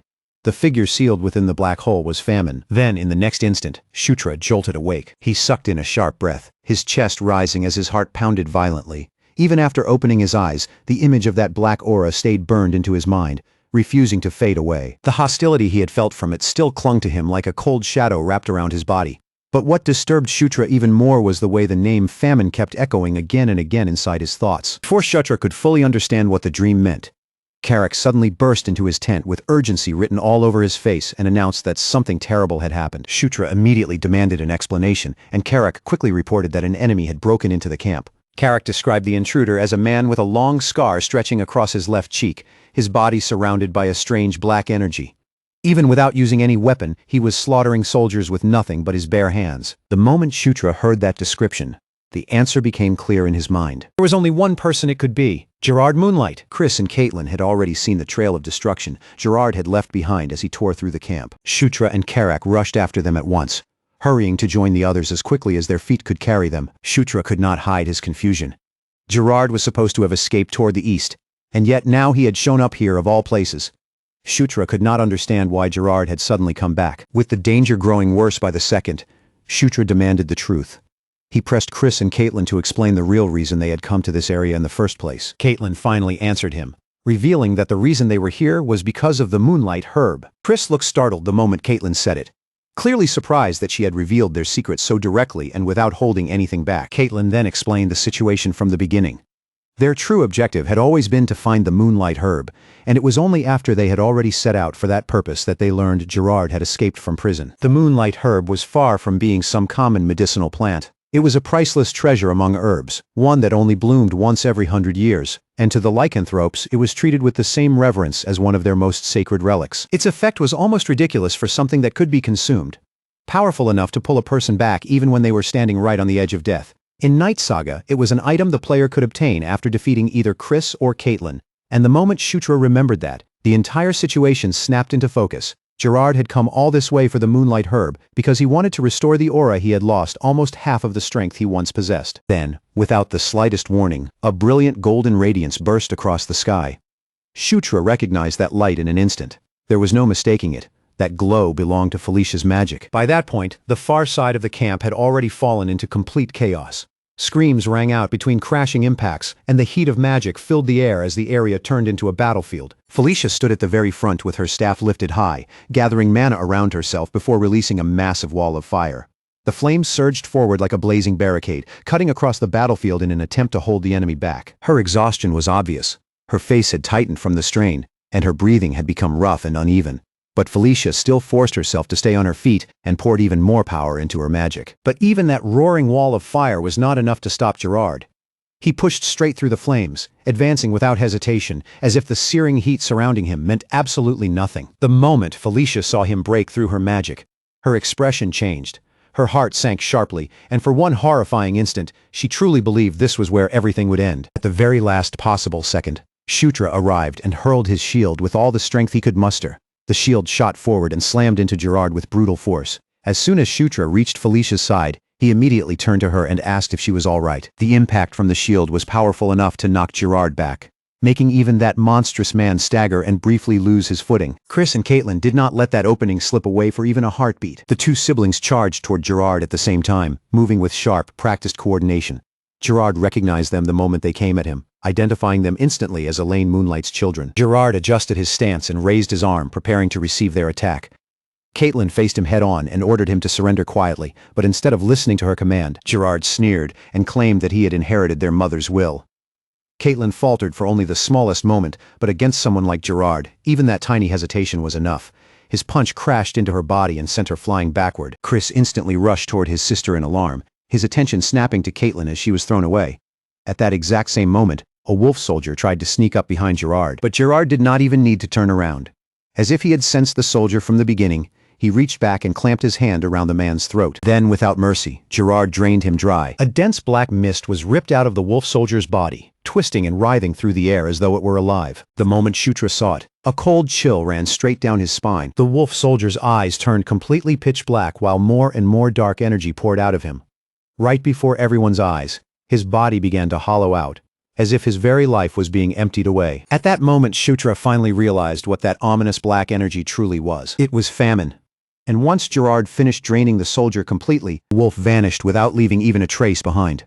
Gerard then drove his fist down into the ground with terrifying force. The earth broke apart beneath the blow, and the shockwave that erupted from it knocked Chris off balance. Immediately after that, the black mist surged forward, like a living tide, and slammed into Chris head-on before he could fully steady himself. Shutra stared at the scene in disbelief, struggling to accept the overwhelming strength Gerard was displaying right in front of him. In Night Saga, Gerard had never been remotely this powerful.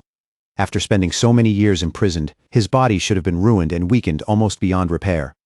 But Gerard caught the brief moment of distraction in Shutra's eyes and mocked him for letting his guard drop. In the next instant, Gerard's hand closed tightly around Shutra's throat. Shutra fought desperately in Gerard's grip, struggling with everything he had to break free. He poured every bit of strength in his body into resisting, but Gerard wrapped him in that suffocating black mist and whispered coldly for him to dry up. Then, all of a sudden, something moved behind Gerard. It was Chris. He struck Gerard from the rear with fierce force, and that blow finally forced Gerard to release Shutra. Shutra dropped free from his grip, screaming as a sharp tearing pain ripped violently through his body. Gerard turned around in an instant, his body already shifting smoothly into position for a counterattack. But Chris stepped directly into his path and declared that Gerard's opponent was him. Chris lunged forward with his entire body wrapped in raging blue energy, then crashed into Gerard with crushing force.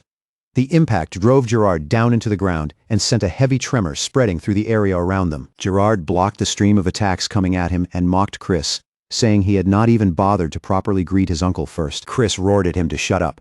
As far as Chris was concerned, Gerard Moonlight of the lycanthrope royal family had already died 20 years ago. The man standing in front of him now was nothing more than a prisoner who had escaped confinement. From a distance, Shutra summoned a golden dagger and activated under the king's banner on Chris, catching Chris completely by surprise. A rush of exhilaration surged through him. As overwhelming power flooded through every part of his body, energy overflowed from deep within. And Chris could not help wondering if this incredible strength was really coming from Shutra's magic. Gerard noticed the change in Chris's movements almost immediately. And at that exact moment, Caitlin, who had also been strengthened by Under the King's banner, slipped behind Gerard and drove a firm, powerful punch into him. Gerard let out a low groan as Caitlin's strike landed cleanly. Chris followed up at once, chaining in another heavy blow before Gerard could regain his rhythm. Felicia and Shutra watched the fight from a distance, but the movements were so fast that even their eyes could barely keep up. The fighters blurred into streaks of light, crossing, colliding, and vanishing again in rapid succession. Felicia admitted that she could not see what was happening at all and asked Shutra to explain it to her. Shutra kept his eyes locked on the battle and answered calmly that Chris and Caitlin were winning. The two siblings moved together in perfect sync, attacking Gerard from both sides and forcing him to defend with his forearms. For the first time, Gerard truly acknowledged them. These two really were Elaine's children, and as that realization settled over him, Gerard decided there was no longer any reason to restrain himself. Power surged through his body, and he finally released his wolf form. Gerard's transformation happened in a flash. His body shifted violently, and enormous wolf-like hands burst into view as he lunged forward and clamped down on Caitlin's head with terrifying strength. Chris immediately swung a punch at him, trying to break Gerard's hold, but Gerard slipped away from the strike with frightening ease. Even while dodging, he dragged Caitlin along with him, as if her body weighed almost nothing. Then, without the slightest hesitation, Gerard slammed Caitlin down into the ground. The impact was brutal, crashing hard enough to make the earth beneath them tremble from the force. The instant Chris saw what had happened to Caitlin, his face lost all color. The sight of her battered body hit him like a blade, draining the blood from his expression completely. In the next moment, rage exploded inside Chris. His jaw tightened, his teeth clenched hard, and he swore with every bit of fury in him that he would kill Gerard with his own hands. Gerard met that anger with terrifying calm. With almost casual ease, he swung his arm and slapped Chris aside, treating him as if his rage meant absolutely nothing. Blows sent Chris flying backward with horrifying force. His body smashed through several trees one after another, snapping through trunks before he finally crashed heavily into the ground. The moment Chris struck the dirt, Gerard launched himself after him. He gave Chris no time to breathe, no time to recover, and no chance to regain his footing. Just before Gerard's next attack could land, a brilliant glow flashed from the white Surrey. Shutra stepped in at the last possible second, raising it in front of him and blocking Gerard's strike head-on. Shutra immediately shouted Karek's name, his voice cutting sharply through the chaos of the battlefield. At that call, the king's knights were summoned into the fight, ready to throw themselves into the battle against Gerard. Gerard reacted almost the moment they moved. He twisted his body sharply and intercepted Karek's axe before the weapon could bite into him. At the very same time, Shutra began drawing power into his own fist. Shutra pulled his arm back, and golden energy gathered densely around it. The light compressed tighter and tighter, building into a heavy blazing force around his clenched fist. Then Shutra drove his fist forward with everything he had, unleashing his technique. Gigantic piston. Gerard took the attack head-on without backing away. In the next breath, he answered with his own counterattack, releasing the Beast God Fist's secret art, Wild Wolf Fist Strike. The moment the two forces collided, Shutra was blasted through the air, sent flying backward by the overwhelming power of Gerard's strike. Even the shockwave spreading out from the clash was intense enough to make Karak struggle just to keep himself standing. Panic flashed across Karak's face as he looked toward the prince, unable to hide his fear at the sight of Shutra being thrown back like that. After a short moment, Gerard's violent aura finally began to settle down. He looked almost satisfied, as if the exchange had amused him. Gerard admitted that he had not expected Shutra to get back up after taking Wild Wolf Fist Strike directly, and just as those words hung in the air, Shutra suddenly coughed up blood. Gerard started walking toward him, each step carrying a heavy, threatening pressure. His eyes were filled with unmistakable killing intent. But before Gerard could close the distance completely, Shutra stopped him. This time, Shutra declared that it was his turn now. Then he unleashed the exact same technique, the Beast God Fist's secret art. Gerard froze in place, stunned by what he was witnessing. The attack slammed into Gerard squarely, landing with all the power Shutra could force into it. And at that precise moment, a system notification appeared in front of Shutra, announcing that he had learned the Beast God Fist's secret art, Wild Wolf Fist Strike. It was a wolf skill. Shutra realized then that it was finally Gerard's turn to experience the force of his own technique. Gerard let out a pained groan, unable to understand how Shutra had managed to learn Wild Wolf Fist Strike simply by taking the attack once. Shutra drew his fist back again without wasting the opening, then followed up immediately with another strike, this time using Fist of Explosion. The heat packed into the blow burned fiercely enough to force a low, painful growl out of Gerard. But Gerard retaliated almost at once. His counterattack struck Shutra hard and sent him flying backward yet again. Shutra clicked his tongue in frustration as he was knocked away, bitterly thinking that he had been aiming to blow Gerard's head clean off with that attack. Gerard then released a surge of black mist, and the dark energy immediately locked onto Shutra like a living curse, hunting its target. Just before the mist detonated around him, Shutra summoned the White Suri to protect himself. But even while defending against the blast, Shutra could only stare in disbelief. And when the smoke finally began to clear, Gerard was gone. Shutra looked at the empty space where he had been standing and wondered if Gerard had somehow managed to escape. Then the system informed Shutra that his level had gone up. He let out a breath of relief, at least knowing that the immediate threat had passed. Once he was able to speak again, Shutra turned toward Felicia and asked how Caitlin was doing. Felicia's expression darkened as she answered him. Caitlin's condition was extremely serious, and the damage to her body was far worse than it appeared from the outside. Felicia did not believe magic alone would be enough to save her. Then, all of a sudden, Shutra groaned and clutched at his chest, making Felicia rush toward him in alarm. Even while pain tore through his own body, Shutra's thoughts stayed fixed on Caitlin. He understood that although her visible wounds had been healed, the inside of her body was completely ruined. Shutra suspected that Caitlin had pushed herself beyond her limits by forcefully drawing out too much of her aura. Seeing his condition getting worse, Felicia asked what was happening to him. But Shutra brushed the concern aside. He told Felicia that he would recover after getting some rest and urged her to focus on Caitlin instead. Just then, Chris appeared carrying a box in his hands and told Felicia to use its contents on both Shutra and Caitlin. Felicia immediately asked what was inside the box, but the moment she opened it, she froze completely. Resting inside was a single flower, the moonlight herb. Felicia quickly laid Shutra and Caitlin down side by side, then carefully placed the box between the two injured bodies. She began the treatment right away, while Chris and Carrick stood close by, keeping guard with tense eyes fixed on their surroundings. With careful hands, Felicia lifted the moonlight herb from the box and divided the precious flower cleanly in half. She placed one portion above Shutra and the other above Caitlin. Slowly, the fragments began to dissolve, turning into soft light as they flowed down into their mouths. Caitlin's body began to glow, wrapped in a brilliant light that spread gently across her injured form. Felicia's brows pulled together as she stared at the scene in front of her, completely unable to make sense of what was happening. But that confusion turned into panic almost immediately when Shutra's body began lifting off the ground and floating into the air. Chris had never seen anything like this happen before, yet the strange sight stirred an old memory in his mind, the ancient legend connected to the moonlight herb. In the distant past, the very first Wolf King had gathered the scattered lycanthrope clans spread across the land and brought them together, uniting them into a single kingdom beneath his rule. Then one day, a vicious red dragon named Castellan invaded lycanthrope territory, tearing through their lands and bringing destruction straight into the heart of their home. The Wolf King challenged that dragon and fought him for 7 days and 7 nights. Their battle raged on without rest until at last the Wolf King succeeded in bringing Castellan down. But that victory came at a devastating cost. The merciless battle wiped out his entire herd, and before long, death began reaching for the Wolf King as well. In his final moments, when his strength was nearly gone, he discovered a pure white flower, trusting the instinct buried deep in his blood. He ate it. That flower was said to hold the light of the moon itself, and after he consumed it, it became his new heart. With moonlight now beating inside his chest, the Wolf King declared that his life had become bound to the moon and took the surname Moonlight. From that day forward, legend claimed he continued protecting the kingdom for countless generations. However, that miracle was something that had only happened a single time. In the many generations that came after him, countless lycanthropes tried to consume the same flower, but none of them could endure the moonlight the way the first Wolf King had. No one else was ever chosen by the flower, and no one else was ever granted a new heart. That was the old legend of the moonlight herb, and now, that very same legend was unfolding right in front of Chris's eyes. What made it even more unbelievable was that the miracle was happening to Shutra, someone who was not even a lycanthrope. Shutra's chest began shining with an intense radiance, and a pillar of light shot straight upward into the night sky. Then, a system notification appeared before Shutra, informing him that a protagonist setting adjustment had strengthened the enchanted encounter. His protagonist physique had reacted to the moonlight herb.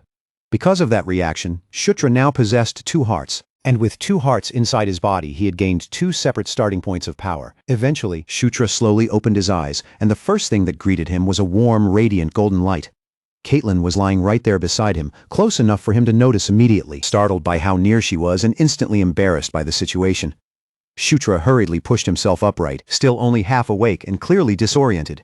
He looked around the room. Bit by bit, he realized he was no longer anywhere near the battlefield, but inside an elegant bedroom instead. A knock sounded from the door, and after a brief pause, several soldiers entered the room. They moved aside in an orderly manner, escorting in a commanding woman whose presence immediately seemed to fill the entire space. She looked toward Shutra and asked whether he had slept comfortably, addressing him with formal respect as the 9th prince, Shutra Ignis. Shutra recognized her immediately. He had seen her countless times before in the game. She was the fourth queen, Elaine Moonlight, the queen of the lycanthropes and the biological mother of Chris and Caitlin. Elaine said she had heard that her children had survived because of him, then calmly asked how she should repay such a debt. Shutra answered honestly, telling her it was nothing remarkable, and that he had simply done what he believed was the right thing to do. Elaine told him not to be so modest, because his actions were more than deserving of proper recognition. Shutra accepted her words politely and thanked her. Then, without lingering over any further pleasantries, Elaine moved straight to the center of the matter. She asked Shutra directly whether he had any intention of becoming the Demon King. Shutra was visibly thrown off by the sudden question, his confusion showing clearly as though the idea had never even properly entered his mind. Elaine understood his reaction almost at once. From the look on his face, it was obvious that Shutra had never seriously considered becoming the Demon King. Considering his position and everything surrounding him up until now, that response was understandable. Even so, Elaine pointed out that his circumstances had already begun to change, and from this moment forward he could no longer afford to pretend that possibility did not exist. She advised Shutra to weigh every action he took from now on with care, and to think seriously about which choices would serve him best in the long run. Through Green Wind, Shutra learned that he had been unconscious for 4 full days. Green Wind added in her usual light and casual tone that she had remained by his side the entire time. Once Shutra understood that much, he urged her to continue explaining what had happened while he was out. Green Wind told him that they were currently staying in a villa reserved exclusively for the lycanthrope royal family. She also explained that Shutra and Caitlin had been placed in the same bed because keeping the two of them close together created the strongest healing effect for both of their bodies. Shutra asked what she meant by that. Green Wind responded by asking if he truly did not remember consuming the moonlight herb. Shocked by what she said, Shutra immediately opened his status window to check for himself. At the same time, Shutra could clearly sense something new inside his body. An unfamiliar layer of power resting over the aura he already had. Felt almost as if a second heart made of aura had formed within him, quietly pulsing beside the first one. Green Wind explained that Chris had told her the closer Shutra and Caitlin were to each other, the more strongly Shutra's life force would activate. She suggested that if he tried holding Caitlin's hand, he would understand right away. So Shutra reached out and gently took Caitlin's hand. The very instant their hands touched, power surged violently through Shutra's body, rushing through him with such intensity that it nearly overwhelmed his senses. Green Wind explained that because of the moonlight herb, Shutra and Caitlin had become connected. It was a bond similar to the connection Shutra already shared with Green Wind. Later, as Shutra walked through the hallway, he learned that no one could say for certain whether Gerard was alive or dead. Chris explained that there had been casualties during the pursuit, and although they had recovered Gerard's lower body along with part of his upper body, he still intended to keep searching until Gerard's death was confirmed beyond any doubt. Shutra agreed with that decision, believing it was the safest course. Then Chris brought up something he had heard, mentioning that his mother had apparently made Shutra an offer. Shutra immediately realized Chris was referring to Elaine's question about whether he intended to become the Demon King. Chris admitted that although he was not strong enough to be considered overwhelming. At most, he saw himself as being around Sylvan's level. Even after almost 10 years of training, he had still failed to close the distance between himself and the first prince, Baikal. And as for the second prince, Zephyr Ragnaros, who could only be described as a monster, the gap was so wide that comparing himself to Zephyr barely even made sense. Even so, Chris believed Shutra was different. In his eyes, Shutra had the potential to catch up to both Baikal and Zephyr someday, then surpass them and eventually become the Demon King. Shutra was completely caught off guard by the confidence Chris was placing in him. Chris continued by explaining that, unlike himself, Shutra had the ability to gain support from other races. And beyond that, Shutra also had the backing of the Sword Lord. If Shutra continued building public achievements and earning recognition, then even the Gandharvas, who were currently imprisoned, might one day be granted amnesty. That was when Shutra finally understood why he had not seen a single Gandharva until now. At the same time, he could not help wondering what they had done to be imprisoned in the first place. Chris made it clear that he was not asking Shutra to make a decision right away. For now, he only wanted Shutra to think about it seriously, because there was a vast difference between truly placing something on the scales of his heart and simply turning away from it so he would never have to face it. Shutra remained standing in silence beside the window, his gaze resting on the deep darkness beyond the glass, as if the answer might be hidden somewhere in the night. In his mind, he quietly circled around the possibility that he himself could one day become the Demon King. And while he stood there lost in thought, far away beneath the same night sky, a carriage continued to roll steadily along the road. Inside that swaying carriage, Ludwig Moonlight, the captain of the Bloodwolf squad, turned his attention toward Her Majesty Elaine. With a serious look in his eyes, he asked whether she truly believed, from the bottom of her heart, that the 9th prince had the potential to become the Demon King. Elaine did not pause for even a moment before answering. To her, The Demon King was not the kind of person who ever acted without purpose, and none of his actions could ever be brushed aside as empty gestures or simple whims. She was convinced that he would not have interfered twice, and especially not during something as important as an audience ceremony, unless there was a deeper reason behind it. In Elaine's eyes, the Demon King must have sensed something within the Ninth Prince that everyone else had overlooked. After all, no matter how cold or distant their relationship appeared, the two of them were still father and son. Ludwig's eyes lowered slightly as he admitted that he still could not completely understand why this issue was being treated with such gravity. Elaine looked straight at him and, without softening her tone, called him naive. She explained that, for someone like the Demon King, even if one of his own sons were to cut him down and seize the throne by force, he would probably accept it with genuine joy. In his eyes, that would only prove that a new Demon King, one even stronger than himself, had finally been born. That was simply the kind of ruler he was. Elaine understood very well that this was a dangerous gamble, the kind that could easily twist against them if they misread even one part of it. Even so, she could not deny what was standing right in front of them. For their side, the future where the Ninth Prince ascended as Demon King was still the best outcome they could possibly hope for. Only at that point did Ludwig start to see the shape of what she meant. In the demon world, strength stood higher than law, higher than titles, and even higher than bloodline.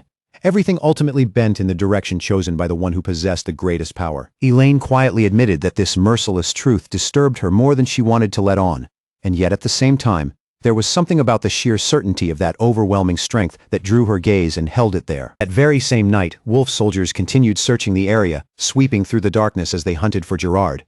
Considering how badly damaged his body had been, none of them believed he could have managed to get very far. Then, in the middle of that tense search, one of the wolves suddenly stopped in place. His body went still, his senses catching on to something hidden somewhere in the dark. They had finally located him. From somewhere within the shadows, a voice reached Gerard, telling him that by now, he should have been given more than enough time to sort through his thoughts. The shadowy figure remained concealed in the darkness as it asked Gerard whether he was now prepared to accept the offer that had been placed before him. Gerard slowly lowered his body, bringing one hand down until his palm pressed firmly against the ground beneath him. And in the very next moment, a mass of black mist erupted outward from him, like a violent wave breaking loose, spreading rapidly across the wolf soldiers as they approached. Gerard's voice turned cold as he commanded them to dry up, and the dark power swallowed them before they could even properly resist. One after another, every last soldier collapsed, completely overwhelmed. With his back forced against the wall and no road left open for escape, Gerard finally surrendered to the situation and agreed to accept the offer. At that answer, the mysterious figure's lips slowly curved upward into a cold, unsettling smile, revealing sharp teeth from deep within the gloom. It declared that the time had finally arrived to begin everything once more and to move toward an ending different from the one that had happened before. A few days passed after that, and Caitlin at last opened her eyes again. Because of the incident involving Gerard, Chris returned to the main palace. Then, on the following day, Shutra and the others set out for the spider forest, beginning their search for Amita. A man named Robin took the lead and guided them along the road. As the group continued forward, Robin explained that once they arrived at the twin bridges ahead, they would have to get down from their mounts and travel the rest of the route on foot. Robin was a boar lycanthrope, someone Chris had introduced to them before their departure. While they made their way down the path, Shutra asked him what kind of place the spider forest was, and whether he had personally gone there before. Robin answered that he had visited it once, roughly half a year earlier, and back then, the forest had been quiet, just like the rumors claimed. According to Robin, the spider forest was peaceful to an almost unnatural extent. It was so still and calm that not even wild beasts or monsters wandered within its borders. But for Shutra, that kind of peace did not feel reassuring at all. It had been far too long since he had encountered a place this strangely calm, and because of that, the silence only made the forest seem even more suspicious. When they finally reached the forest, however, the first thing waiting to greet them was not peace or quiet, but bones scattered across the ground in every direction. Robin stared at the grisly scene before him, clearly shaken, and asked what in the world could have happened there. Shutra, on the other hand, did not seem surprised. From the very beginning, he had already suspected that this forest would never be as peaceful as the stories made it sound. At that point, all Shutra could do was wonder what kind of trouble was waiting for them this time. The group moved out across the clearing, spreading themselves apart, while every one of them turned their attention in the same direction, their guards raised. All around them, snapped branches lay tangled among scattered bones, and the forest that was supposed to be quiet now felt tense, hostile, and ready to strike. Green Wind sensed the presence of the guardian spirit tied to the forest. But the power reaching her was incredibly faint, almost weak enough to be dangerous. Because of that fragile presence, the spirits feared that the guardian spirit of the spider forest might be on the verge of disappearing altogether. Shutra turned to Robin and asked whether the spider forest really did have a guardian spirit. Robin replied that, according to the old stories, there was indeed such a being, a legend about a gigantic spider said to live deep within the heart of the forest itself. After hearing that, Shutra fell quiet, his expression growing more serious as he sank into thought. After a short pause, he turned to Ken and ordered him to inform the lycanthropes about what was happening. Ken immediately moved to obey, wasting no time as he rushed off to deliver the message. But almost at that very same moment, Green Wind sensed something far more alarming. The powerful magic that had once gathered at the center of the forest had been destroyed. The second Green Wind realized this, she understood that something terrible was about to fall upon the entire forest. By the time night covered the trees, Shutra and the others had already set up camp. There at the camp, Shutra explained to everyone what Green Wind had sensed, telling them that the guardian spirit's energy was weakening at a dangerous pace. Then he asked the question hanging over all of them, what would happen if the guardian spirit vanished completely? Felicia answered by explaining that there were two possible ways for a guardian spirit to disappear. The first was for the spirit itself to be destroyed outright. The second was for the thing it had been born to protect to disappear. In other words, if the source that created and sustained the guardian spirit was lost, then the spirit connected to it would gradually fade away as well. She went on to add that, despite Green Wind's small and delicate appearance, she was actually a fairly high-ranking guardian spirit. Even if the source tied to Green Wind were to vanish, Green Wind would certainly weaken, but she would most likely not be destroyed right away. Most guardian spirits, however, did not have that level of resilience. Once the source they depended on was destroyed, they disappeared along with it, especially the artificial guardian spirits commonly found inside dungeons or ancient ruins. To put it simply, the guardian spirit of the spider forest had become so faint and unstable because its source had already been damaged. Felicia was still in the middle of explaining all of this when her words suddenly trailed off, and her eyes lifted toward the sky above the camp. She pointed upward and said that the moon's color looked strangely wrong. Before anyone had enough time to fully process what she had said, Caitlin suddenly threw herself forward and attacked. Shutra reacted purely on instinct. He moved at once, catching Caitlin and restraining her before the situation could spiral any further, forcing her down with enough strength to stop her from moving. He demanded to know what had gotten into her, gripping her by the shoulders and calling out to her over and over again, until at last he managed to snap her back to her senses. But the shock did not end with Caitlin. To everyone's horror, the other lycanthropes also began behaving strangely, and this time Karak became the one they turned their aggression toward. As they closed in on him, he panicked, shouting at them and demanding to know what was wrong. With his desperation rising, he tried to make them recognize him, to remember who he was before they attacked. Felicia reacted quickly, releasing a brilliant burst of dazzling light. The blinding flash swept through the camp, washing over the lycanthropes and forcing them to halt their movements, at least for the moment. Even Felicia herself could only look at the fallen lycanthropes with uncertainty and admit that she had no clear idea what had just seized control of them, or why they had suddenly lost themselves like that. Daphne stepped forward at once, her face tight with tension as she quickly explained that this was no ordinary confusion. What had taken hold of them was the work of the spirit of madness. The moment those words left her mouth, she wasted no time at all. She lifted both hands in front of her and immediately began casting a spell. A strange purple mist that had been wrapped around the lycanthropes was suddenly torn away from their bodies as though some unseen force had grabbed it and ripped it loose from their flesh. Then, one after another, just as the strange influence was pulled free, the lycanthropes' legs gave out beneath them, and they collapsed unconscious onto the ground. Shutra rushed straight to Caitlin's side, kneeling down to check her condition, and only after confirming that she had finally returned to normal did relief show on his face. Karak, still rattled from nearly being attacked by his own allies, demanded to know what in the world had just happened. Daphne answered quickly, saying they had managed to drive the spirits away for the moment, but warned that this was only a temporary fix. Unless they found the source soon, the same madness could seize them all over again. Just then, a heavy tremor roared through the area, shaking the ground beneath their feet as if something massive had struck nearby. Karak whipped his head around in alarm and shouted, asking what that sound was. Daphne's expression grew even darker as she answered that the defensive barrier had fallen. Her voice carried a sharp warning as she told them that something extremely serious was starting to happen close by. Green Wind then added in a grave tone that illusion and reality were beginning to overlap. The spirit's power had grown so immense that the boundary between what was real and what was false was starting to blur until it could no longer be clearly recognized. Shutra clenched his teeth, his jaw tightening as he cursed quietly under his breath. He realized then that the situation was falling apart far faster than he had expected, and before anyone could fully regain their footing, monsters suddenly burst out from the darkness between the trees, surging toward the camp like a living wave spilling out of the forest. Shutra immediately raised his voice over the chaos and ordered everyone to prepare themselves. For the moment, there was no clever strategy they could lean on and no safe route they could take. Their only choice was to fight through whatever came at them. When a massive bear charged straight toward him, Shutra stepped in without hesitation and crushed it head-on with Fist of Explosion. Carrick and Delia moved together at the front line, planting their feet firmly on the ground as they held the monsters back, forcing away one wave after another as the creatures kept advancing from the shadows. Felicia followed with a wide-area spell, sending a sweeping surge of magic across the battlefield and striking down several enemies in one powerful burst. But even with all of them fighting at full strength, the battlefield quickly descended into complete chaos.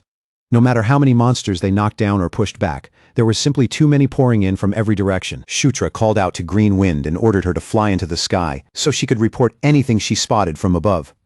She immediately snapped back that her name was not GW. But even while complaining, she still obeyed and moved to carry out his order. Green Wind shot upward through the cold night air, her small figure wrapped in a green glow as she rose higher and higher above the treetops.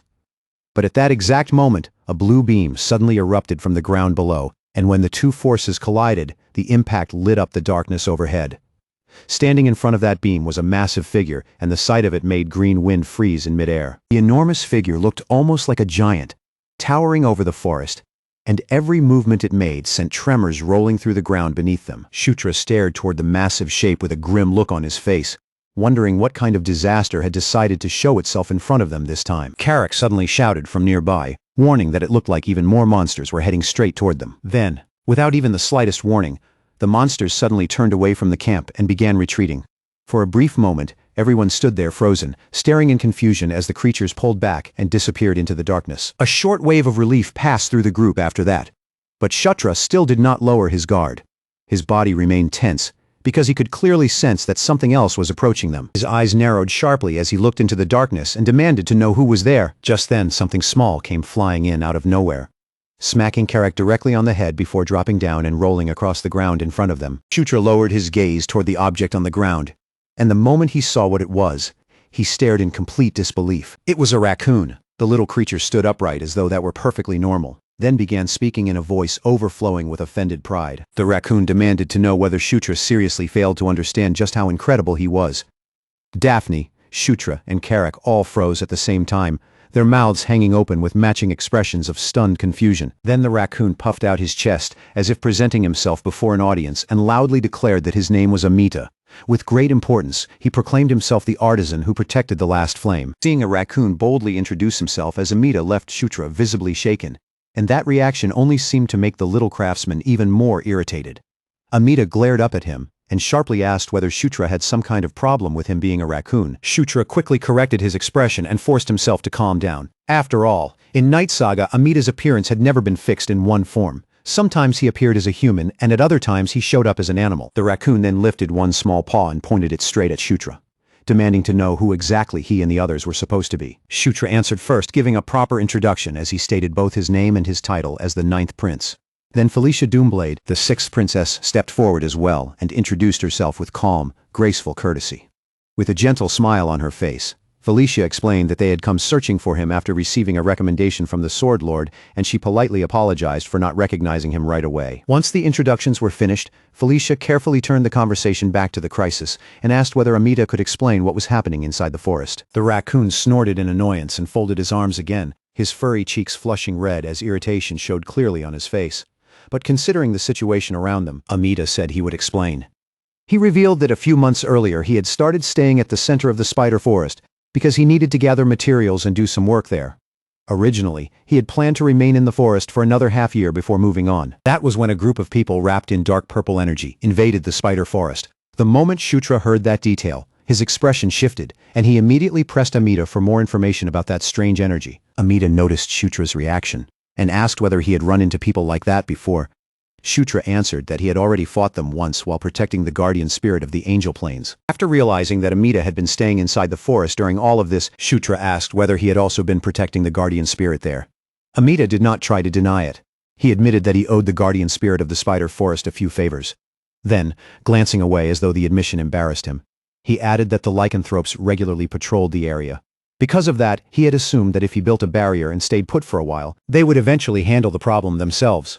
When Shutra asked about that barrier, Green Wind stepped forward and rested a hand on his shoulder, telling him it would be quicker if her master saw it with his own eyes. Green Wind then carried Shutra high above the treetops. From that height, They could see a white giant standing at the center of the spider forest, hammering again and again at the heart of the area. The giant's fist burned with overwhelming power as it crashed down into the barrier Amita had created, striking it with such force that the protective wall finally shattered apart. Shutra was stunned by what he had just seen, and as soon as he returned to the others, he quickly told Amita that the barrier had already been destroyed. Amita folded his arms once more and said that there was still one barrier left. But the true problem, Amita explained, was that the ones who had been hunting for the last flame for so long had finally started to unite. Then he revealed something even more troubling: the moon turning green, and the madness spreading through the forest spirits, along with the moon's unnatural green glow, had all been caused by them. Daphne moved a little closer to Amita, her face growing serious as she asked him who these attackers really were. Amita answered that, long ago, they had once been guardian spirits, but after losing themselves completely, they had changed into natural spirits consumed by madness. He let that explanation hang in the air for a moment, then continued by sharing what he believed was truly pushing them forward. According to Amita, those spirits probably believed that if they could absorb the last flame, they might somehow return to their former selves, back to the time before they lost their origins and sank into insanity. But their madness alone was not the most frightening part.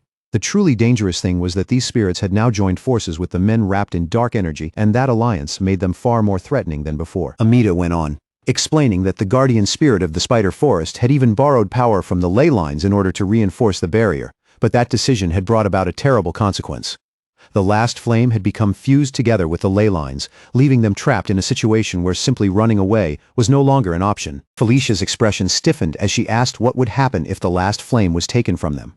Amita could only answer honestly that he did not know, because nothing like that had ever happened before. After a heavy pause, he added that perhaps the world really would come to an end, or at least that was what the old rumors had always claimed. Then Amita turned his small raccoon body towards Shutra and declared, as if it were already decided, that they would have to help him. Shutra blinked in surprise, clearly caught off guard by how bluntly the little artisan had thrown that demand at him. But before Shutra could even give an answer, someone stepped right between him and Amita. Karak cut into the conversation first, warning the raccoon that help of this kind was not something he should expect for free, with a sly laugh and a greedy sparkle in his eyes. Karak demanded that Amita craft one piece of equipment for each of them, saying that a legendary artisan should at least be capable of that much.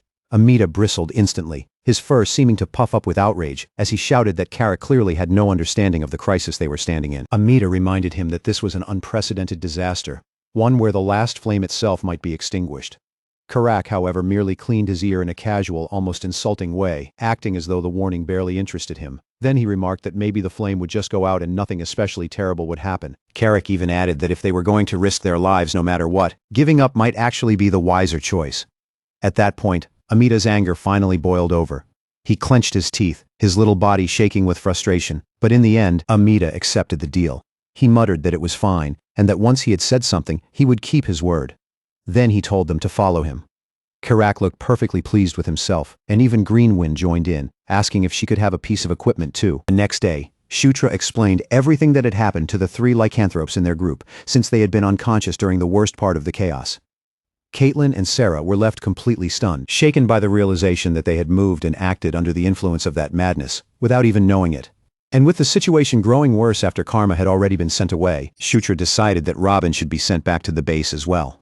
He ordered Robin to warn the lycanthropes about the crisis now unfolding inside the spider forest and to request reinforcements as quickly as possible.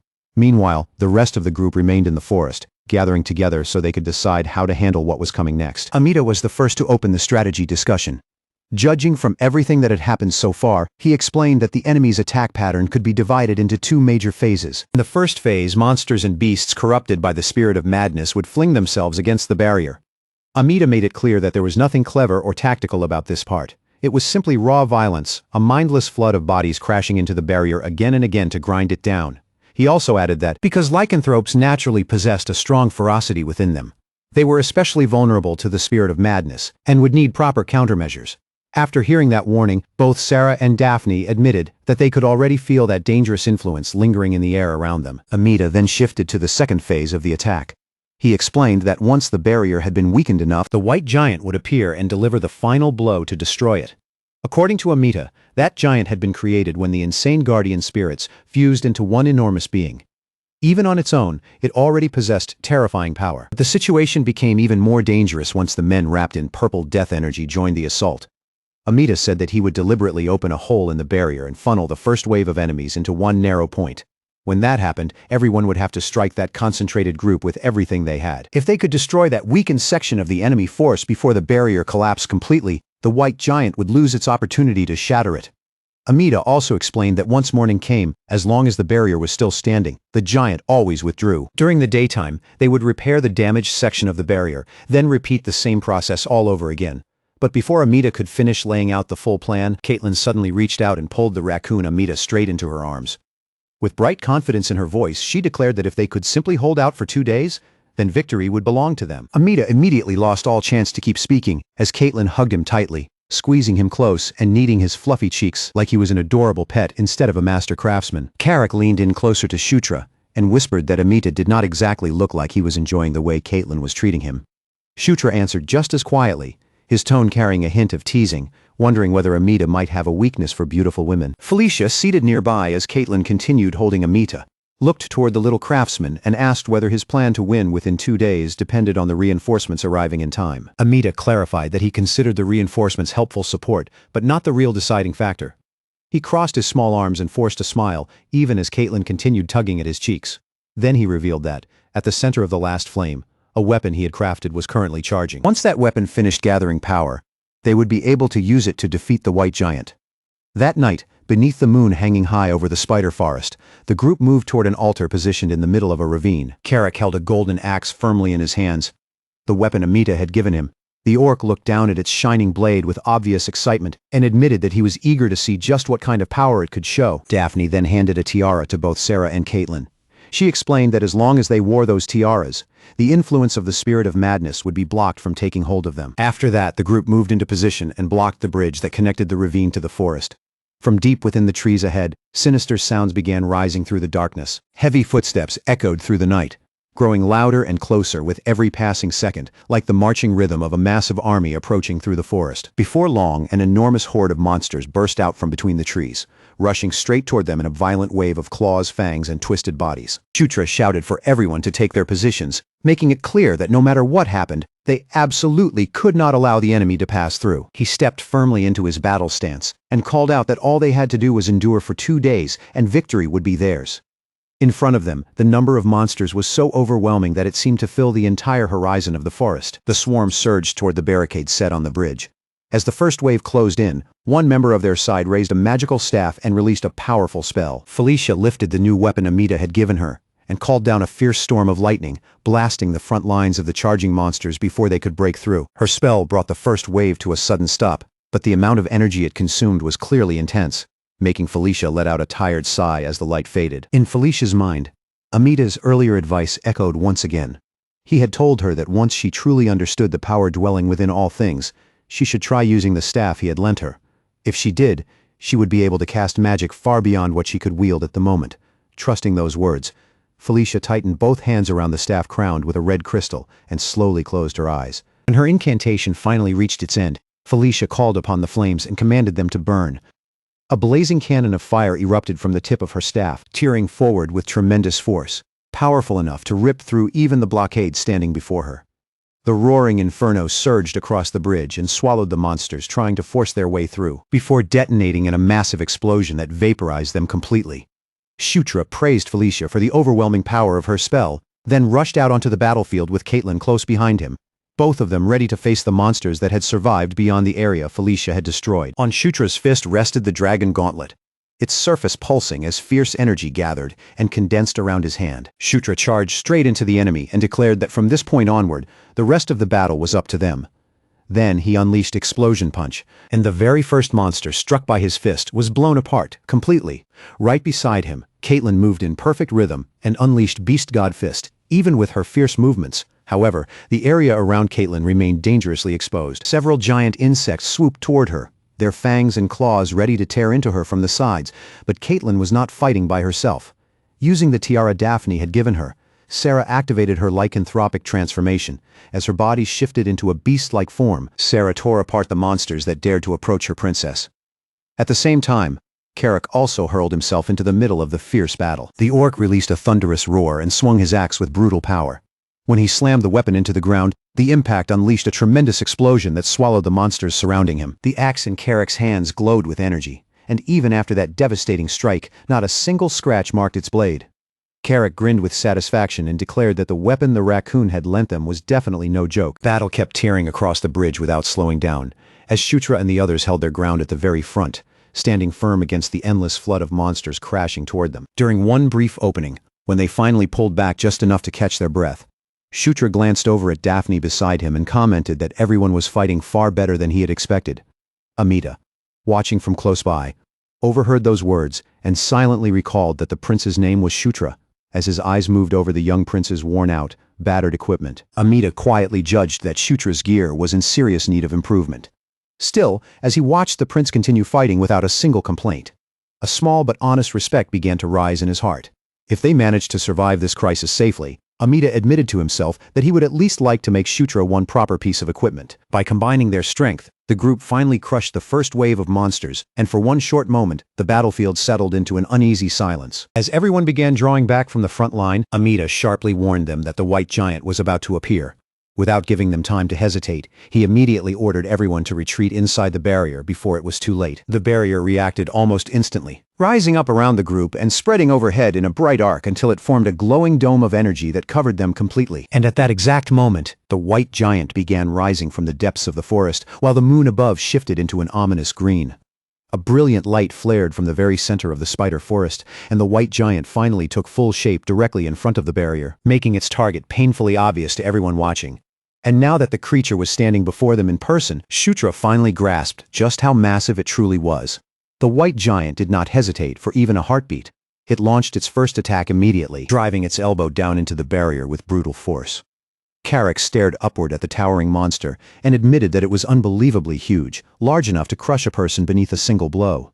Even with fear creeping into the orc's voice, Amita tried to steady him. Amita insisted that the barrier would not break. As long as they remained inside and endured, he said the giant would eventually disappear on its own. But the white giant kept hammering against the barrier without the slightest pause, throwing not only its fists, but even its shoulders and full body weight into the glowing dome again and again. Inside the barrier, Shutra's group could do nothing but stand there and watch the terrifying assault unfold right above them. However, Shutra alone sensed that something was off. His eyes narrowed as he said this was different from what had happened yesterday. Felicia turned toward him in confusion, so Shutra quickly explained what had caught his attention. The day before, the white giant had not been wrapped in that strange blue aura. That blue aura began gathering densely in the giant's palm. Then, with horrifying force, an overwhelming strike came crashing down onto the barrier, making the entire dome shake violently. Cracks raced across its glowing surface as the aura-filled attack pushed the barrier to the edge of collapse, and broken fragments of energy started raining down around Shutra and the others. Amita stared at the power surrounding the giant, shock freezing him in place.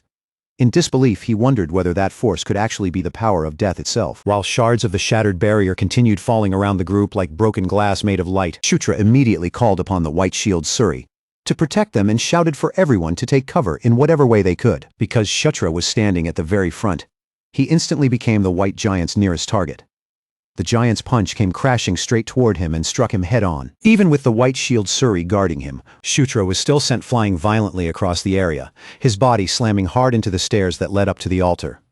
The moment Felicia and Carrick saw him thrown back with that much force, they cried out his name in alarm. Shutra coughed harshly, pain running through his body from the impact, but even then, he forced himself to stand again. As he struggled back upright, he saw the white giant gathering that same blue energy into its palm once more.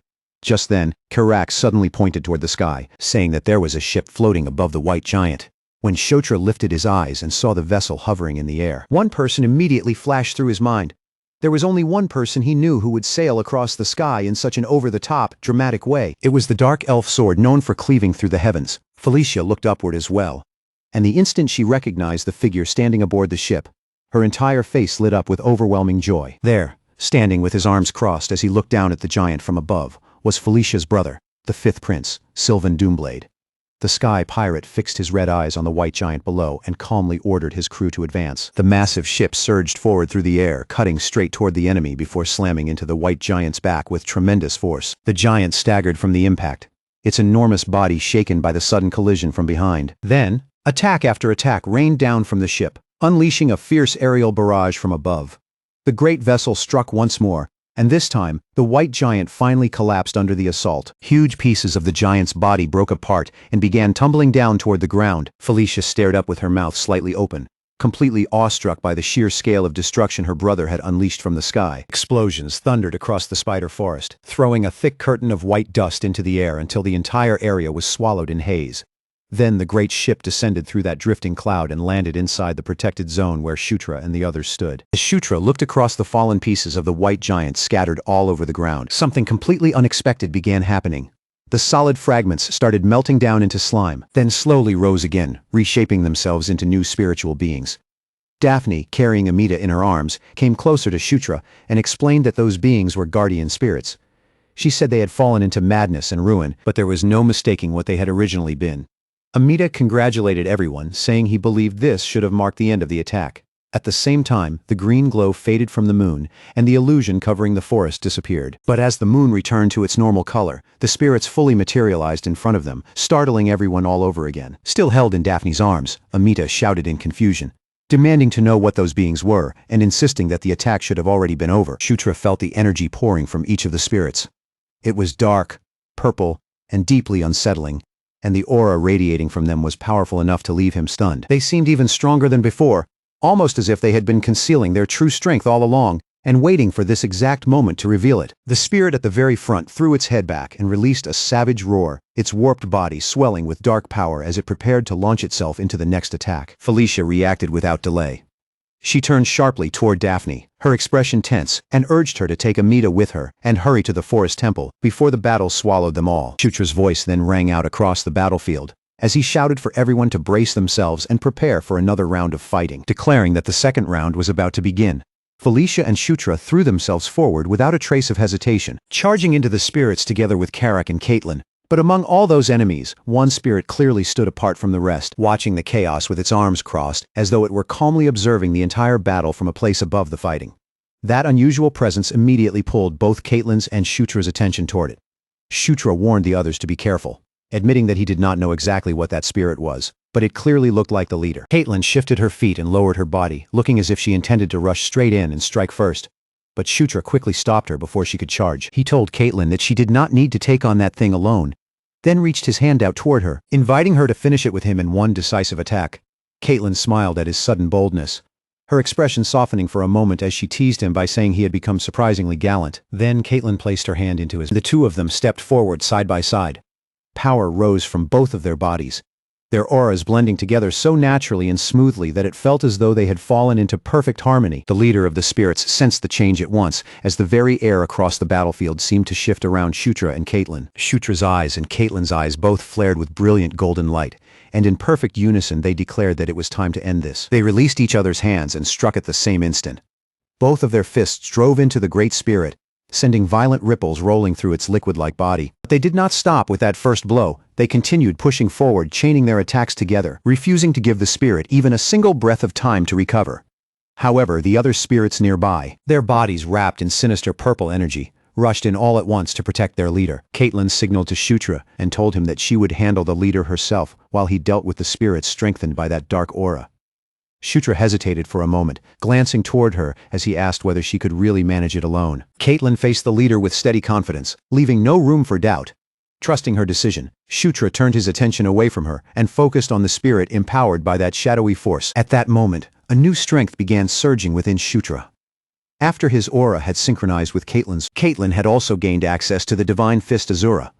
Her punch now carried the force of a double S-rank ability, and she kept driving the spirit leader back with relentless pressure, fully believing that she had enough power to bring it down on her own. But in the middle of their fierce exchange, the spirit suddenly slipped away from one of Caitlin's strikes and began reshaping its body. Its liquid form stretched outward like a living cord and wrapped tightly around Caitlin's arm, locking her in place.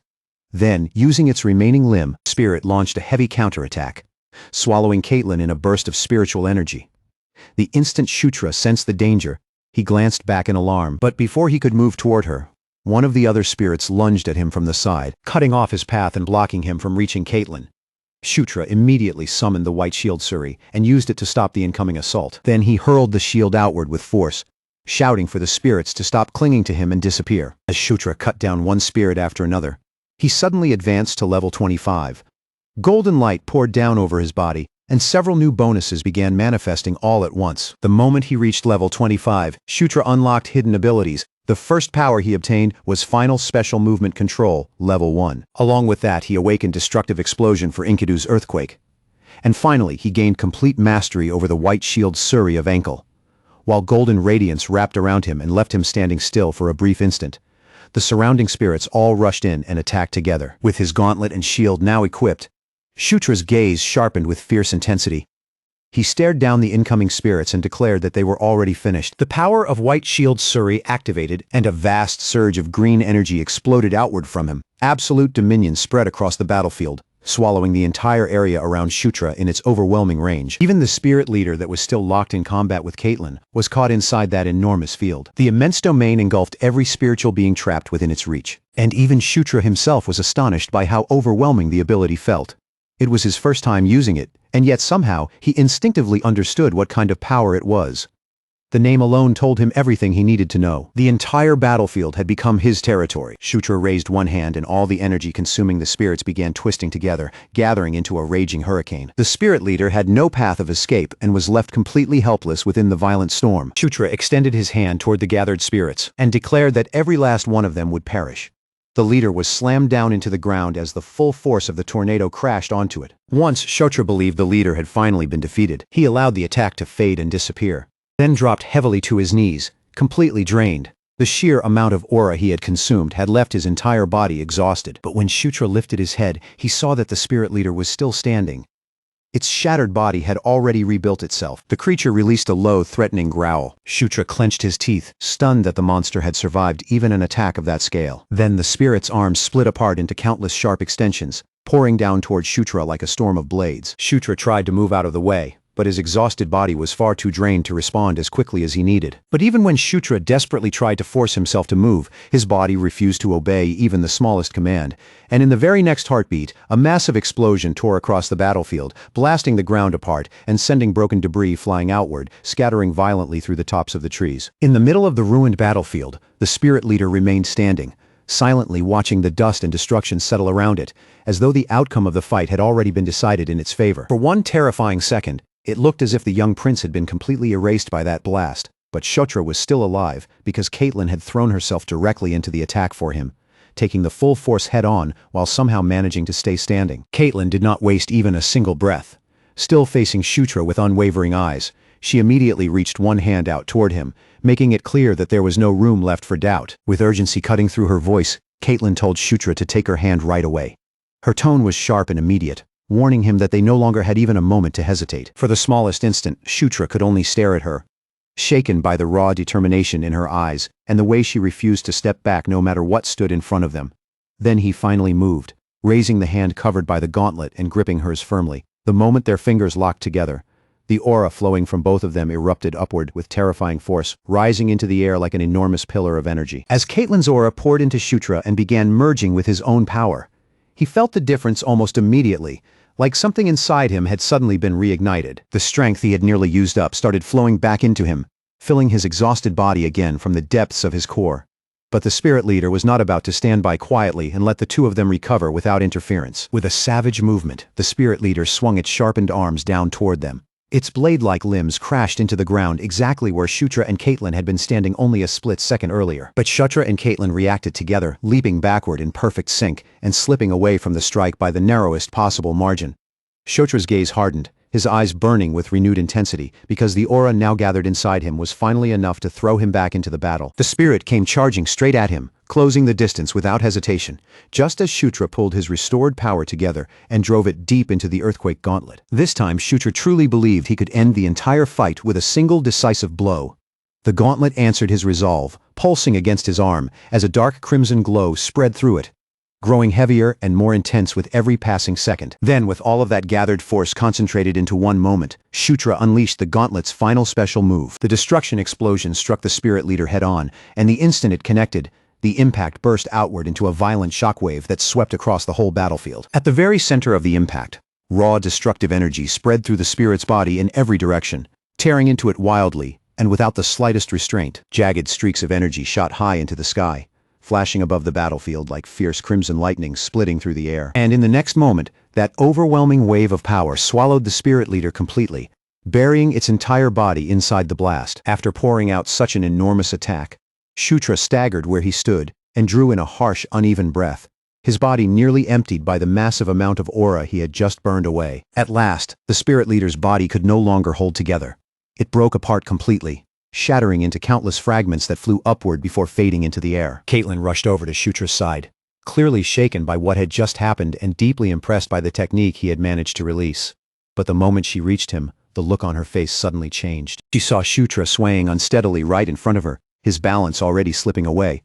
Then, before Caitlin could reach out and catch him, he collapsed unconscious, sending a sudden rush of panic through everyone nearby. And right at that exact moment, just when they thought the worst had passed, danger began moving again. One of the spiritual servants slipped past Felicia and rushed straight toward Shutra's fallen body. Felicia immediately cried out in alarm, desperately warning him to watch out. Before the servant could bring its attack down, a blade of light cut cleanly through its body.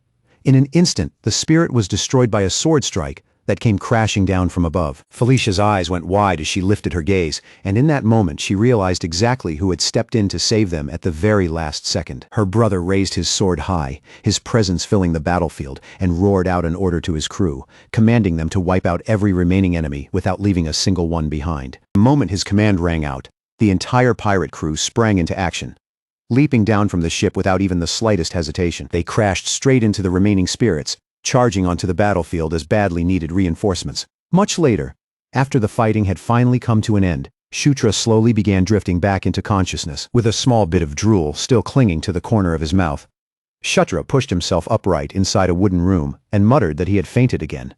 At this point, waking up after passing out was starting to feel almost strangely familiar to him. As his senses gradually returned, Shutra quickly figured out where he was. He was inside the ship, and after the chaos of the battle, it was now safely docked. When Shutra stepped out of the cabin, Caitlin and Felicia were already waiting for him outside. Both of them looked genuinely worried, and the moment they saw him, they told him he should have stayed in bed longer, asking why he had forced himself to get up so soon.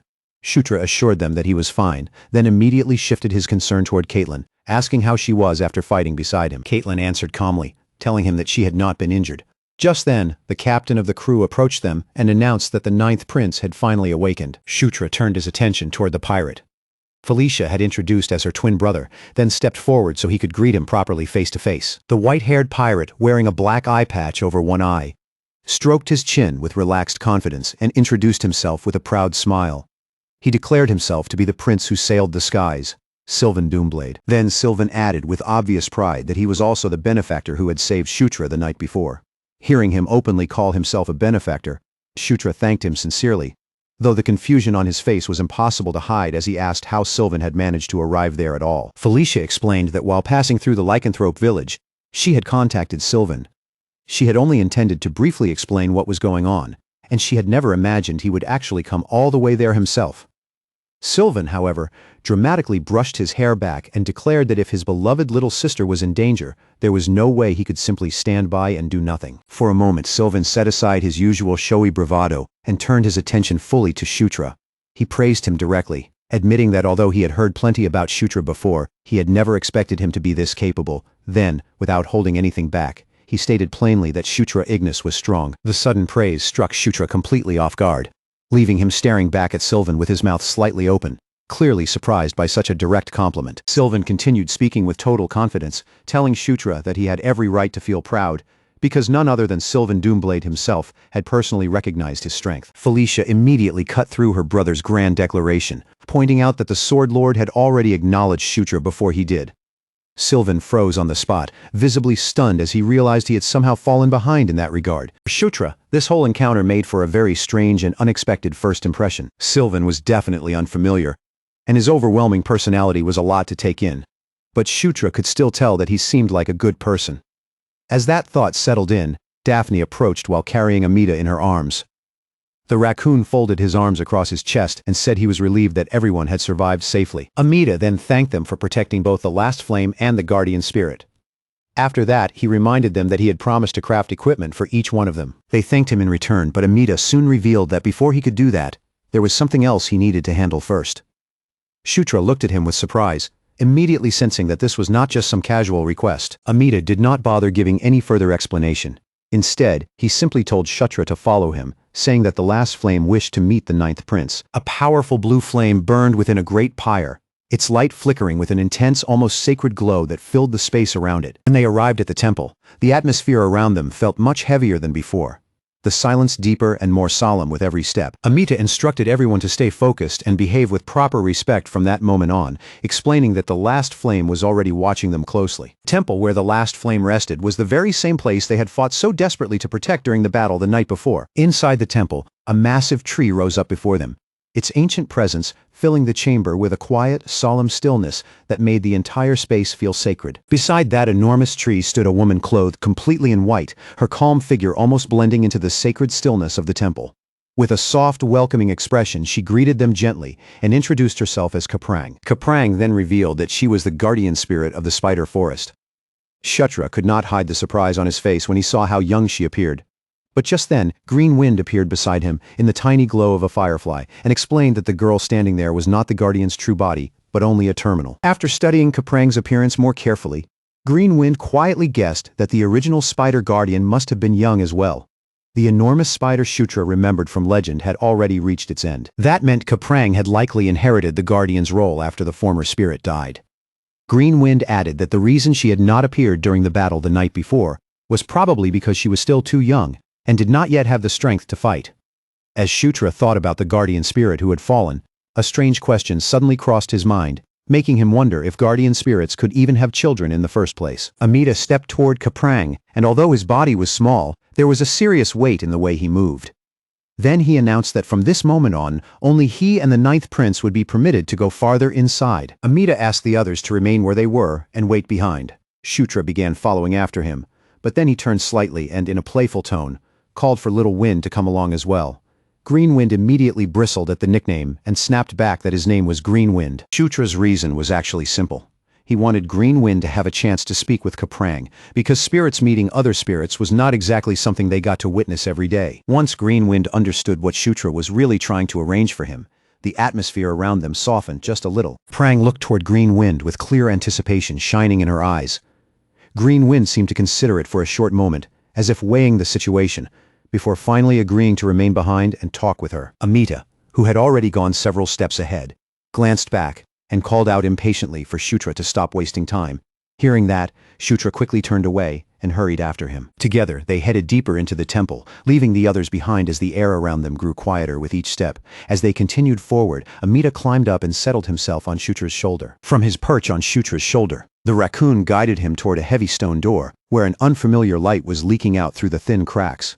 In a stern voice, Amita warned him not to make any careless mistakes and to proceed carefully.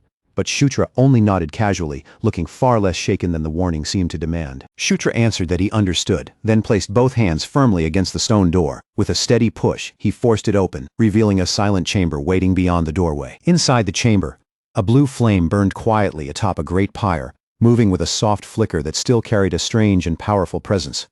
Kshatriya found himself staring at it, unable to pull his eyes away from the calm intensity radiating from the fire. Amita told Kshatriya to move closer and place his hand directly into the flame. Before Kshatriya could even voice his doubts, Amita assured him that this was no ordinary fire and that it would not burn him. Kshatriya still hesitated for a moment, but after choosing to trust Amita's words, he slowly raised his hand and stretched it toward the blue flame. The instant Kshatriya's fingers touched the fire, the flame reacted as though it had been waiting for that exact moment all along. What had been a quiet, controlled glow suddenly erupted with incredible force, flaring up far beyond anything it had shown before. The blue fire spread through the hall, expanding around Kshatriya and wrapping him inside a swirling vortex of light.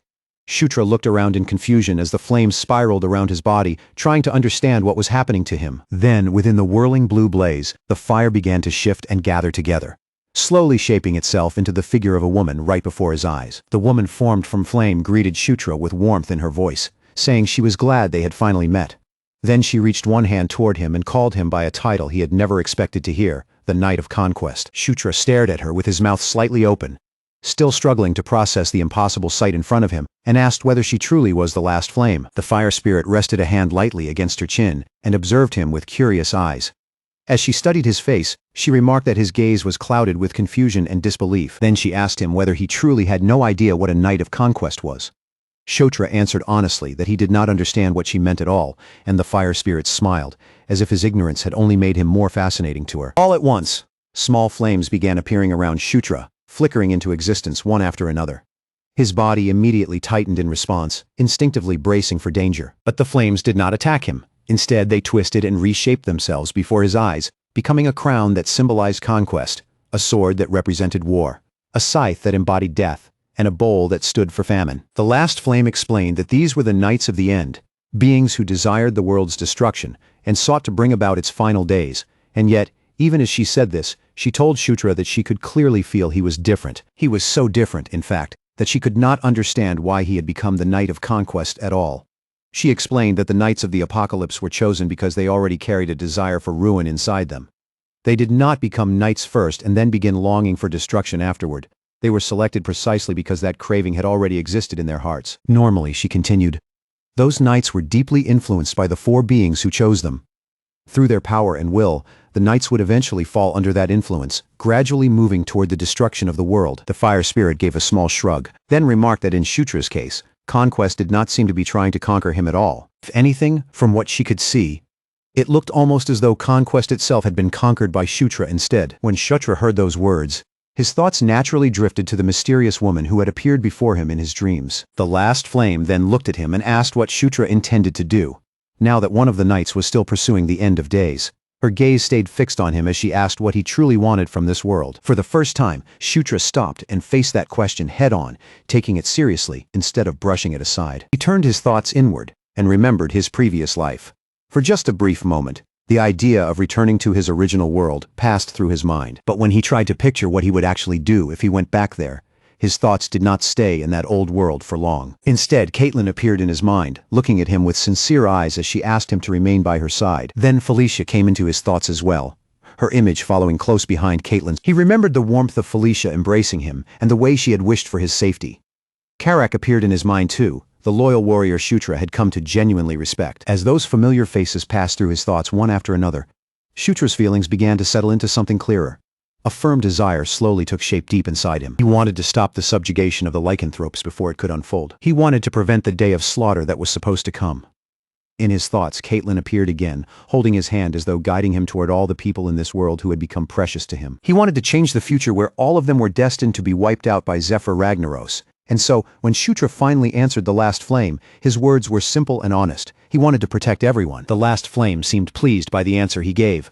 She explained that the Knight of Conquest was someone born under the destiny of a king. Such a person was meant to conquer all things and rule over them. Then she told Shutra that there was one simple, perfect way for him to make the wish in his heart come true. With that, the last flame asked him one final question, her words hanging heavily in the blue-lit chamber. Would Shutra become the Demon King? The moment those words reached Shutra, everything that had been vague inside him suddenly became clear. Shutra understood then that there was only one path that could truly allow him to protect the people he cared about.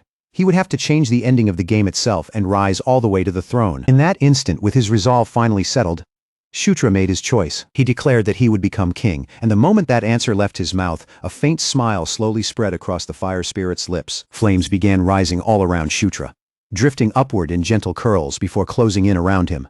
Instead of burning him, the fire wrapped him in a warm, radiant embrace, surrounding his body with brilliant light. The last flame declared that a knight of conquest who wished for a future beyond the end of days could no longer be treated as a simple, ordinary knight. From that moment forward, Shutra would no longer stand merely as Conquest's knight.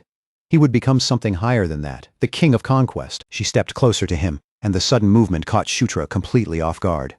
In a softer voice, she said she prayed that the wish he carried would truly come to pass. And as those words settled in the air, her flames gathered more tightly around him. Then, all at once, countless powers began pouring into Shutra's body, divine power flowing through him, the incarnation of flame taking root within him, and finally, a pact being forged directly between Shutra and the last flame herself. And in the very next breath, as if the vision had snapped shut around him, Shutra found himself pulled back into reality. A golden light shimmered around his body, announcing that he had leveled up. But Shutra simply stood there for a moment, still trying to process everything that had just happened inside that strange encounter. From behind him, Amita's voice suddenly cut through the atmosphere, grumbling in disbelief, as he wondered what could possibly be so admirable about someone like Shutra. Without giving Shutra much time to respond, the raccoon immediately ordered him to follow.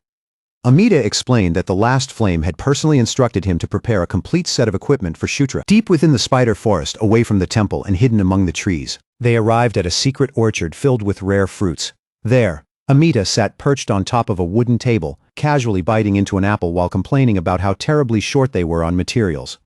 A map lay spread out in front of him, and as he pointed toward the north, he explained that if Shutra traveled in that direction, he would eventually reach a place called Sun Lake. According to Amita, creatures with bodies made of metal lived there, and Shutra needed to gather materials from those monsters. Shutra looked genuinely confused and asked whether the black dragon's hide and bones were not already enough.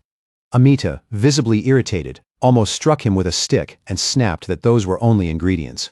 If Shutra wanted equipment worthy of the name, then Amita would need a much broader variety of materials. To replace every single piece of Shutra's gear, Amita would need a large amount of usable material. So he ordered Shutra to bring back anything that seemed useful. Still, Shutra could not help thinking it was strange that the greatest blacksmith in the world would somehow be running short on supplies. Amita seemed to notice the doubt written all over Shutra's face. His eyes narrowed sharply, and he asked in a biting tone whether Shutra actually wanted the equipment or not. The moment Shutra heard that, he quickly backed down and apologized without trying to argue any further. Amita barked at him to stop standing around and go collect the materials right away. By the time late afternoon arrived, Sylvan's ship had already lifted back into the sky. Carrick stood beside the captain, his curiosity clear as he asked about the monsters that lived in Sun Lake. Sylvan crossed his arms with complete confidence and explained that the most well-known creature there was called Kodos, a monster said to be especially weak against divine power. Sylvan continued, explaining that Kodos had a body made entirely of metal, and that metal was prized as a rare natural waterproofing agent. Carrack openly admired how much Sylvan knew, and the pirate prince accepted that praise with obvious satisfaction. Laughing proudly, he reminded everyone once again that he was the prince who sailed the skies. Felicia then moved over to Caitlin and remarked that things had worked out almost perfectly since she had needed to visit Sun Lake herself anyway. When Caitlin asked her why, Felicia explained that the ruined survey map she had delivered to the Demon King's castle had actually been a map of Sun Lake. She had planned to head there eventually, so this trip saved her a great deal of time. At the idea of going along, Caitlin's eyes brightened with open excitement. Meanwhile, away from that conversation, Shutra stood with Green Wind, carefully examining the region's minimap that the system had provided.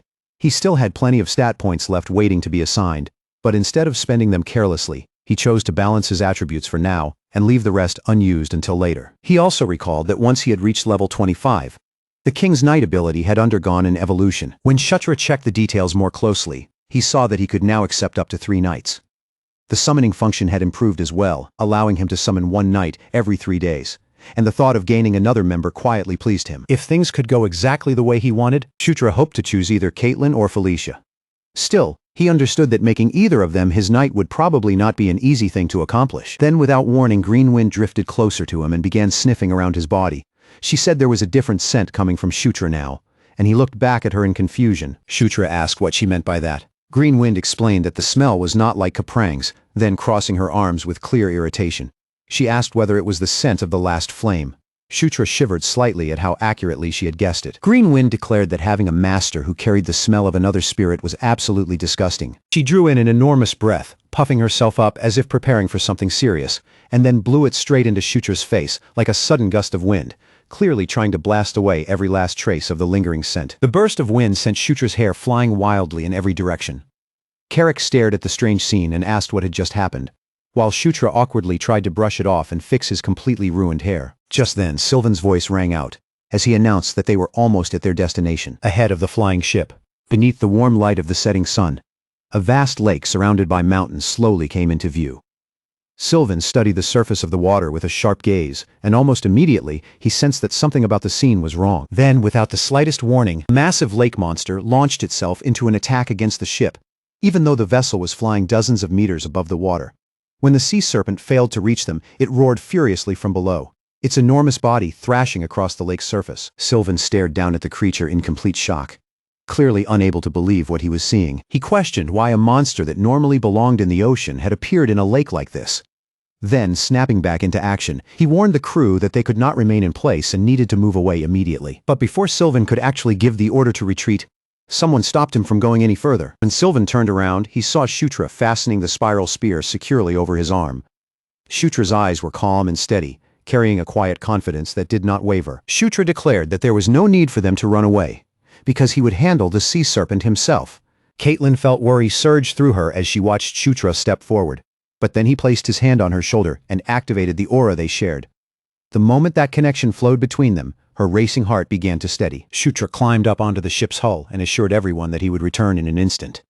Caitlin tried to stop him, alarmed by how reckless the whole thing looked. Before Caitlin could reach him or do anything to hold him back, Shutra had already jumped from the ship, launching himself down toward the lake below. As Shutra dove through the wide open air, the sea serpent opened its enormous jaws, waiting below as if ready to swallow him whole. And when Shutra closed the distance, until only a few meters remained between him and the monster, he activated his dragon blood. Ancient golden inscriptions suddenly flared to life along the entire length of the spiral spear. And to Shutra, this was the perfect opportunity to test the new power he had just obtained. What he needed now was a target worthy of it. Shutra lined up his whole body with the spear and activated Ascalon's final movement technique. In the next instant, he shot forward like a blazing streak of light. He pierced straight through the sea serpent's enormous body, and with the Dragon of Ruin's skill unleashed at full force, Shutra tore the creature apart completely. Sometime after Shutra's battle with the sea serpent, Sylvan's flying ship slowly descended from the sky and settled along the quiet shoreline of Sun Lake, finally coming to rest beside the calm water. The moment the ship touched down, Caitlin jumped down onto the shore and immediately turned toward Shutra with a sharp, scolding look. Without holding back, she told him very clearly that she was not some personal aura battery he could use whenever he wanted. Shutra tried to apologize right away, his expression turning awkward as he faced Caitlin's irritation head-on. In the end, Caitlin admitted that she understood why he had borrowed her aura in that dangerous moment. But she still warned him firmly that if he ever planned to draw on her power again, he needed to tell her before doing it. Shutra answered with a stiff, embarrassed smile and agreed to her condition. But before the two of them could continue arguing, Felicia stepped between them and told both of them to lower their voices and quiet down. Just a short distance ahead of them, near the edge of the lake, Felicia had noticed a group of cultist monsters moving around by the water. Sylvan reacted before anyone else, his hand already reaching toward the sword at his side as excitement flashed across his face. With a confident grin, he declared that it was finally time for him to have some fun. Before Sylvan could rush in recklessly, Shutra quickly stopped him. He explained that even though cultist monsters looked as if their entire bodies were made of solid metal, only the outside layer was actually metallic, while the inside was different. Because of that, Shutra advised everyone to aim their attacks around the monsters' mouths. Shutra also added that cultist monsters were vulnerable to ice, meaning freezing magic would work especially well against them. Sylvan nodded as though he had taken the advice in, but then he immediately said, with complete confidence, that he had a far more efficient way to deal with them. The instant Sylvan drew his sword, a thick and powerful dark aura began wrapping around the blade, coating it in a dangerous pressure that made the weapon look nothing like an ordinary sword. With obvious pride in his voice, Sylvan explained that this was sword aura, a power that allowed him to cut straight through anything that stood in his path. No matter how hard the cultist shells might be, Sylvan insisted their defenses would mean absolutely nothing once they faced the edge of his sword. Caitlin looked at him with genuine admiration, clearly impressed by both his confidence and the power he was showing. Felicia, however, reacted in a completely different way. For just a brief moment, Felicia clenched her teeth as if she were forcing something back. Then, almost instantly, her expression shifted into a bright, gentle smile that looked sweet and harmless on the surface. In a cheerful voice, Felicia praised her brother, telling him that he looked incredibly cool. She then suggested they leave the entire cultist hunt to him, so she could properly watch just how skilled he really was. Sylvan accepted the flattery without the slightest resistance. Swelling with pride, Sylvan declared that they should leave everything to their big brother.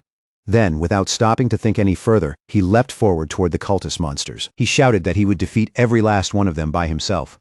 As Shutra watched Sylvan charge off alone, he quietly asked Felicia whether it was really okay to leave him fighting the monsters on his own. Felicia simply folded her arms and reassured him that her brother would be perfectly fine. As for her, she had already decided to return to the ship, eat dinner, and get some proper rest. After all, the next day was going to be busy. Watching Sylvan fight alone made Karak almost feel a little sorry for him, but Sylvan himself seemed to be enjoying every second of the battle. His loud, roaring laughter continued echoing across the lakeshore deep into the night. By the time the sun rose again and climbed high into the sky, Sylvan was still laughing with exhausted pride, standing in the middle of the shore while piles of defeated cultist monsters lay scattered all around him. Felicia and the others began collecting the iron fragments from the bodies of the fallen monsters. Dark circles hung clearly beneath Sylvan's eyes, but he forced himself to stay upright and proudly declared that no matter how many hordes came at him, they could never defeat the Prince of the Skies. Then, still trying to maintain his dignity, he ordered everyone to gather the materials from the battlefield. Felicia checked over everything they had gathered and confirmed that they had collected all the materials Amita had asked for. With that task finally complete, they could move on to the next stage of their investigation. Felicia raised one hand and cast a spell, forming a clear bubble of air around each person's head. Caitlin looked at the strange bubble surrounding her face and asked what it was. As Felicia calmly stepped forward into the lake water, she explained that it was a breathing spell, one that would let them explore freely beneath the surface. Felicia tied her hair back into a ponytail and smiled as she invited everyone to follow her. Then she asked if they were ready, because their underwater exploration was about to begin. One by one, they dove into Sun Lake, slipping beneath the surface and swimming downward toward a deep trench that opened into an even lower part of the lake. Shutra opened his minimap and used the system's guidance to lead the group through the dark underwater route. After following that path for some time, they eventually reached an area filled with underwater caverns spread throughout the lake's depths. Shutra signaled for everyone to stay close behind him, then took the lead and guided the group forward through the submerged passage. Before long, they discovered the final cave and passed through its entrance, leaving the deeper waters behind them. They emerged into a hidden air pocket, where they could finally breathe normally again without relying on the spell. Carrick looked around with open amazement, completely stunned that a secret space like this existed beneath the lake. Felicia released the breathing spell and turned toward Shutra, asking how he had managed to locate the entrance with such exact accuracy. Shutra gave her nothing more than a simple excuse. He said he had only felt that this was the right direction to take.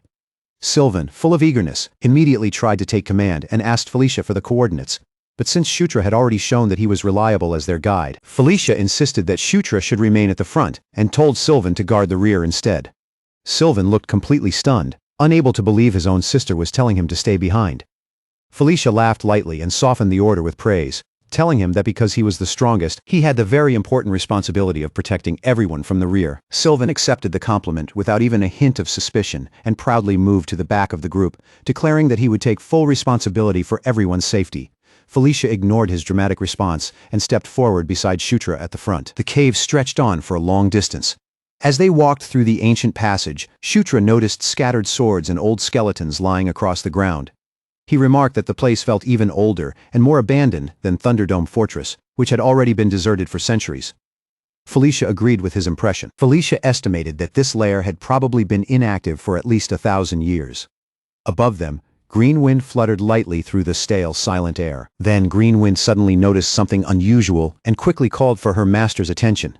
She pointed toward a section of the wall covered with carved inscriptions. Shutra stepped closer to the wall and asked what the writing meant. Even Felicia, despite being an archaeologist, had never seen those strange characters before and could not identify them. As Shutra stared at the unfamiliar script, a golden light suddenly wrapped around his body. In that moment, he gained Ruined Precursor Script Level 1. Shutra began murmuring quietly under his breath as the meanings of the carved words slowly started coming together inside his mind. He managed to decipher only broken fragments of the inscription. Ruins, nights, 10,000 years, the end of days, 6 pillars collapsed, and the haunting words, "We failed to protect them." Shutra admitted that every phrase sounded overwhelmingly grim, even though he still could not understand the full context behind the message. Felicia stared at him in shock, stunned that he could read a script even she had never been able to decipher. At that exact moment, another strange change took place. The earthquake gauntlet on Shutra's arm suddenly began glowing with an intense golden light. At the very same time, a path deeper inside the cave lit up ahead of them, shining through the darkness like a beacon waiting at the far end of a tunnel. Shutra silently turned his gaze toward that glow. With a distant expression on his face, he began walking forward. Felicia hurried after him, trying to stop him before he rushed recklessly into danger. But Shutra kept moving as though something had pulled him in, completely unaware of the worry in her voice. When Shutra finally reached the source of that mysterious light, he stepped into a vast chamber where an enormous underground space opened before him deep beneath Sun Lake. On the altar directly ahead of Shutra lay a cape giving off an intense, almost wild energy, the kind of pressure that made the air around it feel sharp. The instant Shutra's eyes fell on it, he knew exactly what he was looking at. It was one of the legendary pieces of equipment once belonging to the fierce Kaltine, a relic tied to a name that carried tremendous weight. As Shutra approached the altar, the truth became clear to him.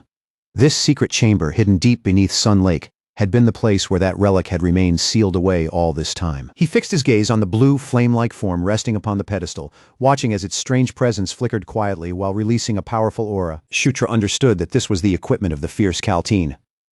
Sylvan looked at it too, and after only one glance he could tell it was no ordinary treasure, declaring that the item was clearly something remarkable. Without waiting for anyone else to react, Sylvan immediately rushed forward, confidently claiming that a treasure that valuable should belong to whoever managed to grab it first. At the very moment Sylvan reached out toward it, an invisible force struck him hard and blasted him backward, sending him flying with a pained cry. Sylvan clicked his tongue in frustration, glaring at the empty space in front of the altar as he wondered why a barrier had suddenly appeared there. Then Shutra stepped closer. And everyone noticed something strange right away. Unlike Sylvan, Shutra passed through the barrier without being repelled at all. Sylvan blurted out in disbelief, his eyes widening as he struggled to accept what was happening right in front of him. He demanded to know how that could possibly be, while Shutra alone continued walking through the barrier and approached the altar. Without hesitation, Shutra stretched his hand toward the cloak. The instant his hand came close, a violent blue whirlwind erupted around Shutra, bursting outward with sudden and overwhelming force. Shutra looked up in confusion as the relic moved on its own, wrapping around him as if it were alive. At the same time, a system message appeared, announcing that Nightwatch had recognized him as its master. More messages followed almost immediately, appearing one after another as they listed the changes taking place within him. His mental power rose and his magic power increased as well. His agility climbed by 10. His resistance to every attribute increased by 1 level. And he learned several new abilities: Embedded Skill Blink Level 3, Flight Ability Level 1, and the Awakening Skill Black Wraith. Then the storm around him burst outward, forcing the others to brace themselves as someone shouted in alarm, asking why the wind had suddenly gone completely wild. Shutra lowered his gaze toward the equipment now wrapped around his body, and realized that it had not become a cloak after all. Instead, it had changed its shape into a muffler. He guessed that because his current fighting style had shifted toward close combat, the relic had transformed into the form most suited for him. A new message then appeared, confirming that he had obtained the equipment of the fierce Kaltine. Nightwatch had chosen him, and one of his companions remarked that, just as expected, Shutra had once again been accepted as the master. Caitlin happily congratulated him, and Shutra responded with a grateful smile, thanking her warmly. Not long after that discovery, an urgent message arrived from the Demon King's castle. When Shutra asked what the message said, the report explained that every prince and princess had been ordered to assemble at the Demon King's castle within 10 days. Shutra froze for a brief moment, realizing immediately that a full mobilization order was not something the castle issued casually or often. He understood right away that something serious must have happened at the Demon King's castle.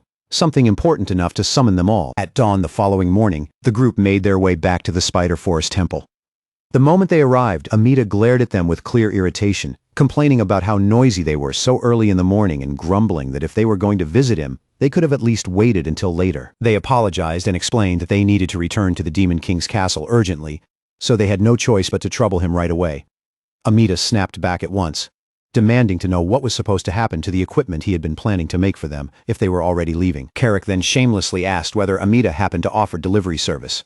The raccoon instantly exploded with anger, yelling at him to stop spouting nonsense and get lost. But then someone suggested that Amita could simply come along with them instead.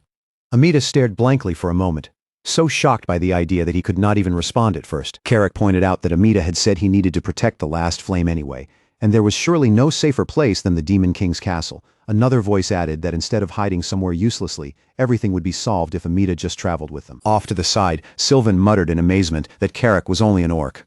And yet somehow, he was strangely clever when it mattered. Daphne, who was holding Amita in her arms, then agreed that it was a good idea as well, and said Amita should come along with them. Just then, a calm voice stated that this would indeed be for the best.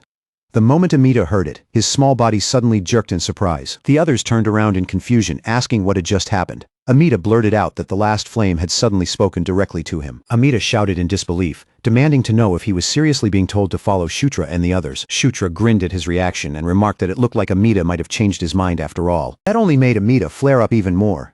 He demanded to know what Shutra had done to the last flame, and why it would suddenly tell him to go with them. Shutra answered casually that maybe he had only exchanged a word or two with it as part of a firm alliance. Then he leaned in slightly and asked Amita whether that meant he was coming along. Amita growled furiously, but the pressure around him only continued to build. At last he snapped and shouted that he was going, angrily calling Shutra a little punk. Shutra smiled quietly to himself, thinking that convincing him had gone more smoothly than expected. Carrick laughed and said that everything was perfect now, then asked if they were finally heading to the Demon King's castle. Shutra answered that they were not going there just yet, because there was still one more place they needed to visit first. Shutra turned towards Sylvan, called out his name, and asked if he could take them to the Lycanthrope Palace. Sylvan later confirmed that reaching the Lycanthrope Palace would not be difficult for his ship. Even so, he grumbled under his breath about having to carry everyone there on board, clearly not thrilled about becoming their transportation. Felicia answered that there was no reason for them to split up when they were already heading toward the same destination anyway. She added that arriving together would also create a better impression. When Sylvan was asked whether he was still uncomfortable being around them, He snapped back that it should have been obvious. Felicia then warned him that if he felt that way, he should at least control the look on his face and avoid offending the fourth queen. Sylvan only clicked his tongue in irritation. Before long, Sylvan's flying ship arrived at the Lycanthrope Palace. Once the group entered the palace together, they were welcomed by the fourth queen, Elaine Moonlight. With a gentle smile on her face, she asked whether they had enjoyed their journey to the Spider Forest. Shutra answered politely, telling her that thanks to her concern, they had managed to return safely. Elaine's smile softened with visible relief as she said that she had heard there had been trouble in the Spider Forest. Because of that, Elaine had been worried about them. Then, as the conversation settled, her golden eyes quietly shifted toward Amita. With a glimmer of amused curiosity in her eyes, Elaine tilted her head slightly and looked the tiny creature over. In a light, almost teasing tone, she asked whether it was some sort of pet.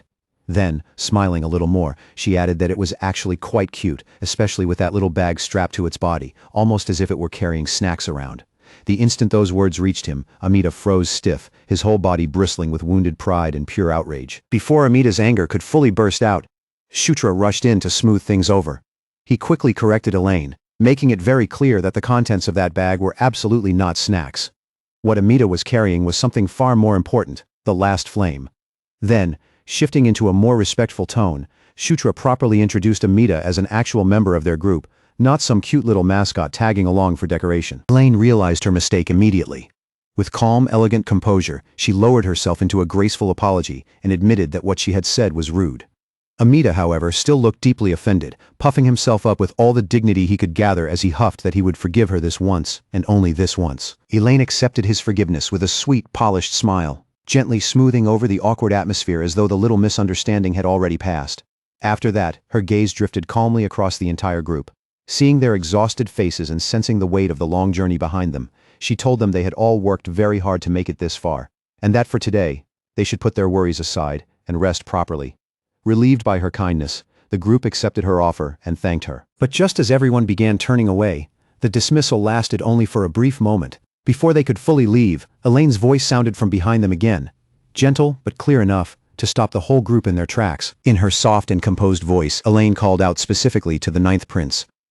Shutra paused mid-step, then slowly turned back toward her, his attention shifting away from the others as he asked what she needed from him. Elaine told him that he should stay behind for just a little longer.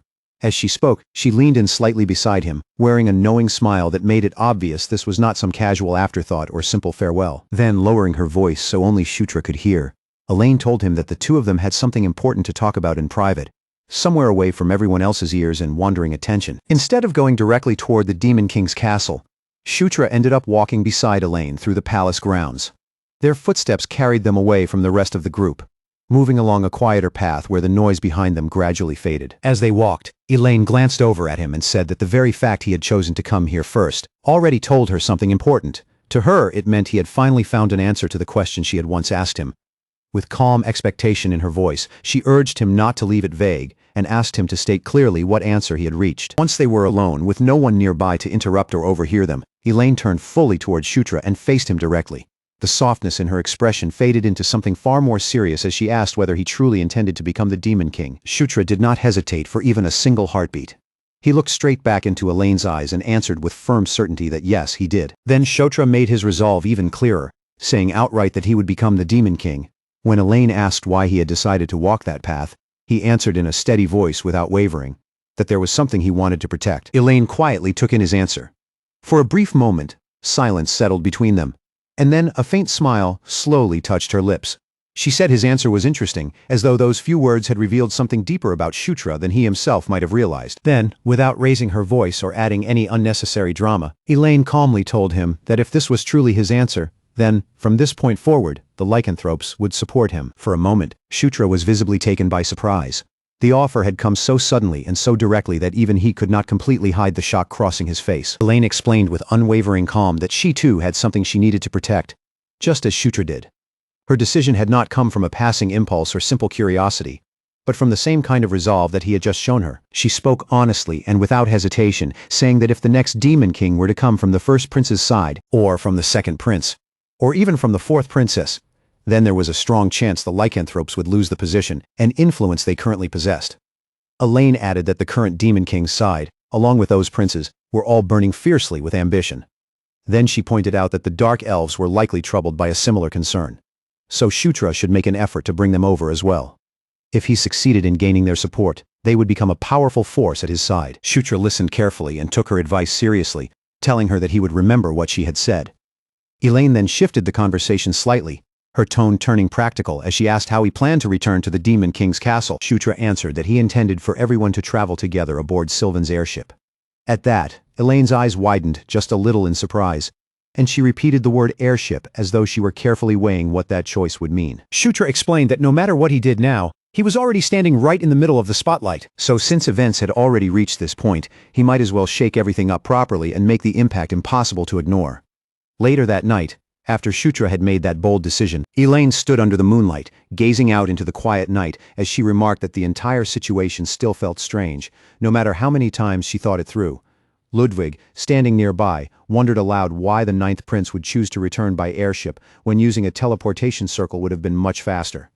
Elaine turned her eyes toward him and told him he was being naive again, urging him to think about the matter more carefully. She reminded Ludwig that the ninth prince was already under intense observation, with countless eyes watching every move he made and every choice he took. Then Elaine asked him which option would be better in the current situation: wasting time trying to make his rivals lower their guard again, or redirecting everyone's attention toward powers outside those rivals altogether. Ludwig still looked puzzled, and when he asked her to explain it in simpler terms, Elaine told him that Sylvan would never simply leave his airship behind. If Shutra used a teleportation circle to return, then Sylvan would have no choice but to travel back alone aboard the ship, and to anyone watching closely that would appear extremely unnatural. Even after hearing that explanation, however, Ludwig still seemed unable to fully grasp what Elaine was getting at. At last, Elaine put it as plainly as possible. Shutra wanted everyone inside the Demon King's castle to see it with their own eyes, that a new faction had now appeared. The next day, Sylvan's airship cut across the open sky, its enormous frame carving a striking path through the clouds as it carried Shutra and the others back toward the Demon King's castle. Elaine watched the airship shrink into the distance until it nearly vanished from view. In a quiet voice, she said that the fate of her people now rested on Ninth Prince Shutra Ignis. Beneath the wide sky, she prayed that he would grow stronger than he was at that moment, stronger, steadier, and far more unshakable than before. Meanwhile, as the journey back continued aboard the airship, Sylvan sat happily before a plate of grilled fish, humming to himself with clear delight, as if nothing could ruin his mood. With a bright and satisfied expression, he declared that this was his favorite dish. He cheerfully gave thanks for the meal, savoring the moment with obvious happiness. But that pleasant atmosphere shattered almost immediately when he noticed Chris nearby, and the familiar irritation between them began rising all over again. Chris reacted with the exact same annoyed energy, his face tightening as though Sylvan's mere presence nearby had already ruined his appetite before he could even enjoy the meal. Before long, angry complaints were being hurled toward the chef, with someone loudly pointing out that there were far too many bones in the fish, a short distance away. The others could do nothing but stand there and watch the familiar chaos unfold in front of them yet again. Felicia let out a weary sigh, her shoulders sinking as she wondered what she was supposed to do with those two. Beside her, Carrick muttered under his breath that he was starting to feel nervous, because every time they headed to the Demon King's castle, some unexpected disaster always seemed to erupt right in front of the Demon King. Shutra immediately snapped at him to stop talking, warning that he was going to jinx them if he kept saying things like that.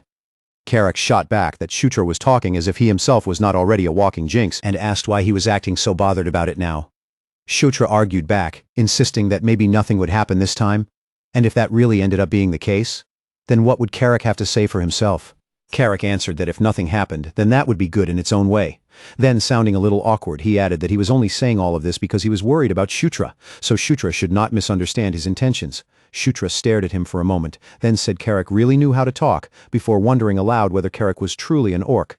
Carrick immediately fired back that if he was not an orc, then what else was he supposed to be, an ogre? At that point, Shutra finally gave up on the argument entirely and said they should just drop the conversation before it became even more ridiculous than it already was. When the airship finally reached the area near the Demon King's castle, its arrival caused an immediate and enormous stir among everyone who caught sight of it. The onlookers stared in disbelief as representatives connected to the Dark Elf side and members of the lycanthrope royalty appeared together in the same group.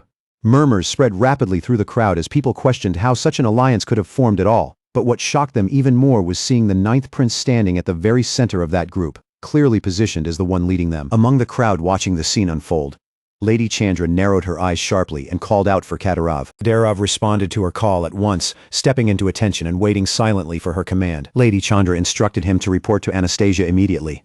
Without delay, he was to tell her that the ninth prince had formed a new faction. Back at Shutra's private residence, Amita's anger finally boiled over. He accused Shutra of being a complete con artist and demanded to know why he had spoken about a forge as if some grand workshop had been waiting for him there. Shutra stayed completely casual as he showed Amita the place and said that the forge was right there. Then, as though the issue had already been settled, he added that from now on, Amita could decorate it, arrange it, and set it up however he liked. Shutra does not stop with that alone. He pushes the kindness even further, telling Amita that if there is anything he wants or needs, no matter how tiny, awkward, or unreasonable it might sound, he only has to speak up, and Shutra will make sure it is prepared for him.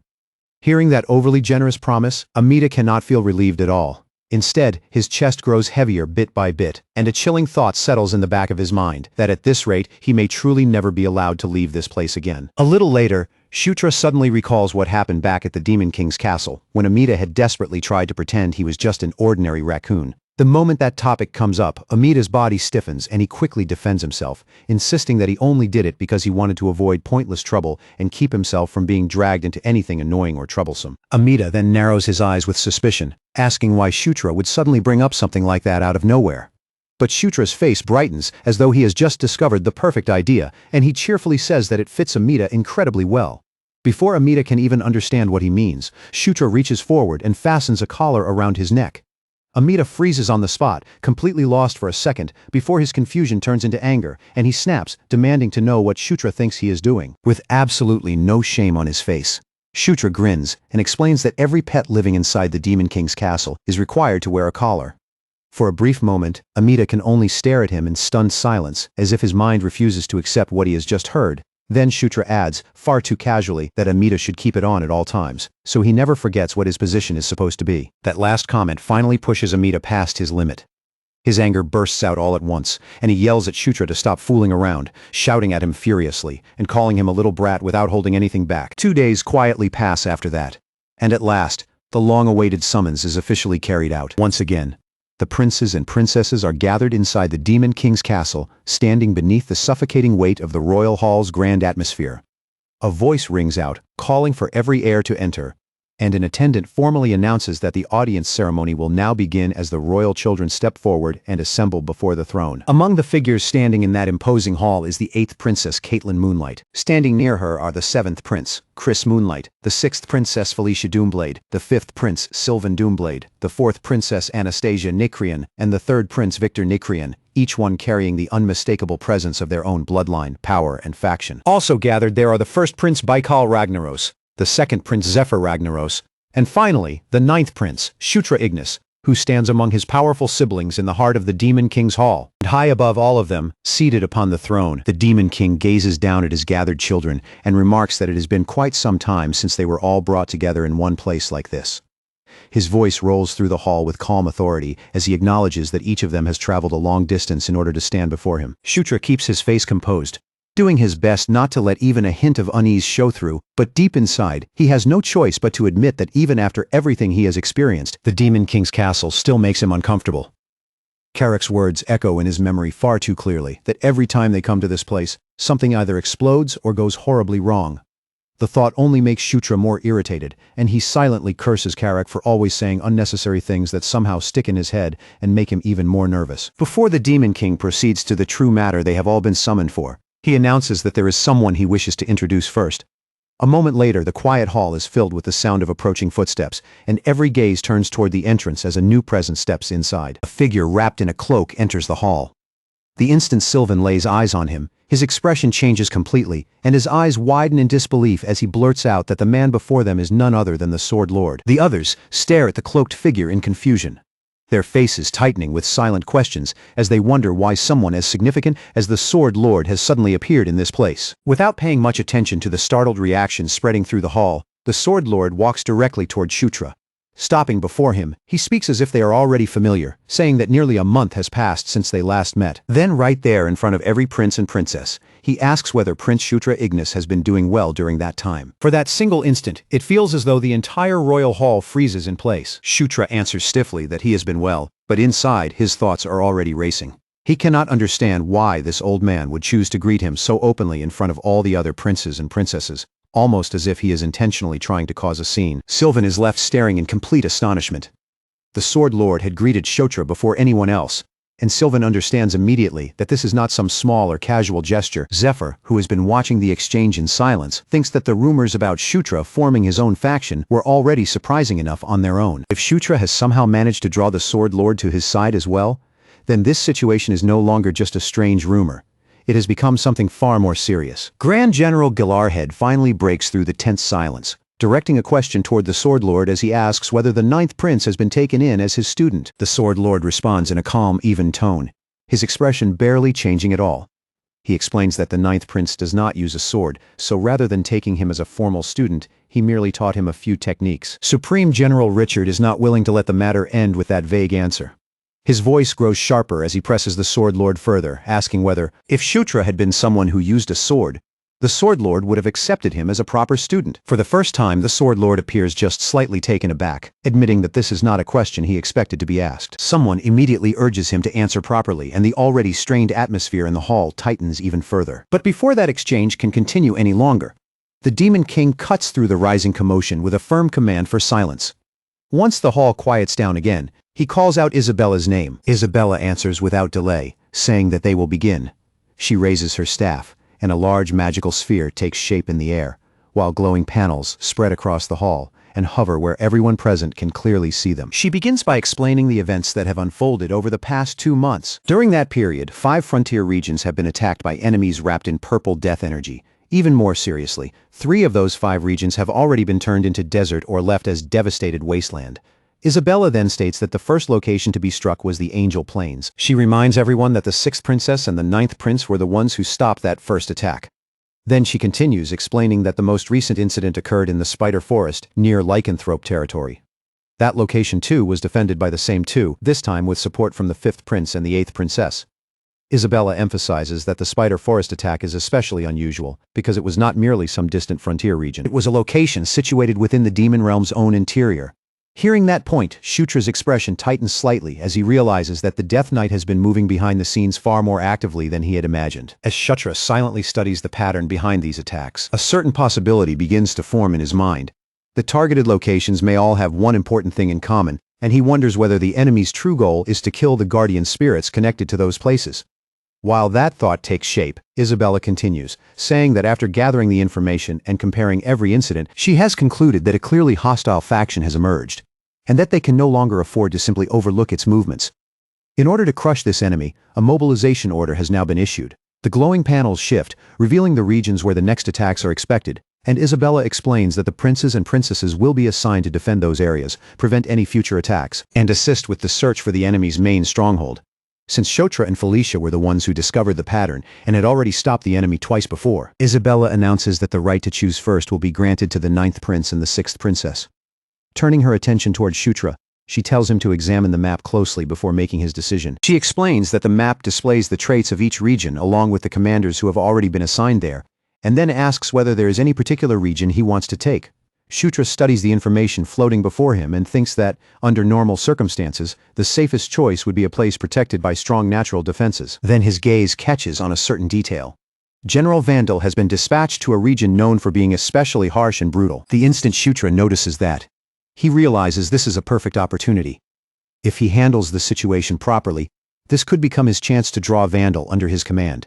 Making his decision right there, he lifts his head and declares that he will go to Evian. Isabella repeats his selection aloud for everyone in the hall, confirming that the 9th prince has chosen Evian. Sylvan immediately comments that Evian is not exactly an important location, nor is it a place that can be defended with any real ease. Isabella then turns her attention to Felicia and asks the 6th princess to make her selection as well. Without showing much hesitation at all, Felicia calmly states that she will also go to Evian. Someone immediately questions why she would choose the same difficult region, and Felicia answers in a composed voice that, as everyone already knows, she is much closer to a civil official than a frontline martial fighter. Felicia explains her reasoning clearly, saying that rather than taking charge of an entirely separate region by herself, she believes it would be more useful to stand beside the 9th prince, in a supporting position, and assist Shutra directly. The Demon King listens to her answer and accepts it without raising any objection, simply telling her to do as she sees fit.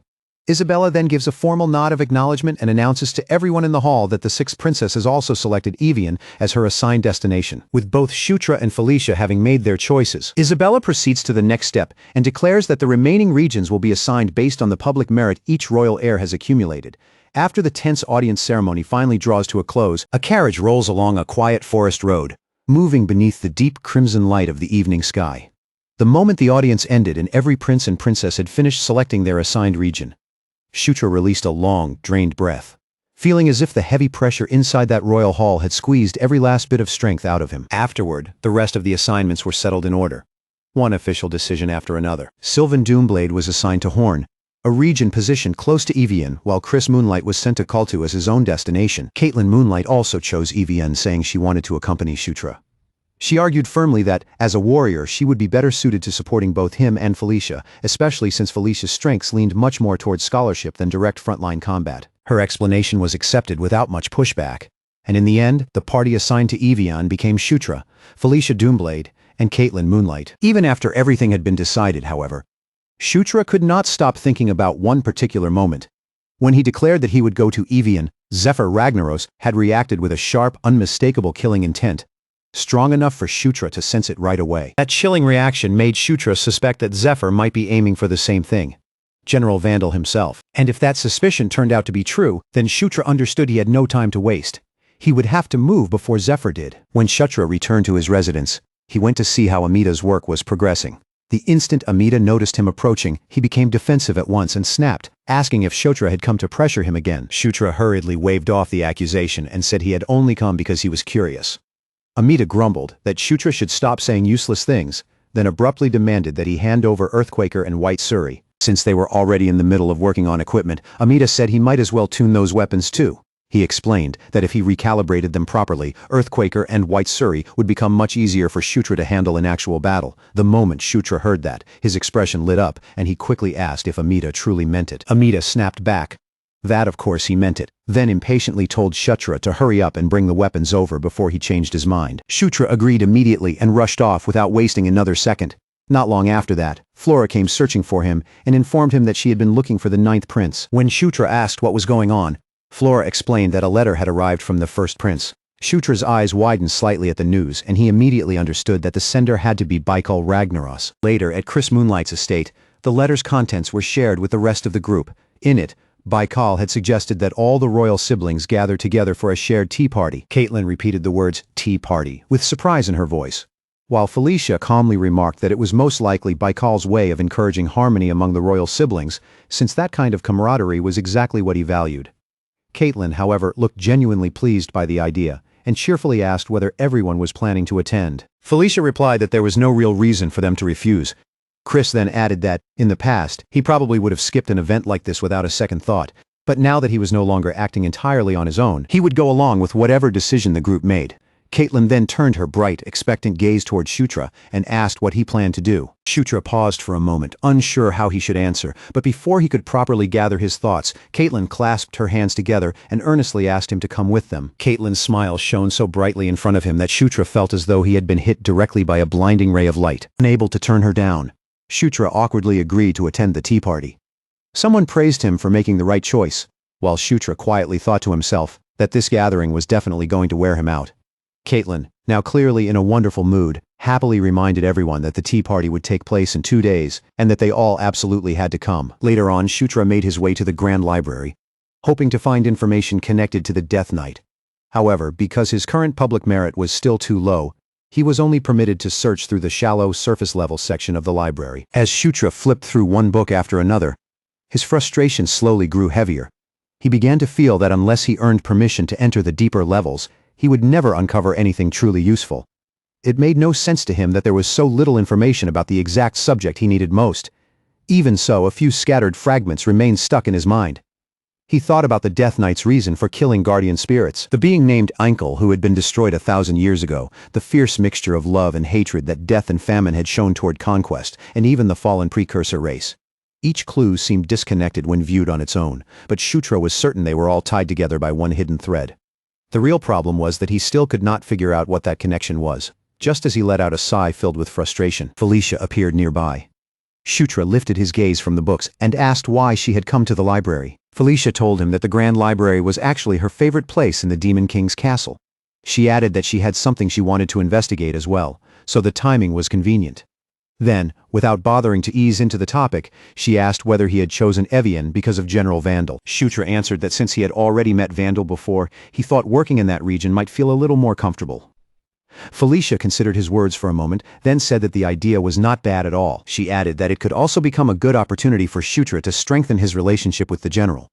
Shutra then admitted that there was actually another reason behind his choice. He explained that there was a certain place near Evian that he wanted to visit. When Felicia asked what kind of place he was talking about, Shutra asked whether she knew about Takar's slave auction house.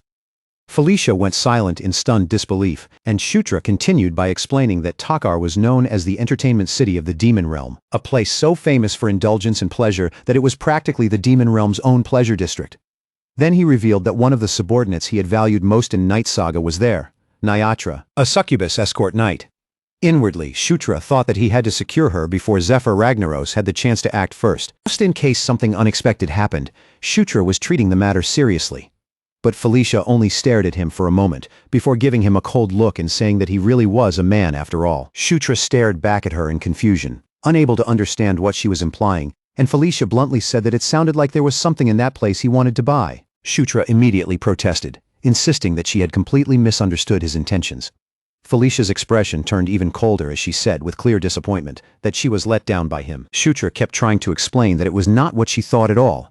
But Felicia did not seem convinced in the slightest. The next day, Shutra set out to attend Baikal's tea party. As he approached the estate, Shutra looked over the vast grounds stretching out before him and silently admitted that the place was unbelievably grand, exactly the kind of scale one would expect from the first prince. At the same time, he found himself thinking that it had been a very long while since he had faced Baikal Ragnaros like this. Before Shutra could proceed any deeper into the estate, Baikal himself stepped forward to welcome him, greeting Shutra with a warm, open expression that seemed completely natural. Shutra received Baikal's greeting with a calm expression of his own, and replied that it was good to see him as well, addressing Baikal by name without the slightest hesitation. Once every one of the royal siblings had arrived, the tea party hosted by the first prince, Baikal Ragnaros, officially began.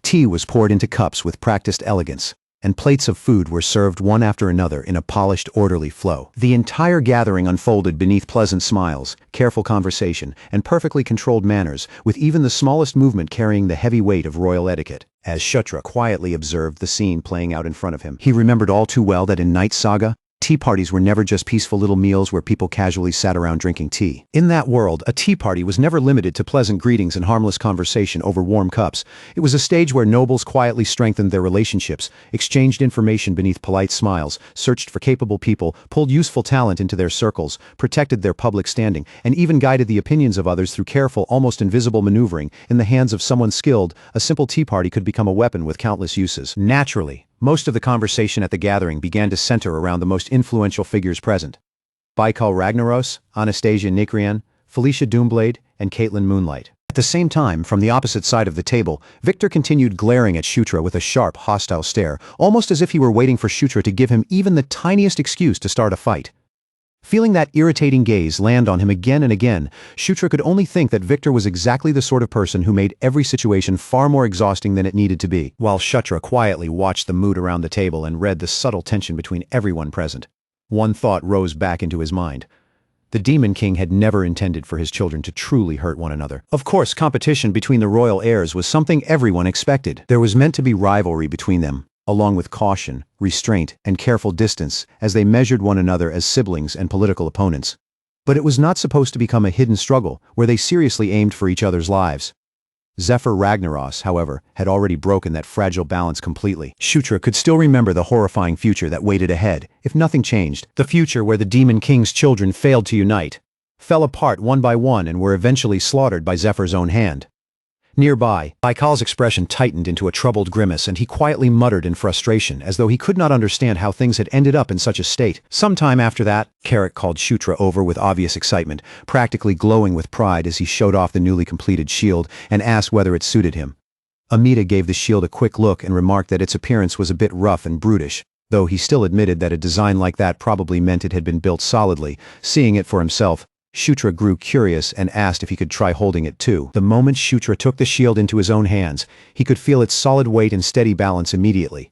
And he had to admit that the thing really did feel impressively sturdy. Right then, system messages began appearing in front of Shutra one after another, announcing that his strength, mentality, and durability had each increased by 5 points.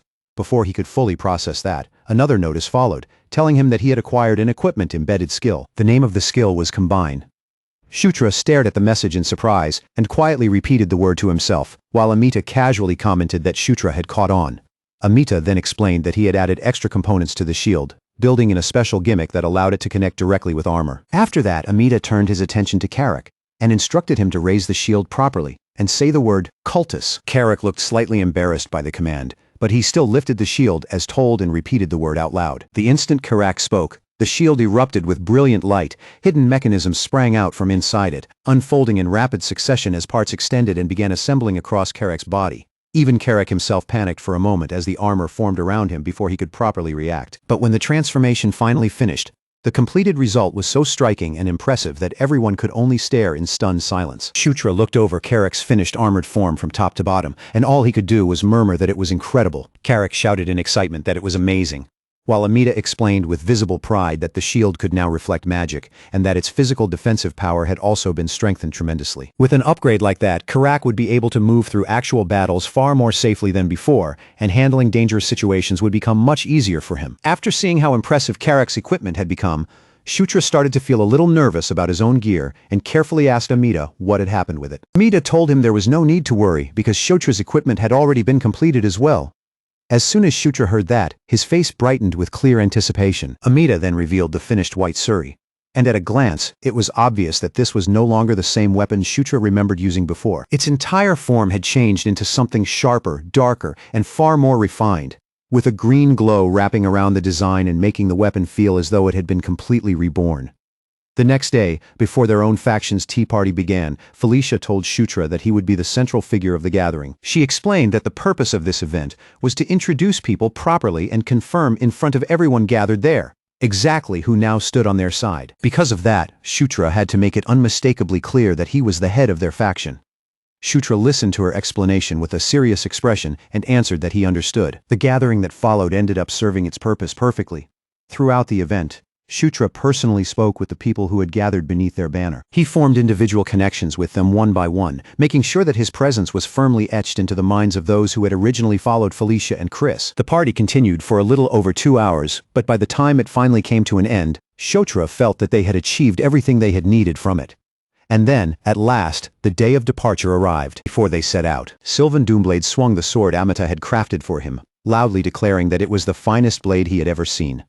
He thanked Amita with genuine sincerity and promised that he would use it well. Amita answered in his usual rough, grumbling tone, but still offered Sylvan a rare compliment, saying that if he could at least recognize something truly valuable, then he was more useful than he looked. Then Amita asked whether they were really leaving for Evian that very day. Shutra confirmed without hesitation that they were. Amita asked for just half a day more, explaining that the final adjustments on Earthquaker were not quite finished yet. Shutra agreed right away. Then, as though it were the most natural thing in the world, Shutra added that Amita would be coming with them anyway. Amita casually began accepting the statement only to freeze a heartbeat later as the meaning struck him. He shouted in disbelief, demanding to know what Shutra had just said. But Shutra calmly told him that he had heard correctly and added that the last flame had already given permission. When Amita stubbornly refused to believe that, Shutra simply waved him off and told him to go check for himself. As Shutra walked away, Amita's shock finally erupted into a loud, miserable wail behind him. Once the teleportation circle had been prepared, the group gathered around it, ready to depart.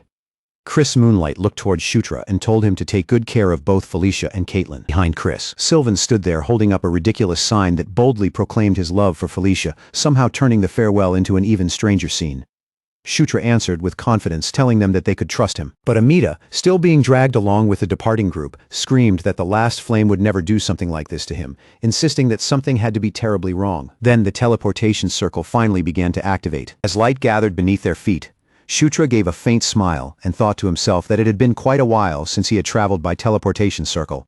In the next moment, a pillar of light surged upward and swallowed them all. Amita's despairing howl echoed through the brilliant light, while Shutra kept his gaze fixed firmly forward on the path waiting ahead. Their destination was Evian. As the teleportation carried them toward that place, Shutra wondered what kind of events would be waiting for them there this time. And while the circle moved them closer to Evian, Shutra's thoughts drifted back to the information he had uncovered in the Grand Library. According to what he had found, the only Elder Dragon who might be able to help determine the enemy lair's location was the Wrathless Tala.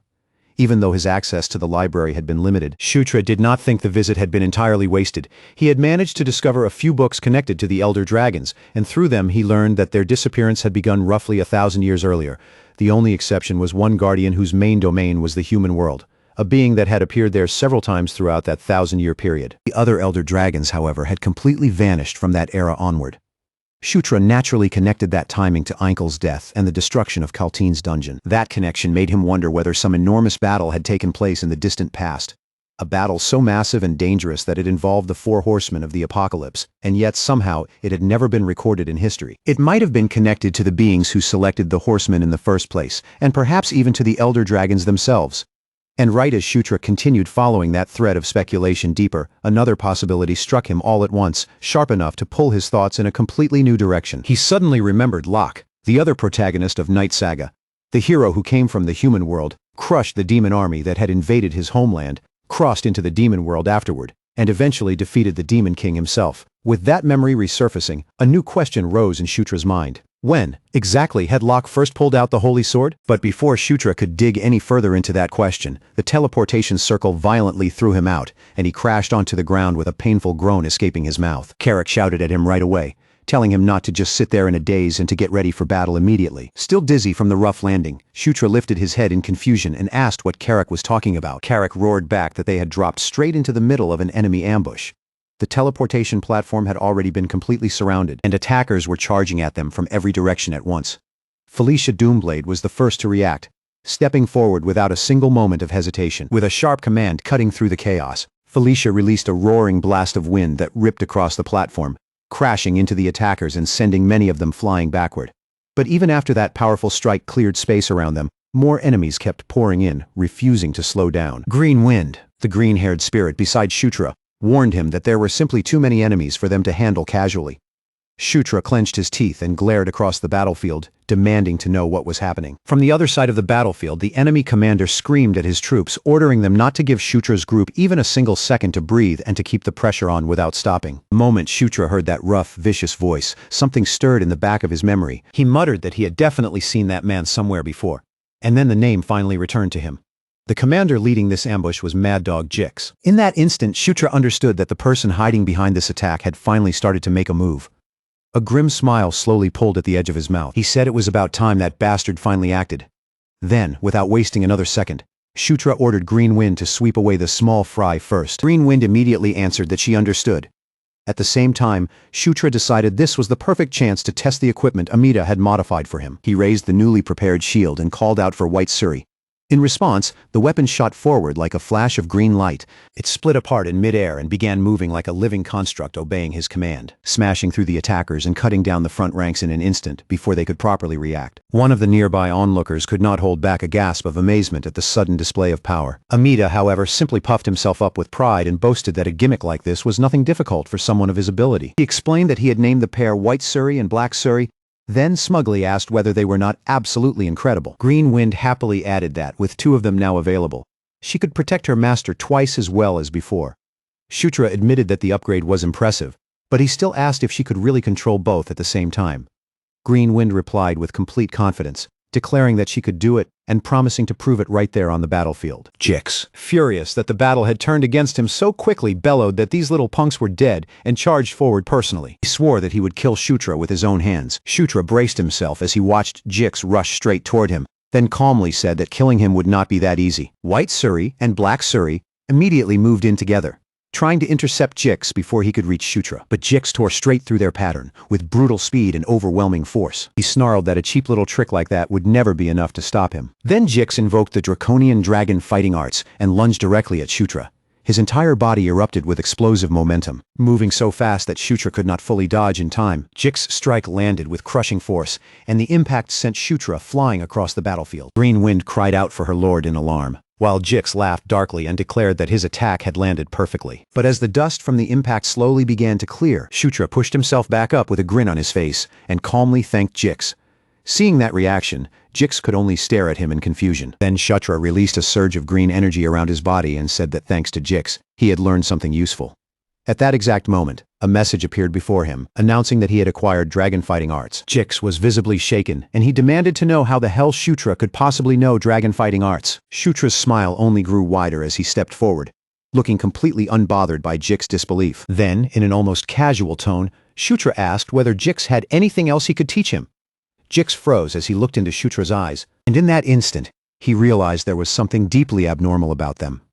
Feeling the danger of the situation shift far beyond what he had expected, Jix immediately ordered his forces to retreat. Before pulling back completely, Jix spread a poisonous mist across the battlefield, letting the toxic fog roll outward and fill the space between them. Shutra recognized the danger at once and said that the mist was poison. Jix proudly explained that it was a toxic fog made by gathering venom from every kind of poisonous insect found around Evian. He boasted that even a single breath of it would cause unbearable pain.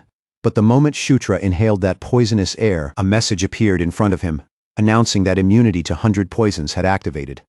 Immediately after that, another message followed, stating that by resisting a rare and powerful poison, the skill had evolved into immunity to 1,000 poisons, greatly increasing Shutra's resistance. Jix could only stare at him in complete disbelief. Shutra looked at Jix with open mockery and said that he had been surprisingly generous, first teaching him dragon fighting arts and then helping him gain immunity to 1,000 poisons. Then Shutra continued, saying that, as a reward for giving him so many useful gifts, Shutra would finish this fight with a single decisive blow. With those words still lingering in the air, Shutra drove a heavy attack straight into Jix with overwhelming force, crushing through him and sending his body slamming violently into the ground. The instant their commander went down, the raiders surrounding them completely lost their composure. Someone screamed in terror that their captain had been killed. That desperate cry shattered the last bit of courage the attackers had been clinging to. The remaining raiders immediately turned their backs and scattered in every direction, fleeing as fast as they could. Shutra understood the situation at once. This was the raid on Evian, one of the mandatory events from Night Saga. And if Mad Dog Jix had already been pushed into action, that meant General Richard had finally started moving behind the scenes. Felicia looked around at the enemies running away in panic and asked why they had suddenly fled like that. Shutra answered in an almost casual tone, as if nothing unusual had happened, saying that maybe they had finally realized they had no chance of winning. While the group was still recovering from the sudden ambush, an elderly man hurried toward them with visible excitement. In an admiring voice, he praised the royal party, saying they had defeated the infamous Mad Dog Jix far more easily than anyone could have expected. Shutra asked who the elderly man was, and the man quickly introduced himself as the guide assigned to escort the prince and princess through the region. Hearing that, Shutra asked whether being a guide meant he was familiar with Evian and the surrounding area. The guide answered respectfully that he was, then politely asked if there was anything the ninth prince wished to know. Shutra immediately asked how much Jix's bounty was worth. The guide paused awkwardly for a moment, clearly not expecting that question from a prince, before answering that it should be a rather large amount. Even so, the guide could not help wondering why a royal prince would care so much about bounty money. Shutra replied without the slightest embarrassment, saying that he was more frugal than he appeared, and that the more money he could gather, the better. To Shutra, Jix's bounty was a very satisfying bonus reward. Elsewhere, it was not long before a report reached General Richard, informing him that Jix had been defeated. Richard listened to the news in silence, then quietly said that the result was exactly what he had expected. The ninth prince had grown even stronger than Richard had imagined.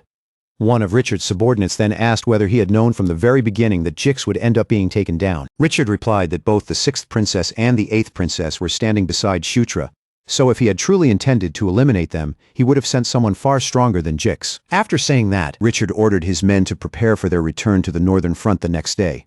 Then, in the quiet that followed, he reflected inwardly that the uneasy feeling he had been carrying had been correct all along.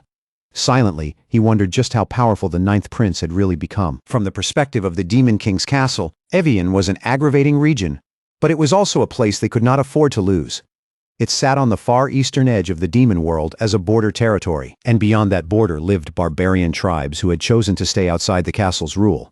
That was precisely why lawless scum like Mad Dog Jix could run wild there. Yet despite all those problems, Evian could not simply be abandoned. It was a troublesome region that was difficult to hold comfortably, but far too important to let go. There were two main routes that could be used to reach Evian Fortress. One road passed through Takar, while the other route led directly toward Evian itself. From Shutra's point of view, going through Takar was obviously the better option, so he awkwardly brought up the practical need to gather supplies and exchange the treasure they had earned from clearing dungeons. Felicia understood what he was really aiming for almost immediately, and teased him, asking if that was the true reason he wanted to head to Takar. Then, wearing a playful look, she asked whether there might be some other hidden reason behind his choice. Shutra became flustered at once and quickly denied it, insisting that there was nothing strange or suspicious about his plan. Felicia laughed softly and told him not to take it so seriously, because she was only joking. Then she reminded him that their rendezvous point had already been set as Takar anyway. After that, Felicia asked whether the lycanthrope group would also be coming to Takar. Caitlin confirmed that they would. She explained that since this was a military mission, it was only natural and proper for them to bring support troops along as well. She added that there was a large teleportation circle located near Takar, which made it a very convenient place for everyone to gather. Hearing that, Shutra felt quietly relieved. Even so, Caitlin found herself thinking that it had been quite a long time since she had last visited Takar, and she wondered whether the auction house there was still the same as she remembered. By the time night fell, the group finally arrived in Takar. The city was just as infamous and chaotic as Shutra remembered. Noise, vice, and dangerous-looking people crowded the streets from every direction. Carrick looked around at the restless city and remarked that it was exactly like the rumors said, a place unlike anywhere else. Felicia immediately warned everyone to stay alert. A city where all kinds of people gathered was naturally dangerous, and Takar was no exception to that rule. Once their lodging had been arranged, Felicia suggested that, since there was nothing specific they needed to do until the auction opened, each of them should take some free time. Shutra immediately said that he would go look around with Carrick.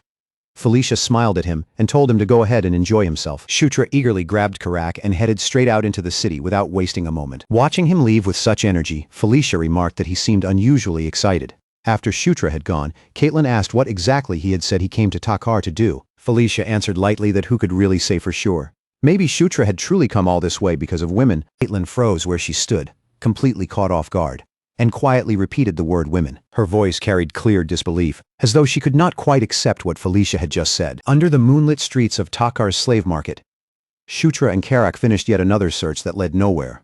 A dealer spread his hands helplessly and told them that there was no slave there by the name of Nayatra. Hearing that answer again, Shutra could only release a tired, disappointed sigh. Carrick asked whether Shutra was really certain a woman named Nayatra was even in this city, pointing out that they had already searched every place that seemed worth checking. Shutra told him to wait just a little longer, but deep down, even Shutra began to doubt whether his search would succeed. Maybe this was simply how events were supposed to unfold. In Night Saga, Zephyr was not meant to meet Nayatra until a year later, so Shutra wondered if that meant she could not be found at this point in time. At last, Shutra decided to give up for now and told Carrick that they should head back. As they started to leave, Carrick suddenly remembered the description Shutra had given earlier and asked whether the succubus named Nayatra had pink hair. Shutra said that she did. Carrick then asked if her horns were black as well. Shutra confirmed that too, then turned to him in confusion and asked why he was suddenly bringing it up. Carrick pointed ahead and said that he had just seen someone who looked exactly like that. Shutra froze instantly where he stood, not far ahead. Ahead of him, a woman with soft pink hair and deep black horns weaves through the crowded street, her figure sliding between passing bodies almost like a shadow. Shutra stops dead in place, his eyes fixed on her back, disbelief spreading across his face, and before he even realizes what he is doing, a single name slips quietly from his lips.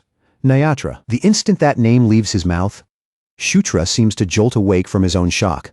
His body moves before his mind can catch up, and he suddenly pushes forward into the crowd, stretching a hand out toward her as he calls after her and tells her to wait. But Shutra never gets the chance to reach her.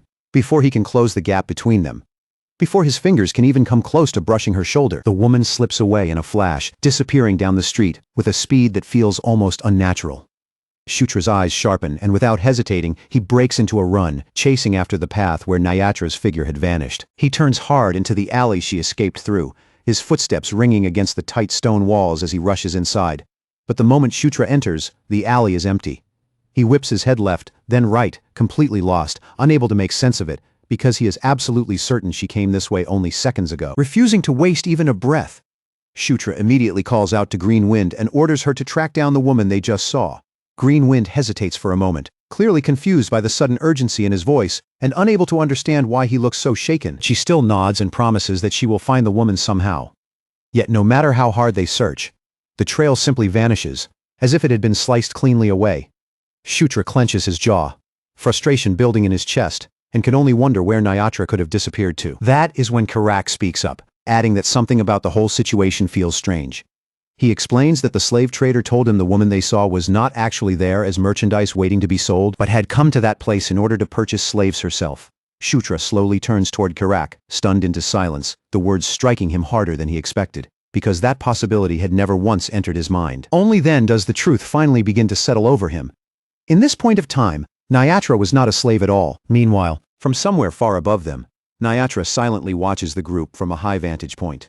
Shutra suddenly feels the unmistakable pressure of someone's gaze and snaps his head upward.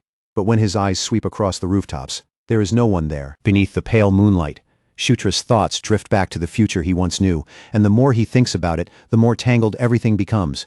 He cannot stop wondering what could possibly happen to Nyatra in the span of just 1 year for her to end up beside him as a slave. When they finally return, Caitlin notices almost immediately that something is wrong. She studies Shutra's face with concern and asks if something bad happened, pointing out that he has barely spoken a single word since coming back.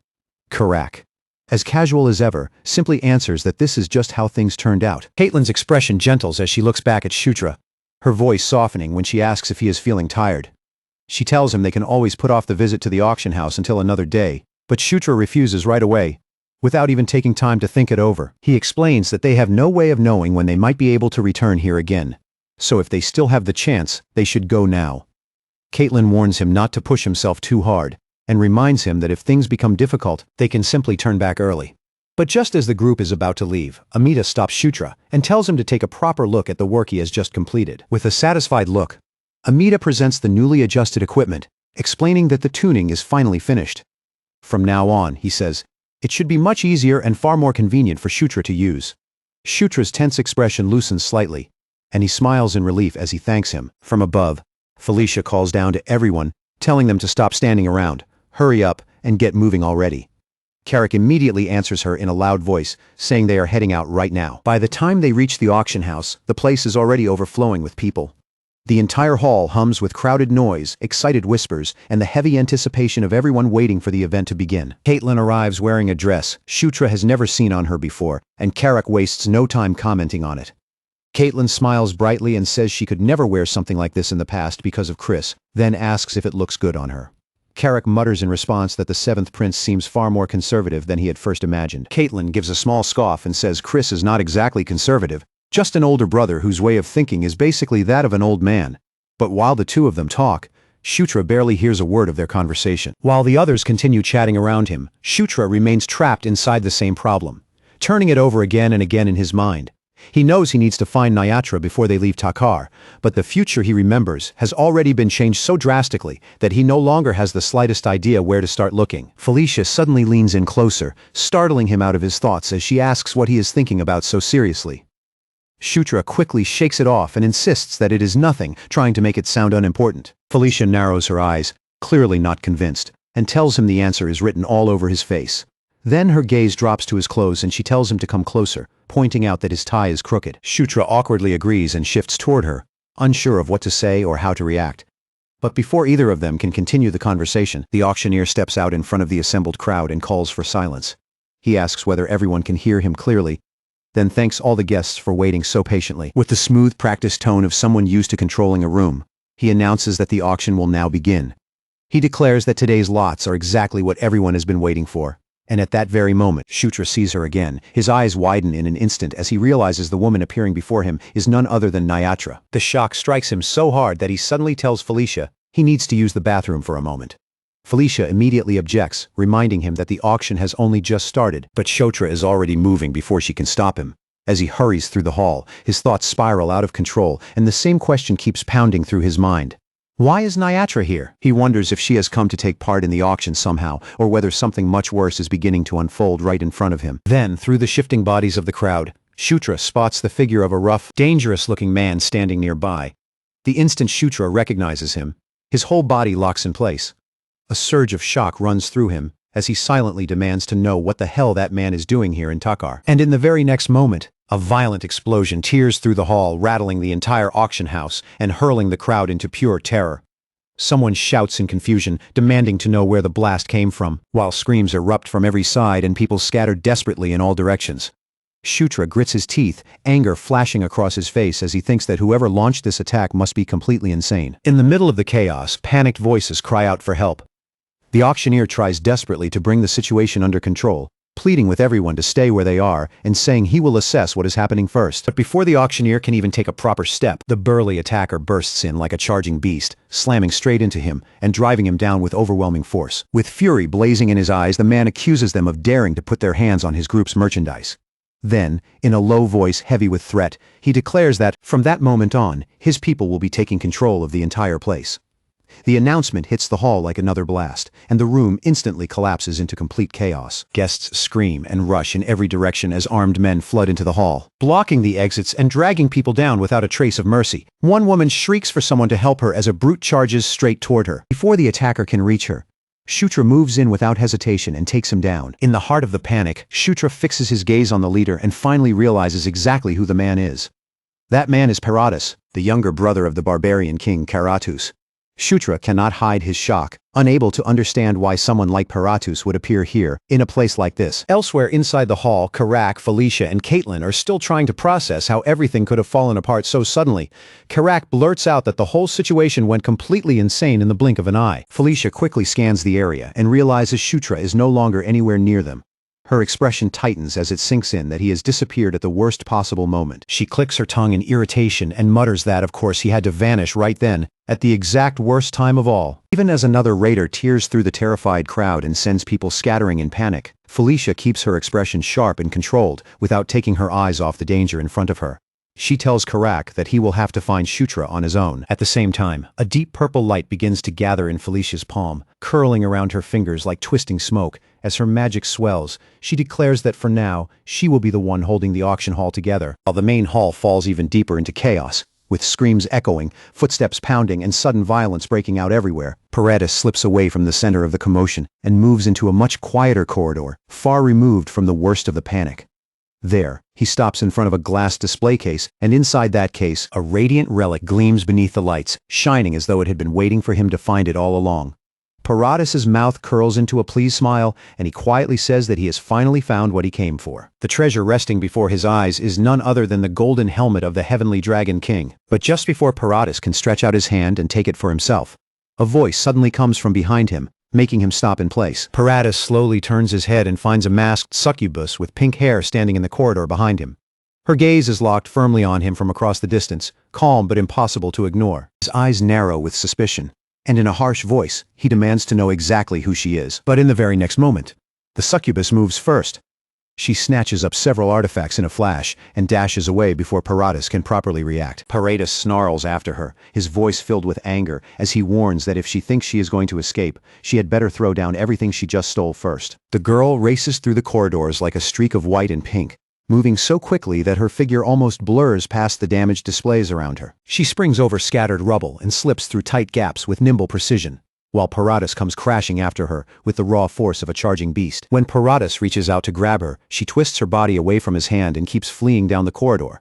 But he only sneers at her back and spits out that she is one arrogant bitch. Then Paratus begins ripping up chunks of debris and broken display pieces, hurling them after her one after another as he roars that she will not get away from him. Nayatra weaves through the storm of flying wreckage, dodging as valuables, decorations, and jagged fragments smash against the walls around her and burst apart. Even then, Paratus refuses to slow down and keeps driving forward after her, mocking her as she runs.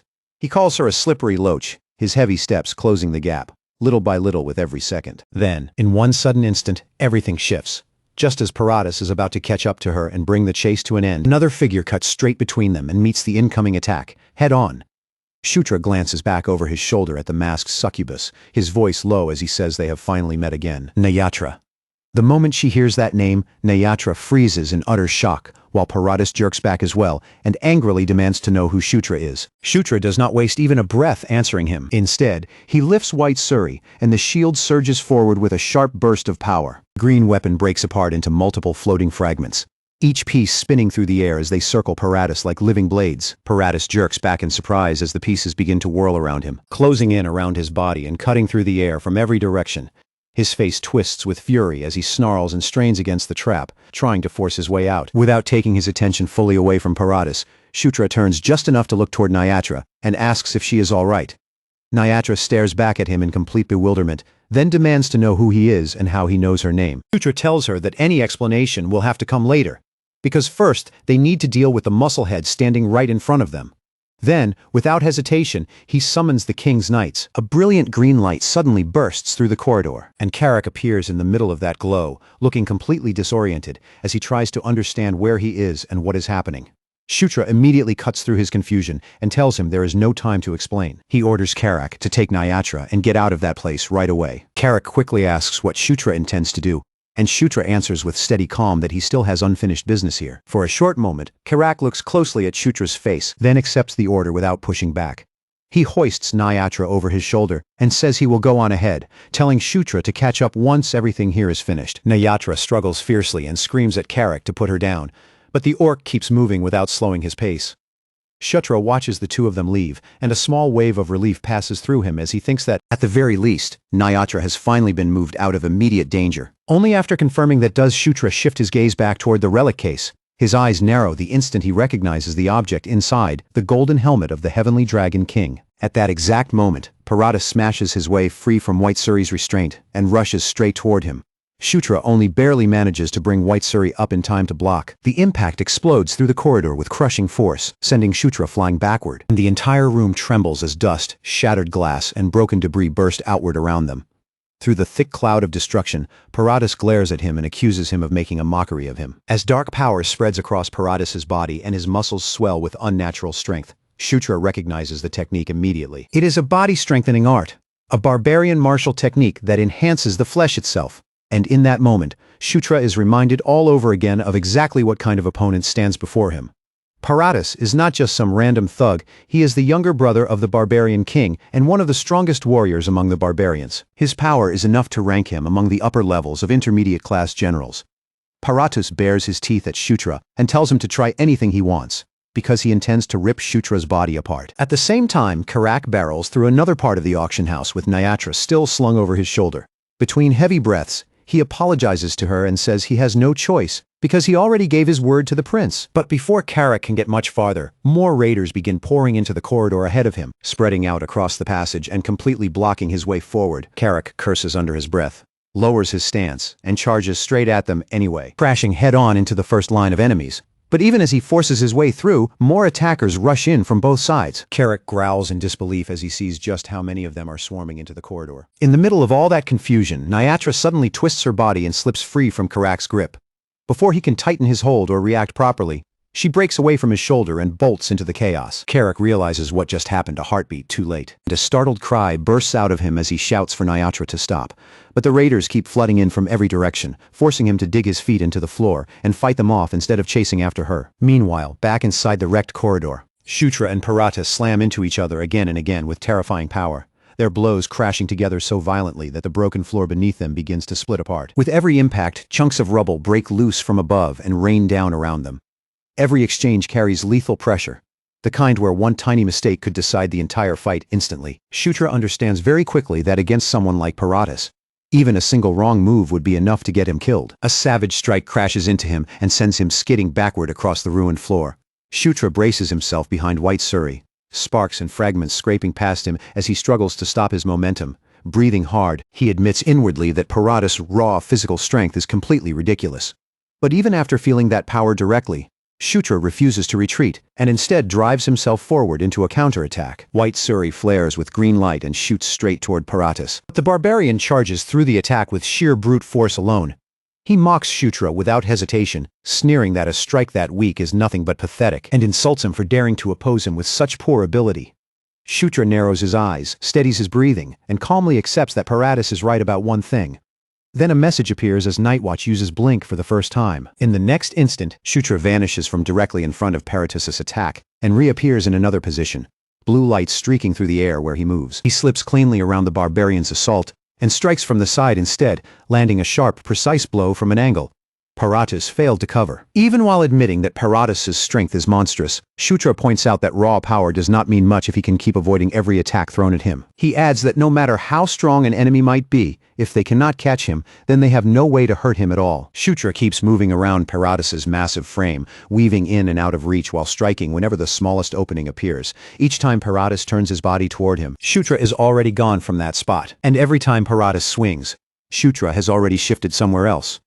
Another message flashes as Nightwatch uses Blink for the second time. Paratus finally snarls in pure frustration, his patience snapping as he shouts at Shutra to stop fighting like a coward. He bellows for Shutra to quit running and dodging, demanding that he face him head-on like a real fighter. Shutra answers in a cool voice, remarking that Paratus is even more impatient than he expected him to be. Paratus roars back that if this is how Shutra wants to fight, then he will crush everything with one single blow. Shutra replies that the timing is perfect, because he is finally ready as well. A fierce red energy begins to coil around Shutra's gauntlet, pulsing brighter and more violently with each passing second. Heat and pressure surge around his arm in a violent wave as he activates Earthshaker Awakening. Then Shutra thrusts that gathered force forward and releases a full destruction burst. Blast hits Paratus head-on and detonates through the corridor in a violent eruption of crimson power. Paratus groans under the impact as the shockwave tears across the room, ripping the surroundings apart and blasting his body backward. Far away from where the attack landed, Felicia feels the tremendous force ripple through the auction house.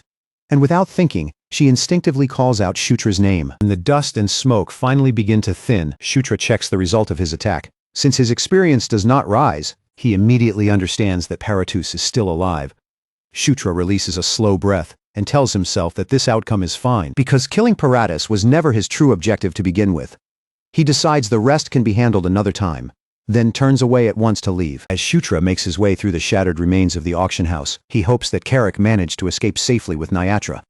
But when he checks the map, something strange suddenly draws his attention. Shutra realizes that besides his own presence, there is still one more person nearby. Before he can respond to that discovery, the cold edge of a blade presses against his neck. Nyatra appears behind him, her voice chillingly sharp as she orders him not to move. She says that Shutra picked up the object that had fallen onto the floor and demands that he hand it over immediately. Then she says its name, the Jewel of Crimson Tears. The instant Shutra hears that name, the scattered pieces of the situation finally begin falling into place. In a low voice he says that now everything is starting to make sense. A third message flashes as Nightwatch uses Blink for the final time. In a flash, Shutra slips out from under the blade and reappears behind Nyatra instead. He tells her that she must have come to the auction house because of that jewel. Then Shutra says something that makes Nyatra freeze completely in place. Because of that jewel, she ended up being captured and sold as a slave. Nyatra spins around in disbelief, her expression twisting as she demands to know what kind of nonsense he is talking about. She snaps at him, telling him not to speak as if he knows anything about her. Shutra answers that anger with only one quiet name. He tells her that her true name is Lapachiria. The effect is immediate. Nyatra's eyes fly wide open, shock spreading across her face as though the ground beneath her has suddenly disappeared. Nyatra's voice shakes despite her trying to hold it steady, and she asks how Shutra could possibly know that name. Shutra answers in a quiet, careful tone, explaining that a succubus reveals her true name only once in her entire life, and only to the one person she has shared true, genuine love with. He tells her that a true name is a form of magic all by itself, and once someone holds that name, the person bound to it cannot easily resist them. Nyatra's eyes grow even more confused as she stares at him and asks what, exactly, Shutra really is. But before Shutra has any chance to give her an answer, Carrick suddenly comes charging back into sight looking completely frantic. He shouts for the prince to help him, his voice full of panic, because there are simply too many enemies for him to deal with on his own. The moment Nyatra hears Carrick call Shutra a prince, her entire body goes stiff, and surprise flashes across her face. Shutra says that proper introductions can wait until later. Then, without losing even a second, he throws a weapon toward Carrick and tells him to take it. Carrick catches the weapon as it comes flying toward him, and his eyes widen in surprise as a rough, startled sound escapes from his mouth. Even with enemies still closing in from every direction, Carrick tightens both hands around the weapon, swings it with force, and shouts his thanks to the prince. Nearby, Nyatra watches the whole exchange with confusion only growing stronger in her eyes, unable to understand why this orc is treating Shutra with such deep loyalty and importance. Shutra turns back toward her and asks if she really said she was looking for the Jewel of Crimson Tears. Nyatra hesitates, clearly shaken by the fact that he already seems to know far too much. Shutra tells her they should deal with the danger right in front of them first, and after that, they can continue their conversation properly. After a brief pause, Nyatra accepts his words. Her gaze sharpens, her expression settles, and in a calm voice, she says she will handle that side. The battle quickly spreads through the ruined auction hall. Nyatra moves through the chaos with swift, clean footwork, cutting down any raider who gets too close as collapsing stone, clashing weapons, and the shouts of fighting men ring out beneath the open night sky. Not long after the fighting begins to shift, Felicia and Caitlin finally arrive at the scene, stepping into the wreckage left behind by the attack. Felicia quickly scans the destroyed surroundings, and then her eyes land on Shutra, Carrick, and the masked succubus standing together in the middle of the destruction. Shutra calls out to Felicia as soon as he sees her, and she immediately demands to know what happened inside after such a massive blast shook the whole place. Shutra answers in a straightforward voice that he fought Paratus. Felicia is stunned at once. She asks if he means Paratus, the younger brother of the barbarian king, and the instant she says it aloud, the meaning behind his presence becomes clear to her. If Paratus was here, then the barbarian tribes were not merely attacking the auction house, they were launching an attack on Takar itself. Shutra replies that, from what he saw, their real focus had definitely been the auction items. Before they can continue talking, Felicia's gaze slides past Shutra and lands on the pink-haired succubus standing quietly behind him. She tells Shutra to wait, then asks who that girl behind him is. Shutra glances back toward Nyatra, then introduces her by name. He says she is Nyatra, and adds that, because of a complicated situation, it seems she will be traveling with them for a while. Felicia repeats that she is a succubus in clear disbelief, caught off guard by how suddenly Shutra has brought someone like her into their group. But the conversation is cut short almost as soon as it begins. A breathless messenger rushes toward them and shouts that there is trouble. Felicia turns to him immediately, her expression hardening as she demands to know what happened. The messenger announces that the barbarian army has crossed the border. Those words freeze everyone in place. Shutra stares at the messenger in shock, while Felicia sharply demands that he confirm the report. The man insists that the information is true, and then adds that they have even confirmed the barbarian king himself is marching with the army. Caitlin and Felicia both react sharply to the news, while Shutra's mind starts moving faster than ever, trying to piece together what this means. Felicia immediately asks about the current state of the battlefield. The messenger reports that General Vandal has already led troops out to intercept the advancing barbarians, and that a formal request for support will likely reach them soon. Felicia mutters that their own reinforcements still have not arrived, which means their side is nowhere near as prepared as it should be. At that moment, Shutra finally understands the thing that has been bothering him. Looking back at everything Paratus did, Shutra realizes that the man's reckless robbery had never been a simple act of greed. The barbarians had planned to strike Evian and the auction house at the same time, creating chaos on both fronts, while they moved to seize the golden helmet. That had been their true plan from the very beginning. Shutra lets out a slow breath and admits to himself that the situation has become much more complicated than he expected. Then his thoughts drift towards something far more dangerous. The barbarian king, Karatus, is not the kind of enemy anyone can treat lightly. Even in the future of Night Saga. In the year 515, Karatus had remained a terrifying opponent even for Zephyr. But right now, the current year is only 512, a full 3 years before that point. Shutra quietly asks himself whether he is truly ready to stand against someone like that already. Later, once the immediate panic has settled, and the others are occupied with handling the larger crisis, Nyatra sits alone at a small table in a quiet corner beneath the night sky. Even though the area around her has grown calmer, her body remains tense. One hand stays close to herself, and her eyes keep sweeping carefully across the dim courtyard. When Shutra finally arrives, he rubs the back of his head and apologizes, saying he made her wait because the situation had taken an unfortunate turn. Nyatra says it is fine, but her expression makes it clear she has no intention of letting the matter disappear. She looks directly at Shutra and asks if he will answer her question now. What she wants to know is how he knew her real name. Shutra pauses for a moment before answering. He admits that the truth is tangled up in too many difficult circumstances, things that would be extremely hard to explain, and just as hard for her to believe. Nyatra asks what he means by that, but Shutra only apologizes again, and tells her he will explain that part eventually. For now, he asks her to wait a little longer. Nyatra falls silent, clearly unsatisfied, but still willing to hear him out. Then she changes the question. If he will not explain the name yet, she asks why he brought her here in the first place. Shutra leans forward slightly and answers without hesitation that he has a proposal for her. He says he wants to hire Nyatra as his subordinate. The answer catches her completely off guard.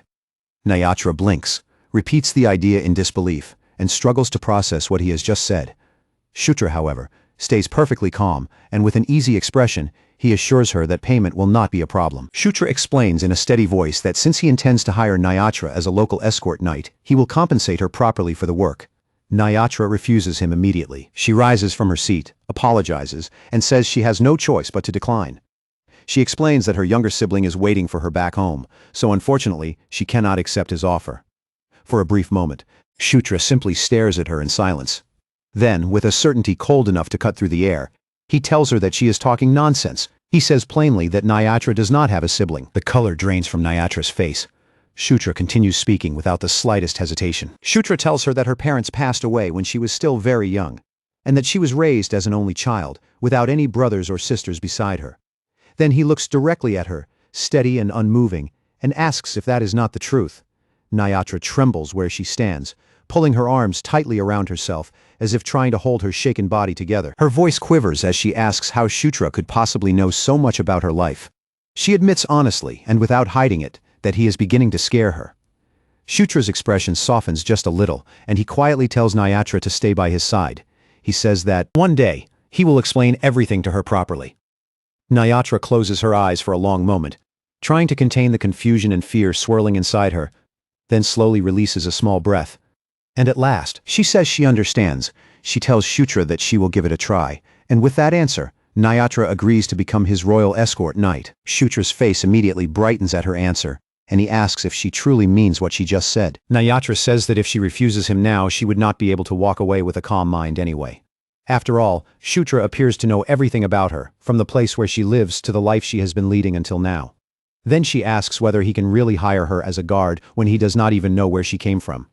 Shutra answers without the slightest hesitation, saying he has no concern about that, because he knows Nyatra very well. That answer only makes Nyatra even more flustered. She blurts out that she understands already.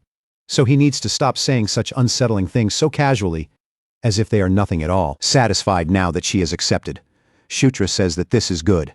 Then he asks if they should go ahead and complete the formal knight commission right away. The moment Shutra suddenly draws his sword, Nyatra stiffens in alarm.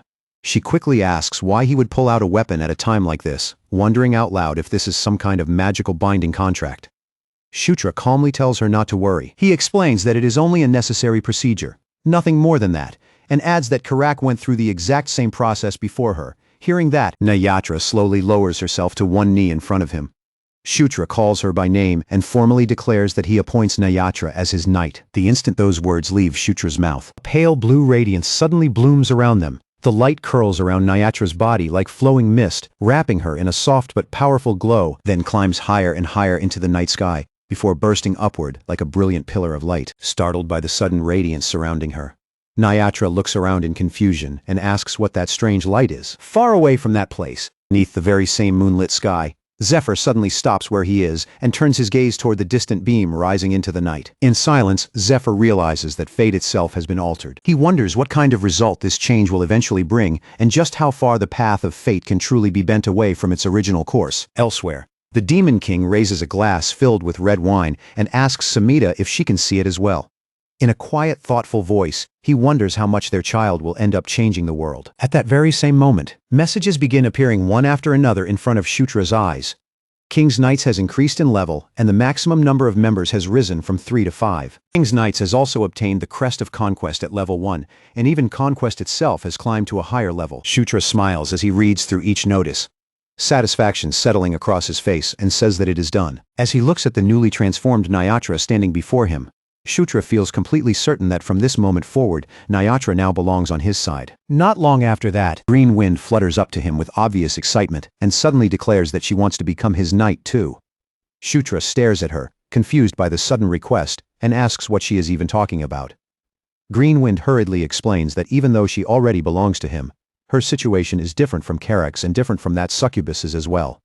She says she wants to become like them too. When Shutra hesitates, wondering whether there is really any reason to go that far, Green Wind immediately starts begging him again and again, repeating that she wants it with almost childlike persistence. Shutra thinks the matter over and in the end concludes that, even if he later gives Vandal one of the knight positions, there will still be one slot left afterward, so it should not cause any serious problem. Finally giving in, he tells Green Wind that he understands. The moment she hears his answer, Green Wind lights up with joy and cheerfully says that now that this has been settled, there is not a single thing left for her to worry about. Just then, Felicia opens the door and tells Shutra that she wants to speak with him for a moment. After overhearing Green Wind's odd declaration, she asks what Green Wind means by saying there is nothing left to worry about. Shutra answers that the timing is actually perfect, because there was something he wanted to discuss with her as well. Then, as casually as though he is announcing the most ordinary thing in the world, Shutra says that Nyatra has decided to begin serving as his escort knight starting today. Nyatra, standing quietly at his side, lowers her eyes with polite composure and says she looks forward to working with them.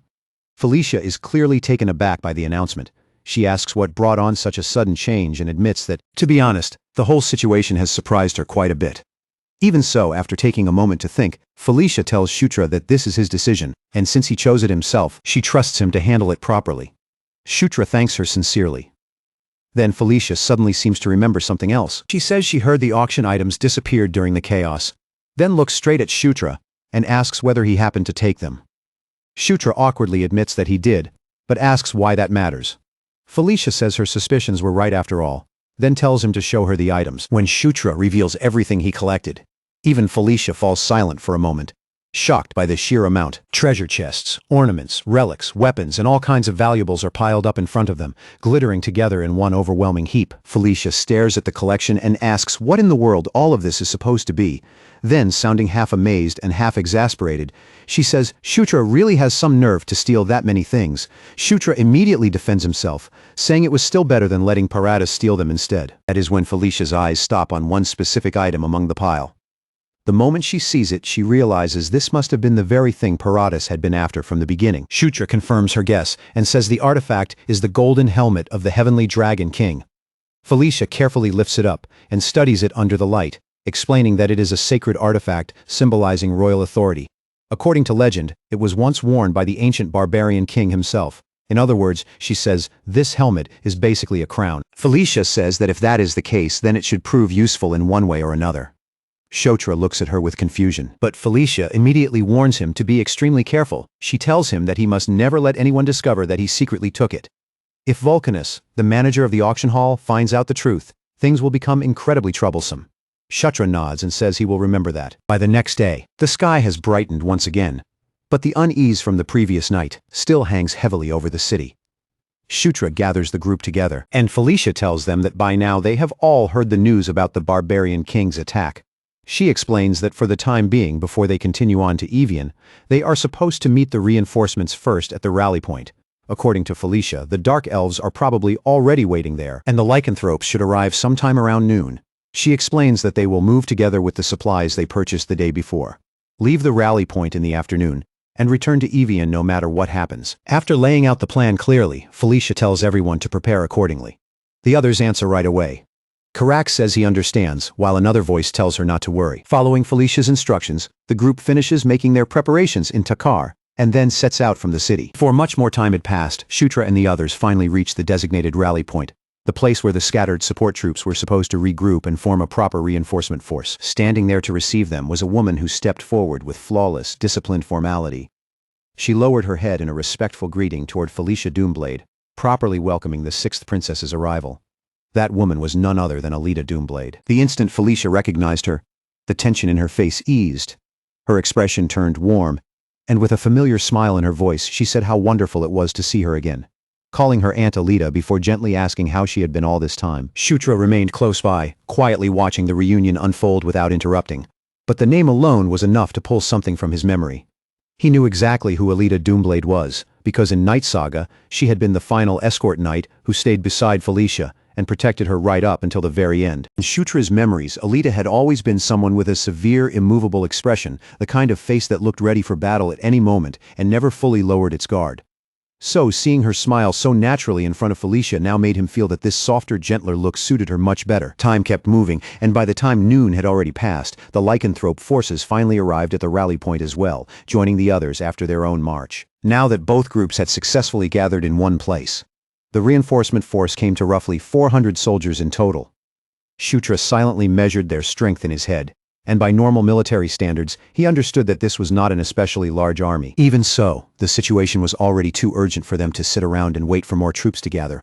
Right now, speed mattered far more than sheer numbers, and almost as soon as that fragile sense of order settled over the camp, it was shattered by an urgent report from one of the strongholds. The messenger rushed in, almost breathless, reporting that the enemy had already begun attacking several strongholds at the same time. Felicia's eyes widened with alarm, and she immediately asked if the assaults had truly started already. Alita's expression hardened the moment she heard the report. After judging the enemy's numbers and movements, she concluded that their main army was probably pinning General Vandal down, while separate elite detachments were being sent out to seize each stronghold one after another. Her voice grew heavy as she delivered that warning. If they made the wrong move here, General Vandal could end up completely cut off and isolated from the rest of their forces. Felicia wasted no time and asked which stronghold was closest to the location that had sent the urgent message, and Alita answered that it was the 7th stronghold. But that answer did nothing to ease the pressure bearing down on them. Alita quickly added that even if they departed immediately, marching there on foot would still take at least 2 full days. Felicia understood what that meant. The moment she heard it, 2 days was far too long. Her expression tightened as she said that by the time they arrived, the stronghold would most likely have already fallen.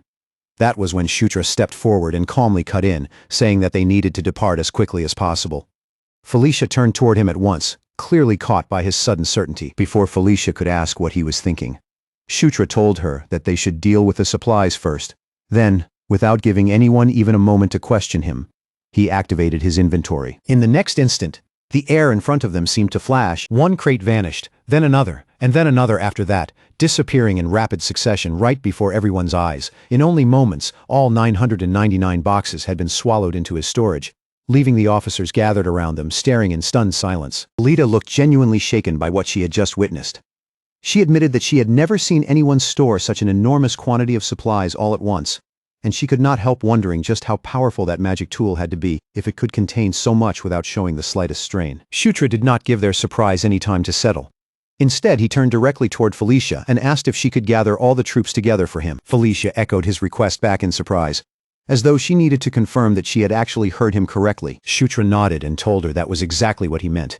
He asked her to assemble everyone in one place and have them stand as closely together as possible, packed into the tightest formation they could manage.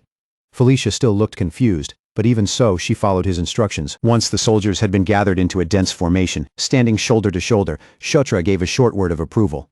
Felicia, unable to hold back her questions any longer, asked what he intended to do and whether he truly had some kind of plan. Shutra answered her honestly, admitting that this would be his first time attempting something like this. He could not even promise that it would work the way he wanted. Felicia looked as if she still had more to ask, her lips almost forming another question.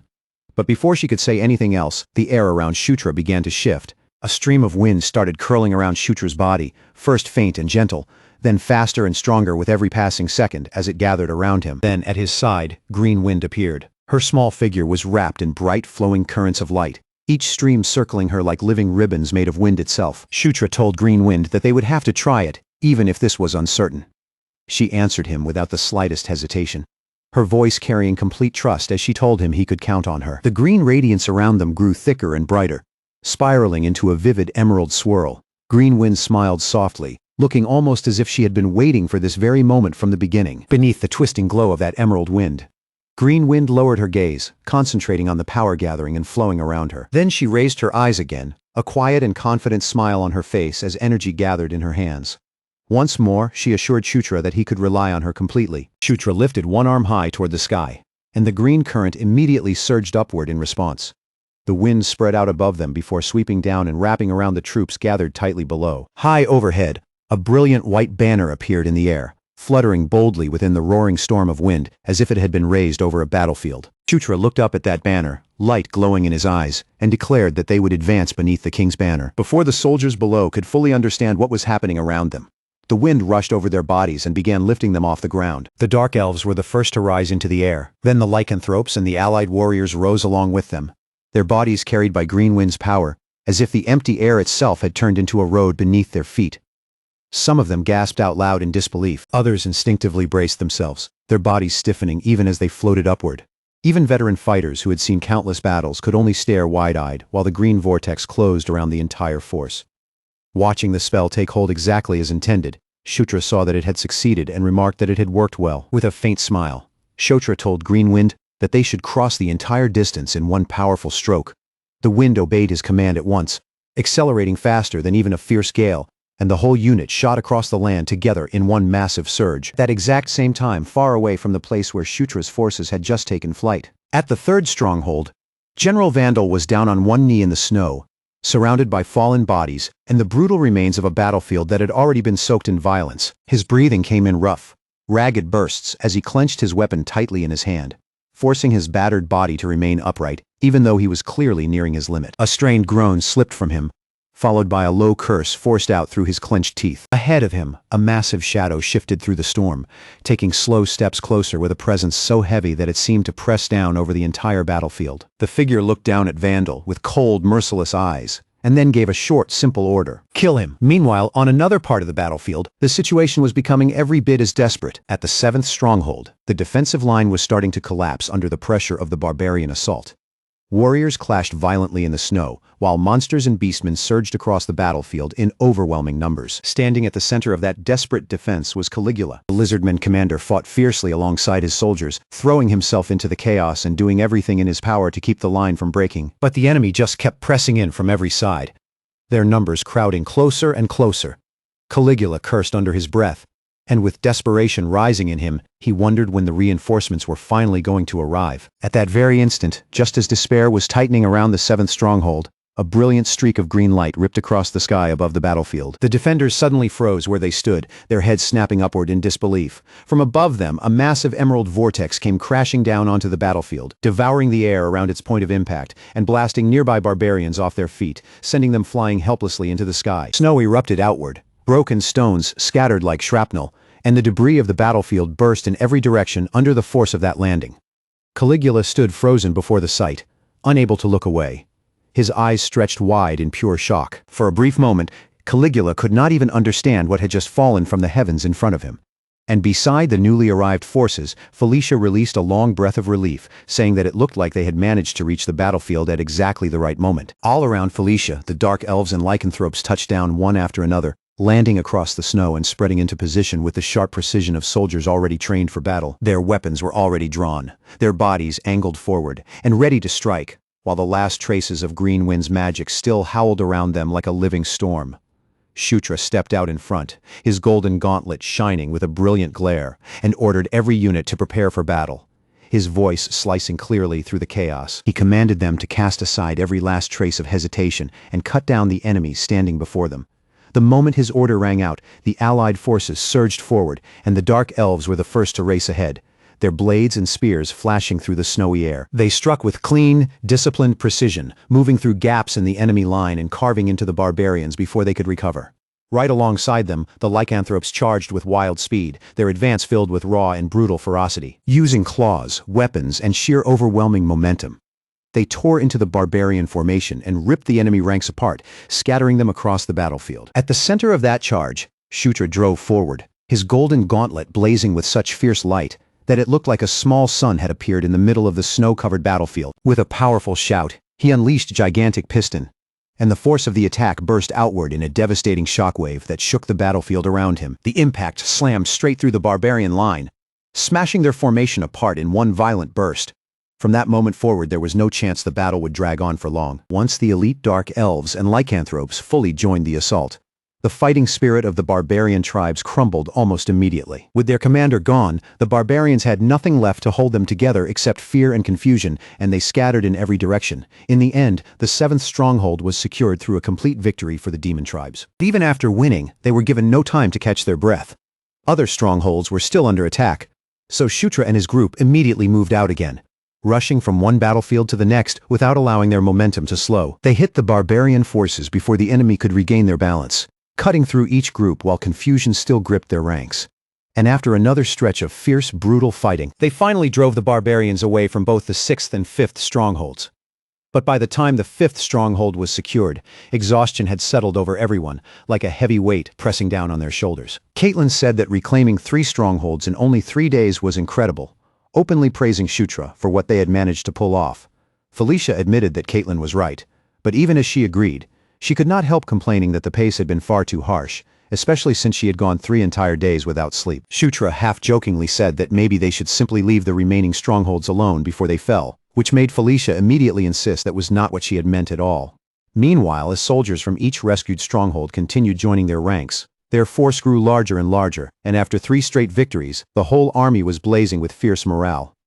Shutra quietly thought to himself that, if they kept advancing with this much momentum behind them, they should be able to secure the next stronghold without running into any serious trouble. However, Carrick warned that the 4th and 3rd strongholds were different from the ones they had just saved. According to the most recent report, the 4th stronghold had already fallen, and the 3rd had gone completely silent, with no message coming from it for quite some time. That silence weighed heavily over everyone gathered there. Shutra carefully considered the situation and said that the Demon King's castle should already know about the crisis by now, meaning more reinforcements were probably being prepared. He also added that General Vandal should still be holding out, so they ought to have at least some time left. Shutra then told Carrick to question the captured barbarians and gather every useful piece of information he could get out of them. Carrick paused for a moment, thinking it over, before finally agreeing. soon after that night fell over the stronghold. Even after darkness settled across the fortress, Shutra could not make himself rest. He lay alone in his room, staring into the quiet as the weight of the situation kept turning in his mind. No matter how many times he thought through the events, something about this entire crisis still felt deeply unnatural to him. This disaster was supposed to be the uprising of the barbarian king, an event connected to the Demon Realm arc of Night Saga. In the original story, the barbarian king had brought the barbarian tribes together by using the golden helmet of the heavenly dragon king. But in this world, that exact helmet was already safely stored inside Shutra's inventory. So if that was the case, how had Karatas managed to rally the tribes without it? Then, all at once, a deeply uneasy suspicion flashed across Shutra's mind. He wondered whether the Knight of Death had become involved again. Just like the guardian spirits of the Spider Forest had once joined hands with those dark forces before, the servants of the Knight of Death might now be helping the barbarian king from somewhere in the shadows. Shutra knew it was nothing more than a guess, but even that possibility was enough to make his thoughts feel heavier. And if his guess really was correct, then just how far had the influence of the Knight of Death already spread? Right as that chilling question settled over him, a sudden golden light burst open inside his room. A glowing system window appeared in front of him, announcing that it was his birthday. Shutra flinched in surprise as another message appeared, informing him that he had now turned 15. He could only wonder why something like this was happening so suddenly, and then even more system windows began popping up one after another. His level increased. His protagonist's setting adjustment rose, and his battlefield protection increased as well. Another notice explained that now that he had reached the age of 15, his physical abilities had improved too. Golden light wrapped around Shutra's entire body, and he realized that he seemed to have grown taller. He admitted to himself that the sensation was strangely satisfying, even if the whole situation was also a little bizarre. But before he could properly enjoy the change, Carrick suddenly burst into the room and shouted that serious trouble had arrived. Carrick snapped that this was no time for Shutra to stand around posing. Shutra's expression immediately sharpened, and he asked what had happened. Carrick answered that General Vandal's main force had been defeated. The moment those words reached him, Shutra froze in place, struck speechless by the shock. Elsewhere, General Vandal's battered troops were staggering through the snow, barely managing to keep their bodies moving forward. The red-skinned warriors coughed harshly, their breath breaking out into the cold air in rough bursts. Some limped with obvious pain, while others leaned heavily on their weapons, completely drained after their desperate escape. One soldier reported to Vandal that they had somehow managed to flee, but there were far too many wounded among them. The soldier added that they had lost all of their provisions as well, which meant they could not possibly continue moving like this for much longer. Vandal listened with a grim, hardened expression, while behind them, the barbarian forces continued closing in through the snow. The pursuing enemies laughed and shouted the moment they spotted the fleeing troops, their voices rising as they called out that they had found them. Their cries rang with savage excitement as they ordered one another to kill every last survivor. One of Vandal's soldiers cursed those relentless bastards for chasing them all the way to this point. The soldiers begged Vandal to retreat, insisting that they would stay behind and hold the enemy back no matter what it cost them. But Vandal only clicked his tongue and refused to abandon the fight. With grim resolve filling his voice, Vandal declared that they would fight until the very end, even if that meant dying right there on that day. Back at the 5th stronghold, the commanders wasted no time gathering in one place. The air inside the room felt tense and heavy, and with grim expressions all around, they immediately opened an emergency meeting. Evian's 7 strongholds were spread across 3 major regions, forming the backbone of the entire defensive line. The 7th, 6th, and 5th strongholds protected the north, while the 1st, 2nd, and 3rd stood in the south. Between those two sides sat the 4th stronghold, positioned like the central hinge holding the whole defense network together. Lamia Diatima, the commander responsible for the 5th stronghold, began explaining the situation in a tense, controlled voice. According to her, General Vandal's main force had engaged the barbarian king's army head-on near the 3rd stronghold. After defeating Vandal's troops, the barbarians had not slowed their advance even for a moment. They kept pushing forward, and by then, everything up to the 3rd stronghold had already fallen into their hands. Shutra immediately asked whether there had been any further word from General Vandal after that, and Lamia answered that once the report of his retreat came in, they had lost contact with him completely. Caitlin then frowned and asked why the barbarian king would attack the 3rd stronghold directly instead of moving through the 1st and 2nd strongholds in order. Lamia answered that, in her judgment, their true objective was probably Takar. Caitlin asked why the barbarians would be aiming for that location, and Lamia calmly laid out the reasoning. The barbarians were not trying to conquer and govern territory, they were moving for plunder. There was no realistic way for them to settle down in Evian and rule it, so their actions only made sense if they planned to break through fast, seize whatever they wanted, and escape before the Demon King's side could fully respond. Lamia added that trying to hold land near Evian would be far too risky for the barbarian tribes. If they attempted to settle there, the Demon King's castle would eventually crush them with overwhelming force. Felicia gave a small nod in agreement and said that was exactly why Takar stood out as the most likely target. After all, Takar was the wealthiest land in the region around Evian. Felicia's eyes narrowed as she continued, laying out the two facts that mattered most right now. General Vandal's scattered forces could no longer be contacted, and the barbarian king's army was currently advancing north. Then Felicia shifted her gaze toward Shutra and asked what his opinion was. The moment she did, every voice in the room fell silent, and all the commanders waited for his answer. Karak stood behind Shutra with a grim expression, his broad shoulders tense, and his face unusually serious as he listened to every word. Nayatra stayed silent as well, carefully watching the conversation unfold, while both Felicia and Caitlin kept their eyes fixed on Shutra, waiting to see what decision he would make. With everyone's attention gathered on him, Shutra lowered his gaze for a brief moment, sorting through the situation in his mind before finally saying that, from his perspective, meanwhile far away from that meeting, on a battlefield soaked by cold rain, the barbarians continued their savage assault. Bare feet pounded through the mud as warriors laughed wildly, swinging their weapons and cutting down the enemies in front of them. One barbarian threw his head back with a savage laugh as he brought his weapon crashing down. Another roared for their enemies to die, his furious voice blending with the hammering rain, the splashing mud, and the violent clash of steel. Then a furious roar thundered across the battlefield, powerful enough to cut through the chaos and shake the air around them. A massive red-skinned warrior charged forward with terrifying force, smashing through the enemies blocking his path as though they were little more than obstacles in his way. The barbarians froze for an instant at the sight of him, shock spreading through their ranks, and one of them shouted in alarm that it was Vandal. Another barbarian immediately barked out an order, telling everyone to push him back before he could tear through their line completely. General Vandal hurled himself straight into the center of the battlefield.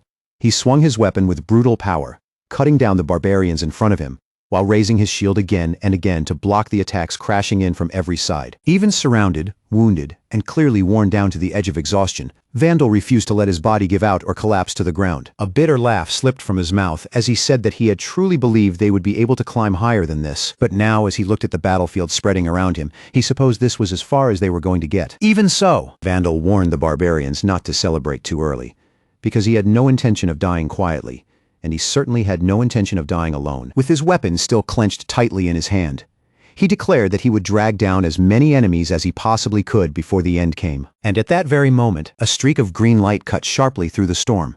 A radiant wind spirit shot across the battlefield like a falling star and crashed down near Vandal's position. The barbarians stared in confusion, unable to understand what had just appeared among them as a violent green tornado suddenly erupted in the middle of their ranks. The raging wind tore straight through their formation, ripping their ranks apart and scattering bodies into the air like leaves caught in a violent storm. From inside that swirling wind, a familiar voice calmly greeted him, saying that it had been a while, General Vandal.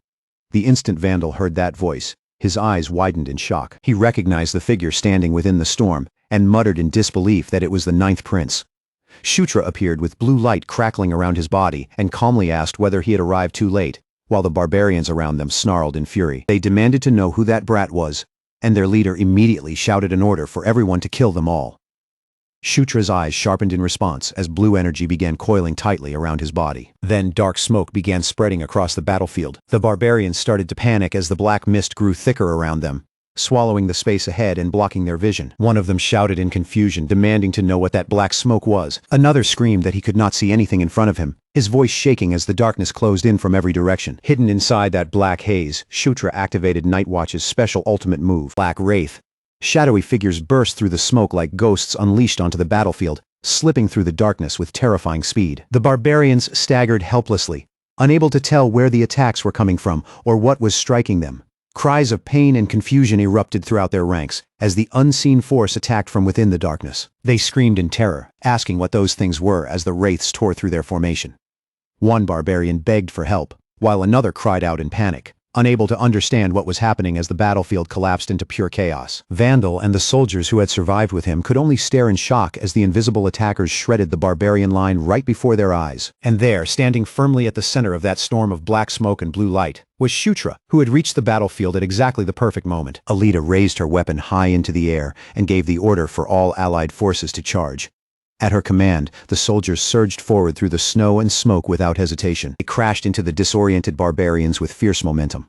One barbarian looked around in stunned disbelief, completely unable to understand how the battle had turned against them so suddenly. Alita kept pressing forward through the chaos, commanding her troops to wipe out the enemy before the barbarians had any chance to recover their senses. Her soldiers answered with a powerful surge of momentum, their formation pushing harder and harder into the broken enemy line. They struck from every direction, pressing the advantage while the Black Wraiths continued tearing through the barbarian formation. General Vandal watched the entire battlefield shift before his eyes, and then he lowered his weapon with a grim smile. Vandal said he understood now, and it seemed his time to die had not arrived just yet. As the battle finally began moving toward its conclusion, the chaos slowly gave way to a clearer sight. The barbarians being driven back beneath the force of the combined assault. Blue Black Wraiths rushed across the battlefield like shadows given form, weaving through the smoke as they swallowed up the last enemies still trying to resist. In the middle of the fallen barbarians, Shutra stood perfectly calm, untouched by the ruins spread out around him. The lingering after-image of Nightwatch's power still clung to him, flickering faintly around his body like a dark flame in the air. Felicia walked toward him through the battered battlefield and said that, from the look of things, everything was finally close to being settled. Shutra thanked Felicia and told her she had done excellent work out there. But Felicia looked at him with open curiosity and asked how he had known General Vandal would be in this area. Shutra answered by explaining that the barbarian king's true target was Takar. Because of that, Shutra had reasoned that General Vandal would likely move in the opposite direction from the enemy's main objective. Felicia admitted that his logic made sense, but even then, she still wondered how he had managed to find Vandal so quickly when Evian was such an enormous region. Shutra stayed calm and simply told Felicia to look above them. Felicia tilted her head upward in confusion, and there she saw Green Wind hovering high in the snowy sky, her small figure floating far above the battlefield like a bright speck among the clouds. Green Wind looked down at them from above with a playful grin on her face, clearly amused by Felicia's surprised reaction. Shutra explained that he had sent Green Wind much higher into the sky, so she could expand the range of what she could detect. He added that once he shared Green Wind's position, his own minimap expanded by the same amount as well. With that much wider view, locating General Vandal's position had only been a matter of time. Felicia let out a tired sigh, her shoulders seeming to drop a little, and said that Shutra was speaking in riddles again, as if his explanation had somehow made the whole thing even more confusing. Shutra only told her not to think too deeply about it, then shifted the focus back to what mattered most, saying they should concentrate on ending the battle as quickly as possible. Meanwhile, far away from that battlefield, the third stronghold, a barbarian messenger hurried before Karatas and reported that they had lost contact with the pursuit unit sent after General Vandal. The messenger assumed that the unit had most likely been defeated and asked whether they should send additional troops after them. But Karatus rejected that suggestion immediately, without even pausing to consider it. He declared that their plan would not change in the slightest, and ordered his forces to continue advancing toward Takar exactly as originally intended. By the time the next morning arrived, the overall situation had become much clearer to everyone involved. The barbarian king was moving north without seeking out any more battles along the way. Vandal immediately recognized that this was an unexpected decision, and he explained that there had originally been two major reasons why the barbarian king should not have been able to simply march north like that. The first reason was the danger of being attacked from behind by their forces, and the second was the risk of being delayed by blocked roads. Felicia asked if he meant the route curving beyond the eastern boundary, and Vandal confirmed it, explaining that something blocked the road past that boundary line, making it impossible to cross from Evian's eastern side without passing through Takar. Felicia then wondered if the barbarians had been trying to avoid delays because they feared the Grand Generals might become involved. Vandal said that might have been the case before, but now the situation appeared to have changed. With a grim expression, General Vandal faced the others and said the barbarians now seemed determined to take Takar no matter what happened.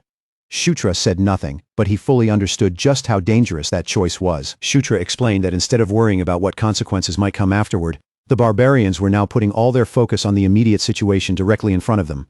Felicia grasped the danger right away and said that if that was true, then the situation had become extremely bad. Since only the absolute minimum number of soldiers remained between the 5th and 7th strongholds, the road to Takar was practically wide open. If things were allowed to continue like this, Takar really would fall into the hands of the barbarian tribes.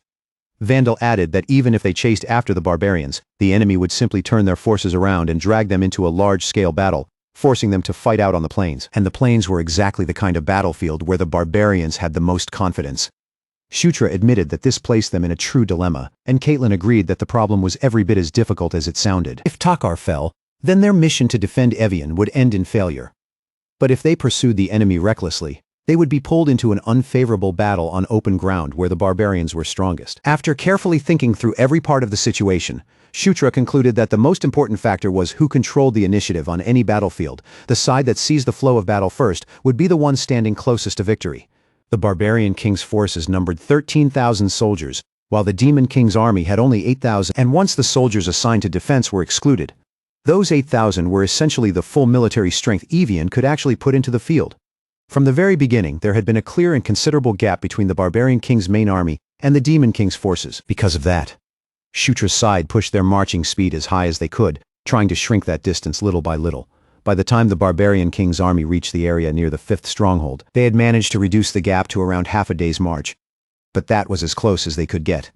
For a while, both armies continued moving with that exact half-day distance between them, neither side able to pull ahead or fall behind. Since everything was unfolding in real time, the barbarian king could not easily force the demon king's army into battle. On top of that, the mobility of the two armies was fundamentally different. The demon king's army was moving light, without hauling heavy supplies, while the barbarians were slowed by the provisions they carried, and the exhaustion steadily building among their ranks. As a result, the barbarian king's main force ended up trapped in an awkward position. Even if they kept marching north and managed to reach Takar, the demon king's army would be following right behind them. And Takar was not some defenseless town waiting to be taken. It was a self-governing territory with its own military forces ready to defend it. That meant the barbarians risked being caught between Takar's defenders in front of them and the demon king's army behind them at the same time. Shutra understood very clearly that the foundation of strategy was forcing the enemy into a bind they could not easily escape. In silence, Shutra wondered what Karatas would choose now that the barbarian king's hand had been forced into such a difficult position. Just then, a scout rushed in and shouted that the barbarians had started moving. Shutra's head snapped up at once, and he thought that the moment had finally arrived. He immediately checked the map, wondering whether this movement was Karatus's answer. At Takar, Karatas rode at the very front of his army, laughing wildly as his forces surged forward behind him. He sneered that no matter how desperately his enemies tried to rack their brains and come up with a plan, it would not matter in the slightest, because none of them would be able to do anything to stop him. Then he raised his voice and ordered his men to advance, calling them scum. Karatas urged his warriors to run wild as much as they wanted and unleash everything they had on the battlefield ahead. Elsewhere, Shutra stood on top of a rocky ledge with his allies and soldiers gathered behind him as they looked down over the field spread out below. Karak said that the battle had begun, and fortunately, they had managed to arrive just in time to witness the enemy's move. But then Karak noticed something strange in the way the enemy was advancing, and he frowned as he asked why only that one group was moving forward. Below them, a small barbarian unit was separating itself from the main army and advancing on its own. Karak wondered aloud whether they seriously intended to break through Takar's walls with only that limited number of troops. Shutra said the barbarians had probably already realized that a trap was waiting for them. If they moved carelessly, they would be caught between Takar's army and the Demon King's army, then forced into battle from an extremely dangerous position. That was why they were only sending a minimal force forward first, trying to pin Shutra's army in place before committing their full strength. Caitlin asked how such a small number of soldiers could possibly manage something like that. Shutra did not answer her directly, and instead simply told her that they should watch for now. The small barbarian unit rushed toward Takar's walls, charging across the open field as the tension over the battlefield tightened with every step. Along the top of Takar's walls, the soldiers raised their bows almost as one, drawing the strings back in perfect unison before unleashing a fierce storm of arrows down toward the barbarian unit charging across the field. But even with arrows pouring over them like deadly rain, the barbarians did not slow their steps in the slightest.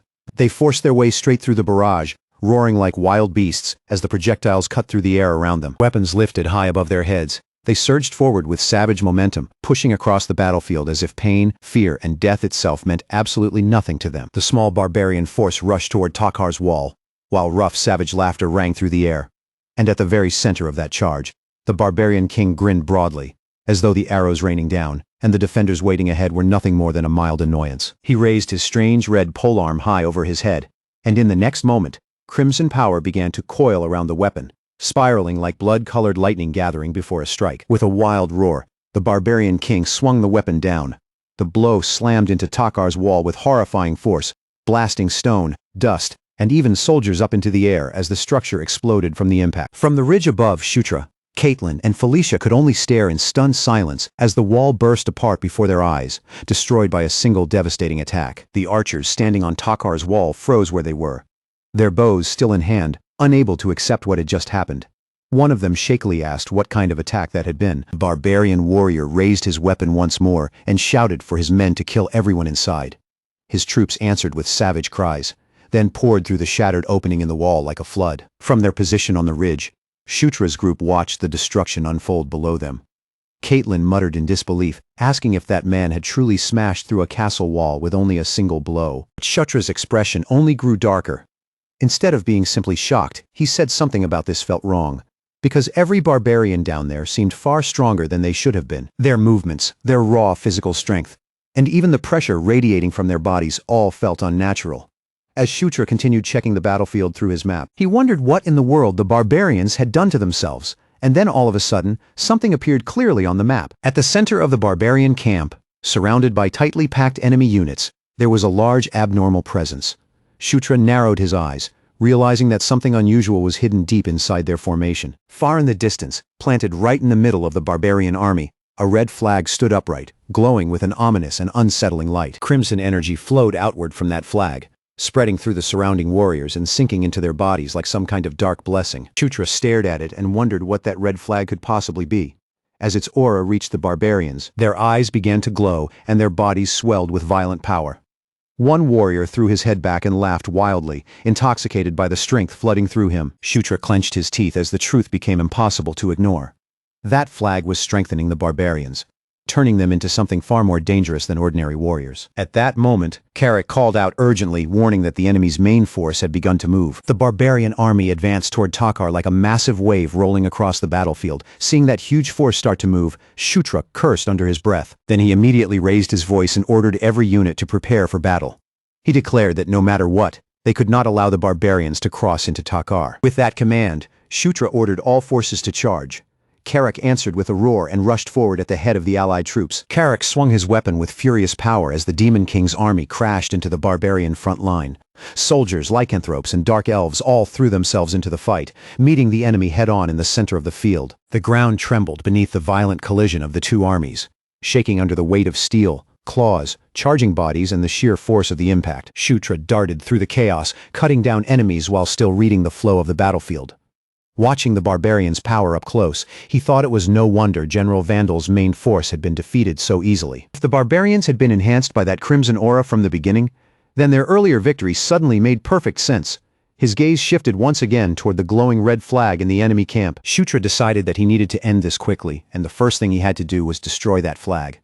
Breaking away from the main clash, he rushed straight toward the heart of the barbarian camp. But before Shutra could reach the target he had set his eyes on, a massive shadow suddenly dropped down right in front of him, cutting off his path. A powerful blow crashed into the ground, directly before Shutra's feet. The impact forced Shutra to stop instantly, and he leapt backward at once to avoid being crushed by the strike. From the crater, a black armored barbarian rose to his feet, wrapped in crimson energy that radiated a pressure far more dangerous than before. His eyes burned with rage as he glared straight at Shutra and said that he had finally found him. He called Shutra a thief. The moment Shutra recognized the figure standing before him, his body stiffened, and he muttered Paratus's name. The barbarian king's younger brother had appeared once again. But this Paratus was nothing like the opponent Shutra had faced at the auction house. The red energy around him was thicker, sharper, and far more violent than before.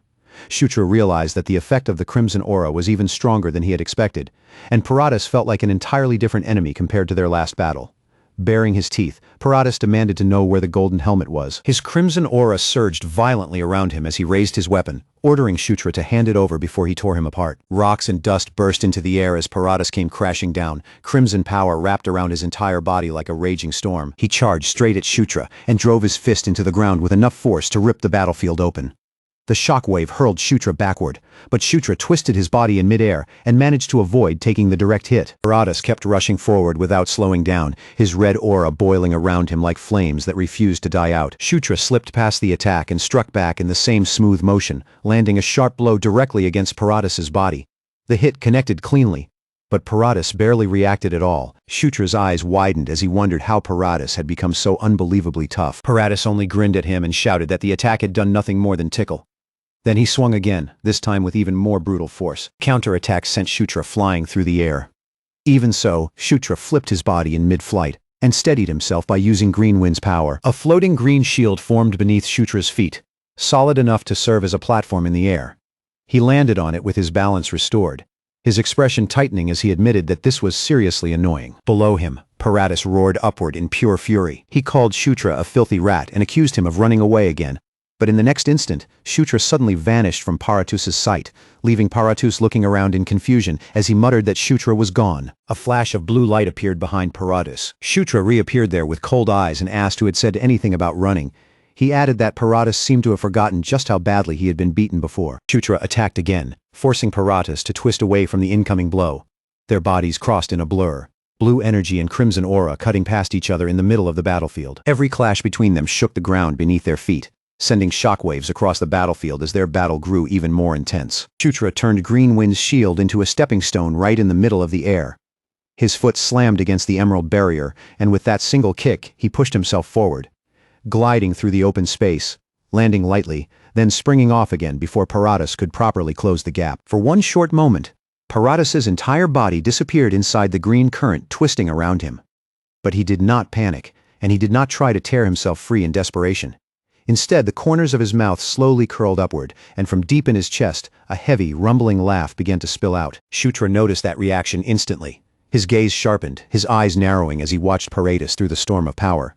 And with clear disbelief in his voice, he asked if the barbarian was really laughing at a time like this. The crimson aura surrounding Paratus started to expand, growing darker and thicker until it felt even more oppressive than before.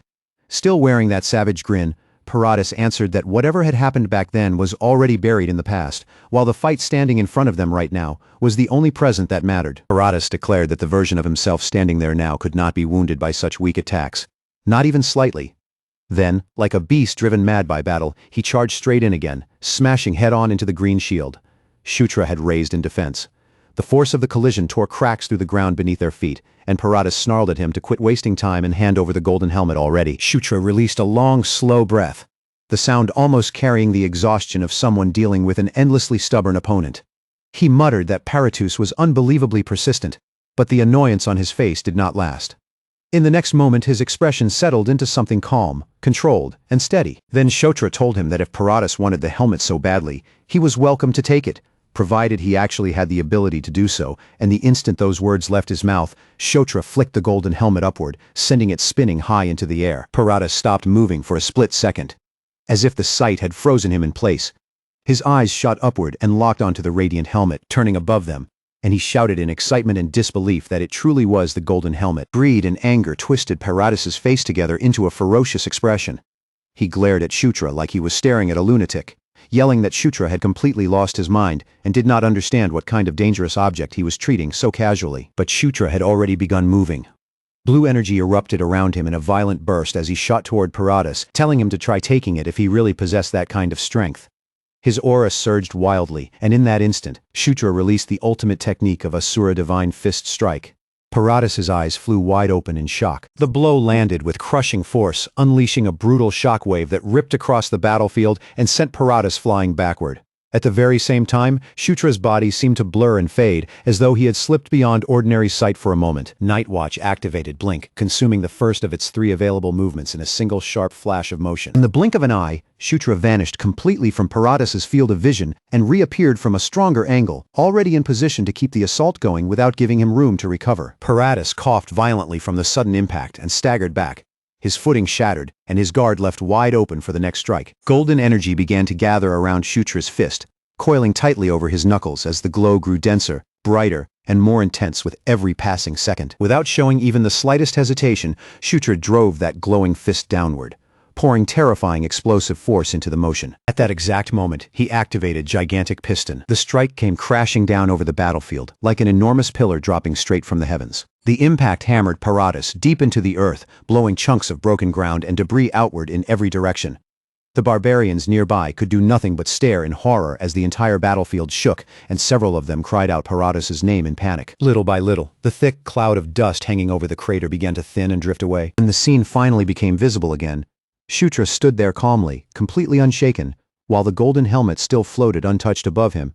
He looked down at Paratus and said that someone who could not even digest the power already given to him had no right to be so greedy. The golden helmet gave off a soft shimmer in response, then slowly drifted back toward Shutra, almost as if it were returning to the person it truly belonged to. Shutra lowered his hand, his face cold, firm, and utterly unmoved by Paratus's condition.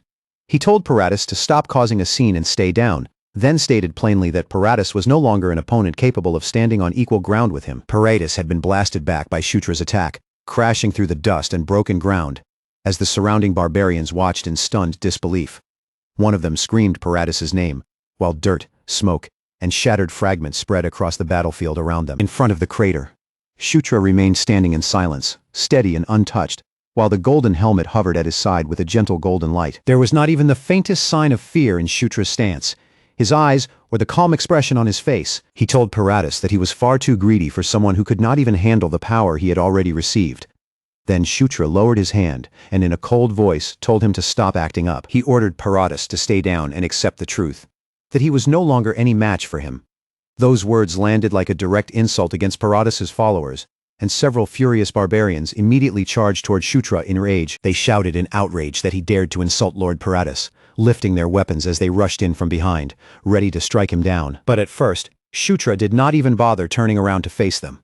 A sharp blue flash cut across the battlefield, and Nightwatch activated Blink for the second time out of its 3 available uses. In a single instant, Shutra disappeared from the barbarians' sight, slipping through their formation so quickly that they could not even process where he had gone. The only thing left in his wake was a streak of blue light slicing across the battlefield, and before the barbarians could even begin to react, Shutra had already appeared beyond them, his voice cold as he told them that small fry like them should get out of his way. The enemies were blasted aside by the sudden movement, their bodies thrown off balance before they had any chance to raise a proper defense. A few of them staggered backward, swaying unsteadily as they barely managed to keep themselves on their feet. Others went down completely, collapsing where they stood, while the green shields created by green wind flickered around Shutra as he drove deeper into the barbarian camp.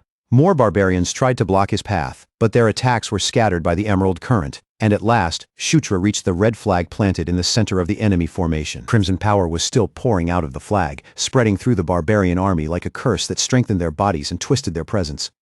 Shutra fixed his gaze on it and thought that he had finally managed to reach the source. Even so, he still could not understand where the barbarians had gotten such a strange and dangerous flag in the first place. Then, from somewhere deep inside him, a strange force seemed to rise up, almost as if it were answering that question for him. The power of conquest activated. Golden light burst out from Shutra's hand and surged straight toward the red flag. The crimson aura wrapped around it began to shake violently, trembling as though it were desperately trying to resist the golden glow. But that resistance could not hold for long. The red aura started to break apart, and the power sealed inside the flag was forcibly drawn out, pulled directly into Shutra's body. Warm golden radiance flooded his vision, surrounding him from every side until the battlefield seemed to disappear inside the light. And for one brief moment, a mysterious figure appeared within that glow, smiling as if acknowledging him from inside the radiance. Then, the red flag lost the power it had been releasing, and across the battlefield, the effect struck every barbarian at once. The barbarian warriors suddenly faltered, their bodies slowing as the unnatural strength that had been filling them began to drain away. The violent crimson aura surrounding them vanished completely. Carrick noticed the shift right away, staring at the enemy with surprise, before saying that they had suddenly become weaker. Then Carrick realized that the crimson aura itself was gone, and a broad grin spread across his face. With a rough laugh, he said it looked like the prince had gone and done something again. Shutra lowered his eyes toward his own glowing hand. But instead of looking relieved, a faint uneasiness crept across his face. He wondered whether that crimson aura had truly come from the flag itself, or if it was somehow connected to the power of war. The more he thought about it, the more unnatural the entire situation felt, and he could not stop himself from wondering what was really happening here. But before Shutra could fully gather his thoughts or make sense of the strange power he had just absorbed, something else suddenly interrupted him. Before Shutra could properly sort through what he had just absorbed, a tremendous presence rose up behind him. It was so heavy and overpowering that the air itself seemed to press down around him, and from within the chaos of the battlefield, the barbarian king, Karatus, stepped forward. Karatus's enormous frame was covered in a suffocating aura, one that settled over the battlefield like a crushing weight no ordinary warrior could withstand. He lowered his gaze toward Shutra from above, and asked if Shutra was the one who had dared to lay a hand on the flag. Shutra turned to face him directly, showing no sign of retreat even under that overwhelming pressure. His eyes stayed calm and steady as he admitted that he had touched it, then asked Karatus in an even voice whether there was a problem with that. Karatus's eyes slowly narrowed, the look in them turning dangerously cold. For a brief moment, he only stared down at Shutra in silence, then answered that there was no problem at all, right before ordering him to die. In the very next instant, Karatus moved without the slightest warning. His attack came crashing down with terrifying speed and monstrous weight, as though his arm alone carried enough force to crush the entire battlefield beneath it. The spot where Shutra had been standing erupted violently, the ground bursting apart beneath Karatus's impact. Shutra avoided taking the strike directly, but even then, the shockwave slammed into him and sent his body flying backward. Shutra clenched his teeth as fragments of stone and clumps of dirt whipped past his face. But Karatus gave him no chance to recover. stepping in again with brutal confidence and continuing the assault without even the smallest pause. Every step Karatas took made the ground tremble beneath him, and each swing of his weapon carried the kind of destructive power that could crush solid stone into rubble. Under that relentless pressure, Shutra kept dodging, shifting his footing, and pulling back just to stay out of range. Shutra blocked the attacks he could manage and retreated whenever the force became too much. But Karatas' assault was simply overwhelming. In that moment, Shutra understood clearly that this terrifying level of raw destruction was exactly what someone should expect from the barbarian king. A single mistake would be enough to break his bones apart, and before Shutra could find even the smallest opening to strike back, Karatas came charging toward him once again. Despite having such a gigantic body, Karatas moved with a speed that made absolutely no sense for someone of his size. Shutra kicked off a platform created by green wind and launched himself away, forcing some distance between them. But the instant his feet touched down, he twisted his body sharply, changed direction, and drove himself back toward Karatas for a counterattack. His fist slammed into Karatus with a clean, solid hit, yet the barbarian king barely reacted, hardly even flinching from the force of the blow. Then the aura around Karatas swelled once more, thickening as it raged around his massive body with even greater violence. Karatas suddenly rushed forward, his movement sharp and explosive, and he caught onto Shutra's motion before Shutra could completely slip out of his reach. With nothing but raw, overwhelming strength, Karatus smashed straight through Shutra's defense.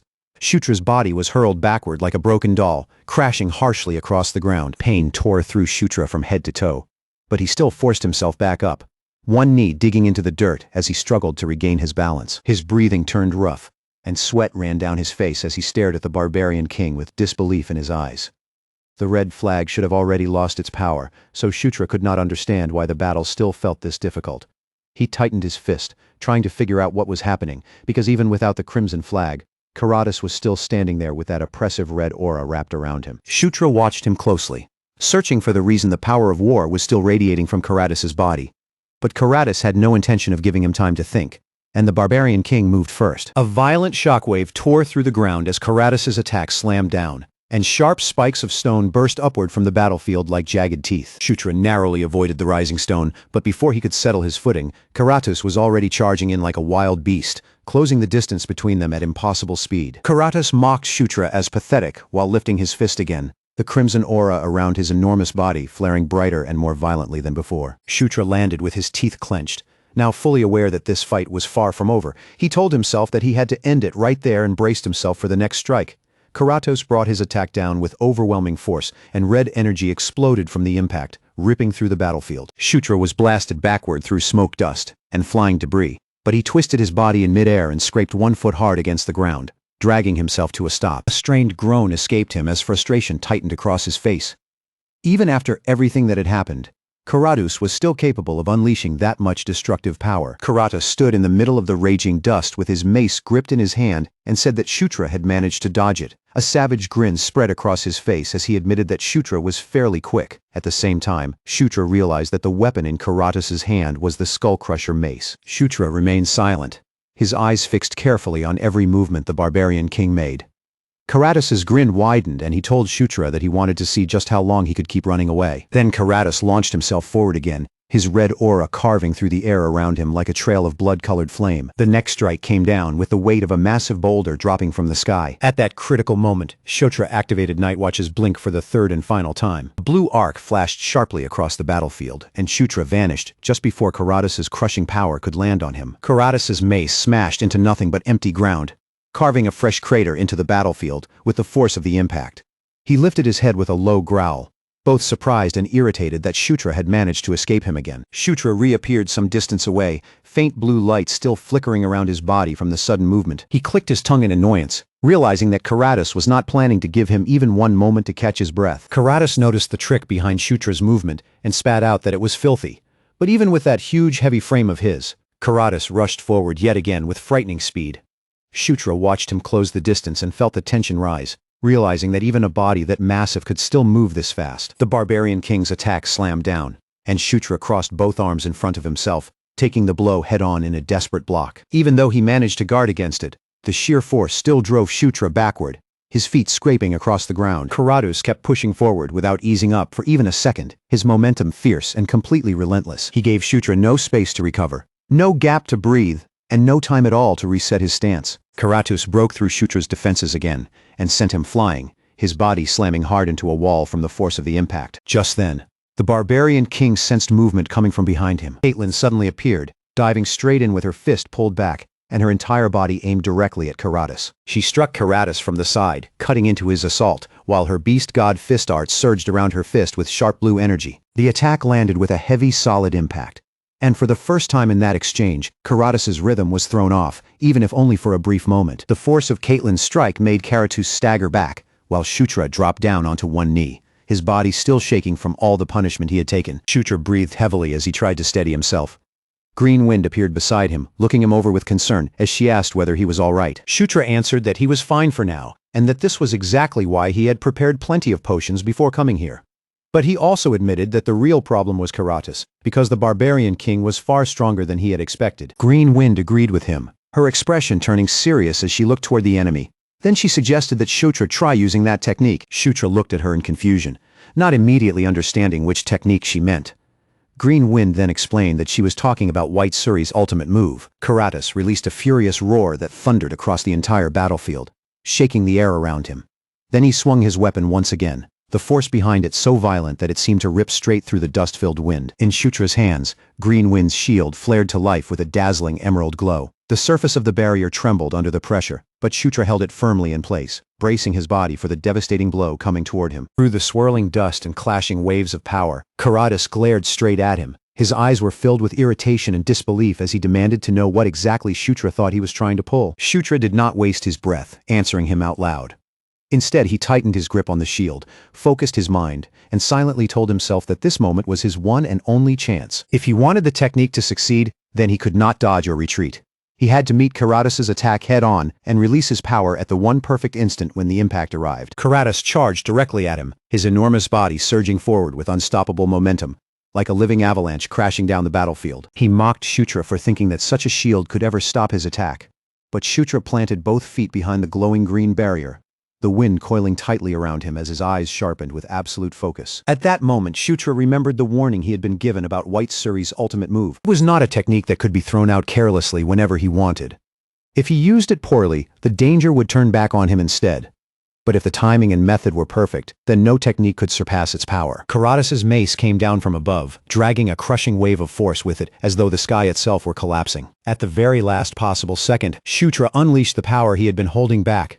The shield burst open with fierce green radiance, blazing so intensely that it swallowed the space directly in front of him. The emerald shield collided head-on with Karatus' attack, and the moment they met, the pressure exploded outward in a violent shockwave. Then the force of Karatus' own strength rebounded back against him. The impact blasted his massive body backward, and at last, the technique revealed its true form, absolute domain. Karatus' eyes widened as the swirling force wrapped around him and clamped down over his enormous frame. For the first time, confusion flickered across his face as he tried to understand what was happening and what kind of power had trapped him. His muscles swelled and strained as he tried to force himself to move, but his body refused to obey. In front of him, Shutra stood firm, breathing heavily from the burden of using the technique. Shutra admitted to himself that pulling it off had been difficult, but at long last he had finally created a real opening. With absolute domain holding Karatus in place, he immediately seized that precious chance. Shutra rushed forward without hesitation, and struck with a reinforced blow, driving his fist straight into the barbarian king's body. The impact sank in deep, hitting with enough force to drive the air out of Karatas' lungs in a heavy burst. The giant let out a pained grunt as the green wind tightened all around him, twisting into a vortex that dragged his huge body even deeper into its grip. Shutra watched the technique take hold before his eyes and understood that it had worked for the first time since the fight began. He had truly landed a clean attack on Karatas. But that small moment of relief vanished almost as soon as it appeared. The strain suddenly ripped back through Shutra's body, and he gasped as he felt something inside him go terribly wrong. Caitlin noticed the change immediately. Her eyes widened in alarm, and she called out Shutra's name as worry cut through her voice. Shutra coughed sharply, his body jolting from the sudden backlash. In that instant, he realized what was happening. His aura was no longer flowing the way it should. His own power had gone into reflux, turning back against him before he could completely regain control. Before Shutra could steady himself again, Karatas' laughter rang out across the battlefield. The barbarian king stood inside the storm as if the danger around him only made the battle more enjoyable. Crimson energy erupted violently around Karatus, as he declared that this was fun, truly fun. Then he activated his conqueror's haki, and even under the crushing pressure of absolute domain, his massive body began to move again. Karatas pushed closer through pure physical strength, forcing Shutra backward step by step. Shutra narrowed his eyes and cursed under his breath as the pressure bore down on him. Absolute domain had not been enough to stop Karatas completely. Karatas smiled with savage delight and said he was impressed because Shutra had actually managed to block one of his attacks. Karatas asked if Shutra had just turned his own strength against him, and then his grin widened with anticipation. He said he was looking forward to seeing what Shutra would show him next. Behind Karatas, the allied forces surged forward once more with furious roars, their momentum rising as the battlefield plunged back into full chaos. Caitlin immediately stepped into the flow of the battle, placing herself between the danger and Shutra's recovery. She told Shutra to focus on getting himself back under control for now, and said she would take Karatas on herself. Without hesitating for even a second, Caitlin charged toward the enemy. Meanwhile, Shutra fought to steady his breathing, pulled out a potion, and drank it down in one motion. He thought bitterly that this battle was seriously wearing him down. If even absolute domain could not fully stop Karatas, then he had to wonder what kind of method was left for him to use. Aura recovery had clear limits, and Shutra knew he needed something more than simply restoring his strength. He needed something only he could do, even if it only improved his chances by a little, and he told himself that he had to find a way to defeat Karatas. Green Wind appeared beside him, her voice filled with obvious worry as she asked if he was truly all right. But instead of answering right away, Shutra suddenly went still and stared at her. A sudden thought flashed through his mind. Green Wind had originally been born from a fragment of the soul of Enkel the Watcher. Because of Green Wind's existence, Shutra had become a dragoon and gained the power of dragon genes. But was that really all there was to it?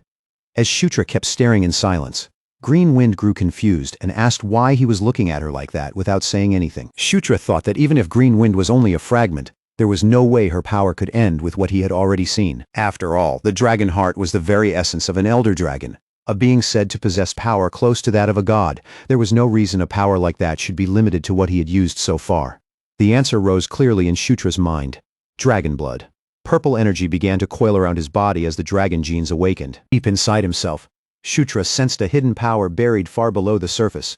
In silence, he reached toward it and called her name, Enkel. The moment Shutra called her by that name, Green Wind's expression changed completely. She lifted her hand and pointed toward Shutra with a graceful, almost ceremonial motion, while her presence suddenly became calm, distant, and otherworldly. When she spoke, her voice no longer felt quite the same. It carried something deeper and far more ancient as she told Shutra to conquer her completely. She commanded him to dominate, addressing him as the Knight of Conquest, and the instant those words were spoken, the power of Watcher Enkel began to answer. The force that Shutra had been unable to absorb before now spread through his body and soul, awakening within him as the true power of a dragoon. Green Wind surged around him in a luminous storm, wrapping his entire body in brilliant emerald light. Then Shutra opened his eyes once more, and a newly awakened power shone within them. The third aura heart awakened inside him, Dragon Heart. And across the battlefield, the transformation was so powerful that no one could ignore it anymore. Karatas sensed the sudden change and turned toward Shutra in surprise. Around Shutra, green energy rose like a living tide, flowing higher and stronger with every passing second. The very air surrounding Shutra began to tremble, as if the battlefield itself was reacting to the new power awakening inside him. Shutra stood in the very center of the battlefield, his cloak snapping and whipping around him in the restless wind.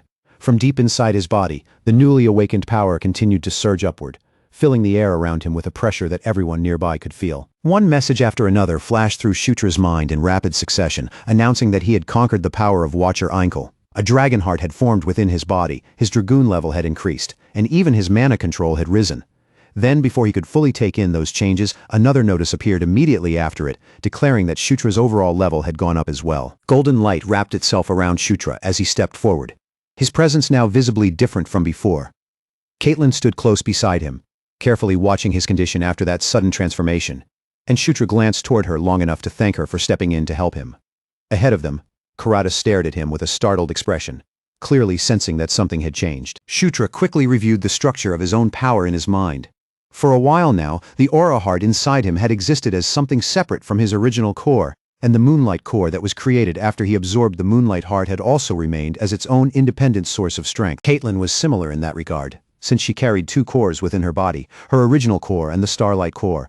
But now, Shutra had gained something entirely new, a third aura heart, freshly formed within him as the dragon heart. The moment Shutra understood that, he realized he could now circulate 5 aura hearts at the same time, quietly, almost as if the name came to him naturally. He gave this new internal structure a name, the pentacore. Caitlin heard him say it and repeated the words with confusion in her voice. Her eyes shifted towards Shutra, studying him closely as she tried to understand what had just awakened inside him. Karatus let out a low laugh, but it did not sound frightened. If anything, he seemed even more entertained, his sharp gaze fixing on Shutra as he asked whether Shutra had truly become stronger in that single moment. Then crimson energy erupted around Karatus once again, raging wildly over his enormous body as he charged forward. With a savage grin, he asked Shutra how that new strength felt, then declared that war was fun. Shutra lifted his fist in response, and golden light began gathering tightly around it. The energy condensed over his knuckles as he prepared himself to meet Karatus head-on without backing away. The instant Karatus attacked, Shutra stepped forward instead of retreating and clashed with him directly. Their powers smashed together with a thunderous impact, shaking the battlefield beneath their feet. The ground between them split open from the sheer force of the collision. Karatus laughed through the violent shockwave, his voice filled with excitement as he admitted that Shutra had definitely grown stronger. Shutra immediately shifted his stance, refusing to let that brief opening slip away, and launched straight into the beast God Fist art. Wild Wolf Fist Strike burst forward from him, sharpening Shutra's movements into a fiercer, more aggressive rhythm as he pressed the attack. His aura moved through him more smoothly than before, flowing with a natural steadiness that strengthened the blow.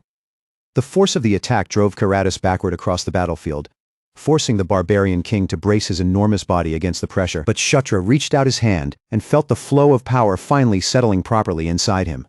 It moved through his body with the kind of stability and control he had been waiting for. A faint smile appeared on Shutra's face as he said that this was the feeling he had been searching for, and that it was finally working. At that moment, the shape of the battle became much clearer to him. Karatus was stronger than General Vandal. If they were judged purely by physical ability, then Karatus stood above every opponent Shutra had fought up to this point. And there, in the middle of that brutal battlefield, Shutra understood the truth of what they had to do. There was only one realistic way to bring Karatus down. They had to overwhelm him with non-stop attacks, keep the pressure from breaking for even a second, and use their numbers to crush him before he could regain control. Karatus remained wrapped in that raging crimson aura, laughing as if the danger only excited him further. With a fierce grin, he told Shutra that he was actually pretty good. Shutra understood at once that if this fight dragged on for too long, their side would be the one forced into a dangerous disadvantage. So he chose to push forward with everything they had right from the start. Raising his voice over the roar of the battlefield, Shutra shouted for everyone to stand firm and never back down. Then, with no hesitation in his command, he ordered every unit to charge. The demon forces surged forward all at once, pouring into the battlefield with fierce momentum and rising battle cries. Felicia led the assault from one side, while Karak and the others advanced with the troops from another direction. Warriors slammed into barbarians, and the opposing battle lines collided with violent force. Weapons flashed through the dust-filled air. Bodies crashed together, and the entire battlefield erupted into complete chaos once again. Karatus swung his mace with monstrous strength, every movement carrying enough destructive force to crush anything unfortunate enough to stand in its path. But Shutra kept darting in and out of Karatus's range, striking in quick bursts before pulling back just far enough to avoid being destroyed by the counterattack. Caitlin joined the fight from another angle, blue aura wrapping around her body as she moved with sharp fluid speed. She slipped past Karatus's guard and landed a heavy blow, forcing him to twist away from the impact. Karatus caught the timing right away and immediately tried to counter her. But before Karatus could properly respond, Shutra closed in without delay. At the same time, Caitlin recognized that her attack had successfully disrupted him. Even so, Karatus was already beginning to adjust to their rhythm, watching their movements with a dangerous focused glare. Shutra and Caitlin kept pressing him from different sides, shifting their angles as they attacked, so that Karatus could not lock onto one stable target. He refused to let Karatus settle into his own pace, forcing him to keep reacting instead of letting him freely overpower them with his strength. Shutra launched another technique from the beast god Fist art, his body moving with a sharper edge now that his power was flowing properly. Once again, he unleashed Wild Wolf Fist Strike. His aura surged forward like the fang of a beast, slamming into Karatus and sending shockwaves rippling through the ground beneath them. Karatus coughed from the impact, but the pain only seemed to pour more fuel onto his fury. He roared back with even greater rage, refusing to fall. Shutra and Caitlin did not allow him even a single second to recover. Caitlin rushed in first, her body streaking forward like a flash of blue light. Her fist drove into Karatus from the side, while Shutra followed from above and behind, striking with precise timing that pinned Karatus between their attacks. Karatus gritted his teeth, genuinely shocked that two opponents weaker than him were actually forcing him backward. In his mind, he could not understand what kind of absurd nonsense this was. Rage burned through Karatus at the thought of being pushed back by mere insects. Shutra kept moving, but he understood the danger all too clearly. Karatus's body was still far too sturdy. Their attacks were landing, but none of them had enough power to finish him yet. Shutra's eyes hardened as he calculated their next move, knowing one mistake could ruin everything. Karatus groaned under the pressure, But instead of weakening, his eyes burned even brighter, and the crimson aura around his enormous body swelled more violently. With a furious roar, Karatas charged straight toward Shutra again. Shutra braced himself in front of the attack, while Caitlin watched from the side, ready to support him the moment an opening appeared. Karatas swung with terrifying force, tearing up the ground as he advanced. Shutra raised his hand and called out for White Suri. Green winds surged around Shutra, wrapping his body in a powerful emerald current and pushing back against Karatas' crimson aura. The two forces collided violently, bursting outward between them. But Karatas forced his way through with sheer brute strength, pressing forward so fiercely that Shutra had no choice but to keep moving under the pressure. Caitlin saw the opening in that exact instant, and she shouted for Shutra to act now. Shutra dropped from above, his body slicing down through the air, as he aimed himself directly at Karatas, turning his fall into a focused attack. Every ounce of destructive force he could draw together surged into his fist. And in that instant, a special ultimate move activated, Earthquaker's destruction burst. Red and black pressure erupted beneath Shutra as he descended, gathering that overwhelming destructive power into one compressed point, all of it aimed straight at Karatas. The moment Shutra's attack connected, the battlefield seemed to detonate beneath them. The ground cracked apart under the force, and shattered rocks blasted outward in all directions. A huge crater tore open beneath Karatas' feet, and the shockwave threw nearby warriors off balance, sending some tumbling from the ground entirely. Shutra landed heavily in the center of the destruction, surrounded by broken earth and rising dust. He stood there breathing hard, certain that a direct hit with that much force should have caused real damage, but when the dust began to shift and clear, Karatas was still on his feet. Smoke curled up from Karatas' battered body. His fur and skin were scorched, torn and marked by the blast, yet instead of collapsing, he threw his head back and laughed like a madman. Shutra stared at him in disbelief, now understanding just how absurdly durable Karatas' body truly was. Even after taking destruction burst directly, the barbarian king could still move, as if the battle had not reached its end at all. Without the slightest hesitation, Karatas rushed forward again, closing the distance between them with terrifying speed. Shutra was forced to dodge as crimson aura lashed across the battlefield like a violent wave. In that moment, he realized with frustration that even that powerful attack still had not been enough to guarantee victory. Before Shutra could fully regain his stance and prepare for the next exchange, Caitlin's voice suddenly cut through the chaos nearby as she shouted Shutra's name and told him to catch what she was throwing. A massive mace came flying towards Shutra, spinning heavily through the air as it crossed the battlefield. Shutra caught the weapon with both hands, and the moment its crushing weight settled into his grip, he instantly understood what he was holding. This was the weapon that belonged to the barbarian king. It was Skull Crusher, another divine artifact left behind by the heavenly dragon king. As Shutra gripped the mace, his expression hardened, and he decided that this weapon would be enough to end it. Karatas laughed and charged in once more. But Shutra raised Skull Crusher in front of him and declared that the war would end right there. This time, he did not retreat. He faced Karatas head-on. Karatas barreled toward him with crimson aura blazing around his enormous body, charging like a crimson storm given physical form. Shutra quietly bid farewell to the barbarian king, and in the very next instant, the two opposing powers collided. Karatas lifted both arms and roared with all his strength, but Shutra swung Skull Crusher using every bit of power he had gathered. The blow landed with overwhelming force. Karatas' enormous body took the strike directly, receiving the full impact head-on. The collision unleashed another storm of wind, dust, and shattered stone across the battlefield. Around Shutra, golden messages began appearing one after another, flashing through his awareness. Those messages announced repeated level-ups. And at the same time, the power of victory began flowing into Shutra's body. That force strengthened him even further, while the warriors who remained nearby could only stare in stunned silence. Caitlin watched from close by as relief softened her face into a small, quiet smile. After the strike, Skull Crusher spun through the air, but Shutra caught it once again and raised it high above his head. For one brief moment, the entire battlefield fell into complete silence, and then a message declared that the enemy general had been defeated. The demon soldiers erupted all at once. They shouted that the barbarian king was dead, and that the ninth prince had defeated Karatas with his own hands. The barbarians froze exactly where they stood, disbelief spreading across their faces. One of them muttered that it was impossible, unable to accept or understand how Karatas could have fallen. Skull Crusher gleamed in Shutra's hand. Without allowing the momentum of victory to fade, he stretched his hand forward and gave his next command. Shutra ordered everyone to annihilate the remaining enemies and make sure not even a single one escaped.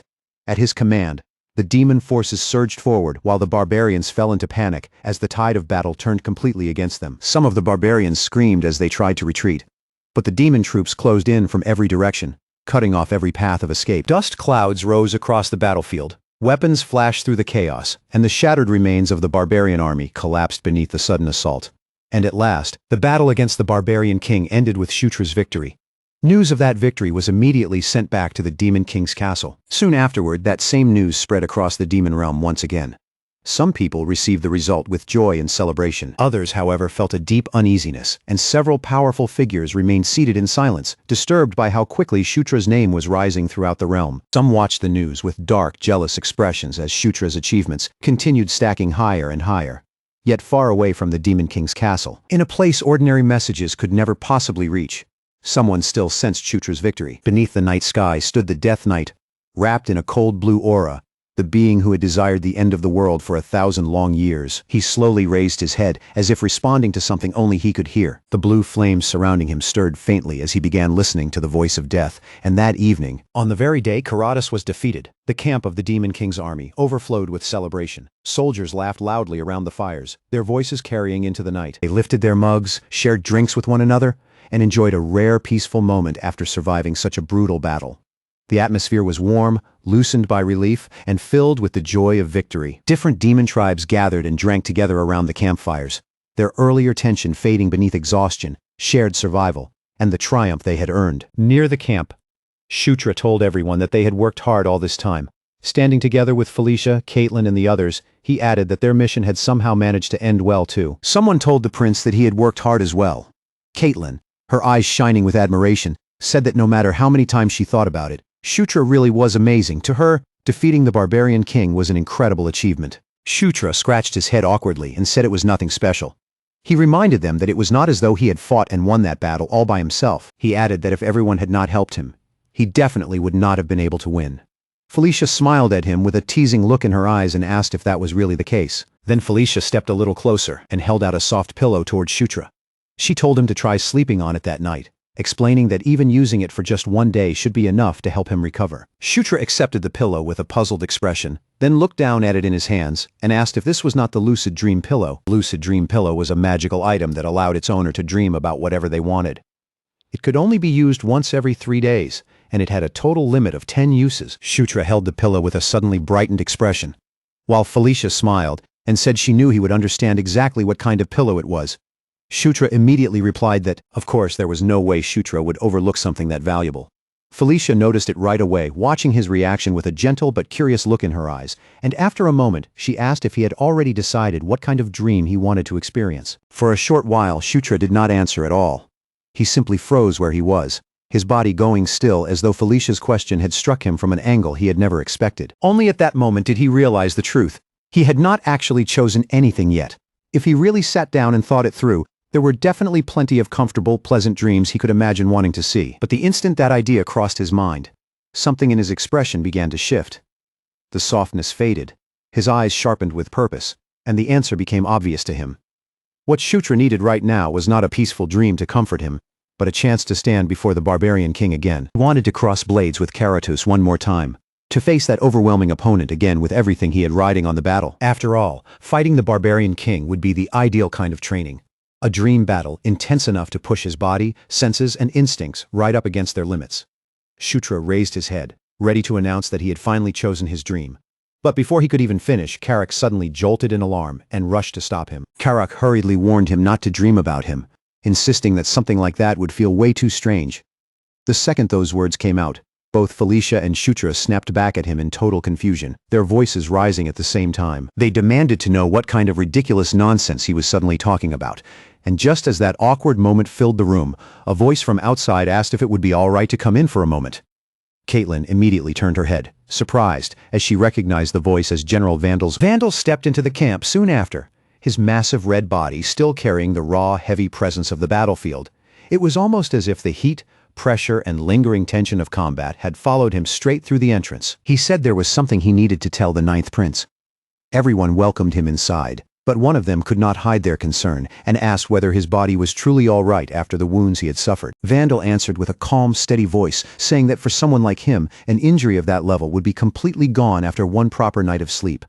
Then his face grew more serious, and he explained that the real reason he had come was because he had a favor to ask. Shutra looked up at him with focused, attentive eyes, immediately sensing the weight in Vandal's tone. and asked what kind of favor he was talking about. Vandal held Shutra's gaze directly, without looking away even for a moment, and then began to speak carefully, as if every word of the request mattered. He asked if Shutra would be willing to fight him 5 days from now. For an instant, Shutra froze on the spot, clearly taken by surprise by the sudden challenge. Inside his mind, Shutra immediately understood how unusual this was. This was the very first time Vandal had personally asked him for a duel. In Night Saga, it had always been Zephyr Ragnaros who stepped forward first. Whether it was during Vandal's recruitment or when Yakuzan was brought into the fold, Vandal had always been the one approached by someone else, never the one initiating things himself. He had never been the type of warrior to test someone on his own. Never the sort to challenge another person just to decide whether they were worthy of becoming his lord. And yet now, that very same Vandal had come to Shutra of his own will and challenged him to a duel. Shutra could feel the significance behind that action clearly, almost as if the meaning were written plainly across Vandal's face. This was Vandal's fighting spirit speaking, burning with a fierce desire to measure his strength against Shutra directly. A smile naturally spread across Shutra's face, and without the slightest hesitation, he accepted, saying that they should fight. Vandal smiled back at him, and with that single exchange, the challenge was officially settled. 5 days later, once both of them had recovered and returned to their best condition, they would stand across from each other on the battlefield. Felicia slumped forward over the table as if all the strength had drained out of her body. Her face had gone pale, sweat rolled down her forehead in heavy drops, and in a pitiful, dying-sounding voice, she groaned that she was on the verge of death and begged someone, anyone, to save her. Shutra could only stare at her with a helpless look, knowing exactly what had brought this on. He told her plainly that she had drunk way too much, reminding her that he had specifically warned her to slow down and take it easy. Felicia, still barely holding herself up, weakly argued back that after a day as wonderful as yesterday, stopping after just a little drinking had been completely impossible.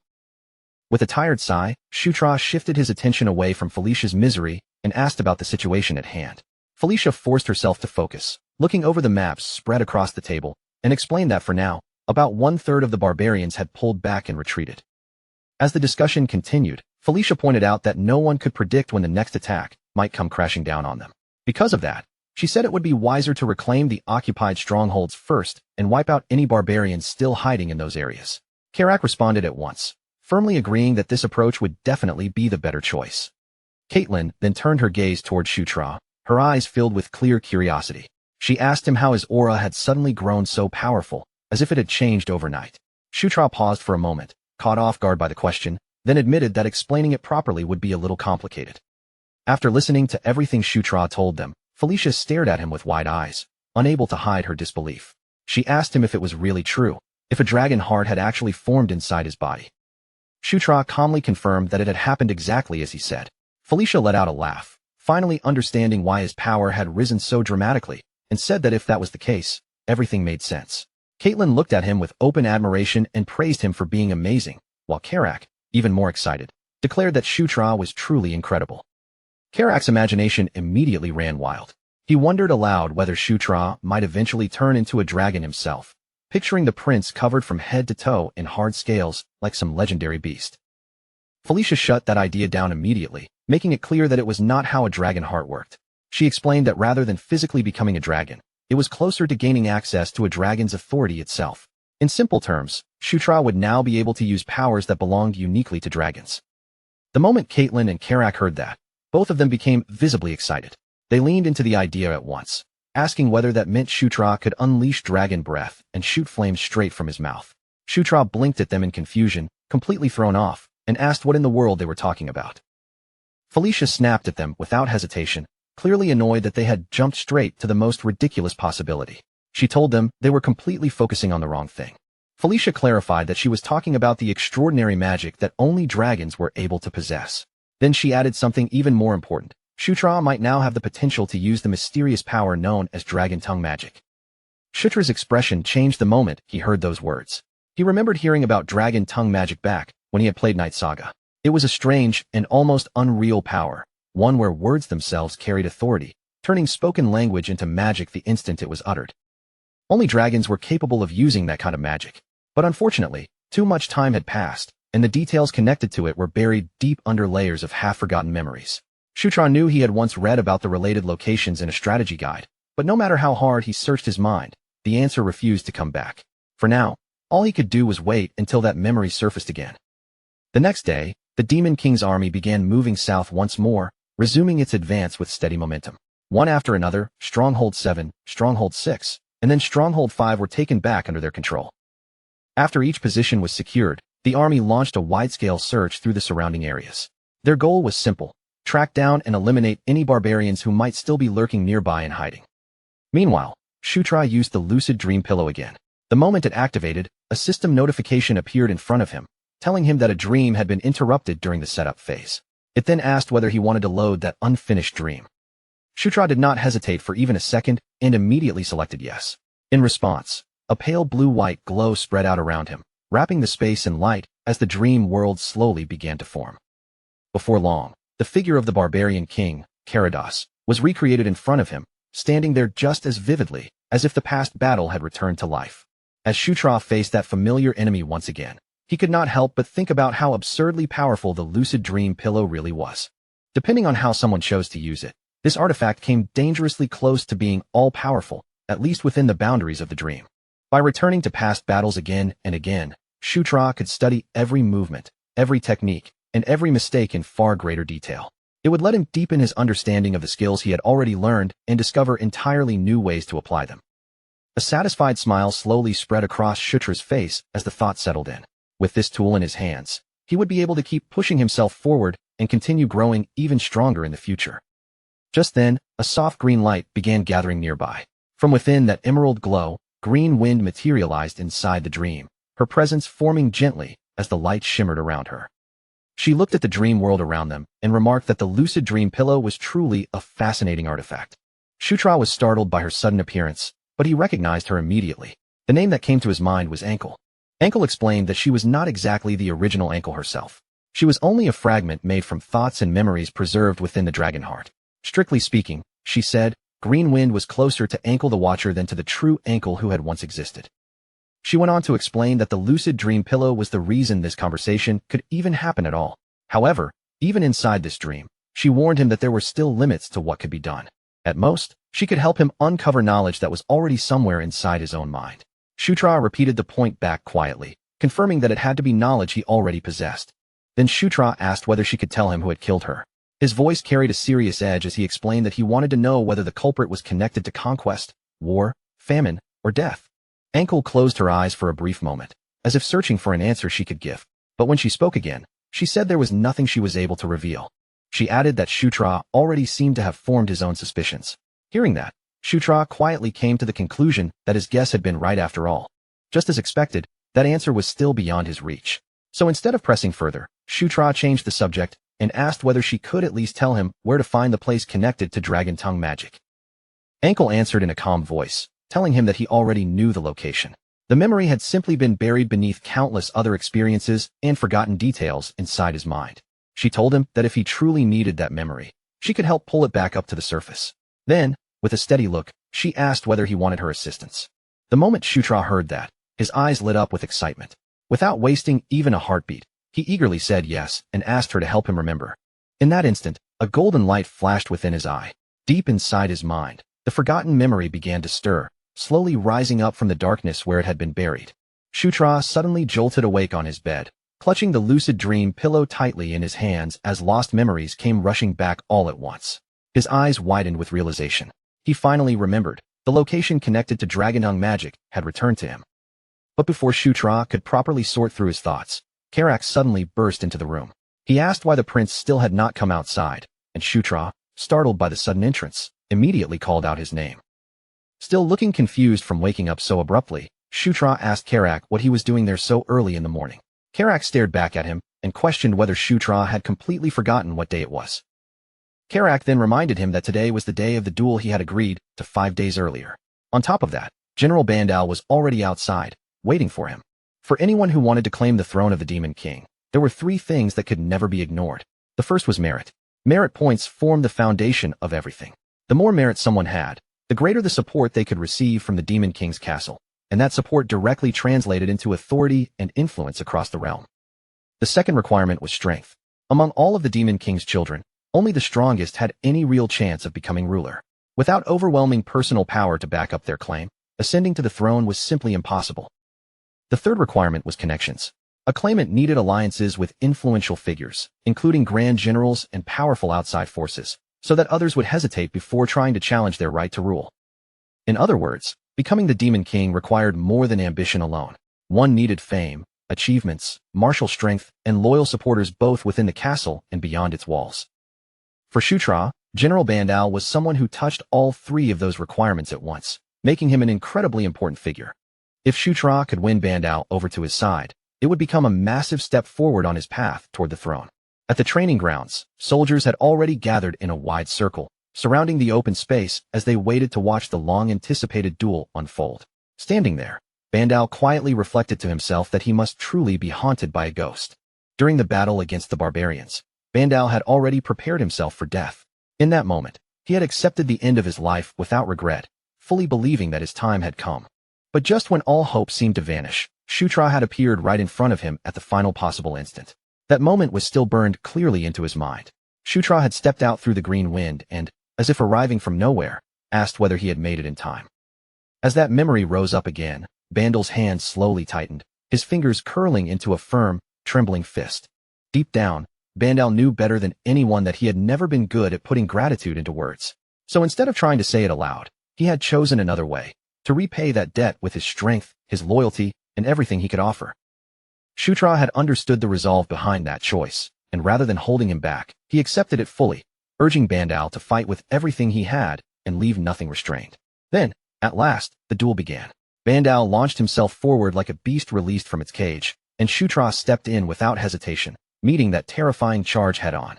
Their fists crashed together again and again, each blow exploding through the air and sending heavy shockwaves rippling across the battlefield.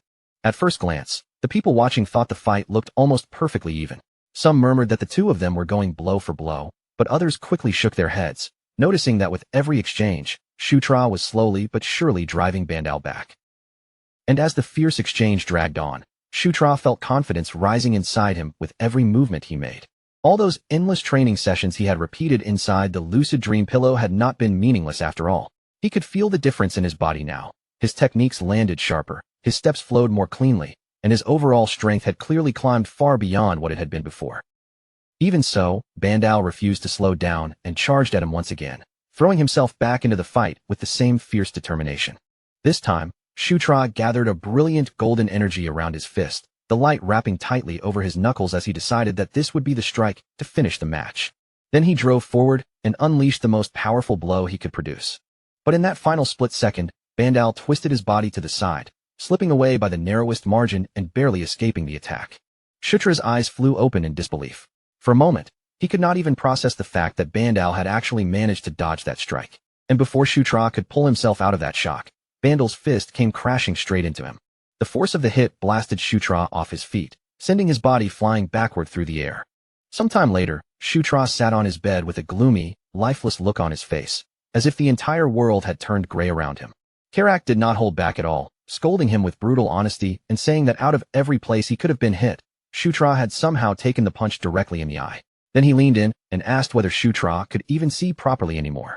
Shutra, already irritated, snapped at him to stop talking and just leave him alone. Felicia watched him with clear amusement in her eyes and reminded him that he had looked unbelievably confident before the duel began. With a teasing smile, she asked how someone who had seemed so sure of victory could end up looking this miserable. Shutra could only admit that he had miscalculated.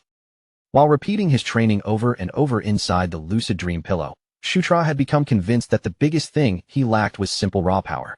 Because of that judgment, he had poured every remaining stat point he had into strength. What he had not properly accounted for was the side effect. His speed had become harder to control, and that imbalance had caught him off guard. Caitlin looked at his battered face and pointed out that anyone who saw him sitting there like this would naturally assume he had lost the duel. She then asked why he was acting so depressed when, in the end, he had still come out as the winner. Shutra immediately opened his mouth to protest, clearly unwilling to accept that so easily. But right at that moment, Bandal stepped into the room. His body was covered in bandages from the duel, the white wrappings making it obvious just how much damage he had taken during their fight. Bandal spoke calmly, telling Shutra that his final attack had been truly magnificent. Then, without hesitation, he declared that the duel had ended in Shutra's complete and undeniable victory. Shutra stared at him in stunned silence, unable to hide his surprise. Bandal continued, saying that everything had now been settled in the proper way. As one of the Demon King's highest-ranking generals, Bandal's position was not something anyone could easily obtain, nor was it a title he could simply throw away on impulse. That was why he had needed an outcome that no one could challenge, and now that the duel was finished, there was no room left for anyone to question the result. Bandal then made it clear that even with his current rank, everything would change the moment Shutra called for him. If that day ever came, he would cast aside his post without hesitation and rush straight to Shutra's side. Shutra looked visibly taken aback. The condition for recruiting Bandal had always been simple: defeat him in a one-on-one duel. And from the moment Shutra first arrived in this world, he had already decided that Bandal would someday become one of his subordinates. Now, after all that time and effort, that goal had finally become real. Bandal lowered himself onto one knee before Shutra and respectfully asked whether he would allow him to fight at his side from that day forward. Shutra quietly looked down at him for a moment, taking in the weight of those words, before a smile finally spread across his face. He told Bandal there was no reason to refuse, and that he would be welcome at any time. On that very same day, Shutra officially appointed Bandal as the 5th King's Knight. Later, far below the surface, inside the darkness of an underground prison, a prisoner sat chained in place. His body looked exhausted and beaten, but despite his condition, a low chuckle quietly slipped from his mouth. Karak looked down at the chained man and remarked that he seemed completely broken. Standing nearby, the pink-haired woman calmly revealed that she had placed a charm spell on the prisoner. Thanks to that spell, the man would obediently answer Shutra's questions for the time being. Shutra gave a small nod, satisfied, and said that would work perfectly. Without wasting any time, Shutra asked how the barbarians had managed to unite without the Heavenly Dragon King's golden helmet, since gathering the tribes should have been almost impossible without that symbol. The prisoner answered that someone from the south had given several powerful items to his brother. After receiving those treasures, his brother's strength had risen dramatically, and with that newfound power, he had been able to bring the barbarian tribes together. Hearing this, Shutra's expression grew noticeably colder. Shutra repeated the words back, focusing on the part about someone coming from the south, and asked who that person had been. The prisoner replied that he had never learned the stranger's identity. That person had always hidden their face and body beneath a robe, making it impossible to recognize them. Still, the prisoner added that there was one detail he remembered with absolute clarity. The mysterious figure had been wearing red armor. The instant Shutra heard that, his entire body froze. A flash of crimson armor immediately surfaced in his mind, reminding him of the woman he had once seen in his dream. He wondered if it could truly be that same woman, or whether it might be someone else who possessed the authority of war, just like the barbarian king. But another possibility disturbed him even more. The stranger had come from the south, and that meant they might have originated from the human world. Before Shutra could follow that thought any further, Delia arrived and told him he needed to come upstairs immediately. Shutra turned toward her and asked what had happened. Delia informed him that the 6th princess had urgent news for him. Realizing she was talking about Felicia, Shutra headed over right away. Not long after, Felicia told him that she had recently received word from her brother, and from the sound of it, he seemed to need her help. Shutra asked whether something had happened to Sylvan. Felicia explained that while Sylvan had been tracking magical beasts, he discovered ancient ruins, along with several artifacts hidden there. Because of that, Felicia decides she needs to go there herself rather than leave the matter to someone else. So she asks Shutra if he would mind letting her be away from his side for a little while. Shutra answers without hesitation, saying he has no reason to stop her, but his expression tightens as he asks whether the trip might be dangerous. Felicia does not give him a straight answer. Instead, she quietly asks if he still has the Dark Elf's tear she gave him before. Shutra responds right away, as if the answer is obvious, and tells her that he still has it with him. He explains that ever since the day he received it, he has kept it hanging safely around his neck without fail, then looks at Felicia with curiosity and asks why she suddenly brought up the necklace. Felicia then reveals the truth behind the item, telling him that the necklace is connected to the ring she wears. If either one of them ends up in danger, the other will sense it immediately through that bond. Shutra is visibly caught off guard, never realizing the necklace carried such a hidden power. Seeing his surprise, Felicia gently reassures him and tells him there is no need to worry. She explains that no matter what happens to either of them, the other person will know right away. Then, with complete confidence, she adds that if Shutra ever finds himself in danger, she will rush straight to his side. Shutra gives her a small smile and accepts her words, but deep down, he cannot help thinking that Felicia is the last person who should be making that kind of promise to him. Felicia answers brightly, saying that nobody can truly predict what the future will bring. Then she waves goodbye with her usual cheerful energy and announces that she is heading out. After watching her leave, Shutra quietly wonders whether everything will really turn out all right.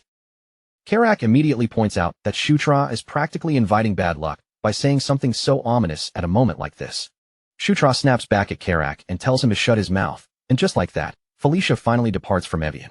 3 days pass, and heavy rain beats down over the northern limit line, drenching the fort's stronghold beneath a curtain of gray skies and cold water. Shutra stands beside the window, listening to the endless rainfall as he lets out a deep, drawn-out sigh. Felicia has only been gone for 3 days, yet the space she left behind already feels strangely large. Ever since the day they first met, the two of them had spent most of their time together. Now that she is no longer nearby, Shutra can feel her absence far more clearly than he expected. Once again, he realizes just how important Felicia has become to him. But even as that feeling settles in his chest, he reminds himself that he cannot afford to stay trapped in sentiment forever, because a major turning point is already drawing near. As Shutra handles his duties and steadily sorts through his future plans, he stumbles upon something completely unexpected. Holding up a small drop of blood, he wears an oddly proud smile and tells Karak to taste it, confidently claiming that it is surprisingly delicious. Karak instantly pulls back in disgust, asking if the prince has awakened some strange new hobby that should have stayed buried forever. Shutra, completely unfazed, tells him to stop spouting nonsense and just try it already. Even though Karak clearly wants nothing to do with it, Shutra ignores his resistance and forces the drop of blood into his mouth. At first, Karak's face twists with clear revulsion, but then his expression suddenly locks in place. A heartbeat later, his eye shines with startled disbelief. Shutra calmly tells him that what he just tasted was his blood, then asks how it was. Karak trembles as he asks what in the world that was supposed to be, unable to understand how blood could possibly taste so sweet. Shutra thinks it over and suggests that the strange sweetness may have something to do with the Gandharv bloodline flowing through him.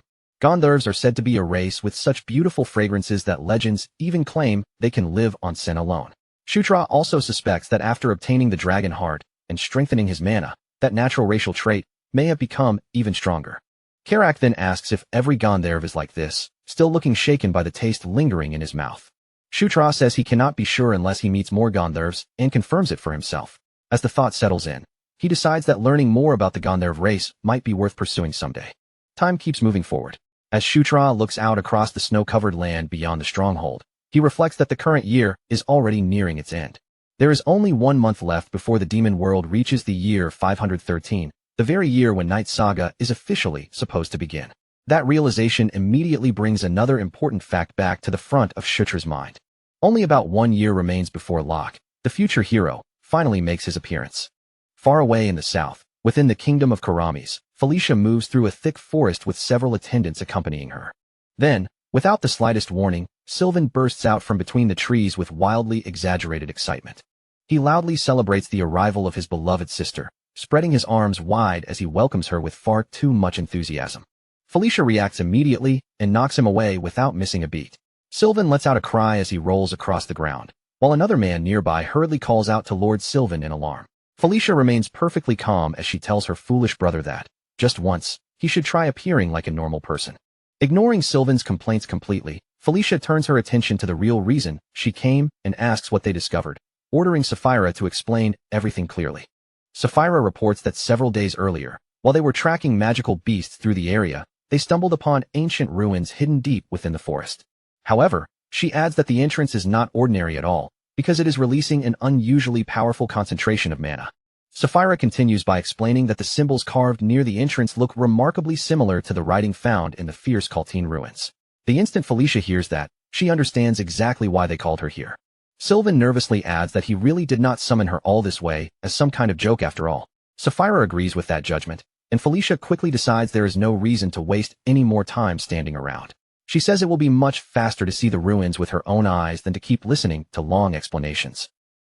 Before long, the group reaches the entrance, and Felicia looks ahead before asking if this is truly the ruin they discovered. Sapphira confirms that it is.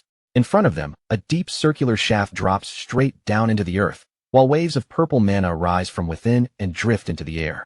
Felicia leans forward and peers into the opening, admitting that she can clearly feel magical energy surging up from somewhere far below.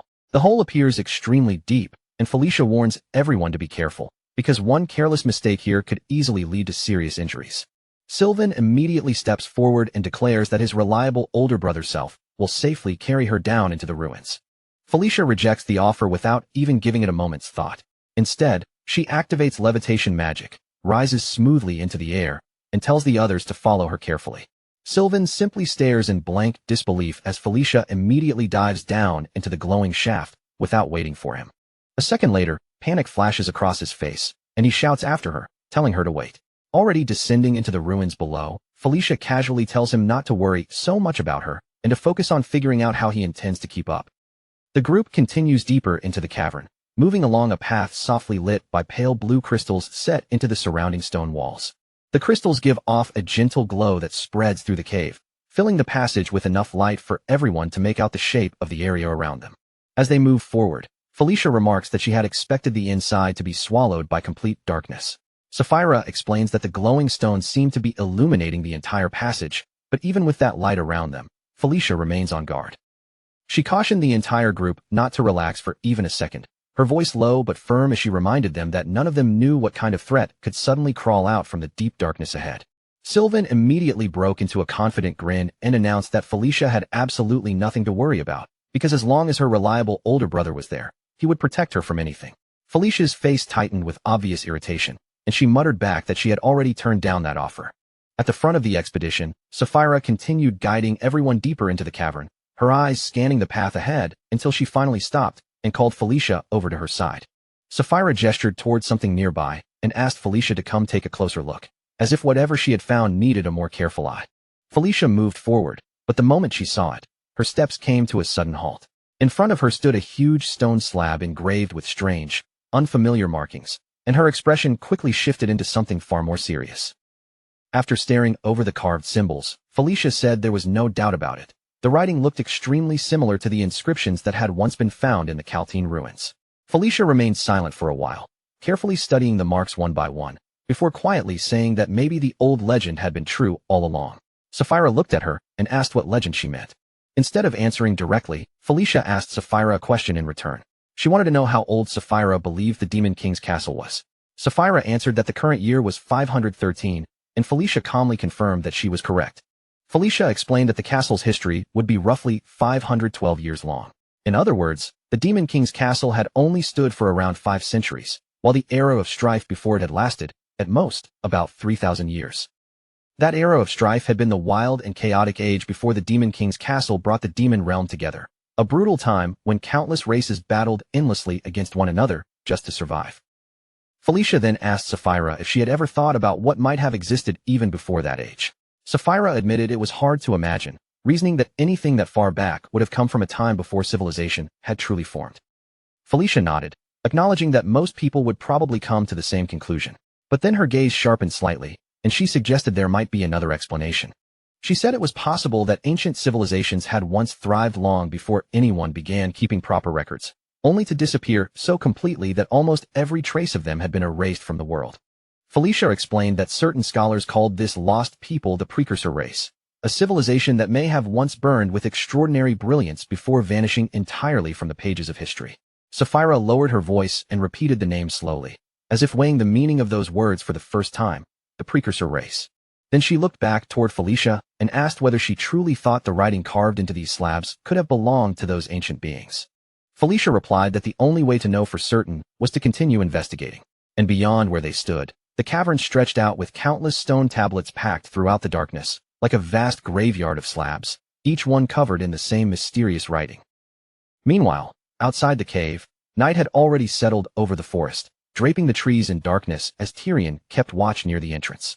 One of the other men noticed Tyrion's uneasy reaction and asked if something was wrong.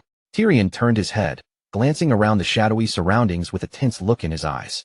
He said he thought he had heard something just a moment earlier, but after scanning the area carefully, nothing around them seemed out of place. After a short pause, Tyrion let out a laugh and brushed it off, deciding that he had probably imagined it. But in the very next instant, a dark blur sliced through the night. An older man whipped around sharply, his face draining as his eyes widened in sudden alarm. Back inside the cavern, Felicia suddenly stopped moving. She turned her gaze toward the tunnel, her expression tightening as she said that something had changed. Sylvan's face immediately lost its carefree look and became hard. Sylvan said he could feel it too. The very atmosphere around them was different, as if the air itself had shifted. Felicia looked at him in surprise, but Sylvan was already moving. Without wasting a second, he drew his sword and ordered everyone around him to ready themselves. He warned them that something was coming their way. Then he turned to Sapphira and told her to contact the group stationed outside, and Sapphira acted immediately. She raised one hand to her forehead, and a bright communication spell began to glow around her as the magic activated. Sapphira called out to Tyrion, asking if anything was happening above ground. But no answer came back. Her expression darkened, and she called his name again, this time demanding that he respond. Outside, the forest had fallen into an eerie silence. Bodies were scattered across the ground, and in the middle of that darkness, a shadowy figure slowly began to rise. A sinister aura gathered around the figure, while pale purple light flickered and pulsed across its body like an omen. Far from the ruins, Shutra suddenly felt the pendant hanging from his neck react. A burst of purple light flared from the dark elf's tear, shining violently against his chest. Shutra grabbed the necklace in confusion, admitting that he had no idea what was happening. But as he stared down at the glowing pendant, Felicia's face instantly surfaced in his mind. Back near the ruins, black smoke was spreading through the remains of the ruined camp. Inside the cave, Sapphira told Sylvan that something had definitely gone wrong, reporting that communication with everyone outside had been completely cut off. Sylvan clenched his teeth, wondering grimly if everyone above had already been taken down. At that same moment, Felicia noticed thin streams of black smoke beginning to creep through the tunnels. She stared at the spreading darkness and asked what it was. Before anyone could give her an answer, the ground suddenly erupted with a violent explosion, sending rocks and shattered debris flying into the air. Felicia reacted instantly, shouting for everyone to fall back. A crushing shockwave ripped through the cavern, tearing across the space with terrifying force. One of the women was hurled across the ground, her body skidding painfully over the stone. Groaning from the impact, she forced herself to lift her head, only to freeze when she saw another thick mass of black smoke surging straight toward them. Felicia's eyes narrowed as she watched the darkness push forward, its shape swelling as it advanced through the cavern. Sylvan immediately stepped in and swung his blade, cutting through the approaching smoke as he called out to Felicia. He told her that he would take care of this himself, his stance firm as he faced the threat head-on. But as Sylvan looked deeper into the heart of that darkness, the confidence on his face began to change. In stunned disbelief, he muttered that the figure hidden inside the smoke could not possibly be Gerard. A massive stream of black energy twisted and writhed until it took on the shape of a monstrous beast, then surged toward them with overwhelming force. The darkness expanded around them, swallowing the space nearby as if the cavern itself were being consumed. Sapphira seized that brief opening and appeared behind Gerard, ready to strike him from behind, but Gerard reacted effortlessly and caught her hand before the attack could land. From deep inside the rolling black mist, a chilling voice cut through the air, coldly ordering her body to wither away as if her life meant nothing. In the next instant, a pitch-black tendril shot out from the darkness and coiled tightly around her arm. The moment it touched her skin, her flesh began to shrivel, drying and collapsing at a terrifying speed. Fear took over her completely. Her eyes widened in panic as she cried out, desperately demanding to know what was happening to her body. Before the corruption could spread any farther, Sylvan appeared at her side in a blur. Without the slightest hesitation, he swung his blade down and sliced through her infected hand, cutting it cleanly away from her body. The violent blast threw her backward and tore straight into the cave walls, sending dust and broken stone flying everywhere. She screamed through the pain, clutching herself as she cried that her arm hurt so badly she could hardly bear it. Sylvan immediately turned and shouted for Delia to use hemostatic magic. Delia reacted at once, her voice sharp and urgent as she answered that she would take care of it right away. Sylvan clicked his tongue, frustration tightening across his face as his gaze shifted back toward the enemy. In front of him, the black smoke was already gathering again, thicker and more ominous than before. A monstrous surge of darkness rose up like a massive wave and came crashing toward them through the cavern. Sylvan narrowed his eye, staring straight at Gerard, and admitted with clear irritation that Gerard was using an unbelievably troublesome technique. Black energy whipped violently through the cave from every possible direction, filling the space with deadly pressure. But Sylvan still charged forward, sword raised high, declaring that if the darkness stood in his way, then he only had to cut right through it. Yet before Sylvan could bring his attack down, Gerard suddenly appeared behind him, moving so silently and so quickly that there was almost no time to react. Sylvan's body went stiff for a split second. A chill ran through him as he wondered when Gerard had managed to slip behind him. Gerard did not waste that opening. With ruthless speed, he unleashed Beast God Fist Art, Wild Wolf Fist Strike, driving a crushing wave of force straight into Sylvan's body. The blow sent Sylvan flying across the cavern like he had been struck by a cannon. Felicia's face twisted in fear as she shouted his name. The shockwave from the impact exploded outward, cracking the surrounding stone and making the entire cave tremble from wall to ceiling. Felicia stumbled back from the force, struggling to keep herself upright. Then her expression hardened with fury as she glared at Gerard and spat out that he was a bastard. Golden flames burst to life around her hand, twisting and roaring with her anger. Filled with rage, Felicia raised her magic and ordered Gerard to die. A blazing torrent of fire rushed through the cavern, swallowing the space in searing heat. But at the center of the inferno, Gerard remained standing completely unharmed, and Felicia could only stare at him in stunned disbelief. Her mind reeled as she realized how impossible it felt. No matter what spell she cast, not a single one seemed able to reach him. Around Gerard's body, the black energy kept swelling, growing denser and more dangerous with every passing moment. Felicia's thoughts raced as she desperately tried to understand what that sinister power actually was. Acting on instinct, she immediately raised a powerful barrier around herself. Purple magic flared around her body as the black force slammed into the shield from every side at once. The darkness hammered against the barrier again and again, refusing to let up for even a second. Felicia clenched her teeth and cursed quietly under her breath, feeling the pressure bear down on her. Then Gerard charged forward again, closing the distance with terrifying speed. The next impact drove Felicia backward, her feet scraping against the ground as shattered stones burst and scattered around her. Felicia coughed harshly, her body shaking as she fought to steady herself and regain her footing. Just then, Sylvan sliced through the incoming attack and pushed his way to her side, placing himself near her once again. Without taking his attention fully off the danger in front of them, he asked Felicia if she was all right. Felicia warned him not to let his guard down for even a moment. Her voice was tense as she explained that Gerard had become far more dangerous than he was before. Sylvan brushed aside her worry, his expression steady despite the danger surrounding them. He reminded her that he had made a promise, then declared that no matter what happened, he would protect her for the rest of his life. All at once, Felicia's eyes widened as if she had noticed something that made her blood run cold. She urgently told Sylvan to stop and wait, realizing in that instant that something was terribly wrong. But before Felicia could explain what she had realized, a brilliant blue flash erupted across the entire cavern, flooding the darkness with blinding light. Gerard reacted on instinct, raising one arm in front of his face to shield his eyes from the sudden burst of brightness. At the center of that blue radiance, Sylvan reached up and removed the eye patch covering his eye. With absolute conviction burning in his voice, Sylvan declared that everything would be different from this moment on. He made it clear that he was about to become strong beyond anything anyone could imagine.